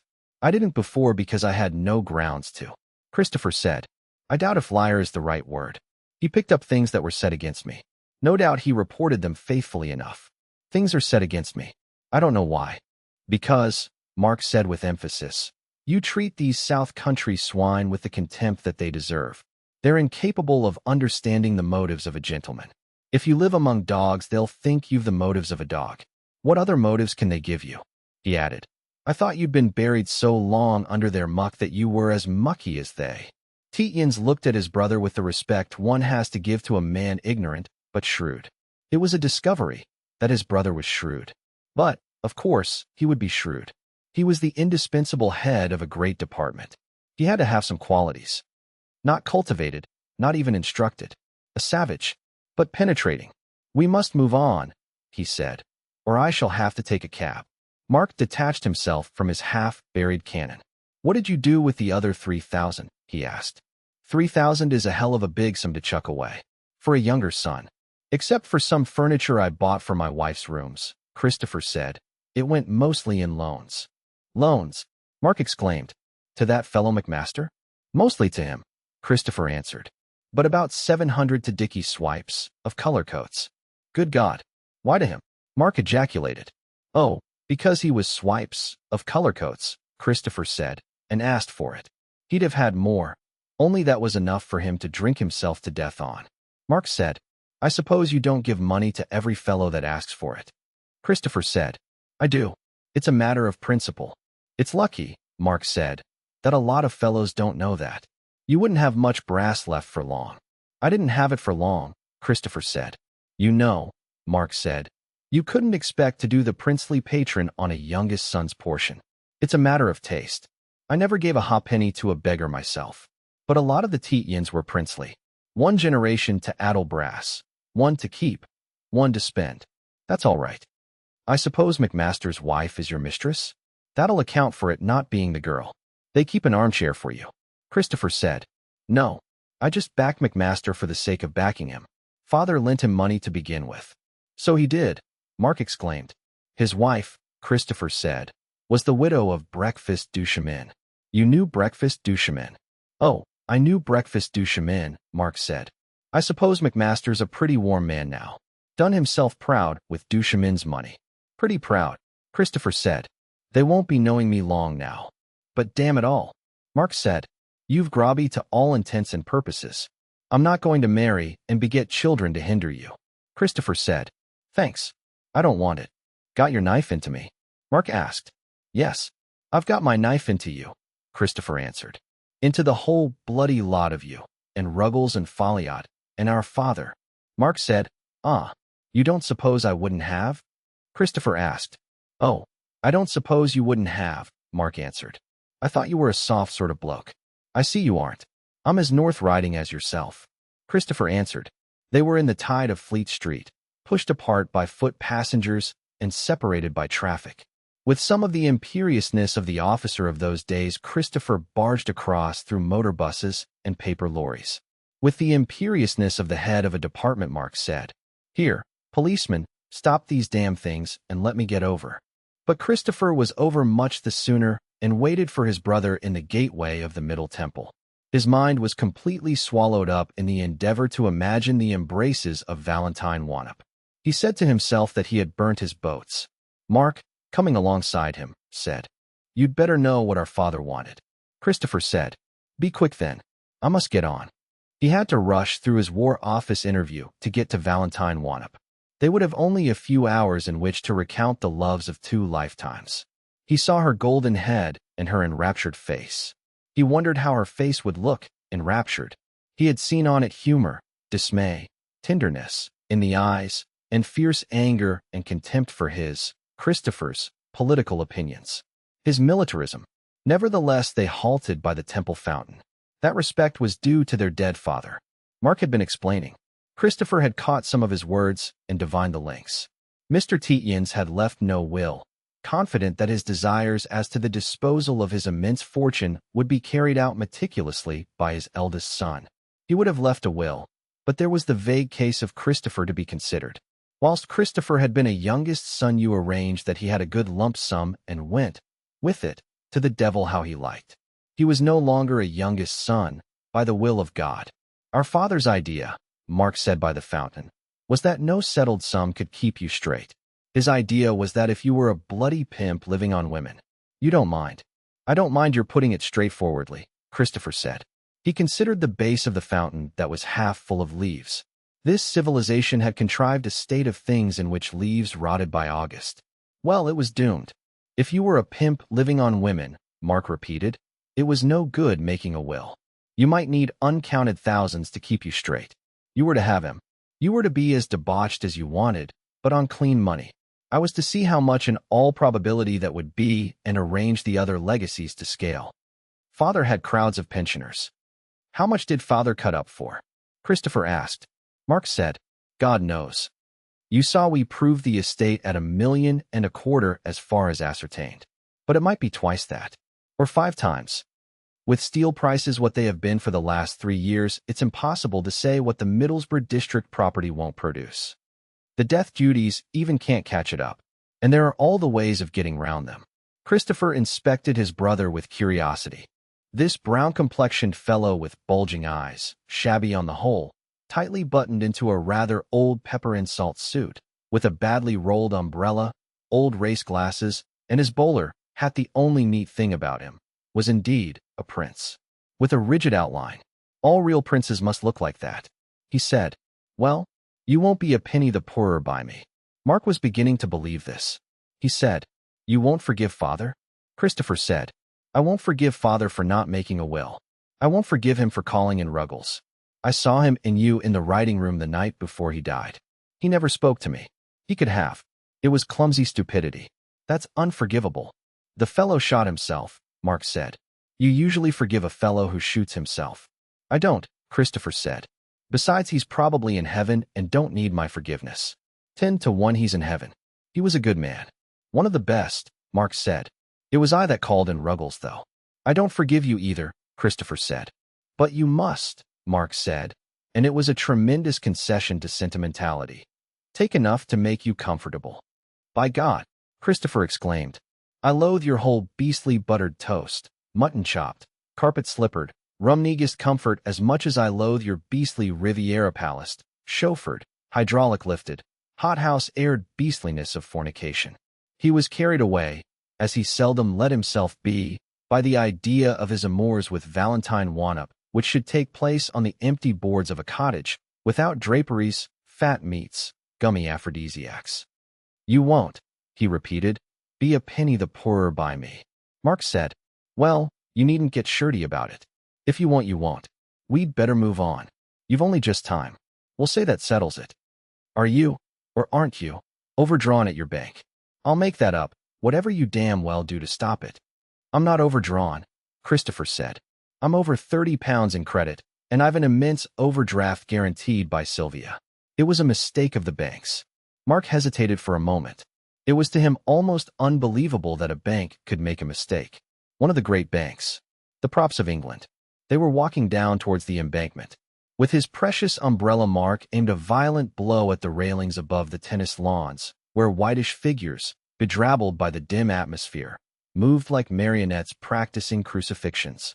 By God, he said, this is the last of England. There's only my department where they never make mistakes. I tell you, if there were any mistakes made there, there would be some backs broken. He added, but don't you think that I'm going to give up comfort? I'm not. My Charlotte makes better buttered toast than they can at the club. And she's got a tap of French rum that saved my life over and over again after a beastly wet day's racing. And she does it all on the 500 I give her and keeps herself clean and tidy on top of it. Nothing like a Frenchwoman for managing. By God, I'd marry the doxy if she wasn't a papist. It would please her and it wouldn't hurt me. But I couldn't stomach marrying a papist. They're not to be trusted. You'll have to stomach a papist coming into Grobby, Christopher said. My son's to be brought up as a papist. Mark stopped and dug his umbrella into the ground. But that's a bitter one, he said. Whatever made you do that? I suppose the mother made you do it. She tricked you into it before you married her. He added, I'd not like to sleep with that wife of yours. She's too athletic. It'd be like sleeping with a bundle of faggots. I suppose though you're a pair of turtle doves. But I'd not have thought you would have been so weak. I only decided this morning, Christopher said, when my check was returned from the bank. You won't have Red Spelden on sacrilege about Grobby. I can't say I have, Mark answered. It's no good trying to explain that side of it then, Christopher said. There isn't time. But you're wrong in thinking Sylvia made it a condition of our marriage. Nothing would have made me consent then. It has made her a happy woman that I have. The poor thing thought our house was under a curse for want of a papist heir. What made ye consent now? Mark asked. I've told you, Christopher said. It was getting my check returned to the club, that on the top of the rest of it. A fellow who can't do better than that had better let the mother bring up the child. Besides, it won't hurt a papist boy to have a father with dishonored checks as much as it would a Protestant. They're not quite English. That's true too, Mark said. He stood still by the railings of the public garden near the Temple station. Then, he said, if I'd let the lawyers write and tell you the guarantee for your overdraft from the estate was stopped as they wanted to, the boy wouldn't be a papist? You wouldn't have overdrawn. I didn't overdraw, Christopher said. But if you had warned me, I should have made inquiries at the bank, and the mistake wouldn't have occurred. Why didn't you? I meant to, Mark said. I meant to do it myself. But I hate writing letters. I put it off. I didn't much like having dealings with the fellow I thought you were. I suppose that's another thing you won't forgive me for. No, I shan't forgive you for not writing to me, Christopher said. You ought to write business letters. I hate writing 'em, Mark said. Christopher was moving on. There's one thing more, Mark said. I suppose the boy is your son? Yes, he's my son, Christopher said. Then that's all, Mark said. I suppose if you're killed you won't mind my keeping an eye on the youngster? I'll be glad, Christopher said. They strolled along the embankment side by side, walking rather slowly, their backs erected and their shoulders squared because of their satisfaction of walking together, desiring to lengthen the walk by going slow. Once or twice they stopped to look at the dirty silver of the river, for both liked grim effects of landscape. They felt very strong, as if they owned the land. Once Mark chuckled and said, It's too damn funny. To think of our both being, what is it? Monogamists? Well, it's a good thing to stick to one woman. You can't say it isn't. It saves trouble. And you know where you are. Under the lugubrious arch that leads into the War Office quadrangle. Christopher halted. No, I'm coming in, Mark said. I want to speak to Hogarth. I haven't spoken to Hogarth for some time. About the transport wagon parks in Regent's Park. I manage all those beastly things and a lot more. They say you do it damn well, Christopher said. They say you're indispensable. He was aware that his brother desired to stay with him as long as possible. He desired it himself. I damn well am, Mark said. He added, I suppose you couldn't do that sort of job in France. Look after transport and horses. I could, Christopher said. But I suppose I shall go back to liaison work. I don't think you will, Mark said. I could put in a word for you with the transport people. I wish you would, Christopher said. I'm not fit to go back into the front line. Besides, I'm no beastly hero. And I'm a rotten infantry officer. No Tietjens was ever a soldier worth talking of. They turned the corner of the arch. Like something fitting in, exact and expected, Valentine Wanup stood looking at the lists of casualties that hung beneath a cheaply green-stained deal shelter against the wall, a tribute at once to the weaker art movements of the day and the desire to save the ratepayers' money. With the same air of finding Christopher Tietjens fit in exactly to an expected landscape, she turned on him. Her face was blue-white and distorted. She ran upon him and exclaimed, Look at this horror. And you in that foul uniform can support it. The sheets of paper beneath the green roof were laterally striped with little serrated lines. Each line meant the death of a man for the day. Tietjens had fallen a step back off the curb of the pavement that ran round the quadrangle. He said, I support it because I have to, just as you decry it because you have to. They're two different patterns that we see. He added, This is my brother Mark. She turned her head stiffly upon Mark. Her face was perfectly waxen. It was as if the head of a shopkeeper's lay figure had been turned. She said to Mark, I didn't know Mr. Tietjens had a brother. Or hardly. I've never heard him speak of you. Mark grinned feebly, exhibiting to the lady the brilliant lining of his hat.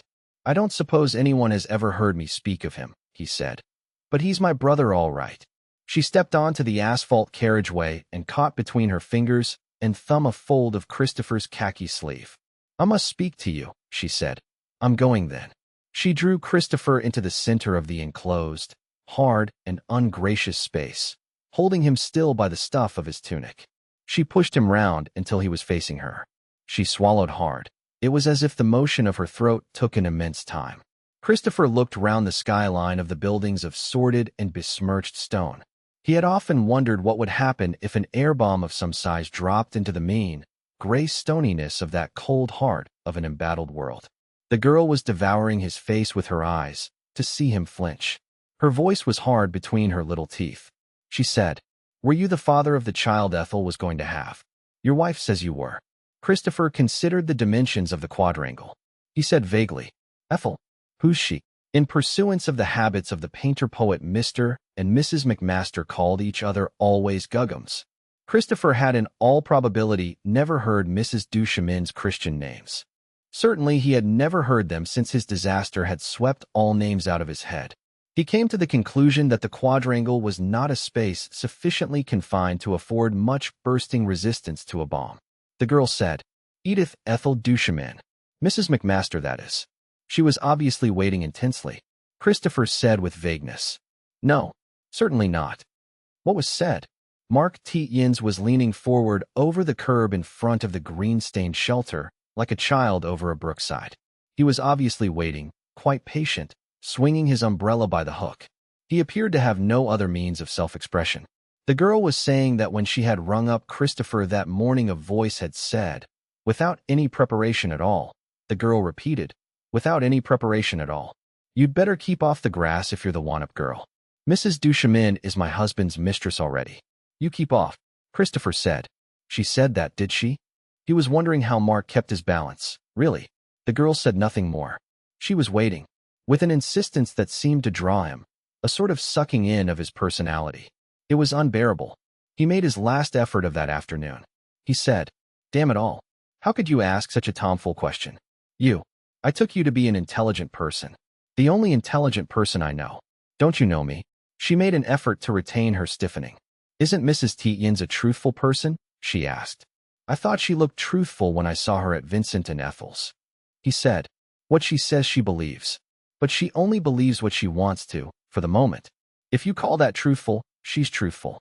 I've nothing against her." He said to himself, "I'm not going to appeal to her by damning my wife." She seemed to go all of a piece, as the hard outline goes suddenly out of a piece of lump sugar upon which you drop water. "Oh," she said, "it isn't true. I knew it wasn't true." She began to cry. Christopher said, "Come along. I've been answering tomfool questions all day. I've got another tomfool to see here, then I'm through."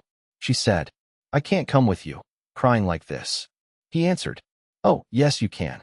This is the place where women cry." He added, "Besides there's Mark. He's a comforting ass." He delivered her over to Mark. "Here, look after Miss Wanup," he said. "You want to talk to her anyhow, don't you?" And he hurried ahead of them like a fussy shopwalker into the lugubrious hall.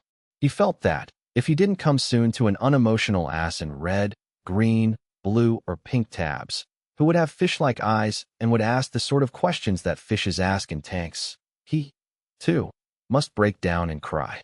With relief. However, that was a place where men cried, too.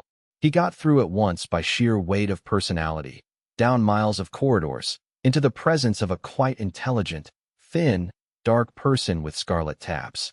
That meant a superior staff affair, not dustbins.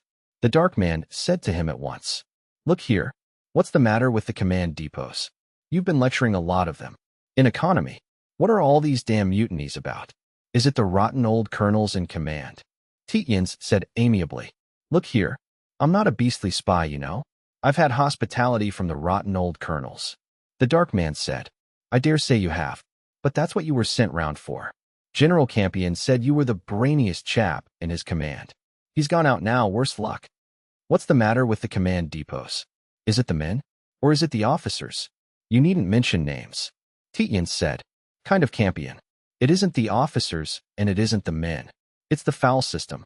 You get men who think they've deserved well of their country, and they damn well have. And you crop their heads. That's the MOs," the dark man said. "They don't want lice. If they prefer mutinies," Tietjens said. "A man wants to walk with his girl and have a properly oiled quiff. They don't like being regarded as convicts. That's how they are regarded." The dark man said, "All right, go on. Why don't you sit down?" "I'm a little in a hurry," Tietjens said. "I'm going out tomorrow, and I've got a brother and people waiting below." The dark man said, "Oh, I'm sorry. But damn, You're the sort of man we want at home. Do you want to go? We can, no doubt, get you stopped if you don't. Tietjens hesitated for a moment. Yes, he said eventually. Yes, I want to go. For the moment he had felt temptation to stay. But it came into his discouraged mind that Mark had said that Sylvia was in love with him. It had been underneath his thoughts all the while. It had struck him at the time like a kick from the hind leg of a mule in his subliminal consciousness. It was the impossible complication. It might not be true, but whether or no the best thing for him was to go and get wiped out as soon as possible. He meant, nevertheless, fiercely, to have his night with the girl who was crying downstairs. He heard in his ear, perfectly distinctly, the lines. The voice that never yet made answer to my word. He said to himself, that was what Sylvia wanted. I've got that much. The dark man had said something. Tietjens repeated, I'd take it very unkindly if you stopped my going. I want to go. The dark man said, some do not. I'll make a note of your name in case you come back. You won't mind going on with your cinder sifting if you do? Get on with your story as quick as you can. And get what fun you can before you go. They say it's rotten out there. Damn awful. There's a hell of a strafe on. That's why they want all you. For a moment Tietjens saw the gray dawn at railhead with the distant sound of a ceaselessly boiling pot from miles away. The army feeling redescended upon him. He began to talk about command depots at great length and with enthusiasm. He snorted with rage at the way men were treated in these gloomy places, with ingenious stupidity. Every now and then the dark man interrupted him with, don't forget that a command depot is a place where sick and wounded go to get made fit. We've got to get him back as soon as we can. And do you? Tietjens would ask. No, we don't, the other would answer. That's what this inquiry is about. You've got, Tietjens would continue. On the north side of a beastly clay hill 9 miles from Southampton, 3,000 men from the Highlands, North Wales, Cumberland. God knows where, as long as it's 300 miles from home to make them rather mad with nostalgia. You allow him out for an hour a day during the pub's closing time. You shave their heads to prevent him appealing to local young women who don't exist, and you don't let him carry the swagger canes. God knows why. To prevent their poking their eyes out, if they fall down, I suppose. 9 miles from anywhere, with chalk-down roads to walk on and not a bush for shelter or shade. And, damn it, if you get 2 men, chums, from the Seaforths or the Argylls, you don't let them sleep in the same hut, but shove them in with a lot of fat buffs or Welshmen, who stink of leeks and can't speak English. That's the infernal medical's orders to stop em talking all night. To make em conspire all night not to turn out for parade, Tietjens said. And there's a beastly mutiny begun. And, damn it, they're fine men. They're first-class fellows. Why don't you? As this is a Christian land. Let em go home to convalesce with their girls and pubs and friends and a little bit of swank for heroes. Why in God's name don't you? Isn't there suffering enough? I wish you wouldn't say you, the dark man said. It isn't me. The only ACI I've drafted was to give every command depot a cinema and a theater. But the beastly medicals got it stopped, for fear of infection. And, of course, the parsons and nonconformist magistrates. Well, you'll have to change it all, Tietjens said. Or you'll just have to say, thank God we've got a navy. You won't have an army.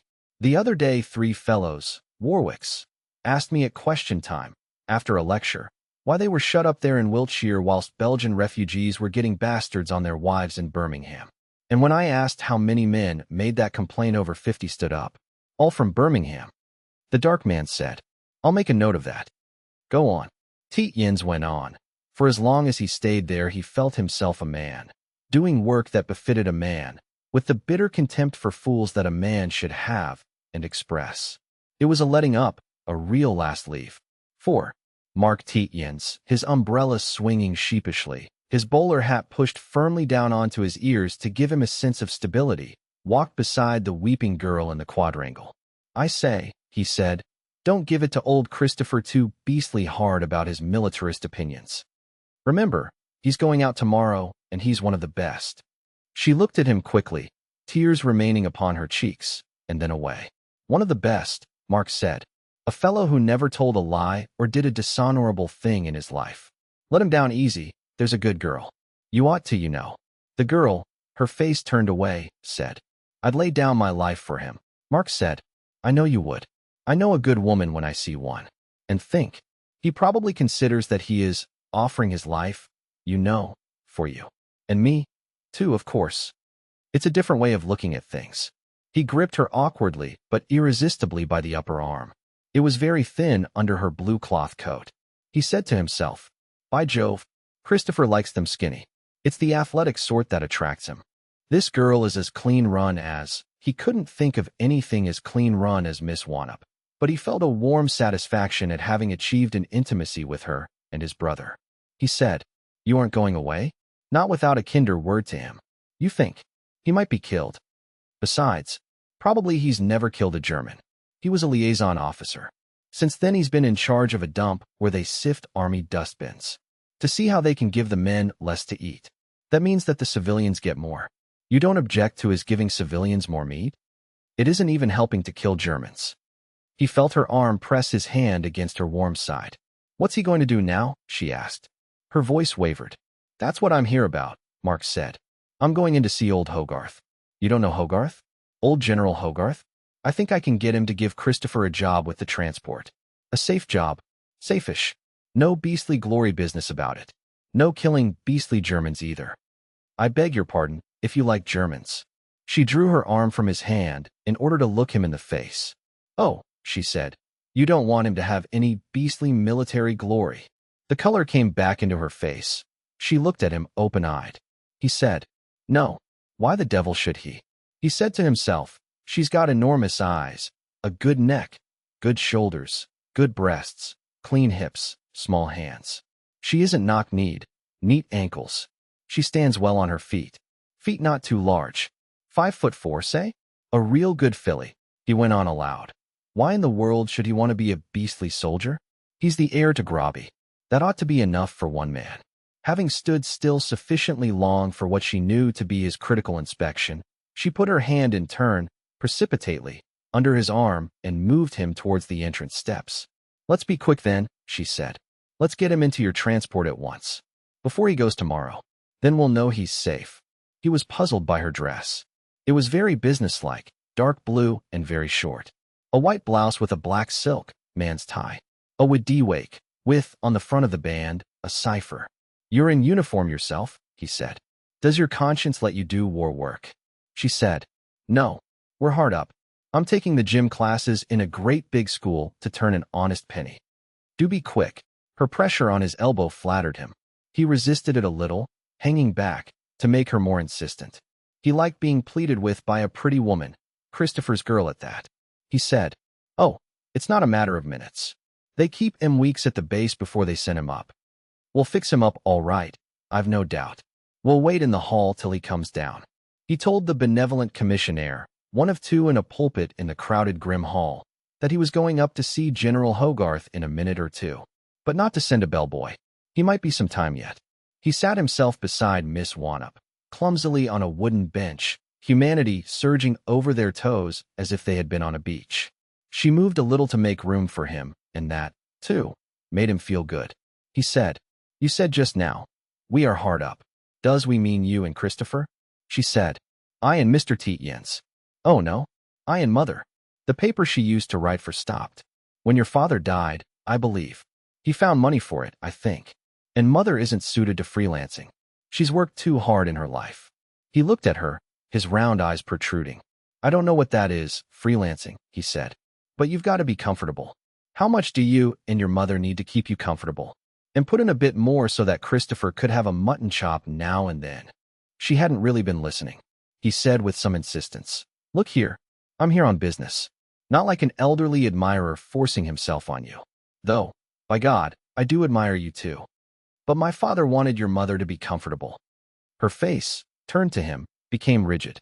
You don't mean, she began. He said, You won't get it any quicker by interrupting. I have to tell my stories in my own way. My father wanted your mother to be comfortable. He said so that she could write books, not papers. I don't know what the difference is. That's what he said. He wants you to be comfortable too. You've not got any encumbrances? Not? Oh, say a business, a hat shop that doesn't pay? Some girls have. She said, No, I just teach. Oh, do be quick. For the first time in his life, he dislocated the course of his thoughts to satisfy a longing in someone else. "You may take it to go on with," he said, "as if my father had left your mother a nice little plum." He cast about to find his scattered thoughts. He has. After all," the girl said. "Oh, thank God. There'll be a bit for you, if you like," Mark said. "Or perhaps Christopher won't let you. He's ratty with me. And something for your brother to buy a doctor's business with." He asked, "You haven't fainted, have you?" She said, "No, I don't faint. I cry." "That'll be all right," he answered. He went on, "That's your side of it. Now for mine. I want Christopher to have a place where he'll be sure of a mutton chop and an armchair by the fire. And someone to be good for him. You're good for him. I can see that. I know women." The girl was crying, softly and continuously.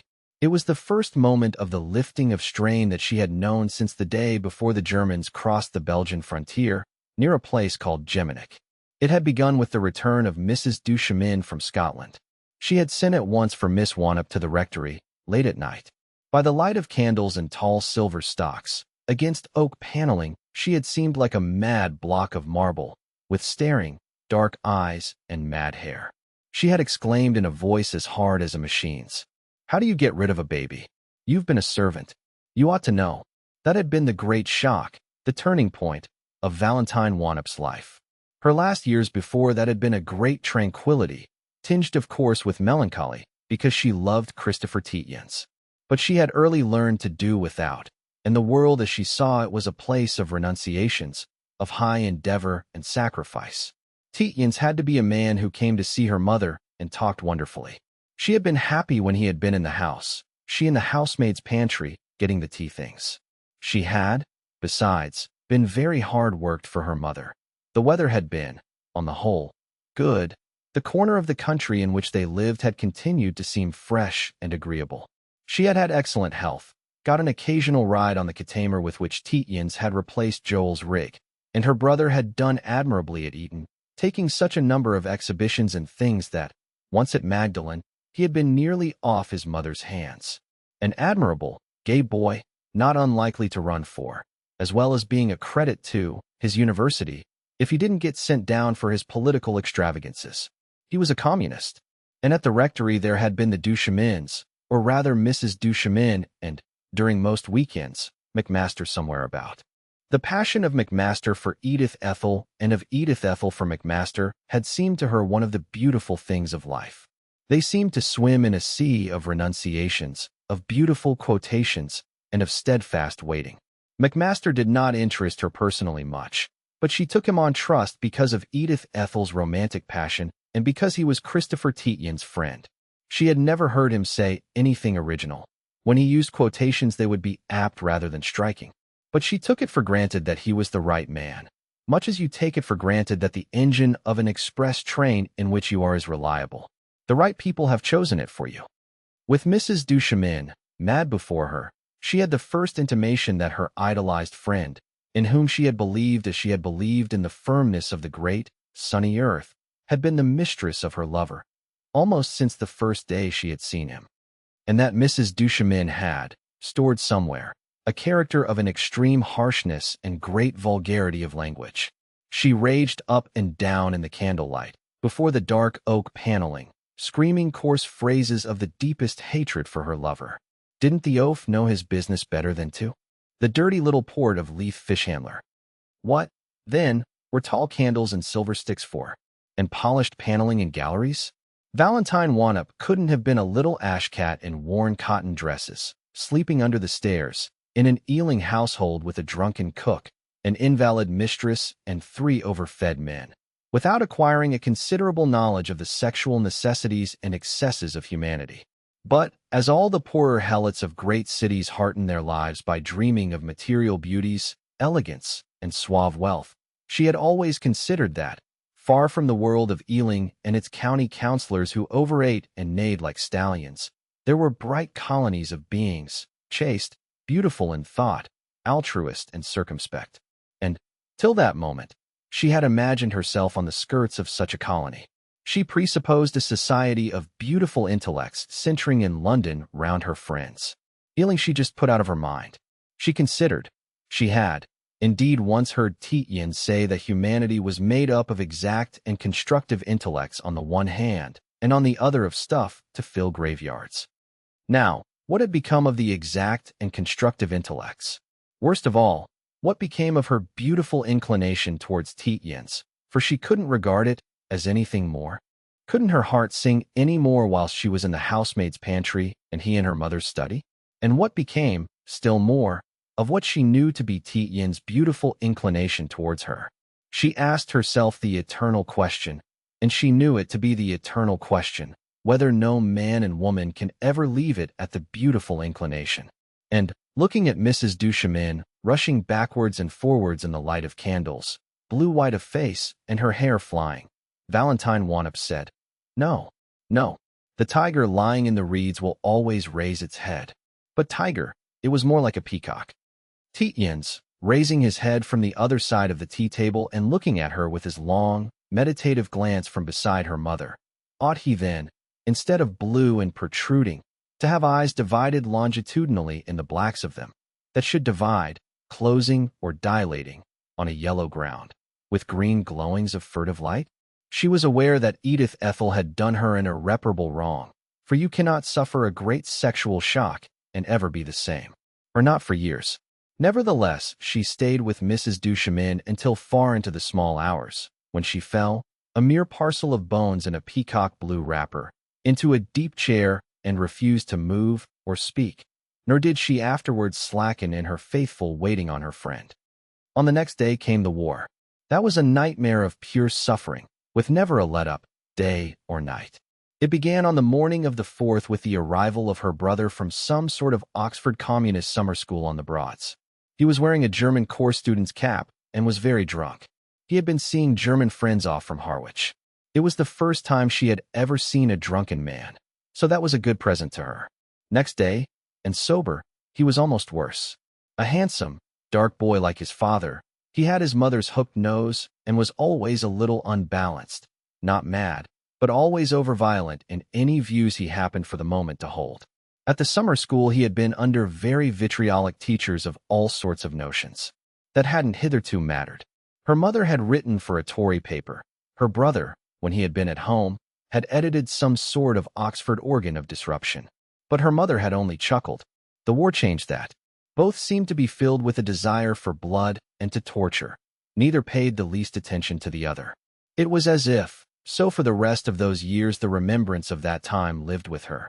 In one corner of the room her mother, aging and on her knees, from which she only with difficulty rose, shouted hoarse prayers to God, to let her, with her own hands, strangle, torture, and flay off all his skin, a being called the Kaiser, and as if, in the other corner of the room, her brother, erect, dark, scowling, and vitriolic, one hand clenched above his head, called down the curse of heaven on the British soldier, so that in thousands he might die in agony, the blood spouting from his scalded lungs. It appeared that the communist leader whom Edward Wanop affected had had ill success in his attempts to cause disaffection among some units or other of the British Army, and had failed rather gallingly, being laughed at or ignored rather than being ducked in a horse pond, shot, or otherwise martyrized. That made it obvious that the British man in the ranks was responsible for the war. If those ignoble hirelings had refused to fight, all the other embattled and terrorized millions would have thrown down their arms. Across that dreadful phantasmagoria went the figure of Tietjens. He was in doubt. She heard him several times voice his doubts to her mother, who grew every day more vacant. One day Mrs. Wanop had said, "What does your wife think about it?" Tietjens had answered, "Oh, Mrs. Tietjens is a pro-German." Or no, that isn't exact. She has German prisoner friends and looks after them. But she spends nearly all her time in retreat in a convent reading novels of before the war. She can't bear the thought of physical suffering. I can't blame her. Mrs. Wanop was no longer listening. Her daughter was. For Valentine Wanop, the war had turned Tietjens into far more of a man and far less of an inclination. The war and Mrs. Duchemin between them. He had seemed to grow less infallible. A man with doubts is more of a man, with eyes, hands, the need for food and for buttons to be sewn on. She had actually tightened up a loose glove button for him. One Friday afternoon at McMaster's, she had had a long talk with him. the first she had had since the drive and the accident. Ever since McMaster had instituted his Friday afternoons, and that had been some time before the war, Valentine Wannup had accompanied Mrs. Duchemin to town by the morning train and back at night to the rectory. Valentine poured out the tea, Mrs. Duchemin drifting about the large book-lined room amongst the geniuses and superior journalists. On this occasion, a November day of very chilly, wet, there had been next to nobody present, the preceding Friday having been unusually full. McMaster and Mrs. Duchemin had taken a Mr. Spong, an architect, into the dining room to inspect an unusually fine set of Piranesi's views of Rome that Tietjens had picked up somewhere and had given to McMaster. A Mr. Jegg and a Mrs. Haviland were sitting close together in the far window seat. They were talking in low tones. From time to time Mr. Jegg used the word inhibition. Tietjens rose from the fire seat on which he had been sitting and came to her. He ordered her to bring her cup of tea over by the fire and talk to him. She obeyed. They sat side by side on the leather fire seat that stood on polished brass rails, the fire warming their backs. He said, "Well, Miss Wannup, what have you been doing?" And they drifted into talking of the war. You couldn't not. She was astonished not to find him so loathsome as she had expected, for, just at that time, with the facts that were always being driven into her mind by the pacifist friends of her brother, and with continual brooding over the morals of Mrs. Duchemin, she had an automatic feeling that all manly men were lust-filled devils, desiring nothing better than to stride over battlefields, stabbing the wounded with long daggers in frenzies of sadism. She knew that this view of Tietjens was wrong, but she cherished it. She found him, as subconsciously she knew he was, astonishingly mild. She had too often watched him whilst he listened to her mother's tirades against the Kaiser, not to know that. He did not raise his voice, he showed no emotion. He said at last, "You and I are like two people." He paused and began again more quickly. "Do you know these soap advertisement signs that read differently from several angles? As you come up to them you read, Monkey's Soap. If you look back when you've passed it, needs no rinsing. You and I are standing at different angles, and though we both look at the same thing we read different messages. Perhaps if we stood side by side we should see yet a third. But I hope we respect each other. We're both honest. I, at least, tremendously respect you, and I hope you respect me." She kept silent. Behind their backs the fire rustled. Mr. Jegg, across the room, said, "The failure to coordinate," and then dropped his voice. Tietjens looked at her attentively. "You don't respect me?" he asked. She kept obstinately silent. "I'd have liked you to have said it," he repeated. "Oh," she cried out. "How can I respect you when there is all this suffering? So much pain, such torture. I can't sleep. Never. I haven't slept a whole night since. Think of the immense spaces stretching out under the night. I believe pain and fear must be worse at night." She knew she was crying out like that because her dread had come true. When he had said, "I'd have liked you to have said it," using the past, he had said his valedictory. Her man, too, was going. And she knew, too. She had always known under her mind, and now she confessed it. Her agony had been, half of it, because one day he would say farewell to her, like that, with the inflection of a verb, as, just occasionally, using the word we, and perhaps without intention, he had let her know that he loved her. Mr. Jegg drifted across from the window. Mrs. Haviland was already at the door. "We'll leave you to have your war talk out," Mr. Jegg said. He added, "For myself, I believe it's one's sole duty to preserve the beauty of things that's preservable. I can't help saying that." She was alone with Tietjens and the quiet day. She said to herself, "Now he must take me in his arms. He must. He must." The deepest of her instincts came to the surface, from beneath layers of thought hardly known to her. She could feel his arms around her. She had in her nostrils the peculiar scent of his hair, like the scent of the skin of an apple, but very faint. "You must. You must," she said to herself. There came back to her overpoweringly the memory of their drive together and the moment, the overwhelming moment, when, climbing out of the white fog into the blinding air, she had felt the impulse of his whole body towards her and the impulse of her whole body towards him. A sudden lapse, like the momentary dream when you fall. She saw the white disk of the sun over the silver mist, and behind them was the long, warm night. Tietjens sat, huddled rather together, dejectedly, the firelight playing on the silver places of his hair. It had grown nearly dark outside. They had a sense of the large room that, almost week by week, had grown, for its gleams of gilding and hand-polished dark woods, more like the great dining room at the Duchemins. He got down from the fire seat with a weary movement, as if the fire seat had been very high. He said, with a little bitterness, but as if with more fatigue, "Well, I've got the business of telling McMaster that I'm leaving the office. That, too, won't be an agreeable affair. Not that what poor Vinny thinks matters." He added, "It's queer, dear." In the tumult of her emotions, she was almost certain that he had said dear. "Not 3 hours ago my wife used to me almost the exact words you have just used. Almost the exact words. She talked of her inability to sleep at night for thinking of immense spaces full of pain that was worse at night. And she, too, said that she could not respect me." She sprang up. "Oh," she said, "she didn't mean it. I didn't mean it. Almost every man who is a man must do as you are doing. But don't you see it's a desperate attempt to get you to stay, an attempt on moral lines? How can we leave any stone unturned that could keep us from losing our men?" She added, "And it was another stone that she didn't leave unturned. Besides, how can you reconcile it with your sense of duty, even from your point of view? You're more useful. You know you're more useful to your country here than." He stood over her, stooping a little, somehow suggesting great gentleness and concern. "I can't reconcile it with my conscience," he said. "In this affair there is nothing that any man can reconcile with his conscience. I don't mean that we oughtn't to be in this affair and on the side we're on. We ought. But I'll put to you things I have put to no other soul." The simplicity of his revelation seemed to her to put to shame any of the glibnesses she had heard. It appeared to her as if a child were speaking. He described the disillusionment it had cost him personally as soon as this country had come into the war. He even described the sunlit heather landscape of the North, where naively he had made his tranquil resolution to join the French Foreign Legion as a common soldier, and his conviction that that would give him, as he called it, clean bones again.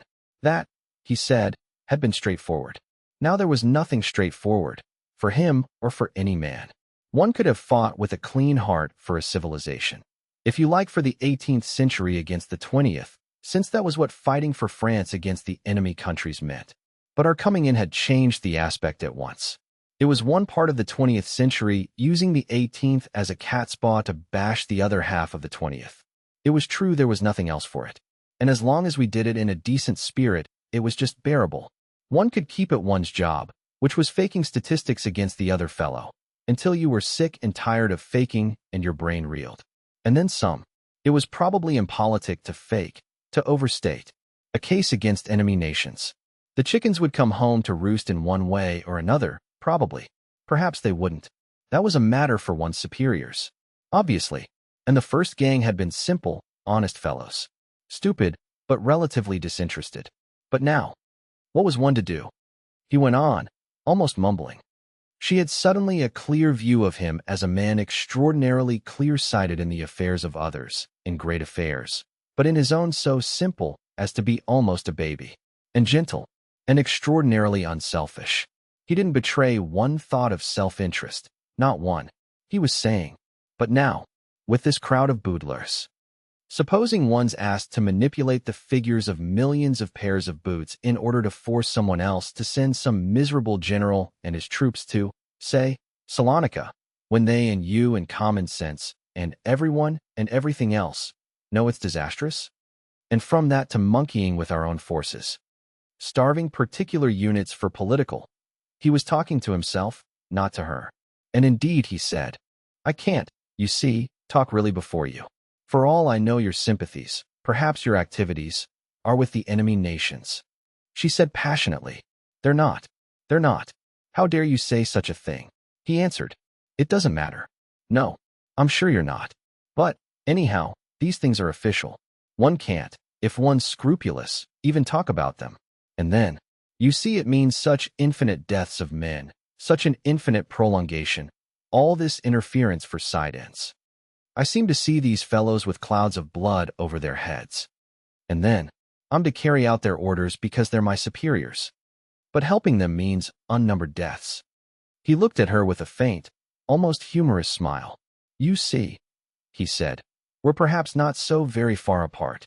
You mustn't think you're the only one that sees all the deaths and all the sufferings. All, you see. I, too, am a conscientious objector.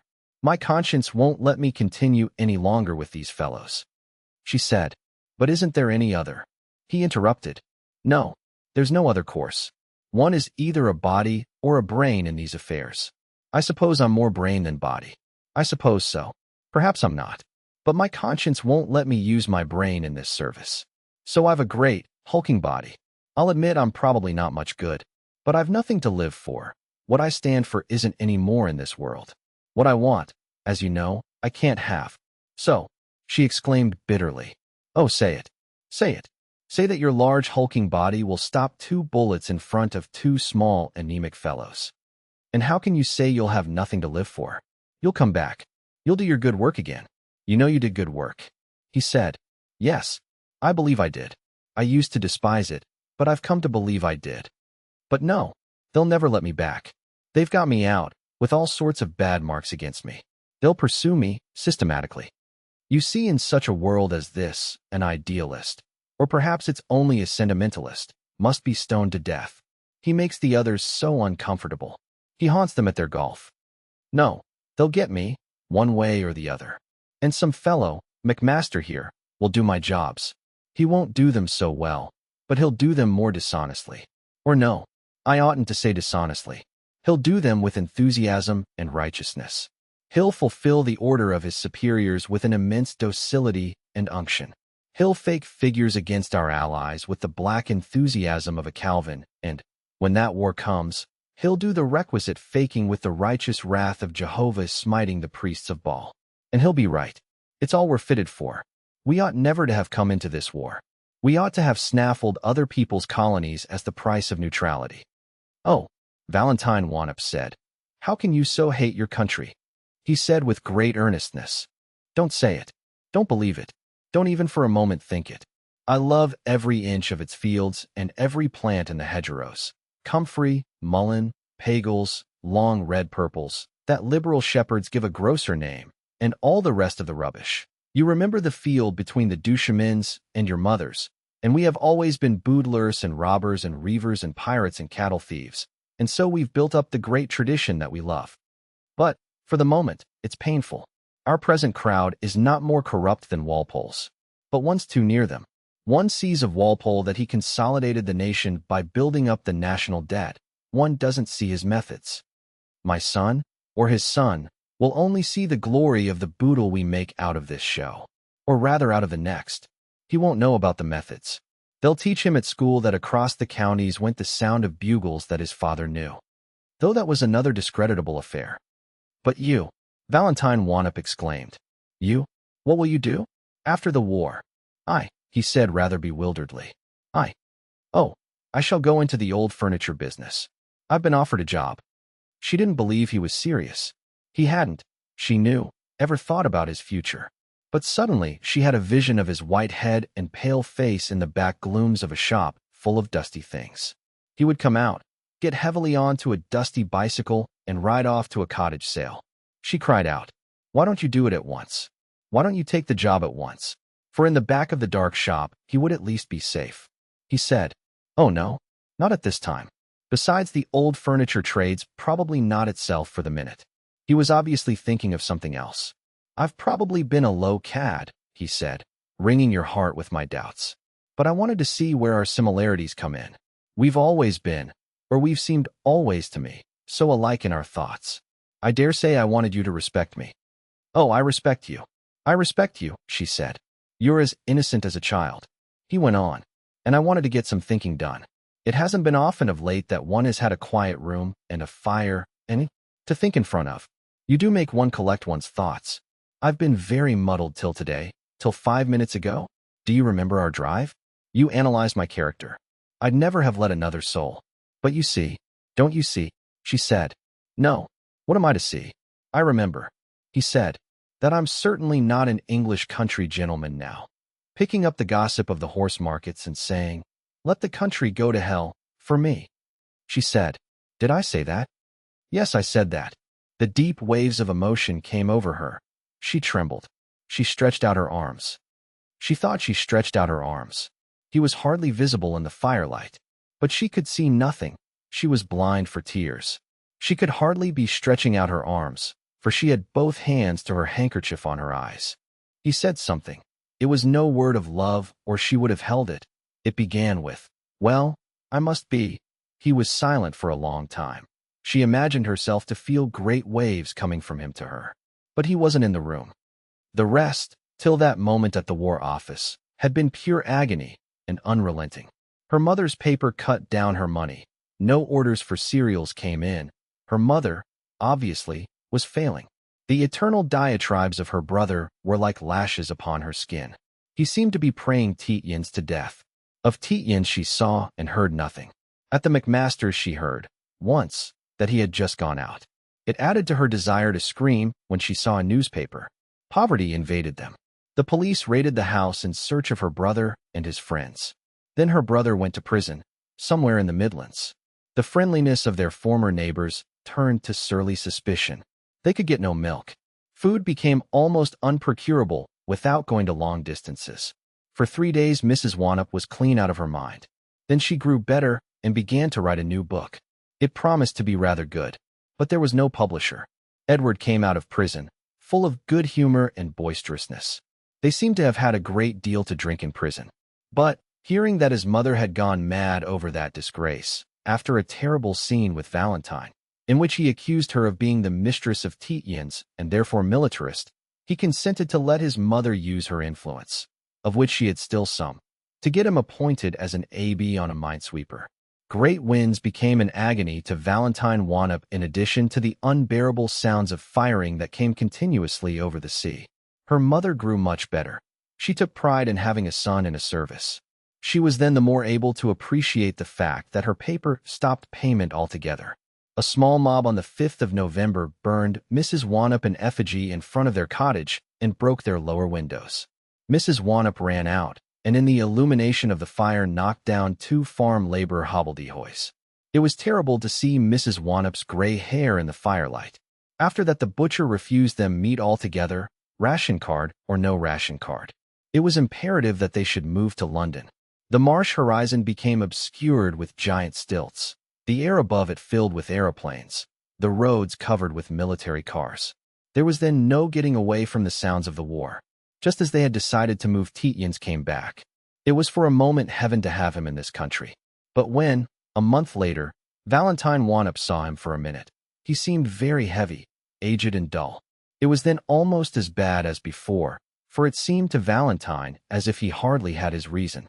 On hearing that Tietjens was to be quartered, or, at any rate, occupied, in the neighborhood of Ealing, Mrs. Wannop at once took a small house in Bedford Park, whilst, to make ends meet, for her mother made terribly little, Valentine Wannop took a post as athletic mistress in a great school in a not very near suburb. Thus, though Tietjens came in for a cup of tea almost every afternoon with Mrs. Wannop in the dilapidated little suburban house, Valentine Wannop hardly ever saw him. The only free afternoon she had was the Friday, and on that day she still regularly chaperoned Mrs. Duchemin, meeting her at Charing Cross towards noon and taking her back to the same station in time to catch the last train to Rye. On Saturdays and Sundays she was occupied all day in typing her mother's manuscript. Of Tietjens, then, she saw almost nothing. She knew that his poor mind was empty of facts and of names, but her mother said he was a great help to her. Once provided with facts, his mind worked out sound Tory conclusions, or quite startling and attractive theories, with extreme rapidity. This Mrs. Wannop found of the greatest use to her whenever, though it wasn't now very often, she had an article to write for an excitable newspaper. She still, however, contributed to her failing organ of opinion, though it paid her nothing. Mrs. Duchemin, then, Valentine Wannop still chaperoned, though there was no bond any more between them. Valentine knew, for instance, perfectly well that Mrs. Duchemin, after she had been seen off by train from Charing Cross, got out at Clapham Junction, took a taxicab back to Gray's Inn after dark, and spent the night with McMaster, and Mrs. Duchemin knew quite well that Valentine knew. It was a sort of parade of circumspection and rightness, and they kept it up even after, at a sinister registry office, the wedding had taken place, Valentine being the one witness, and an obscure-looking substitute for the usual pew opener another. There seemed to be, by then, no very obvious reason why Valentine should support Mrs. McMaster any more on these rather dreary occasions. But Mrs. McMaster said she might just as well, until they saw fit to make the marriage public. There were, Mrs. McMaster said, censorious tongues, and even if these were confuted afterwards, it is difficult, if not impossible, to outrun scandal. Besides, Mrs. McMaster was of opinion that the McMaster afternoons with these geniuses must be a liberal education for Valentine. But, as Valentine sat most of the time at the tea table near the door, it was the backs and side faces of the distinguished rather than their intellects with which she was most acquainted. Occasionally, however, Mrs. Duchemin would show Valentine, as an enormous privilege, one of the letters to herself from men of genius, usually North British, written, as a rule, from the continent or more distant and peaceful climates, for most of them believed it their duty in these hideous times to keep alive in the world the only glimmering spark of beauty. Couched in terms so eulogistic as to resemble those used in passionate love letters by men more profane, these epistles recounted or consulted Mrs. Duchemin as to their love affairs with foreign princesses, the progress of their ailments, or the progresses of their souls towards those higher regions of morality in which floated their so beautiful-souled correspondent. The letters entertained Valentine, and, indeed, she was entertained by that whole mirage. It was only the McMaster's treatment of her mother that finally decided Valentine that this friendship had died, for the friendships of women are very tenacious things, surviving astonishing disillusionments, and Valentine Wannup was a woman of more than usual loyalty. Indeed, if she couldn't respect Mrs. Duchemin on the old grounds, she could very really respect her for her tenacity of purpose, her determination to advance McMaster, and for the sort of ruthlessness that she put into these pursuits. Valentine's affection had, indeed, survived even Edith Ethel's continued denegations of Tietjens, for Edith Ethel regarded Tietjens as a clog round her husband's neck, if only because he was a very unpopular man, grown personally rather unpresentable and always extremely rude to the geniuses on Fridays. Edith Ethel, however, never made these complaints that grew more and more frequent as more and more the distinguished flocked to the Fridays before McMaster. And they ceased very suddenly and in a way that struck Valentine as odd. Mrs. Duchemin's grievance against Tietjens was that, McMaster being a weak man, Tietjens had acted as his banker until, what with interest and the rest of it, McMaster owed Tietjens a great sum, several £1,000s. And there had been no real reason. McMaster had spent most of the money either on costly furnishings for his rooms or on his costly journeys to Rye.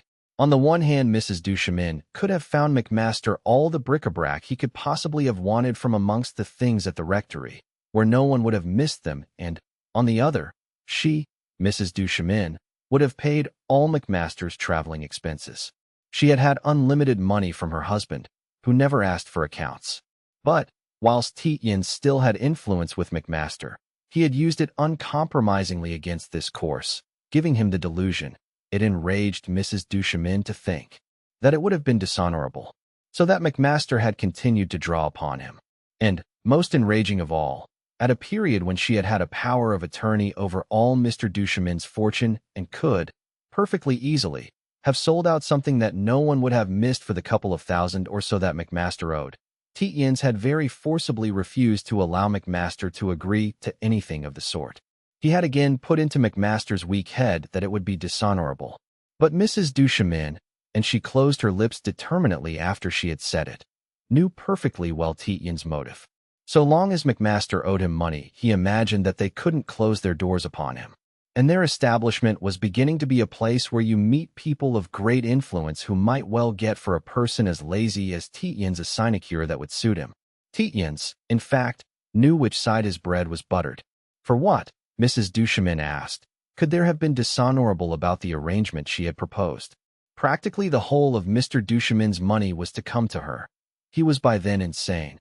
It was therefore, morally, her own. But immediately after that, Mr. Duchemin having been certified, the estate had fallen into the hands of the lunacy commissioners, and there had been no further hope of taking the capital. Now, her husband being dead, it was in the hands of trustees, Mr. Duchemin having left the whole of his property to Magdalen College and merely the income to his widow.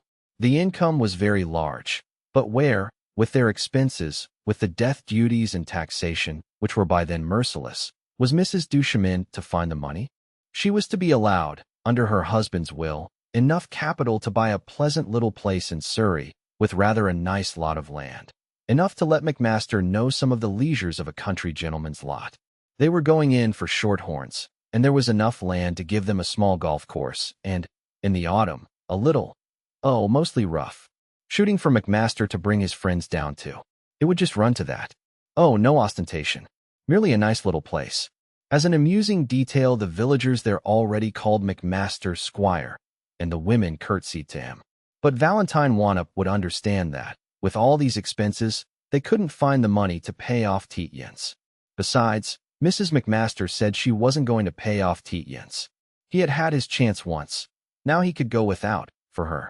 McMaster would have to pay it himself, and he would never be able to, his contribution to their housekeeping being what it was. And there were going to be complications.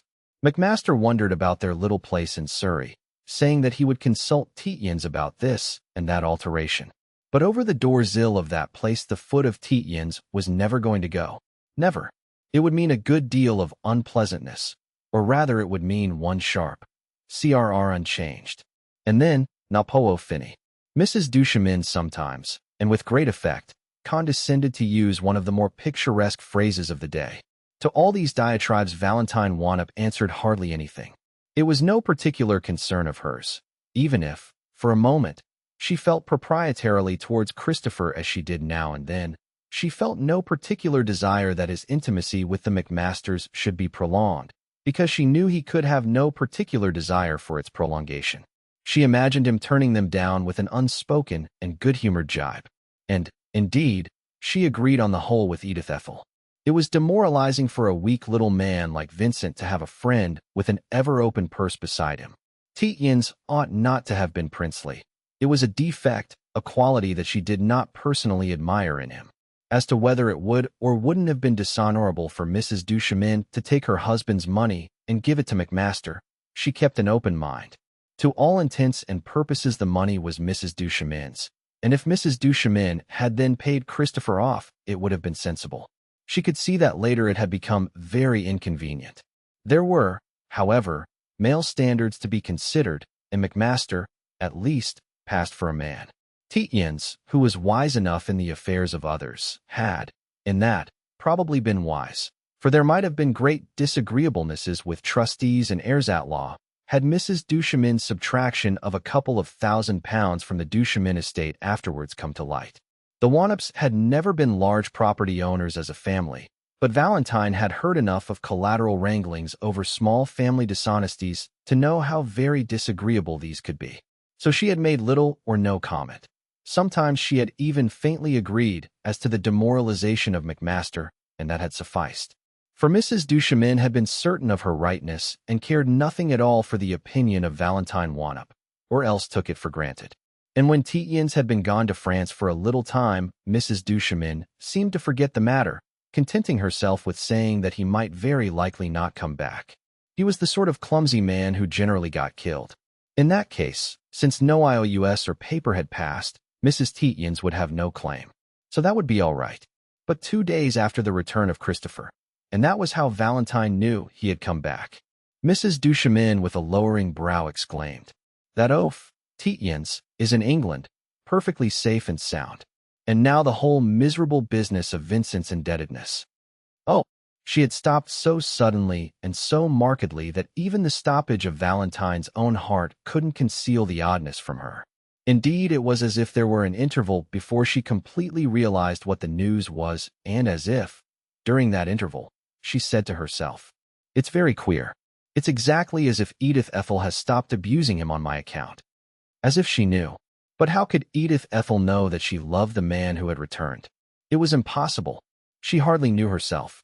Then the great wave of relief rolled over her. He was in England.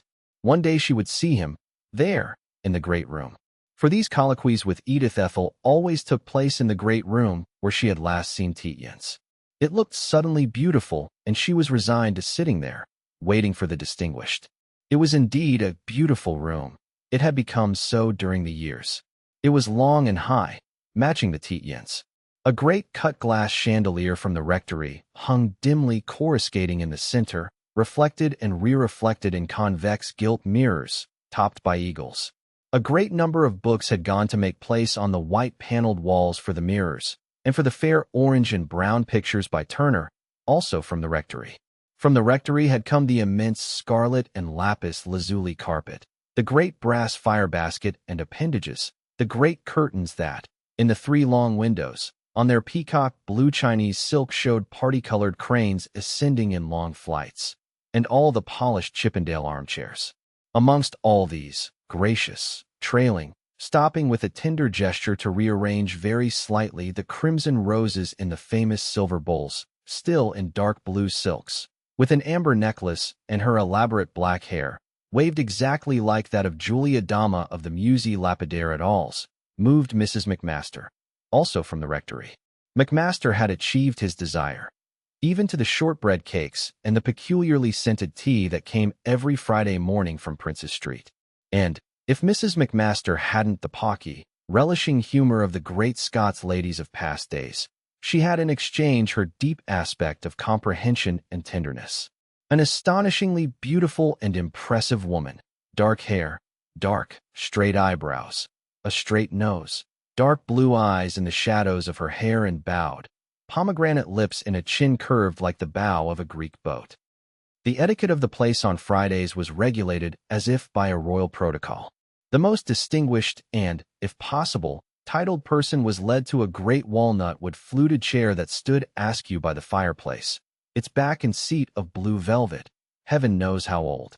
Over him would hover Mrs. Duchemin, or, if he were very distinguished, both Mr. and Mrs. McMaster.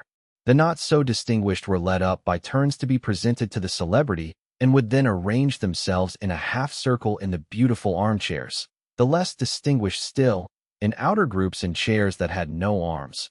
The almost undistinguished stood, also in groups or languished, awestruck on the scarlet leather window seats.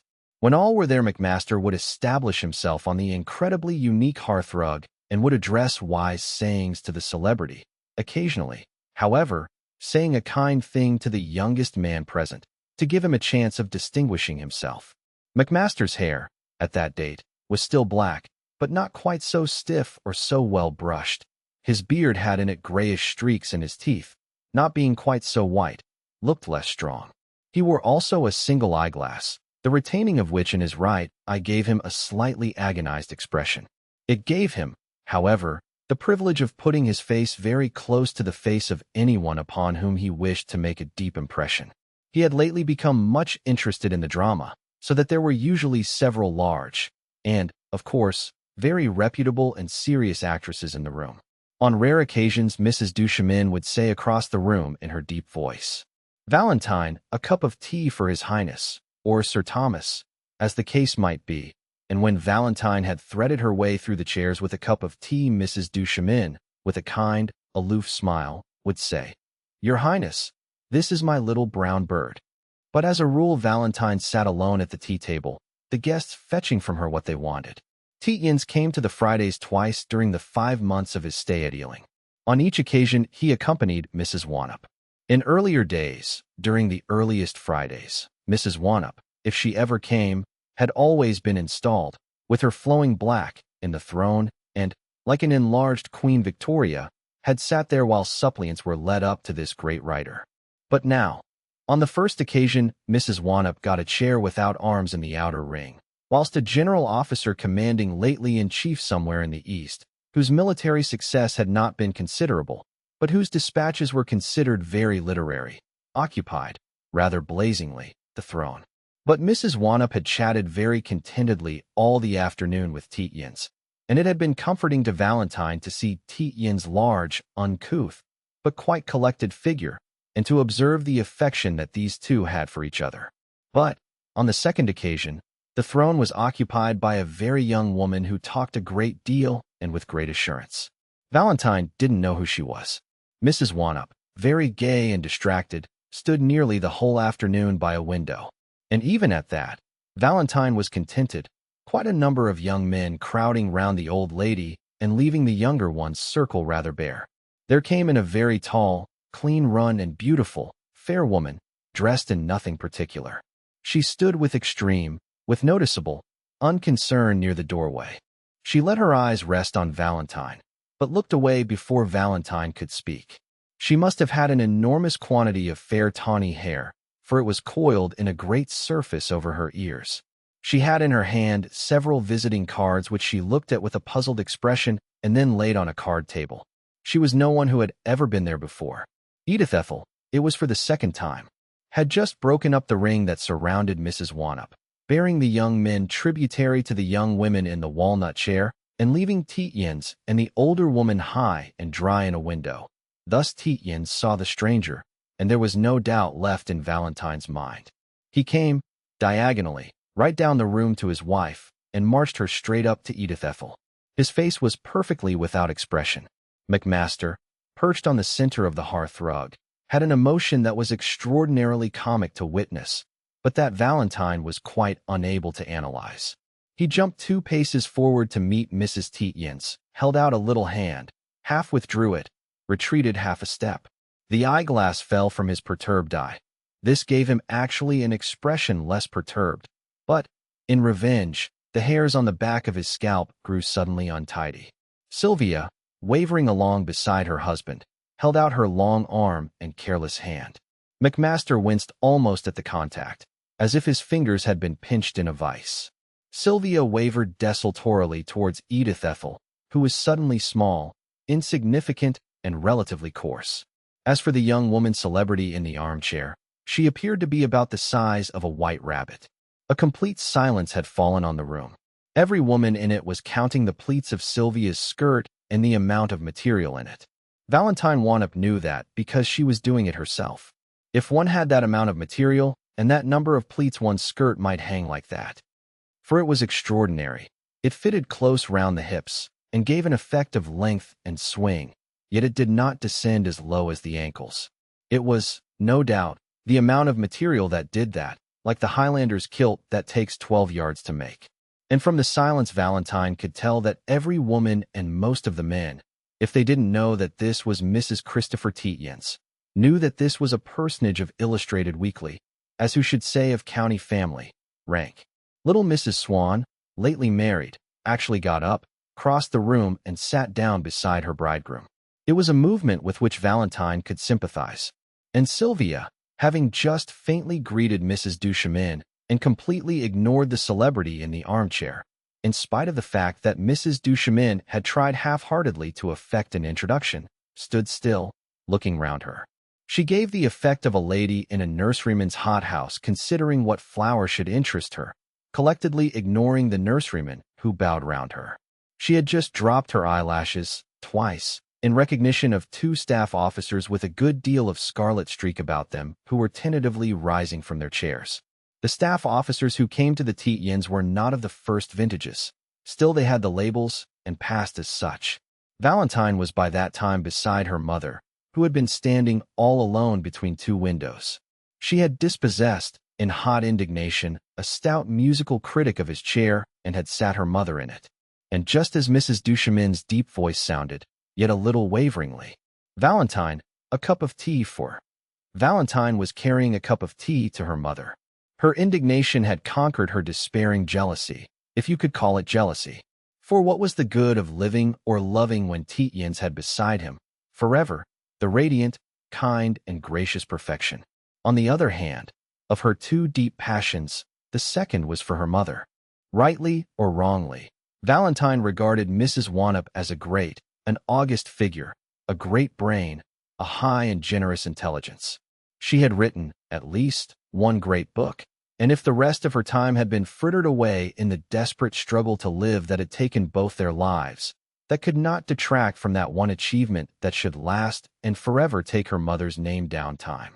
That this greatness should not weigh with the McMasters had hitherto neither astonished nor irritated Valentine. The McMasters had their game to play, and, for the matter of that, they had their predilections. Their game kept them amongst the officially influential, the semi-official, and the officially accredited. They moved with such CBS, knights, presidents, and the rest as dabbled in writing or the arts. They went upwards with such reviewers, art critics, musical writers, and archaeologists as had posts in, if possible, first-class public offices or permanent positions on the more august periodicals. If an imaginative author seemed assured of position and lasting popularity, McMaster would send out feelers towards him, would make himself humbly useful, and sooner or later either Mrs. Duchemin would be carrying on with him one of her high-sold correspondences, or she wouldn't. Mrs. Wannop they had formerly accepted as permanent leader writer and chief critic of a great organ, but the great organ having dwindled and now disappeared, the McMasters no longer wanted her at their parties. That was the game, and Valentine accepted it. But that it should have been done with such insolence, so obviously meant to be noted. For in twice breaking up Mrs. Wannop's little circle, Mrs. Duchemin had not even once so much as said, "How d'ye do?" to the elder lady. That was almost more than Valentine could, for the moment, bear, and she would have taken her mother away at once and would never have re-entered the house, but for the compensations. Her mother had lately written and even found a publisher for a book, and the book had showed no signs of failing powers. On the contrary, having been perforce stopped off the perpetual journalism that had dissipated her energies, Mrs. Wannop had turned out something that Valentine knew was sound, sane, and well done. Abstractions of failing attention to the outside world are not necessarily in a writer signs of failing as a writer. It may mean merely that she is giving so much thought to her work that her outside contacts suffer. If that is the case, her work will gain. That this might be the case with her mother was Valentine's great and secret hope. Her mother was barely 60. Many great works have been written by writers aged between 60 and 70. And the crowding of youngish men round the old lady had given Valentine a little confirmation of that hope. The book, naturally, in the maelstrom flux and reflux of the time, had attracted no attention, and poor Mrs. Wannop had not succeeded in extracting a penny for it from her adamantine publisher. She hadn't, indeed, made a penny for several months, and they existed almost at starvation point in their little den of a villa, on Valentine's earnings as athletic teacher. But that little bit of attention in that semi-public place had seemed, at least, as a confirmation to Valentine. There probably was something sound, sane, and well done in her mother's work. That was almost all she asked of life. And, indeed, while she stood by her mother's chair, thinking with a little bitter pathos that if Edith Ethel had left the 3 or 4 young men to her mother, the 3 or 4 might have done her poor mother a little good, with innocent puffs and the like. And heaven knew they needed that little good badly enough. A very thin and untidy young man did drift back to Mrs. Wannop and asked, precisely, if he might make a note or two for publication as to what Mrs. Wannop was doing. Her book, he said, had attracted so much attention. They hadn't known that they had still writers among them. A singular, triangular drive had begun through the chairs from the fireplace. That was how it had seemed to Valentine. Mrs. Tietjens had looked at them, had asked Christopher a question, and, immediately, as if she were coming through waist-high surf, had borne down McMaster and Mrs. Duchemin, flanking her obsequiously, setting aside chairs and their occupants, Tietjens and the 2, rather bashfully following staff officers, broadening out the wedge. Sylvia, her long arm held out from a yard or so away, was stretching out her hand to Valentine's mother. With her clear, high, unembarrassed voice she exclaimed, also from a yard or so away, so as to be heard by everyone in the room, "You're Mrs. Wannop, the great writer. I'm Christopher Tietjens' wife." The old lady, with her dim eyes, looked up at the younger woman towering above her. "You're Christopher's wife?" she said. "I must kiss you for all the kindness he has shown me." Valentine felt her eyes filling with tears. She saw her mother stand up, place both her hands on the other woman's shoulders. She heard her mother say, "You're a most beautiful creature. I'm sure you're good." Sylvia stood, smiling faintly, bending a little to accept the embrace. Behind the McMasters, Tietjens, and the staff officers, a little crowd of goggle eyes had ranged itself. Valentine was crying. She slipped back behind the Tietjens, though she could hardly feel the way. Beautiful. The most beautiful woman she had ever seen. And good. Kind. You could see it in the lovely way she had given her cheek to that poor old woman's lips. And to live all day, forever, beside him, she, Valentine, ought to be ready to lay down her life for Sylvia Tietjens. The voice of Tietjens said, just above her head, "Your mother seems to be having a regular triumph." And, with his good-natured cynicism, he added, "It seems to have upset some apple carts." They were confronted with the spectacle of McMaster conducting the young celebrity from her deserted armchair across the room to be lost in the horseshoe of crowd that surrounded Mrs. Wannop. Valentine said, "You're quite gay today. Your voice is different. I suppose you're better?" She did not look at him. His voice came. "Yes, I'm relatively gay." It went on. "I thought you might like to know. A little of my mathematical brain seems to have come to life again. I've worked out 2 or 3 silly problems." She said, "Mrs. Tietjens will be pleased." Oh, the answer came. Mathematics don't interest her any more than cockfighting. With immense swiftness, between word and word, Valentine read into that a hope. This splendid creature did not sympathize with her husband's activities. But he crushed it heavily by saying, "Why should she? She's so many occupations of her own that she's unrivaled at."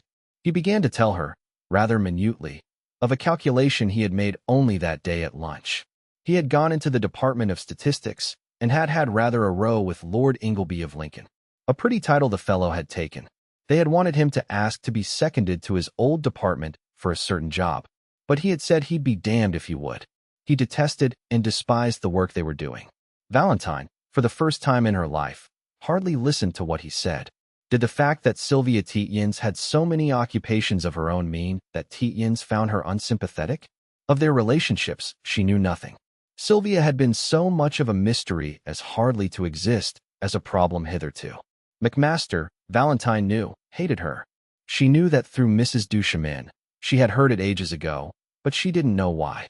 She had never come to the McMaster afternoons, but that was natural.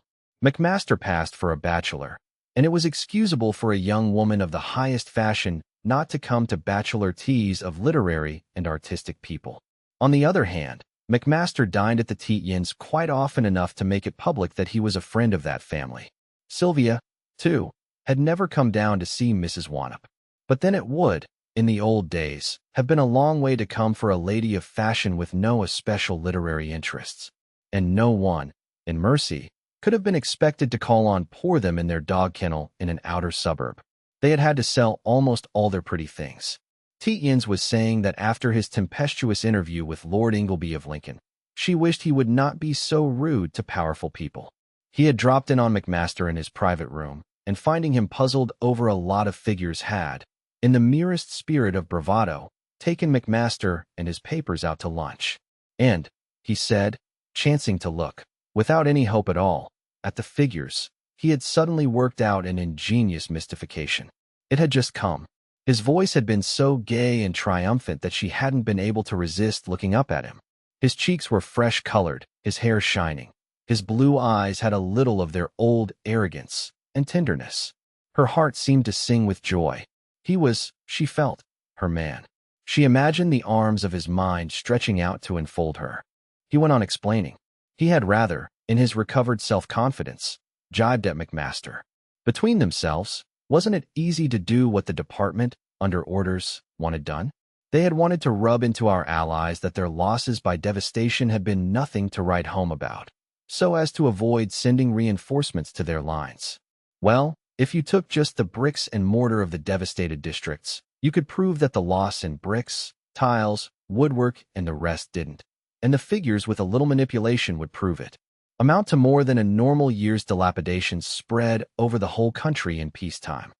House repairs in a normal year had cost several million sterling. The enemy had only destroyed just about so many million sterling in bricks and mortar. And what was a mere year's dilapidations in house property? You just neglected to do them and did them next year. So, if you ignored the lost harvests of 3 years, the lost industrial output of the richest industrial region of the country, the smashed machinery, the barked fruit trees, the 3 years' loss of 4.5 of the coal output for 3 years, and the loss of life. We could go to our allies and say, all your yappings about losses are the merest bulls. You can perfectly well afford to reinforce the weak places of your own lines. We intend to send our new troops to the Near East, where lies our true interest. And though they might sooner or later point out the fallacy, you would by so much have put off the abhorrent expedient of a single command. Valentine, though it took her away from her own thoughts, couldn't help saying, "But weren't you arguing against your own convictions?" He said, "Yes, of course I was. In the lightness of my heart. It's always a good thing to formulate the other fellow's objections." She had turned half round in her chair. They were gazing into each other's eyes, he from above, she from below. She had no doubt of his love. He, she knew, could have no doubt of hers. She said, "But isn't it dangerous? To show these people how to do it?" He said, "Oh, no, no, no. You don't know what a good soul little Vinny is. I don't think you've ever been quite just to Vincent McMaster. He'd as soon think of picking my pocket as of picking my brains. The soul of honor." Valentine had felt a queer sensation. She was not sure afterwards whether she had felt it before she had realized that Sylvia Tietjens was looking at them. She stood there, very erect, a queer smile on her face. Valentine could not be sure whether it was kind, cruel, or merely distantly ironic. But she was perfectly sure it showed, whatever was behind it, that its wearer knew all that there was to know of her, Valentine's, feelings for Tietjens and for Tietjens' feelings for her. It was like being a woman and man in adultery in Trafalgar Square.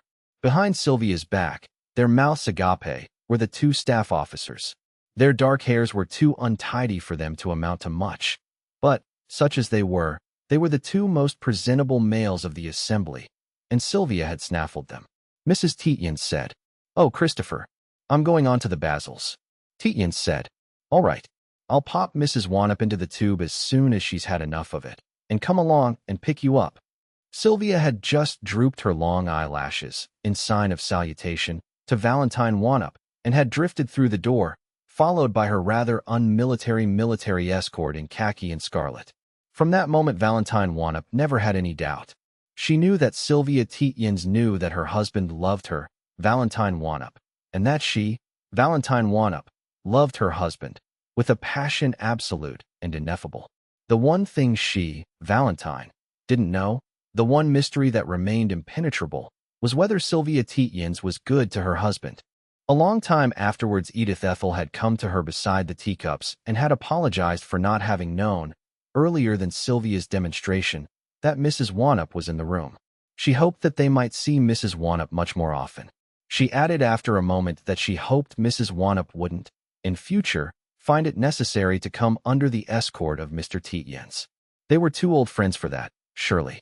Valentine said, "Look here, Ethel, if you think that you can keep friends with Mother and turn on Mr. Tietjens after all he's done for you, you're mistaken.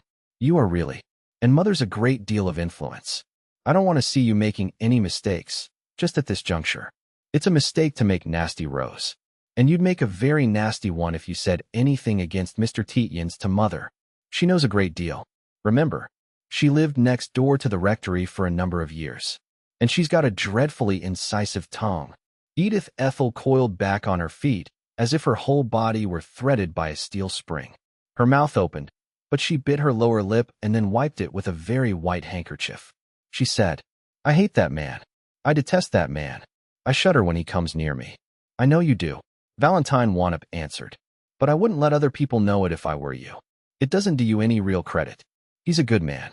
Edith Ethel looked at her with a long, calculating glance. Then she went to stand before the fireplace. That had been 5, or at most 6, Fridays before Valentine sat with Mark Tietjens in the War Office waiting hall, and, on the Friday immediately before that again, all the guests being gone, Edith Ethel had come to the tea table and, with her velvet kindness, had placed her right hand on Valentine's left. Admiring the gesture with a deep fervor, Valentine knew that that was the end. 3 days before, on the Monday, Valentine, in her school uniform, in a great store to which she had gone to buy athletic paraphernalia, had run into Mrs. Duchemin, who was buying flowers. Mrs. Duchemin had been horribly distressed to observe the costume. She had said, "But do you go about in that? It's really dreadful." Valentine had answered, "Oh yes. When I'm doing business for the school and school hours I'm expected to wear it. And I wear it if I'm going anywhere in a hurry after school hours. It saves my dresses. I haven't got too many.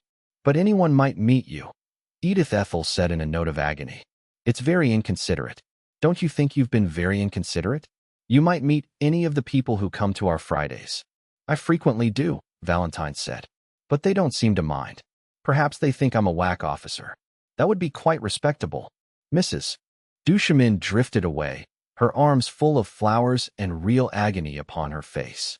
Now, beside the tea table she said, very softly, "My dear, we've decided not to have our usual Friday afternoon next week." Valentine wondered whether this was merely a lie to get rid of her. But Edith Ethel went on, "We've decided to have a little evening festivity. After a great deal of thought, we've come to the conclusion that we ought, now, to make our union public." She paused to await comment, but Valentine making none, she went on, "It coincides very happily. I can't help feeling it coincides very happily with another event. Not that we set much store by these things, but it has been whispered to Vincent that next Friday, perhaps, my dear Valentine, you, too, will have heard." Valentine said, "No, I haven't. I suppose he's got the OBE. I'm very glad. The sovereign," Mrs. Duchemin said, "is seeing fit to confer the honor of knighthood on him." "Well," Valentine said, "he's had a quick career. I've no doubt he deserves it. He's worked very hard. I do sincerely congratulate you. It'll be a great help to you." "It's," Mrs. Duchemin said, "not for mere plodding. That's what makes it so gratifying. It's for a special piece of brilliance that has marked him out. It's, of course, a secret. But, oh, I know," Valentine said. "He's worked out some calculations to prove that losses in the devastated districts, if you ignore machinery, coal output, orchard trees, harvests, industrial products, and so on, don't amount to more than a year's household dilapidations for the—" Mrs. Duchemin said with real horror, "But how did you know? How on earth did you know?" She paused. "It's such a dead secret. That fellow must have told you." "But how on earth could he know? I haven't seen Mr. Tietjens to speak to since the last time he was here," Valentine said. She saw, from Edith Ethel's bewilderment, the whole situation. The miserable McMaster hadn't even confided to his wife that the practically stolen figures weren't his own. He desired to have a little prestige in the family circle. For once, a little prestige. Well, why shouldn't he have it? Tietjens, she knew, would wish him to have all he could get. She said therefore, "Oh, it's probably in the air. It's known the government want to break their claims to the higher command, and anyone who could help them to that would get a knighthood." Mrs. Duchemin was more calm. "It's certainly," she said, "irked, as you call it, those beastly people." She reflected for a moment. "It's probably that," she went on. "It's in the air. Anything that can help to influence public opinion against those horrible people is to be welcomed. That's known pretty widely. No, it could hardly be Christopher Tietjens who thought of it and told you. It wouldn't enter his head. He's their friend. He would be. He's certainly," Valentine said, "not a friend of his country's enemies." "I'm not myself," Mrs. Duchemin exclaimed sharply, her eyes dilated. "What do you mean? What on earth do you dare to mean? I thought you were a pro-German." Valentine said, I'm not. I hate men's deaths. I hate any men's deaths. Any men." She calmed herself by main force. "Mr. Tietjens says that the more we hinder our allies, the more we drag the war on, and the more lives are lost." "More lives, do you understand?" Mrs. Duchemin assumed her most aloof, tender, and high air. "My poor child," she said, "what possible concern can the opinions of that broken fellow cause anyone? You can warn him from me that he does himself no good by going on uttering these discredited opinions. He's a marked man. Finished. It's no good Guggums, my husband, trying to stand up for him." "He does stand up for him?" Valentine asked, "though I don't see why it's needed. Mr. Tietjens is surely able to take care of himself." "My good child," Edith Ethel said, "you may as well know the worst. There's not a more discredited man in London than Christopher Tietjens, and my husband does himself infinite harm in standing up for him. It's our one quarrel." She went on again. "It was all very well whilst that fellow had brains. He was said to have some intellect, though I could never see it. But now that, with his drunkenness and debaucheries, he has got himself into the state he is in, for there's no other way of accounting for his condition, they're striking him, I don't mind telling you, off the roll of his office." It was there that, for the first time, the thought went through Valentine Wannop's mind, like a mad inspiration. This woman must at one time have been in love with Tietjens. It was possible, men being what they were, that she had even once been Tietjens' mistress, for it was impossible otherwise to account for this spite, which to Valentine seemed almost meaningless. She had, on the other hand, no impulse to defend Tietjens against accusations that could not have any possible grounds. Mrs. Duchemin was going on with her kind loftiness. Of course a fellow like that, in that condition, could not understand matters of high policy. It is imperative that these fellows should not have the higher command. It would pander to their insane spirit of militarism. They must be hindered. I'm talking, of course, between ourselves, but my husband says that that is the conviction in the very highest circles. To let them have their way, even if it led to earlier success, would be to establish a precedent. So my husband says, compared with which the loss of a few lives. Valentine sprang up, her face distorted. For the sake of Christ, she cried out, as you believe that Christ died for you, try to understand that millions of men's lives are at stake. Mrs. Duchemin smiled. My poor child, she said, if you moved in the higher circles you would look at these things with more aloofness. Valentine leaned on the back of a high chair for support. You don't move in the higher circles, she said. For heaven's sake, for your own, remember that you are a woman, not forever and for always a snob. You were a good woman once. You stuck to your husband for quite a long time. Mrs. Duchemin, in her chair, had thrown herself back. My good girl, she said, have you gone mad? Valentine said, yes, very nearly. I've got a brother at sea. I've had a man I loved out there for an infinite time. You can understand that, I suppose, even if you can't understand how one can go mad merely at the thoughts of suffering at all. And I know, Edith Ethel, that you are afraid of my opinion of you, or you wouldn't have put up all the subterfuges and concealments of all these years. Mrs. Duchemin said quickly, oh, my good girl. If you've got personal interests at stake, you can't be expected to take abstract views of the higher matters. We had better change the subject. Valentine said, yes, do. Get on with your excuses for not asking me and mother to your knighthood party. Mrs. Duchemin, too, rose at that. She felt at her amber beads with long fingers that turned very slightly at the tips. She had behind her all her mirrors, the drops of her lustres, shining points of gilt and of the polish of dark woods. Valentine thought that she had never seen anyone so absolutely impersonate kindness, tenderness, and dignity. She said, my dear, I was going to suggest that it was the sort of party to which you might not care to come. The people will be stiff and formal, and you probably haven't got a frock. Valentine said, oh, I've got a frock all right. But there's a Jacob's ladder in my party stockings, and that's the sort of ladder you can't kick down. She couldn't help saying that. Mrs. Duchemin stood motionless, and very slowly redness mounted into her face. It was most curious to see against that scarlet background the vivid white of the eyes and the dark, straight eyebrows that nearly met.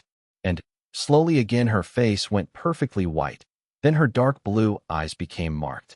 She seemed to wipe her long, white hands one in the other, inserting her right hand into her left, drawing it out again. I'm sorry, she said in a dead voice. We had hoped that, if that man went to France, or if other things happened, we might have continued on the old friendly footing. But you yourself must see that, with our official position, we can't be expected to connive. Valentine said, I don't understand. Perhaps you'd rather I didn't go on. Mrs. Duchemin retorted, I'd much rather not go on. You'd probably better, Valentine answered. We had meant, the elder woman said, to have a quiet little dinner, we two and you, before the party, for Auld Lang Syne. But that fellow has forced himself in, and you see for yourself that we can't have you as well. Valentine said, I don't see why not. I always like to see Mr. Tietjens. Mrs. Duchemin looked hard at her. I don't see the use, she said, of your keeping on that mask. It is surely bad enough that your mother should go about with that man, and that terrible scenes like that of the other Friday should occur. Mrs. Tietjens was heroic, nothing less than heroic. But you have no right to subject us, your friends, to such ordeals. Valentine said, you mean? Mrs. Christopher Tietjens. Mrs. Duchemin went on. My husband insists that I should ask you, but I will not. I simply will not. I invented for you the excuse of the frock. Of course, we could have given you a frock if that man is so mean or so penniless as not to keep you decent. But I repeat, with our official position we cannot. We cannot. It would be madness. Connive at this intrigue, and all the more as the wife appears likely to be friendly with us. She has been once. She may well come again. She paused, and went on solemnly. And I warn you, if the split comes, as it must, for what woman could stand it? It is Mrs. Tietjens we shall support. She will always find a home here. An extraordinary picture of Sylvia Tietjens standing beside Edith Ethel and dwarfing her as a giraffe dwarfs an emu came into Valentine's head. She said, "Ethel, have I gone mad? Or is it you? Upon my word, I can't understand." Mrs. Duchemin exclaimed, "For God's sake, hold your tongue, you shameless thing. You've had a child by the man, haven't you?" Valentine saw suddenly the tall silver candlesticks, the dark polished panels of the rectory, and Edith Ethel's mad face and mad hair whirling before them. She said, "No, I certainly haven't. Can you get that into your head? I certainly haven't." She made a further effort over immense fatigue. "I assure you, I beg you to believe, if it will give you any ease, that Mr. Tietjens has never addressed a word of love to me in his life, nor have I to him. We have hardly talked to each other in all the time we have known each other." Mrs. Duchemin said in a harsh voice, "7 people in the last 5 weeks have told me you have had a child by that brute beast. He's ruined because he has to keep you and your mother and the child. You won't deny that he has a child somewhere hidden away?" Valentine exclaimed suddenly, "Oh, Ethel, you mustn't be jealous of me. If you only knew, you wouldn't be jealous of me. I suppose the child you were going to have was by Christopher? Men are like that. But not of me. You need never. I've been the best friend you can ever have had." Mrs. Duchemin exclaimed harshly, as if she were being strangled. "A sort of blackmail. I knew it would come to that. It always does with your sort. Then do your damnedest, you harlot. You never set foot in this house again. Go you and rot." Her face suddenly expressed extreme fear, and with great swiftness she ran up the room. Immediately afterwards, she was tenderly bending over a great bowl of roses beneath the luster. The voice of Vincent McMaster from the door had said, "Come in, old man. Of course I've got 10 minutes. The book's in here somewhere." McMaster was beside her, rubbing his hands, bending with his curious, rather abject manner, and surveying her agonizedly with his eyeglass, which enormously magnified his lashes, his red lower lid, and the veins on his cornea. "Valentine," he said, "my dear Valentine. You've heard? We've decided to make it public. Guggums will have invited you to our little feast, and there will be a surprise, I believe." Edith Ethel looked, as she bent, lamentably and sharply, over her shoulder at Valentine. "Yes," she said bravely, aiming her voice at Edith Ethel. "Ethel has invited me. I'll try to come." "Oh, but you must," McMaster said. "Just you and Christopher, who've been so kind to us. For old time's sake. You could not." Christopher Tietjens was ballooning slowly from the door, his hand tentatively held out to her. As they practically never shook hands at home, it was easy to avoid his hand. She said to herself, "Oh, how is it possible? How could he have?" And the terrible situation poured itself over her mind. The miserable little husband, the desperately nonchalant lover, and Edith Ethel mad with jealousy. A doomed household. She hoped Edith Ethel had seen her refuse her hand to Christopher. But Edith Ethel, bent over her rose bowl, was burying her beautiful face in flower after flower. She was accustomed to do this for many minutes on end. She thought that, so, she resembled a picture by the subject of her husband's first little monograph. And so, Valentine thought, she did. She was trying to tell McMaster that Friday evenings were difficult times for her to get away. But her throat ached too much. That, she knew, was her last sight of Edith Ethel, whom she had loved very much.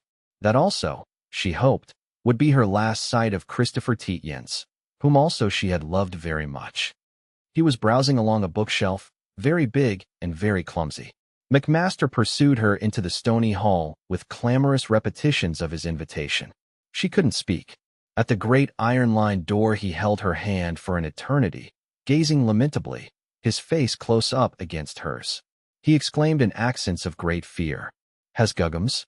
"She hasn't." His face, which when you saw it so closely was a little blotched, distorted itself with anxiety. He glanced aside with panic at the drawing-room door. Valentine burst a voice through her agonized throat. "Ethel," she said, "has told me she's to be Lady McMaster. I'm so glad. I'm so truly glad for you. You've got what you wanted, haven't you?" His relief let him get out distractedly, yet as if he were too tired to be any more agitated. Yes. It's, of course, a secret. I don't want him told till Friday next, so as to be a sort of bonne bouche. He's practically certain to go out again on Saturday. They're sending out a great batch of them for the big push." At that, she tried to draw her hand from his. She missed what he was saying. It was something to the effect that he would give it all for a happy little party. She caught the rather astonishing words, "Wie ein alter Skinen Zeit." She couldn't tell whether it was his or her eyes that were full of tears. She said, I believe you're a kind man." In the great stone hall, hung with long Japanese paintings on silk, the electric light suddenly jumped. It was at best a sad, brown place. He exclaimed, "I, too, beg you to believe that I will never abandon." He glanced again at the inner door and added, "You both. I will never abandon you both," he repeated. He let go her hand. She was on the stone stairs in the damp air. The great door closed irresistibly behind her, sending a whisper of air downwards.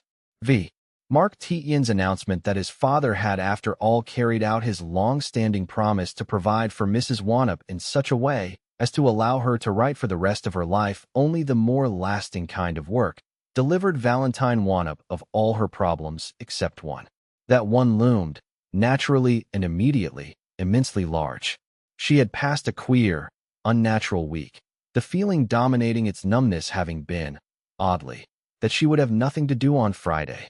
This feeling recurred to her whilst she was casting her eyes over 100 girls, all in their cloth jumpers and men's black ties, aligned upon asphalt, while she was jumping on trams, while she was purchasing the tinned or dried fish that formed the staple diet of herself and her mother, while she was washing up the dinner things, upbraiding the house agent for the state of the bath, or bending closely over the large but merciless handwriting of the novel of her mother's that she was typing.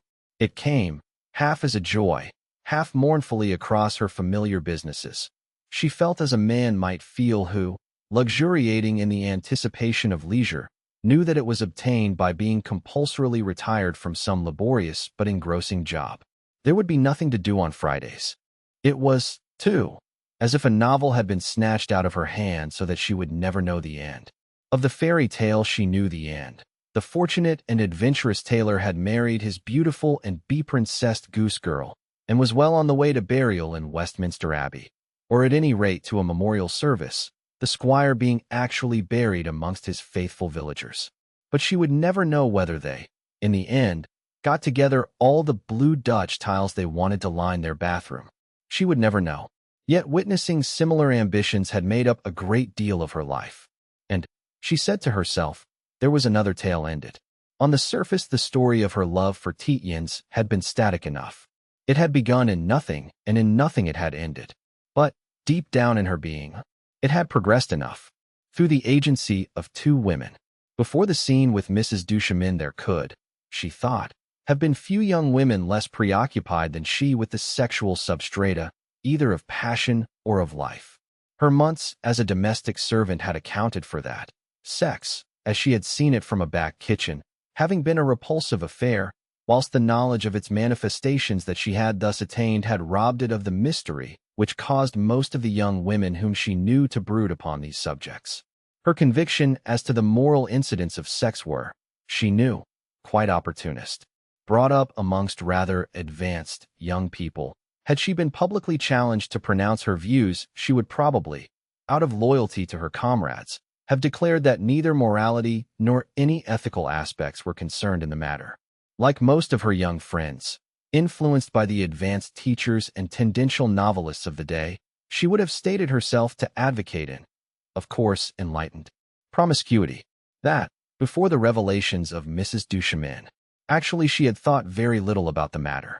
Nevertheless, even before that date, had her deeper feelings been questioned, she would have reacted with the idea that sexual incontinence was extremely ugly and chastity to be prized in the egg and spoon race that life was. She had been brought up by her father, who, perhaps, was wiser than appeared on the surface, to admire athleticism, and she was aware that proficiency of the body calls for chastity, sobriety, cleanliness, and the various qualities that group themselves under the heading of abnegation. She couldn't have lived amongst the Ealing servant class. The eldest son of the house in which she had been employed had been the defendant in a peculiarly scabrous breach of promise case, and the comments of the drunken cook on this and similar affairs had run the whole gamut from the sentimentally reticent to the extreme of coarseness according to the state of her alcoholic barometer. She couldn't then have lived among the Ealing servant class and come to any other subliminal conclusion. So that, dividing the world into bright beings on the one hand and, on the other, into the mere stuff to fill graveyards whose actions during life couldn't matter, she had considered that the bright beings must be people whose public advocating of enlightened promiscuity went along with an absolute continence. She was aware that enlightened beings occasionally fell away from these standards in order to become portentous egregious, but the Mary Wollstonecrafts, the Mrs. Taylors, and the George Eliots of the last century she had regarded humorously as rather priggish nuisances. Indeed, being very healthy and very hard-worked, she had been in the habit of regarding the whole matter, if not humorously, then at least good-humoredly, as a nuisance. But being brought right up against the sexual necessities of a first-class Egeria had been for her a horrible affair. For Mrs. Duchemin had revealed the fact that her circumspect, continent, and suavely aesthetic personality was doubled by another at least as coarse as, and infinitely more incisive in expression, than that of the drunken cook. The language that she had used about her lover, calling him always that oaf, or that beast, had seemed literally to pain the girl internally, as if it had caused so many fallings away of internal supports at each 2 or 3 words. She had hardly been able to walk home through the darkness from the rectory, and she had never heard what had become of Mrs. Duchemin's baby. Next day, Mrs. Duchemin had been as suave, as circumspect, and as collected as ever. Never a word more had passed between them on the subject. This left in Valentine Wannop's mind a dark patch, as it were of murder, at which she must never look. And across the darkened world of her sexual tumult there flitted continually the quick suspicion that Tietjens might have been the lover of her friend. It was a matter of the simplest analogy. Mrs. Duchemin had appeared a bright being, so had Tietjens. But Mrs. Duchemin was a foul whore. How much more then must Tietjens, who was a man, with the larger sexual necessities of the male? Her mind always refused to complete the thought. Its suggestion wasn't to be combated by the idea of Vincent McMaster himself. He was, she felt, the sort of man that it was almost a necessity for either mistress or comrade to betray. He seemed to ask for it. Besides, she once put it to herself, how could any woman, given the choice and the opportunity, and God knows there was opportunity enough, choose that shadowy, dried leaf, if there were the splendid masculinity of Tietjens in whose arms to lie? She so regarded these 2 men, and that shadowy conviction was at once fortified and appeased when, a little later, Mrs. Duchemin herself began to apply to Tietjens the epithets of oaf and beast, the very ones that she had used to designate the father of her putative child. But then Tietjens must have abandoned Mrs. Duchemin, and, if he had abandoned Mrs. Duchemin, he must be available for her, Valentine Wannop. The feeling, she considered, made her ignoble, but it came from depths of her being that she could not control, and, existing, it soothed her. Then, with the coming of the war, the whole problem died out, and between the opening of hostilities and what she had known to be the inevitable departure of her lover, she had surrendered herself to what she thought to be the pure physical desire for him. Amongst the terrible, crashing anguishes of that time, there had been nothing for it but surrender, with the unceasing, the never-ceasing thought of suffering, with the never-ceasing idea that her lover, too, must soon be so suffering. There was in the world no other refuge. No other. She surrendered. She waited for him to speak the word, or look the look that should unite them. She was finished. Chastity, napo fini. Like everything else. Of the physical side of love, she had neither image nor conception. In the old days when she had been with him, if he had come into the room in which she was, or if he had merely been known to be coming down to the village, she had hummed all day under her breath, and had felt warmer, little currents passing along her skin. She had read somewhere that to take alcohol was to send the blood into the surface vessels of the body, thus engendering a feeling of warmth. She had never taken alcohol, or not enough to produce recognizably that effect, but she imagined that it was thus love worked upon the body, and that it would stop forever at that. But, in these later days, much greater convulsions had overwhelmed her. It sufficed for Tietjens to approach her to make her feel as if her whole body was drawn towards him, as, being near a terrible height, you were drawn towards it. Great waves of blood rushed across her being, as if physical forces as yet undiscovered or invented attracted the very fluid itself. The moon so draws the tides. Once before, for a fraction of a second, after the long, warm night of their drive, she had felt that impulsion. Now, years after, she was to know it all the time, waking or half-waking, and it would drive her from her bed.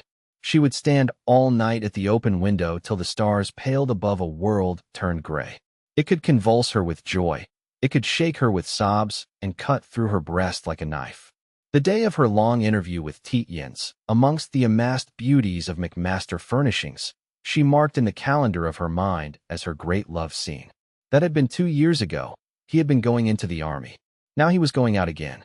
From that she knew what a love scene was. It passed without any mention of the word love. It passed in impulses, warmths, rigors of the skin.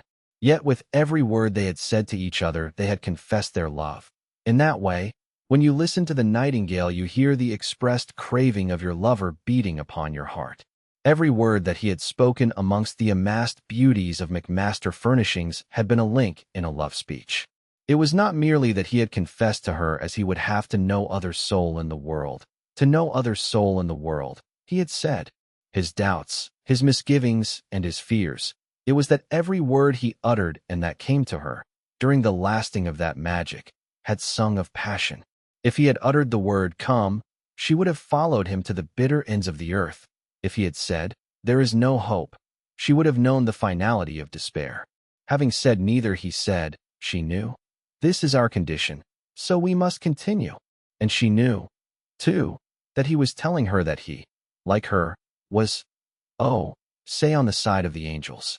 She was then, she knew, so nicely balanced that, had he said, will you tonight be my mistress, she would have said yes, for it was as if they had been, really, at the end of the world. But his abstention not only strengthened her in her predilection for chastity, it restored to her her image of the world as a place of virtues and endeavors. For a time at least she again hummed beneath her breath upon occasion, for it seemed as if her heart sang within her. And there was restored to her her image of her lover as a beautiful spirit. She had been able to look at him across the tea table of their dog kennel in Bedford Park during the last months, almost as she had looked across the more shining table of the cottage near the rectory. The deterioration that she knew Mrs. Duchemin to have worked in her mind was assuaged. It could even occur to her that Mrs. Duchemin's madness had been no more than a scare to be followed by no necessary crime. Valentine Wannup had re-become her confident self in a world of at least straight problems. But Mrs. Duchemin's outbreak of a week ago had driven the old phantoms across her mind. For Mrs. Duchemin she had still had a great respect. She could not regard her Edith Ethel as merely a hypocrite, or, indeed, as a hypocrite at all. There was her great achievement of making something like a man of that miserable little creature, as there had been her other great achievement of keeping her unfortunate husband for so long out of a lunatic asylum. That had been no mean feat. Neither feat had been mean. And Valentine knew that Edith Ethel really loved beauty, circumspection, urbanity. It was no hypocrisy that made her advocate the Atlanta race of chastity. But, also, as Valentine Wannup saw it, humanity has these doublings of strong natures. Just as the urbane and grave Spanish nation must find its outlet in the shrieking lusts of the bullring or the circumspect, laborious and admirable city typist must find her derivative in the cruder lusts of certain novelists. So Edith Ethel must break down into physical sexualities and into shrieked coarseness of fishwives. How else, indeed, do we have saints? Surely, alone, by the ultimate victory of the one tendency over the other. But now after her farewell scene with Edith Ethel, a simple rearrangement of the pattern had brought many of the old doubts, at least temporarily, back. Valentine said to herself that, just because of the very strength of her character, Edith Ethel couldn't have been brought down to uttering her fantastic denunciation of Tietjens, the merely mad charges of debauchery and excesses, and finally the sexually lunatic charge against herself, except under the sting of some such passion as jealousy. She, Valentine, couldn't arrive at any other conclusion, and, viewing the matter as she believed she now did, more composedly, she considered with seriousness that, Men being what they are, her lover respecting, or despairing of, herself had relieved the grosser necessities of his being, at the expense of Mrs. Duchemin, who had, no doubt, been only too ready. And in certain moods during the past week she had accepted this suspicion. In certain other moods she had put it from her. Towards the Thursday it had no longer seemed to matter. Her lover was going from her. The long pull of the war was on. The hard necessities of life stretched out. What could an infidelity more or less matter in the long, hard thing that life is? And on the Thursday two minor, or major, worries came to disturb her level. Her brother announced himself as coming home for several days' leave, and she had the trouble of thinking that she would have forced upon her a companionship and a point of view that would be coarsely and uproariously opposed to anything that Tietjens stood for, or for which he was ready to sacrifice himself. Moreover, she would have to accompany her brother to a number of riotous festivities, whilst all the time she would have to think of Tietjens as getting hour by hour nearer to the horrible circumstances of troops in contact with enemy forces. In addition, her mother had received an enviably paid-for commission from one of the more excitable Sunday papers to write a series of articles on extravagant matters connected with the hostilities. They had wanted the money so dreadfully, more particularly as Edward was coming home, that Valentine Wanop had conquered her natural aversion from the waste of time of her mother. It would have meant very little waste of time, and the £60 that it would have brought in would have made all the difference to them for months and months. But Tietjens, whom Mrs. Wanop had come to rely on as her right-hand man in these matters, had, it appeared, shown an unexpected recalcitrancy.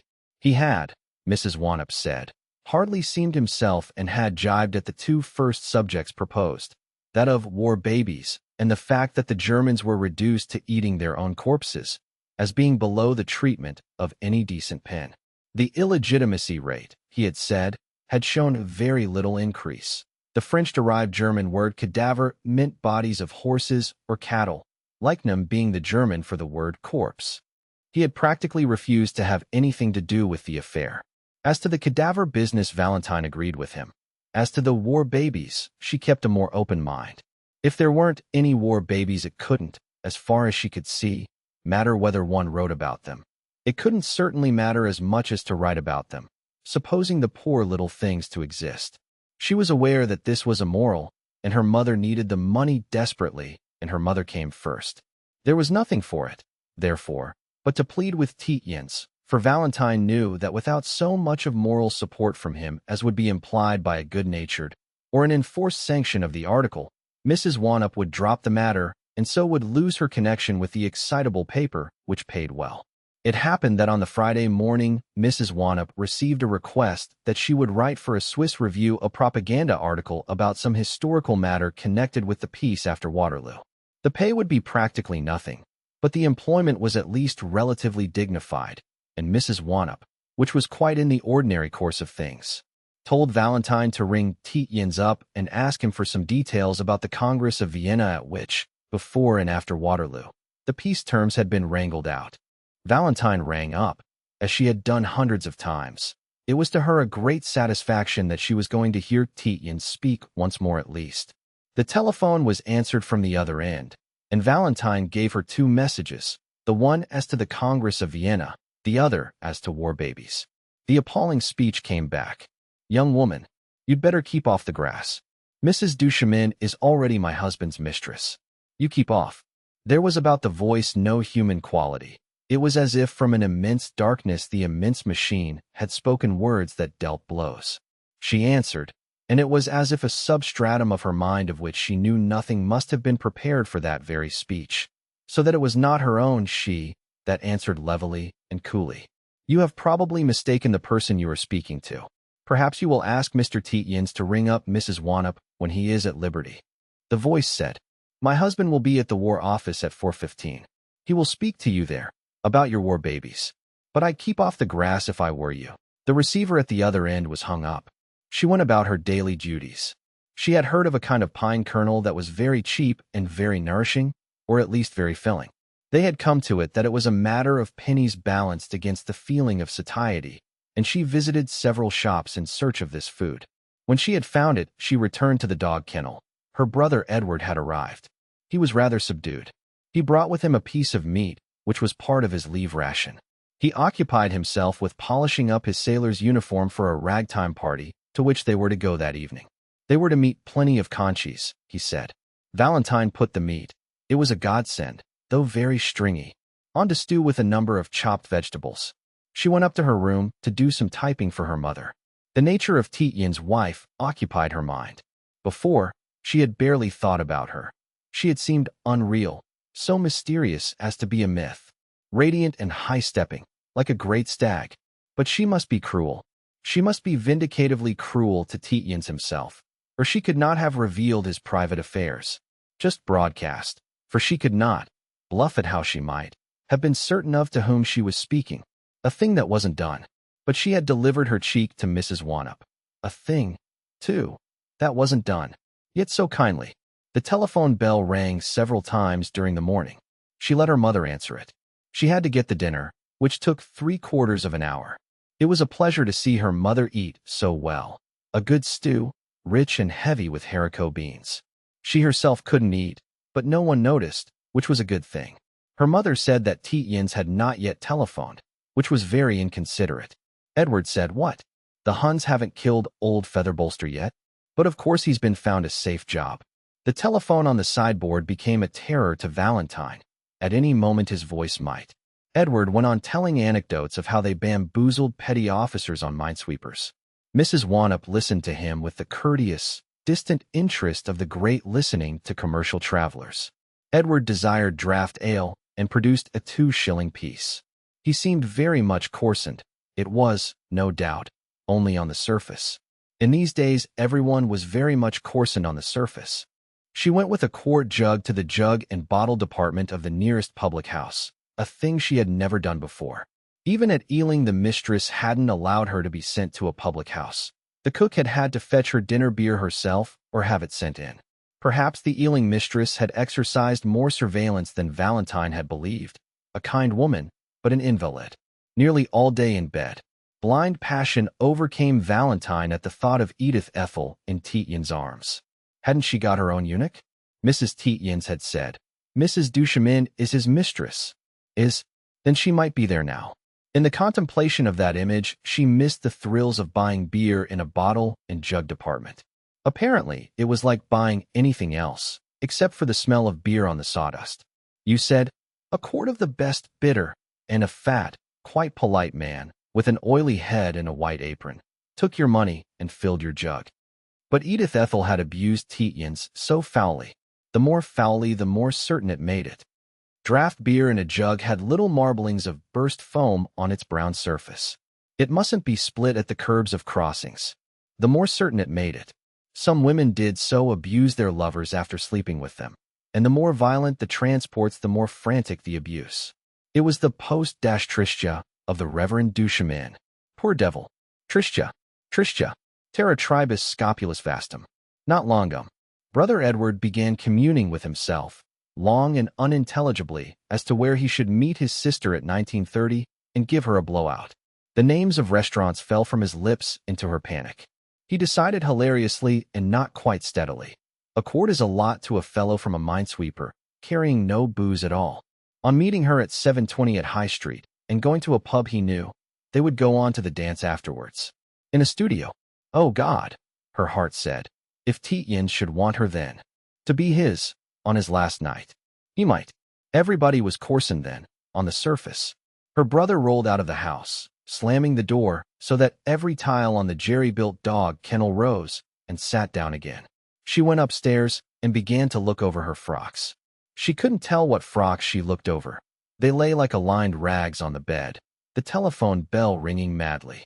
She heard her mother's voice, suddenly assuaged. Oh, it's you. She shut her door and began to pull open and to close drawer after drawer. As soon as she ceased that exercise, her mother's voice became half audible, quite audible when she raised it to ask a question. She heard her say, "Not get her into trouble." Of course. Then it died away into mere high sounds. She heard her mother calling, "Valentine, Valentine, come down. Don't you want to speak to Christopher? Valentine, Valentine." And then another burst. "Valentine, Valentine, Valentine," as if she had been a puppy dog. Mrs. Wanup, thank God, was on the lowest step of the creaky stairs. She had left the telephone. She called up. Come down. I want to tell you. The dear boy has saved me. He always saves me. What shall I do now he's gone? He saved others. Himself he could not save. Valentine quoted bitterly. She caught up her wake. She wasn't going to prink herself for him. He must take her as she was. Himself he could not save, but he did himself proud. With women. Coarsened, but perhaps only on the surface. She herself. She was running downstairs. Her mother had retreated into the little parlor, 9 feet by 9. In consequence, at 10 feet it was too tall for its size. But there was in it a sofa with cushions. With her head upon those cushions, perhaps. If he came home with her. Late. Her mother was saying, he's a splendid fellow. A rude idea for a war baby article. If a Tommy was a decent fellow he abstained because he didn't want to leave his girl in trouble. If he wasn't he chanced it because it might be his last chance. A message to me, Valentine said to herself. But which sentence? She moved, absently, all the cushions to one end of the sofa. Her mother exclaimed. He sent his love. His mother was lucky to have such a son, and turned into her tiny hole of a study. Valentine ran down over the broken tiles of the garden path, pulling her wake firmly on. She had looked at her wristwatch. It was 2:12, 14:45. If she was to walk to the War Office by 4:15, 16:15, a sensible innovation, she must step out. 5 miles to Whitehall. God knows what then. 5 miles back. 2.5, diagonally, to High Street Station by 19:30. 12.5 miles in 5 hours or less. And 3 hours dancing on the top of it. And to dress. She needed to be fit. And, with violent bitterness, she said, well, I'm fit. She had an image of the aligned hundred of girls in blue jumpers and men's ties, keeping whom fit had kept her super fit. She wondered how many of them would be men's mistresses before the year was out. It was August then, but perhaps none, because she had kept them fit. Ah, she said, if I had been a loose woman, with flaccid breasts and a soft body, all perfumed. But neither Sylvia Tietjens nor Ethel Duchemin were soft. They might be scented on occasion, but they could not contemplate with equanimity doing a 12-mile walk to save a few pence and dancing all night on top of it. She could, and perhaps the price she paid was just that. She was in such hard condition she hadn't moved him to. She perhaps exhaled such an aura of sobriety, chastity, and abstinence as to suggest to him that a decent fellow didn't get his girl into trouble before going to be killed. Yet if he were such a town bull, she wondered how she knew such phrases. The sordid and aligned houses seemed to rush past her in the mean August sunshine. That was because if you thought hard time went quicker, or because after you noticed the paper shop at this corner, you would be up to the boxes of onions outside the shop of the next corner before you noticed anything else. She was in Kensington Gardens, on the north side. She had left the poor shops behind.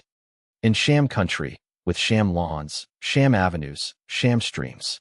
Sham people pursuing their ways across the sham grass. Or no, not sham. In a vacuum. No, pasteurized was the word. Like dead milk. Robbed of their vitamins. If she saved a few coppers by walking it would make a larger pile to put into the leering, or compassionate, taxicabman's hand after he had helped her support her brother into the dog kennel door. Edward would be dead drunk. She had 15 shillings for the taxi. If she gave a few coppers more it seemed generous. What a day to look forward to still. Some days were lifetimes. She would rather die than let Tietjens pay for the cab. Why? Once a taxi man had refused payment for driving her and Edward all the way to Chiswick, and she hadn't felt insulted. She had paid him, but she hadn't felt insulted. A sentimental fellow, touched at the heart by the pretty sister. Or perhaps he didn't really believe it was a sister, and her incapable blue-jacket brother. Tietjens was a sentimental fellow too. What was the difference? And then, the mother a dead, heavy sleeper, the brother dead drunk. 1 in the morning. He couldn't refuse her. Blackness, cushions. She had arranged the cushions, she remembered. Arranged them subconsciously. Blackness, heavy sleep, dead drunkenness. Horrible. A disgusting affair. An affair of Ealing. It shall make her one with all the stuff to fill graveyards. Well, what else was she, Valentine Wanup, daughter of her father, and of her mother? Yes, but she herself, just a little nobody. They were no doubt wirelessing from the Admiralty. But her brother was at home, or getting a little more intoxicated and talking treason. At any rate, the flickering intermittences over the bitter seas couldn't for the moment concern him. That bus touched her skirt as she ran for the island. It might have been better, but one hadn't the courage.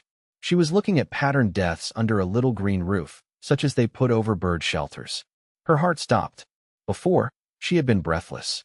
She was going mad. She was dying. All these deaths, and not merely the deaths. The waiting for the approach of death, the contemplation of the parting from life. This minute you were that, and you weren't.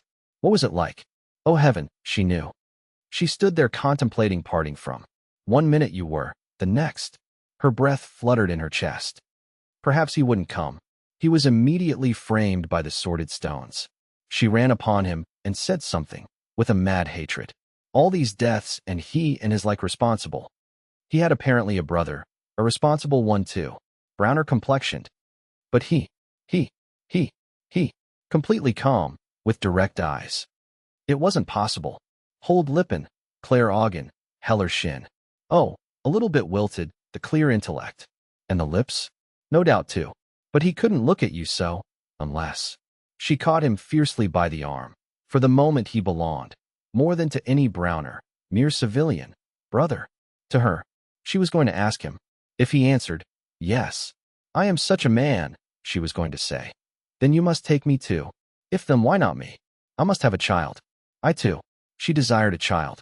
She would overwhelm these hateful lodestones with a flood of argument. She imagined, she felt, the words going between her lips. She imagined her fainting mind, her consenting limbs. His looks were wandering round the cornice of these stone buildings. Immediately, she was Valentine Wannop again. It needed no word from him. Words passed, but words could no more prove an established innocence than words can enhance a love that exists. He might as well have recited the names of railway stations. His eyes, his unconcerned face, his tranquil shoulders, they were what acquitted him. The greatest love speech he had ever and could ever make her was when, harshly and angrily, he said something like, "Certainly not. I imagined you knew me better," brushing her aside as if she had been a midge. And, thank God, he had hardly listened to her. She was Valentine Wannop again. In the sunlight the chaffinches said pink, pink. The seed heads of the tall grasses were brushing against her skirt. She was clean-limbed, clear-headed. It was just a problem whether Sylvia Tietjens was good to him. Good for him was, perhaps, the more exact way of putting it. Her mind cleared, like water that goes off the boil. Water's stilled at even. Nonsense. It was sunlight, and he had an adorable brother. He could save his brother. Transport. There was another meaning to the word. A warm feeling settled down upon her. This was her brother, the next to the best ever. It was as if you had matched a piece of stuff so nearly with another piece of stuff as to make no odds. Yet just not the real stuff. She must be grateful to this relative for all he did for her. Yet, never so grateful as to the other, who had done nothing. Providence is kind in great batches. She heard, mounting the steps, the blessed word transport. They, so Mark said, he and she, the family feeling again, were going to get Christopher into the transport. By the kindness of God, the first-line transport was the only branch of the services of which Valentine knew anything. Their charwoman, who could not read and write, had a son, a sergeant in a line regiment. Hooray, he had written to his mother. I've been off my feed, recommended for the DCM2. So they're putting me senior NCO of first-line transport for arrest. The safest soft job of the whole bally front-line caboodle. Valentine had had to read this letter in the scullery amongst black beetles. Aloud. She had hated reading it as she had hated reading anything that gave details of the front line. But charity begins surely with the char. She had had to. Now she could thank God.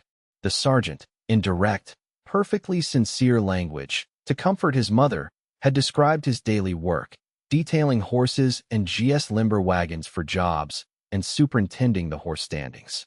Why? One sentence ran, "Our OC transport is one of those fishing lunatics.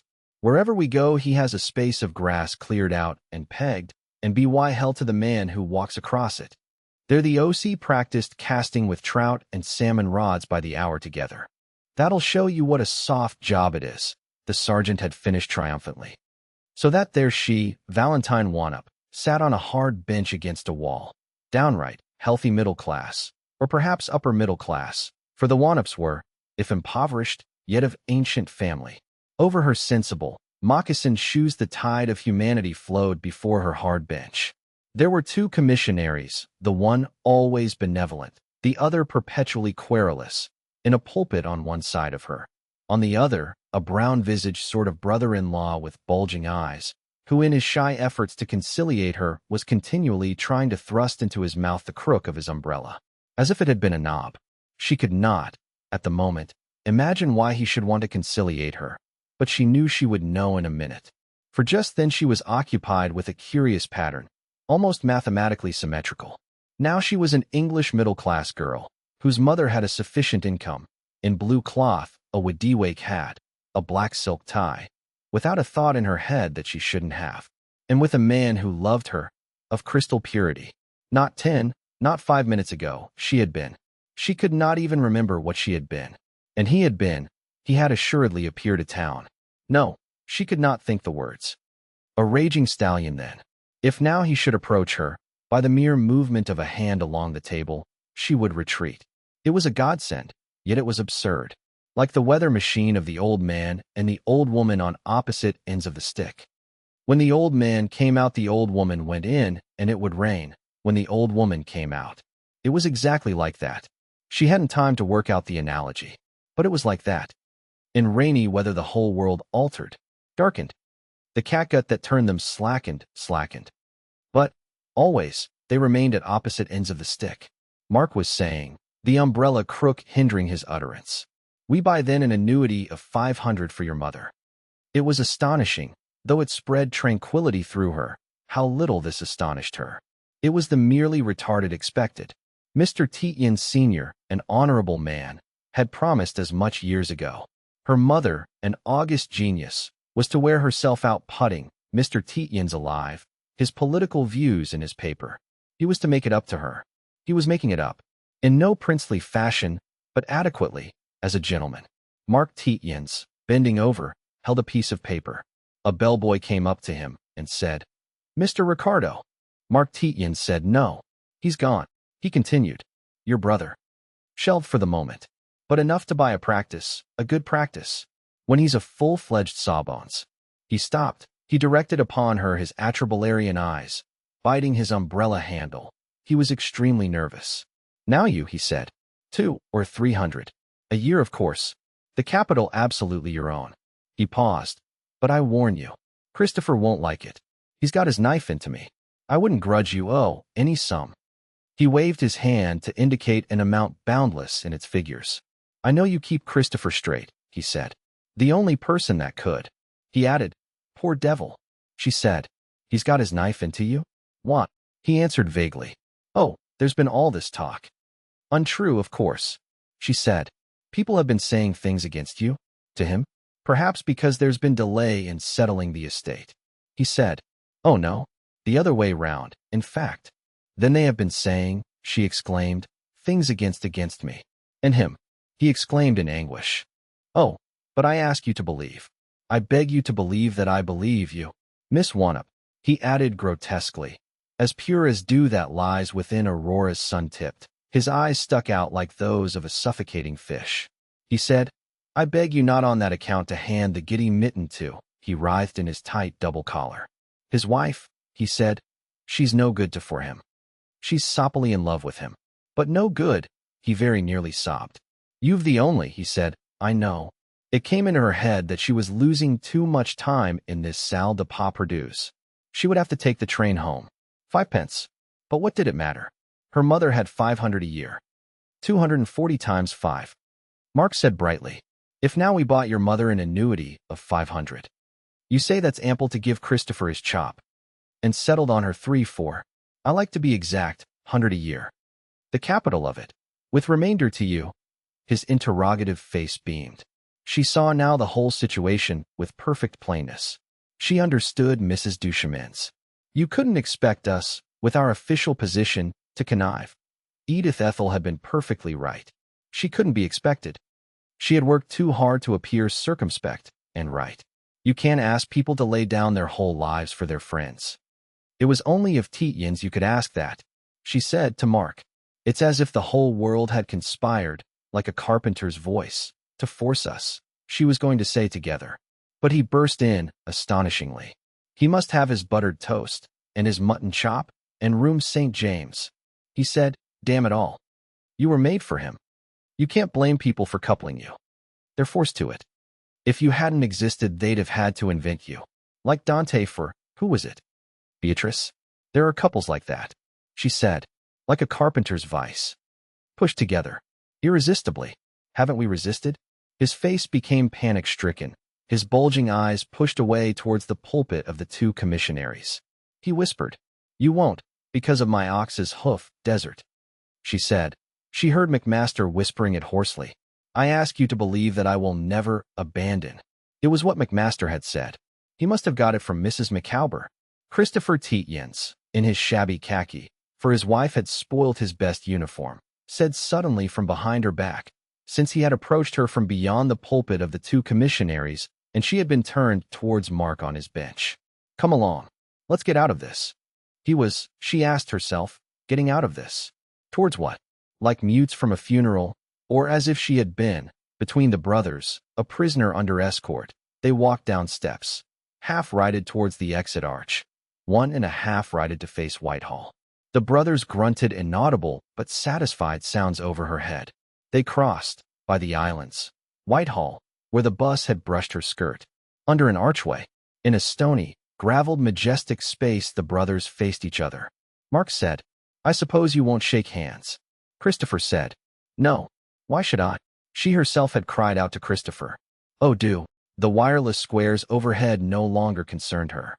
Her brother was, no doubt, getting drunk in a bar in Piccadilly. A surface coarseness. Mark said, Hadn't you better? You might get killed. A fellow just getting killed would not like to think he had refused to shake his brother by the hand. Christopher had said, Oh, well. During her happiness over this Hyperborean sentimentality, he had gripped her thin upper arm. He had led her past swans, or possibly huts, she never remembered which, to a seat that had over it, or near it, a weeping willow. He had said, gasping, too, like a fish, Will you be my mistress tonight? I am going out tomorrow at 8:30 from Waterloo. She had answered, Yes, be at such and such a studio just before 12. I have to see my brother home. He will be drunk. She meant to say, Oh, my darling, I have wanted you so much. She said instead, I have arranged the cushions. She said to herself, Now whatever made me say that? It's as if I had said, You'll find the ham in the larder under a plate. No tenderness about it. She went away, up a cockle-shelled path, between ankle-high railings, crying bitterly.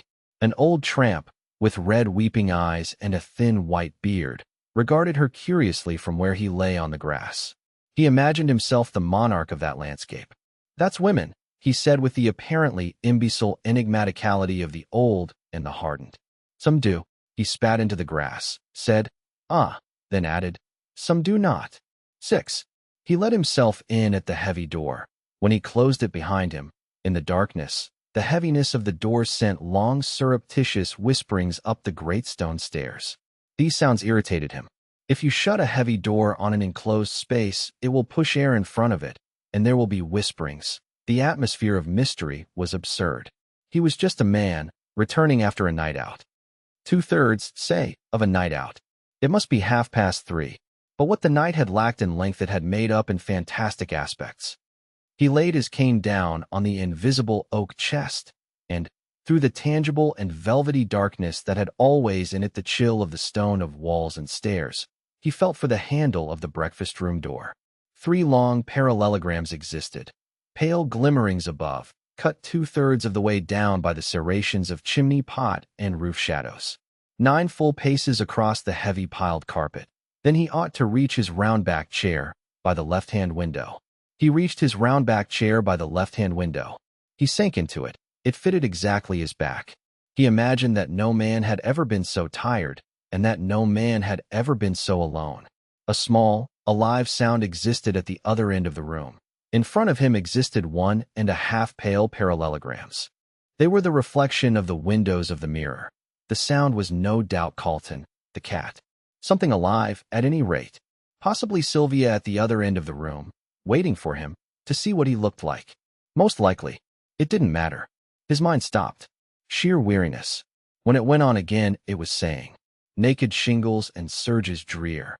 And, on these debatable borders of the world, he said sharply, nonsense. The one was either Calais Beach or Dover Sands, of the whiskered man, Arnold. He would be seeing them both within the 24 hours. But no, he was going from Waterloo.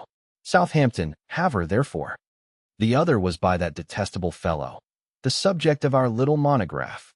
What a long time ago. He saw a pile of shining dispatch cases, the inscription, "This rack is reserved for," a colored, pink and blue, photograph of Boulogne sands and the held-up squares, the proofs of our little. What a long time ago. He heard his own voice saying in the new railway carriage, proudly, clearly, and with male hardness, I stand for monogamy and chastity, and for no talking about it. Of course, if a man who's a man wants to have a woman, he has her. And again, no talking about it. His voice, his own voice, came to him as if from the other end of a long-distance telephone. A damn long-distance one. 10 years. If then a man who's a man wants to have a woman. Damn it, he doesn't. In 10 years he had learnt that a Tommy who's a decent fellow. His mind said at one and the same moment, the two lines running one over the other like the two subjects of a fugue. Some beguiling virgins with the broken seals of perjury, and, since when we stand side by side, only hands may meet. He said, but damn it again. The beastly fellow was wrong. Our hands didn't meet. I don't believe I've shaken hands. I don't believe I've touched the girl in my life. Never once. Not the handshaking sort. A nod. A meeting and parting. English, you know. But yes, she put her arm over my shoulders. On the bank. On such short acquaintance. I said to myself then, well, we've made up for it since then. Oh no, not made up. Atoned.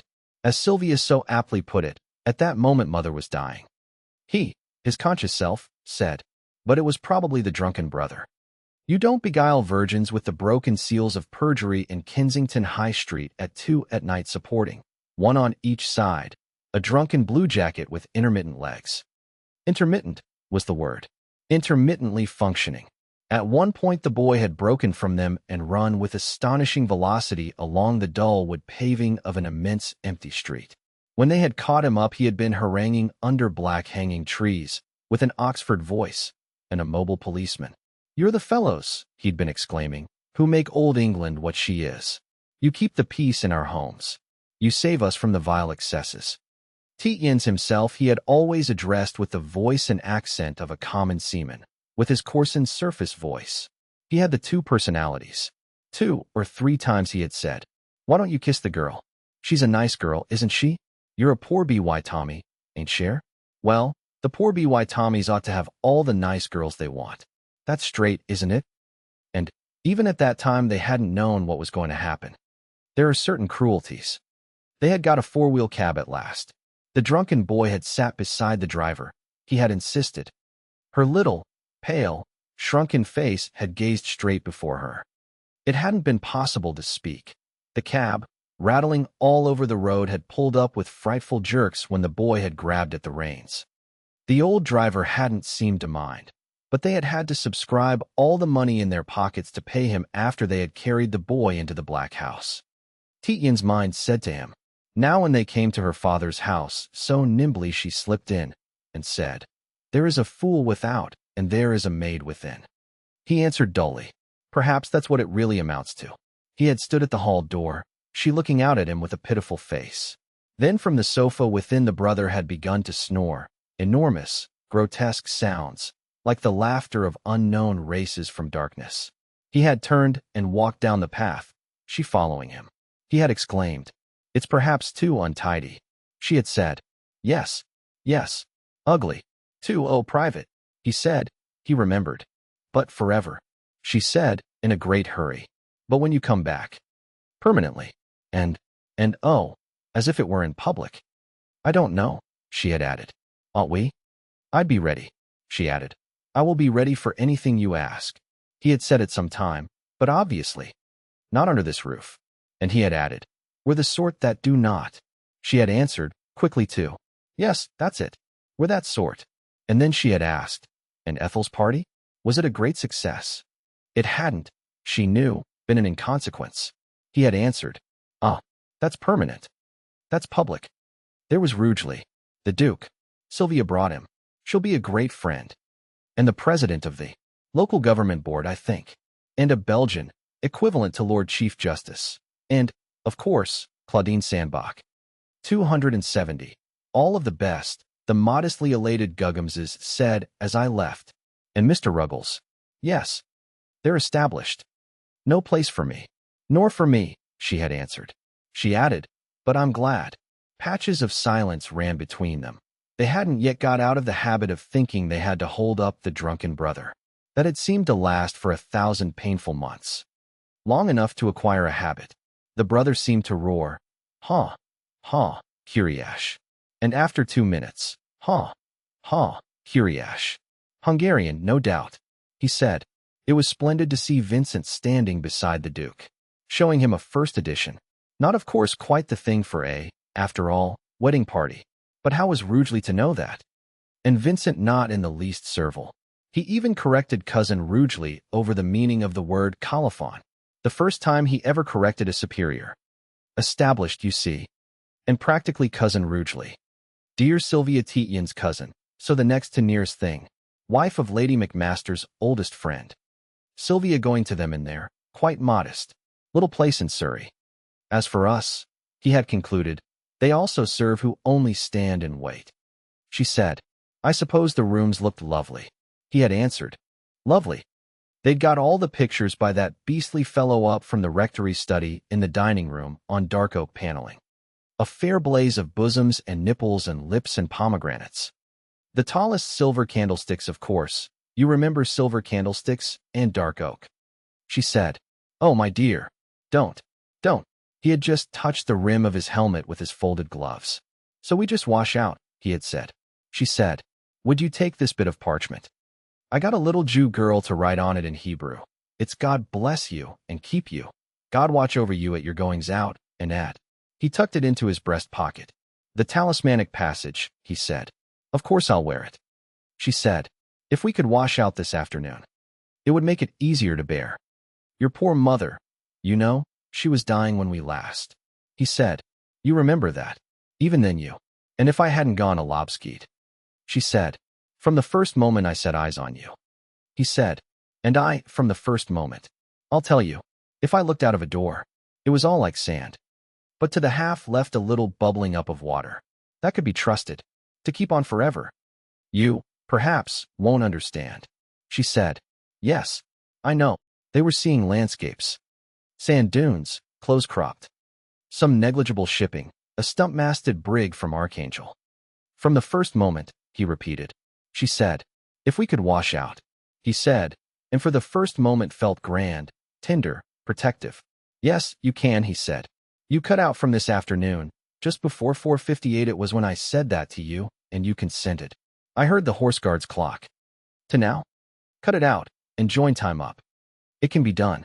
You know they do it surgically. For some illness, cut out a great length of the bowel and join the tube up. For colitis, I think. She said, but I wouldn't cut it out. It was the first spoken sign. He said, no, it wasn't. From the very beginning, with every word. She exclaimed, you felt that, too. We've been pushed, as in a carpenter's vice. We couldn't have got away. He said, by God, that's it. He suddenly saw a weeping willow in St. James's Park. For 59, he had just said, will you be my mistress tonight? She had gone away, half left her hands to her face. A small fountain, half left, that could be trusted to keep on forever. Along the lake side, sauntering, swinging his crooked stick, his incredibly shiny top hat perched sideways, his clawhammer coat tails, very long, flapping out behind, in dusty sunlight, his magpie pince-nez gleaming, had come, naturally, Mr. Ruggles. He had looked at the girl, then down at Tietjens, sprawled on his bench. He had just touched the brim of his shiny hat. He said, dining at the club tonight? Tietjens said, no, I've resigned. With the aspect of a long-billed bird chewing a bit of putridity, Ruggles said. Oh, but we've had an emergency meeting of the committee. The committee was sitting and sent you a letter asking you to reconsider. Tietjens said, I know. I shall withdraw my resignation tonight and resign again tomorrow morning. Ruggles' muscles had relaxed for a quick second, then they stiffened. Oh, I say, he had said. Not that. You couldn't do that. Not to the club. It's never been done. It's an insult. It's meant to be, Tietjens said. Gentlemen shouldn't be expected to belong to a club that has certain members on its committee. Ruggles' deepish voice suddenly grew very high. I say, you know, he squeaked. Tietjens had said, I'm not vindictive, but I am deadly tired of all old women and their chatter. Ruggles had said, I don't. His face had become suddenly dark brown, scarlet, and then brownish purple. He stood droopingly looking at Tietjens' boots. Well, he said at last. See you at McMaster's tonight. A great thing is knighthood. First-class man. That had been the first Tietjens had heard of McMaster's knighthood. He had missed looking at the honors list of that morning. Afterwards, dining alone with Sir Vincent and Lady McMaster, he had seen, pinned up, a back view of the sovereign doing something to Vincent, a photo for next morning's papers. From McMaster's embarrassed hushings of Edith Ethel's explanation that the honor was for special services of a specific kind, Tietjens guessed both the nature of McMaster's service and the fact that the little man hadn't told Edith Ethel who, originally, had done the work. And, just like his girl, Tietjens had let it go at that. He didn't see why poor Vincent shouldn't have that little bit of prestige at home, under all the monuments. But he hadn't, though through all the evening McMaster, with the solicitude and affection of a cringing Italian greyhound, had hastened from celebrity to hang over Tietjens. And although Tietjens knew that his friend was grieved and appalled, like any woman, at his, Tietjens, going out again to France, Tietjens hadn't been able to look McMaster again in the face. He had felt ashamed. He had felt, for the first time in his life, ashamed. Even when he, Tietjens, had slipped away from the party, to go to his good fortune, McMaster had come panting down the stairs, running after him, through guests coming up. He had said, Wait, you're not going. I want to. With a miserable and appalled glance he had looked up the stairs. Lady McMaster might have come out too. With his black, short beard quivering and his wretched eyes turned down, he had said, I wanted to explain. This miserable knighthood. Tietjens patted him on the shoulder, McMaster being on the stairs above him.